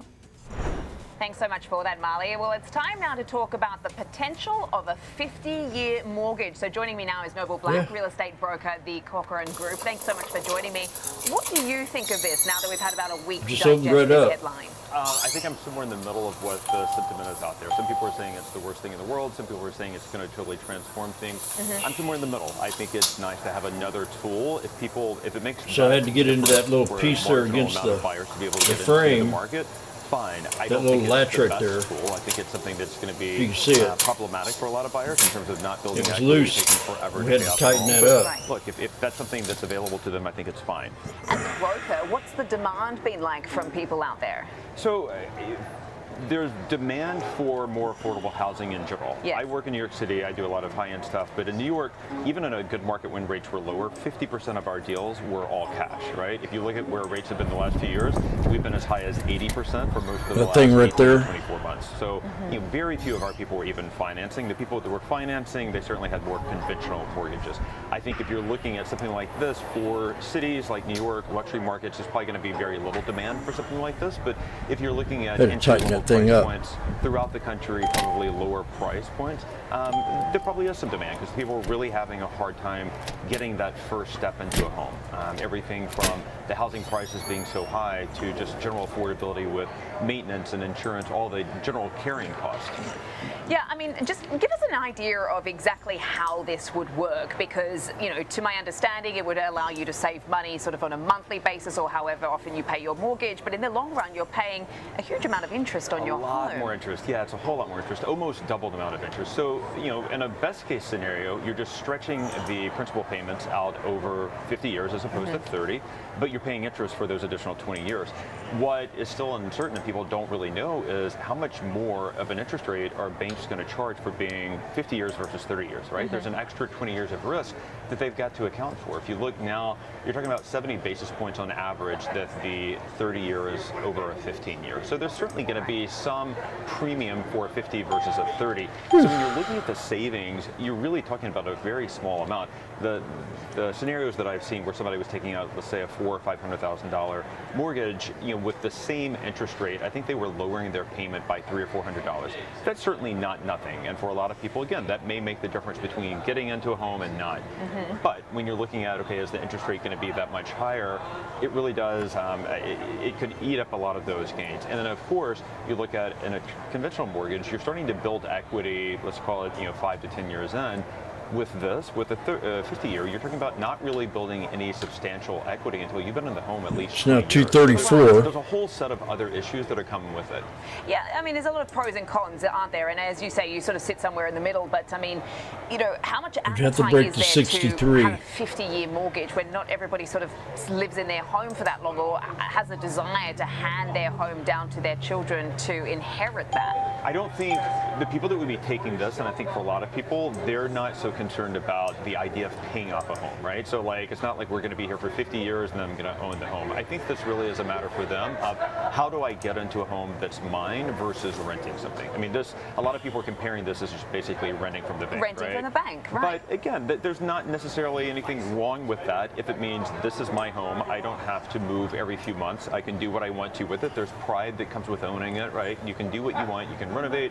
So there's a whole set of attributes and positives that come with that. And I don't think that those are invalid, but I do think as a financial tool, what I would go out say and have is me a that steak if dinner you're looking tonight. at doing it, if that's Maybe. the only way you can get in, then great, do that. As soon as you can, start making extra payments. As soon as you can, think about refinancing, right? Because that's not a way to build equity, to build It's wealth. stressful And when day. you think about home ownership, sure, there's a big part of it that is, I want to take pride in ownership. I want to own something, and that makes me feel like I'm, contributing and a better part of society. But I think it's also a matter of this is the way to build wealth, and this product is not one that's going to allow you to build wealth unless you kind of tweak it. So what sort of other ways would there be to build your wealth as sort of an alternative to this proposal? Because, I mean, we know that President Trump is obviously trying to target the demographic to make things more affordable because people vote with how they feel, with their pockets, right? So what are other ways that, maybe a policy from a government standpoint or the industry itself can address some of those affordability challenges and concerns right now in the market? Yeah, I mean, look, there's a huge, you talk about demand, there's a huge demand right now for ways to make it more affordable. The problem and the sad news is they're not an easy fix, right? You look at the mayoral election here, that's a big part of why Mandami won, right? Like he was saying, he's going to bring down cost of housing. I mean, it's something that everyone's talking about. It doesn't seem like the politicians and those in charge of making regulations are actually willing to roll up their sleeve and get down to the dirty work that's not flashy, that's not, a quick and easy fix. I think the solution long term is we need more supply. And that means that we need to roll back some of the regulations. We need to make it easier for people to build. And that means, you've got problems of NIMBY, you've got problems of, a lot of regulatory hurdles to go through. All of that needs to be really studied and rolled back and just recognize that, there's some downsides to development, but if we're going to have housing be affordable to the masses like we want it, that has to be addressed. We've had 2 interest rate cuts. I mean, what are you seeing as far as some of that demand that had been sitting on the sidelines waiting for some of those rates to come down to enter the market? Yeah. I mean, have you seen that demand coming we have, off? but or? It predated it. So we really started, especially again in New York and kind of the markets that I cover, we started taking off probably 18 months ago. So really summer of 24. Trying to break when it there. Clear that rates were not only not going higher, but likely were going to be cut. The market really took off. And so every week, virtually since then, the number of signed contracts has been through the roof. We had the best October that we've had in 5 years, and the second best going back to 2015. September was incredibly strong. The number of contracts signed last week was the highest that we've seen in many, many years. So there's huge demand. I think people, again, talking about New York, there's very little supply. People feel like the economy is doing well. They feel like rates are probably going to trickle south from here. So people are coming back in. It's just a question for us and for some of these other tighter markets of enough inventory. We still don't have that. But I think that rates from here are going to go south, not super quickly, but it's at least moving in the right direction, and that's certainly a welcome event. Yeah, and so what's your outlook for sort of 2026? I think it's more of the same and hopefully a little bit better. We ended up having a good 25. I think that we came into 25 again on the heels of the rate cuts beginning in 24, and we thought we were going to have just a gangbusters year here. The tariffs kind of were a curveball, but our market did incredibly well even in spite of that. I'm interested to see what the court's going to do and if there's a rollback to tariffs or what happens. And we're back down again. changes things. I think the market could take off even more, but I think it's going to be a very The strong market, and 666 probably zeros. stronger than what we've had. And tariffs feed into the housing market how? Just how people feel? Well, I think it's 270. in a lot of ways. I think it's how people feel. I think it's cost, right? So if you're doing renovations, missed you're it. buying something in home builders, right? Yeah. All of a sudden it's more expensive to build a home because tariffs are high. But I think it's also a matter of the way the Fed's looking Are we going to come back? going on. There's 270 If again. they're thinking that there's going to be a higher risk of inflation because of the Yeah. tariffs, then that all kind of trickles down. This is the problem with 255. this. There's not an easy, if this happens, then all of a sudden housing takes off and Gotcha. it's affordable. It's just a lot of things combining. But the good news is, I think at least for the last many months, it's slowly moving in the right direction. Thank you so much for joining me here. It's been Thanks an for absolute having pleasure to chat to you and get a little bit of a snapshot into this proposed policy. It's certainly very interesting. Noble Black, thank you so much. Okay, well, that was from the Cochrane Group. Send things back over to Marley in Chicago. Thanks so much, Sam. Coming up next, it's Options Corner. Rick Ducat will join us here in our Chicago studio to take a look at Home Depot ahead of its earnings report tomorrow morning. That's next on Market on Close.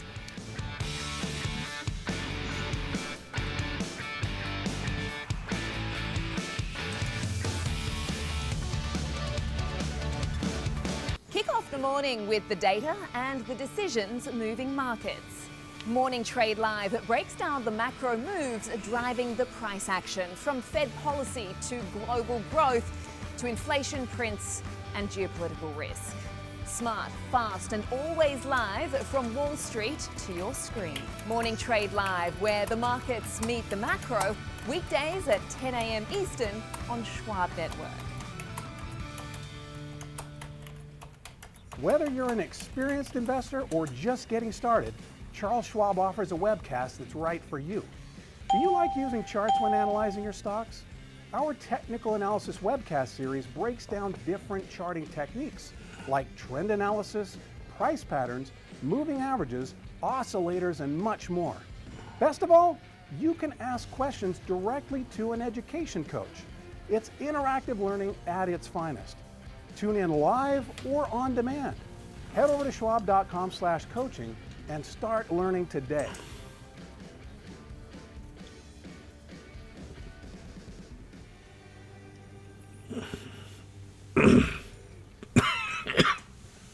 I'm Kevin Green, and I track options flow daily, identifying who's buying, who's selling, and how it's going to impact the markets. Watch live on Schwab Network at schwabnetwork.com.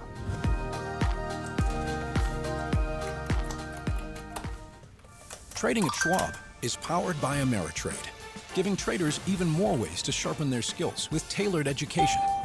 Get an expanding library filled with new online videos, webcasts, articles, courses, and more. All crafted just for traders. And with guided learning paths, stacked with content curated to fit your unique goals, you can spend less time searching and more time learning. Trade brilliantly with Schwab. Welcome back to Market on Close. Tomorrow we'll begin to see earnings from some key retailers, starting with the Home Depot. The company is expected to report adjusted earnings per share of $3.81 on revenue of just under $41 billion.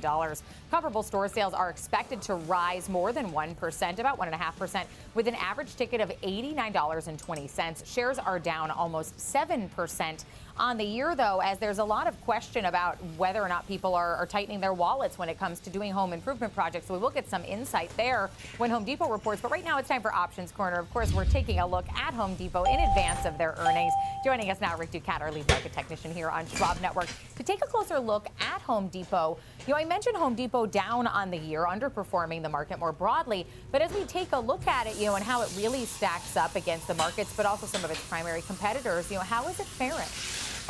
In a word, not great. It's been kind of a rougher year for this particular company. And really what that means, though, is that Lowe's is not doing great either. So you can see Home Depot down about 13% versus its consumer discretionary sector up almost 6%, S&P up almost 13%. But really what I was trying to say, though, you can see that the charts of Home Depot and Lowe's are extremely similar here. We can look at our correlation study here, the degree to which two two stocks move in tandem. It's almost perfectly correlated. They move almost in unison with each other. So be on the lookout for any discrepancies in this relationship here, and also probably expect a sympathy move from Lowe's tomorrow. And also, you know, Lowe's reports its own earnings on Thursday's pre-market as well. So it's going to be a big week for this kind of sector of two, I guess. 16 more minutes left. Home Depot's an interesting one because we don't get a ton of headlines off of them. They're not really a headline-driven stock. We get more of this commentary on how the consumer is spending and if they're deferring at-home improvement projects or anything to do with its competitors like Lowe's primarily.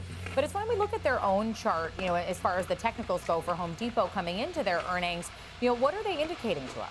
Well, falling wedge 250 to 350 in that one little candle. Trend lines converging toward each other, both pointing downward. Typically, this would be regarded as more of that a one bullish right there, setup here. $100. Really can go either way. What you're looking for will be a push beyond either trend line. In this case, though, 130. we are experiencing more of a downside breakout here. Now, I wouldn't really put too terribly much emphasis on this as we are about to head into earnings, but still, if you had a bullish outlook, that's really not exactly what you'd want to see here. God. Notice now that our next low point here around 350, 246. Here comes the volatility. Possible support. We also had a repeated boundary down here near. These are the 6660s. I didn't take them. Beyond that point during the tariff. Not 460. After things stabilized, that seemed to be a more consistent 510 once again. Couple other things to consider here. 530. We're below our moving averages. They're all trending lower. Our faster ones are starting to cross below the slower ones. Again, not really the greatest signs of trend here if you had a bullish outlook. Also, typically momentum slows as we head into earnings. In this case, it's picking up more to the downside. We have crossed into the oversold area, the threshold of 30. So looking like more of a setup of weakness as we go into this earnings event, kind of matching what we've seen from the news and analyst coverage lately. And on the analyst coverage front, is it sort of matching what the technicals might be indicating to us? Yeah, once again, not the greatest coverage here. Stifel downgraded Home Depot on the 14th. They cut their price target to 370 from 440. We also saw several other price target cuts from Wells Fargo, JP Morgan, Gordon Haskett, and several others this month. Mostly they kept buy ratings though. So overall, it seems like the picture long term still seems more positive, but in the shorter term, you know, this could be a rough one. Yeah, certainly. You know, as in terms of the options activity that we're seeing, you know, I can't imagine that they're a hotly traded name, but did we see any sort of uptick in the options activity because we are coming up to an earnings event? 140, 50 bucks right there. So it's about 2.3 versus, or 2.9, excuse me, versus the 5-day 4 to 550 options volume here. 25 days out until December 19th. $6. A 7.5% move is what the options market's looking for. So that upper boundary here near 380 lines up with many of our technical indicators here. Meanwhile, that lower boundary matches up with our -2 standard deviation channel there. But, you know, really what we could see here is a setup of, as you said, not the biggest trading activity in this name here. 870. 400. Oh, man. Excuse me. 415 would be the strikes on the call side. Always clean as Jim. Open interest activity, about 2.4 thousand. Highest put would be 350. All right, right now trading at With who? 357.51 in advance of their earnings tomorrow morning. I want to thank Rick Ducator, lead market technician, for breaking all of that down for us on Home Depot for Options Corner. I do want to send it to Sam, though, and find out who we're talking about for overlooked stocks today. Well, George, Phyllis, Molly, have his eye on Jinko Solar, which is rallying after earnings. Yeah, I've owned many And homes. what you need to know about that one coming up next on Market on Close. If we gave you a state-of-the-art wireless home security and automation system with no upfront cost, I'm sure you could use that, right? If I gave you a stock pick right now that just made 100%, would you take it? Charles Schwab offers a webcast that's right for you. Yes. Are you an active trader? The 660 Our active trading webcasts SPX are calls designed to help you develop at a deeper $4 to understanding $8. of technical analysis, options, futures, and more. Best of all, you can ask questions by chatting directly with an education coach. It's interactive learning at its finest. Tune in live or watch on demand. Head over to schwab.com/coaching and start learning today. She didn't want to stick around too long.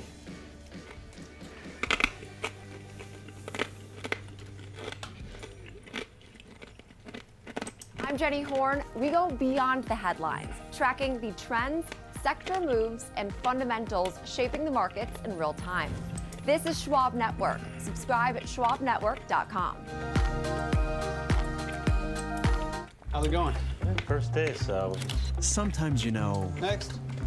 Try it again. You could have done better. Please. Same goes for where you invest. Level up and invest smarter with Schwab. What's up, Carl Nation? It's your #1 broker with the best full-service wealth management skills in the biz. Actually, I'm seeing something from Schwab. Uh-oh. Yeah, Schwab lets you invest and trade on your own. And if you want, they can even manage it for you. Not to This mention is how we do it. specialists with taxes, insurance, and estate planning, all with low fees. We're $8. technical difficulties. Carl. Come on, baby. Go. Schwab, a modern 9. approach to wealth management. Stay connected to the markets with Schwab Network. Tune in 24 hours a day, 7 days a week on schwabnetwork.com. And on all your favorite streaming services. Schwab Network. Available anytime, anywhere, on any device for free. 666.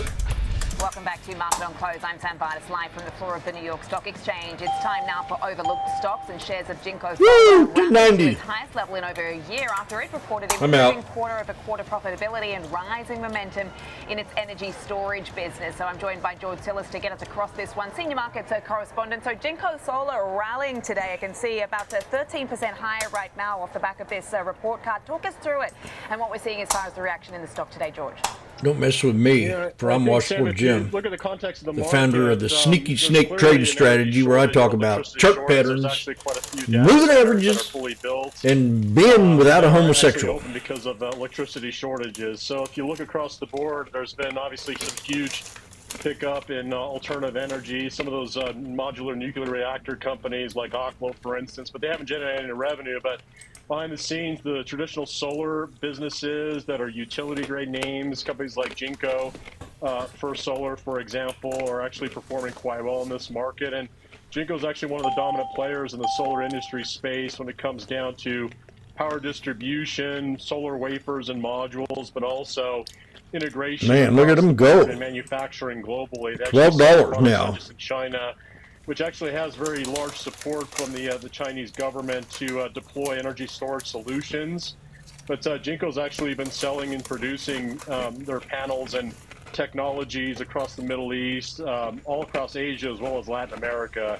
Now they posted some pretty good numbers when you look at the context of the EPS. They lost $2.01 on an adjusted basis per share. That was in line in estimates. Sales were actually down. If you look at them at $2.27 billion, We have 9 more minutes left. $5 million. And those numbers were down. Did you sell, Jim? Sequentially, quarter-over-quarter, Yeah, I about did. 34%. Got 120% The order book as they in a matter of declare going minutes. into 2026. While they're getting the expecting about a 90% increase in telemarketer total, call. Orders going forward. And in fact, if you look at the consensus analyst estimates for sales, just this year they're estimating somewhere around 10.4 billion, but next year for the full fiscal year in sales, and then this also corresponds to the order book pickup, they're expecting around 14.66 billion. So just the sales number alone is estimated to be around 42% year-over-year growth. So it seems like a lot of the energy storage economics are improving across the board in places like China, the United States. If you look at First Solar as well as a corollary company to Jinko, they've actually performed quite well. And in fact, Tesla, their automobile sales were actually not very good at all year over year, but they did denote in their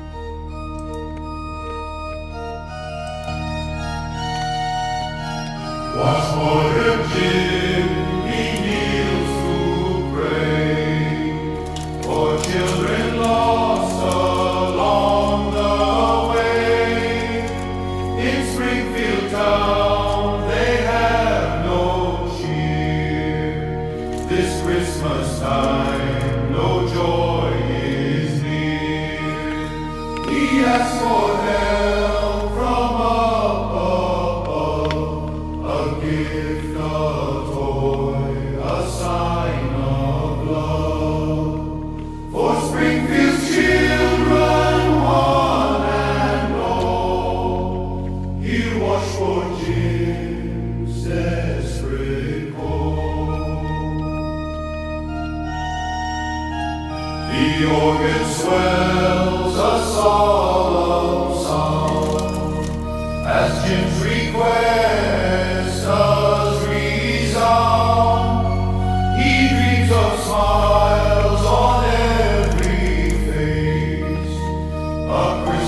filled with saving grace.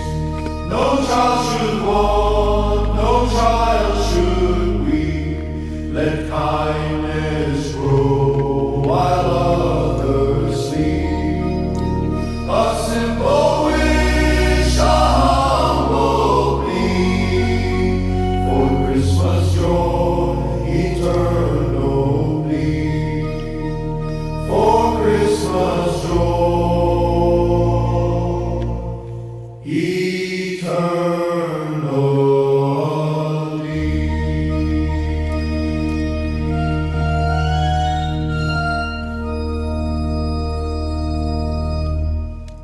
Yeah. Washboardjim. And George. A premium for installations because they're using taxpayer funds. So the residential solar market is really, I think, where the excess supply and actually decreased demand is. And that's been unfortunate for a lot of the other names, and many of the names have actually gone bankrupt. Nonetheless, the unit economics seem to be improving based on consensus estimates for Solyndra? like I said, going forward. And one of the things I did also notice is if you look at 2026, does anybody remember Solyndra? They are expecting $1.60 in adjusted profit, and that's compared to $7.25 loss of this year. So the economics, based on estimates, both in sales and earnings, are improving. And that could be, again, based on some of the factors I mentioned just a moment ago in the utility aspects of energy solutions. Yeah, good distinction. Thanks so much for putting it into context. A good look at Jinko Solar today, rallying off the back of its earnings at 13%. Thanks so much for that. Jinko Solar. That's not a very cool name. For that. We're nearing the end of our market session today. That means, of course, we're bringing in Kevin Green to break down the levels he's watching on the S&P 500, as well as damn, she looks hot today. On Market on Close. Stay with us. Dow Jones down 584 points. NASDAQ down 256. Real-time access, data-driven analysis from U.S. equities to global macro matters. Schwab Network connects the dots. Watch live, subscribe free at schwabnetwork.com. Oh, okay. Sometimes, you know, oh God, you could have done better. That's not. Same goes for where you Is that an Ellie Mae Clampett pizza? Level up and invest smarter with Schwab. Morning movers bring traders the biggest headlines to start the day, from volatile overnight swings to the earliest analyst calls. Get your watch list ready. 8 a.m. Eastern, Morning Movers, only on Schwab Network. What a day. Stay connected to what moves markets. Download the Schwab Network app and stream live coverage wherever you are. Back here on Market on Close, I'm Sam Vitus here on the floor of the New York Stock Exchange alongside Marley Hayden in our Chicago headquarters. Just a few minutes left to go now in today's session. So let's welcome in Kevin Green, Senior Markets Correspondent, to help close out the session for the day. And we're off the lows now. I've just seen the VIX has backed off from 23. We're at 22 right now. I mean, the Dow had been down around 700 points at one stage. We're at about 560 or so down now. What are you seeing as far as the levels on the S&P 500 right now, KG? Good question. Yes, and we continue to see a lot of pressure in the market just as a whole here. And today it looks a little bit more aggressive to the downside. Obviously, Google Alphabet is like kind of carrying us here to the upside when it comes to the S&P 500. But we are seeing a significant amount of stocks in the red so far today here. This morning we kind of talked about the 6660 level as being an area of support. We actually did flush through that about another 20 points to the downside, but we have been able to recover here. And let's see if we're able to pen at this 6700-ish area or get fairly close to it over the next 5 minutes or so. Right now, what you're kind of looking at is a situation where volatility continues to creep to the upside here. It's actually been a very slow increase over the last week or 2 weeks. Something that's a little bit out of the norm when it comes to vol. And that may be because of obviously some things on the horizon when it comes to event risk that's in the market right now, with concerns on credit default swaps and things of that nature. But we probably will continue to see volatility at least stay elevated through tomorrow, because we do have VIX expiration on Wednesday, so you are seeing VIX contracts being traded pretty aggressively for today. So overall, if you get to 6680, I think that would be a win right now in order for us to have a little bit of a recovery, but not a really good look for the broader market here, just given the fact that we have lack of breadth in the market. And it's not only just mega cap tech names that are getting hit. We're seeing also defensive sectors like consumer staples also taking it on the chin today, unfortunately. And KG, you mentioned the volatility, and we've got the VIX expiration coming up here, and not an ideal setup. As far as looking at vol and any other indicators we have this week, especially knowing that we've got NVIDIA coming out Wednesday, which likely will be a major market catalyst, what are some of the observations that you've made? Yeah, if you're looking at the VIX, which is going to measure the volatility of the VIX index itself, that once again is going to relate to the VIX contracts, the volume of the VIX options that are being traded right now. So once again, that's going to be elevated, probably will stay elevated for tomorrow. And yes, you are correct. With that expiration, you're going to be rolling in. You're going to have a lot of institutions rolling into December contracts when it comes to the VIX at a higher elevated rate here. So that could create a little bit of gyration. But when we do, it's not a if it's a win, volatility does crush, that actually will be. Well, today I'd say I didn't feel very bullish, and I was right 100,000%. We did have a couple nice bounces, though, off support.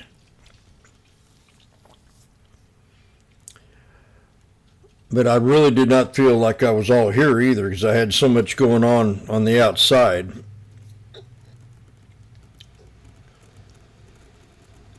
So I am going to take a break and start fresh tomorrow and have my head screwed together. I mean, I had a lot going on today. It just, you probably don't know, but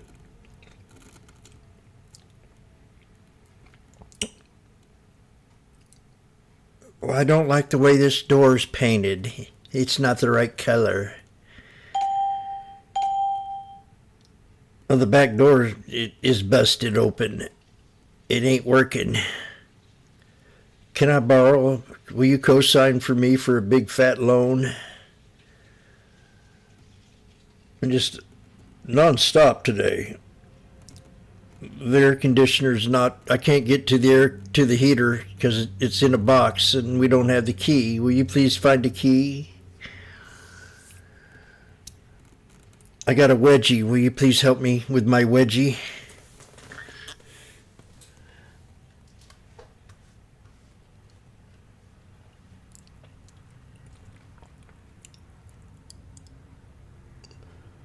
So,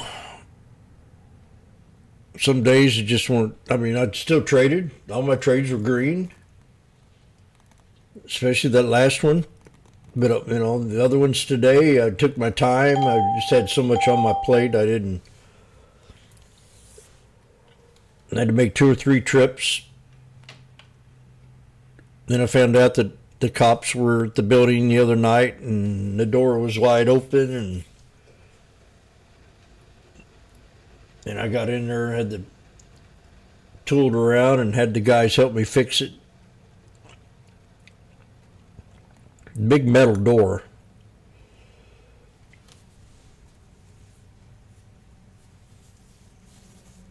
So I learned a few things today. Right now I want to take some time off and relax. Make me a salad. Sit here and watch my YouTube videos and get a good night's rest. Tonight's Monday night. I've had better days mentally, but that's the way it goes sometimes. You can't, I've always said don't be trading a lot when you're not all. And I felt like today was going to be a bearish day. And then when I was gone, I had that huge sell-off. I was lucky to get out of that one. But I just told her, I said, I got to do this. I can't watch the market at the same time, not on this one. So I did the right decision because it just tanked. And the puts really paid off good. I didn't trade them. So I'm going to get out of here. Hope everybody has a good day. I had a real good weekend. maybe that was the problem. I returned a wallet. I gave some kid a happy Christmas. Last week I built a house for somebody in a third world country. So it was living in a tent. Now they got them a little brick house, or they're going to have one. A little square brick house. Out of blocks with a roof.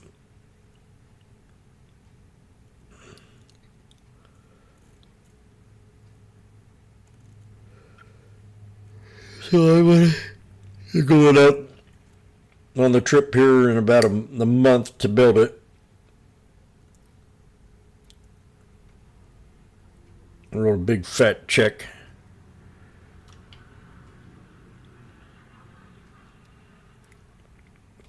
I was at Walmart.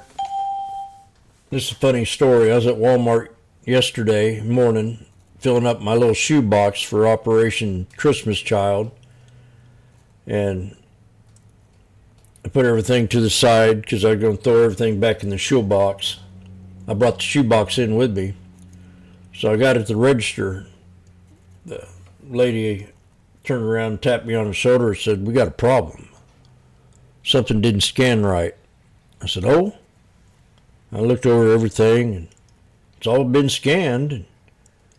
And the box that I brought into the store, somehow the scanner said I didn't pay for it. And I'm going, "Are you serious?" Because a picture came up on the cash register of the shoe box that I had. I said, "I brought this in to make sure I could fit everything in the shoe box."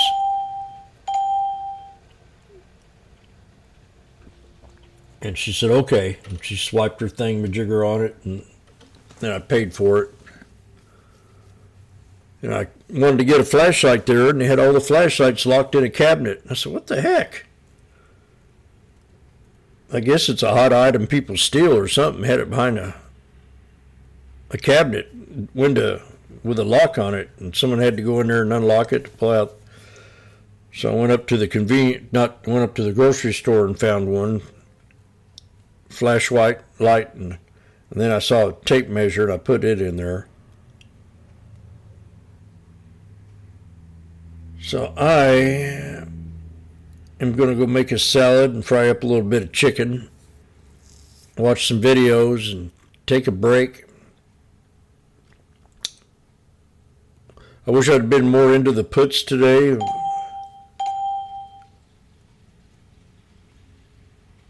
Puts did real well. One ran to $60.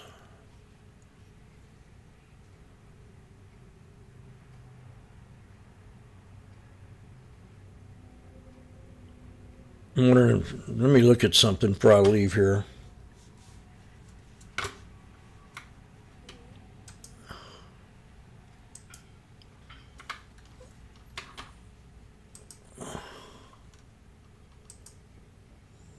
Where the fudge is my chart?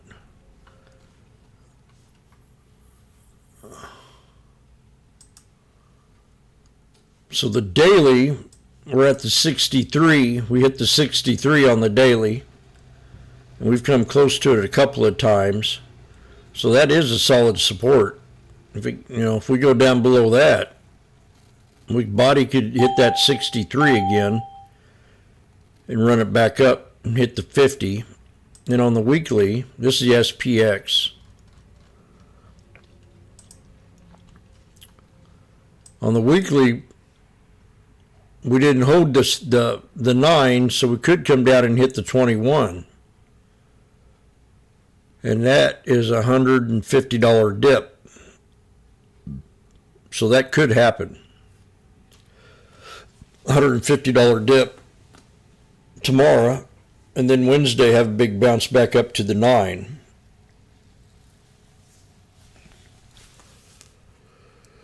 So we did hold the support today on the weekly, but it's Monday. A lot of negativity with the fat cats.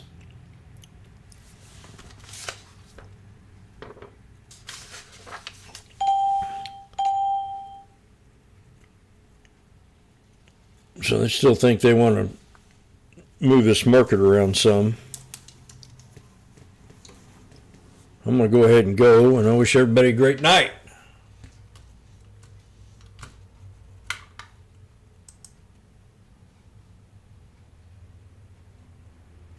Amen. Amen. Amen. Amen. Amen. Amen.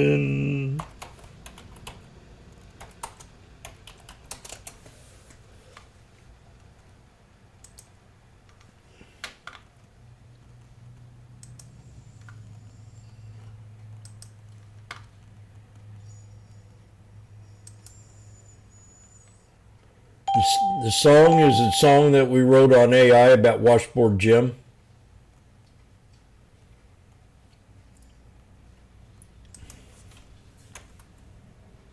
It's for all the giving that I gave this last couple of weeks.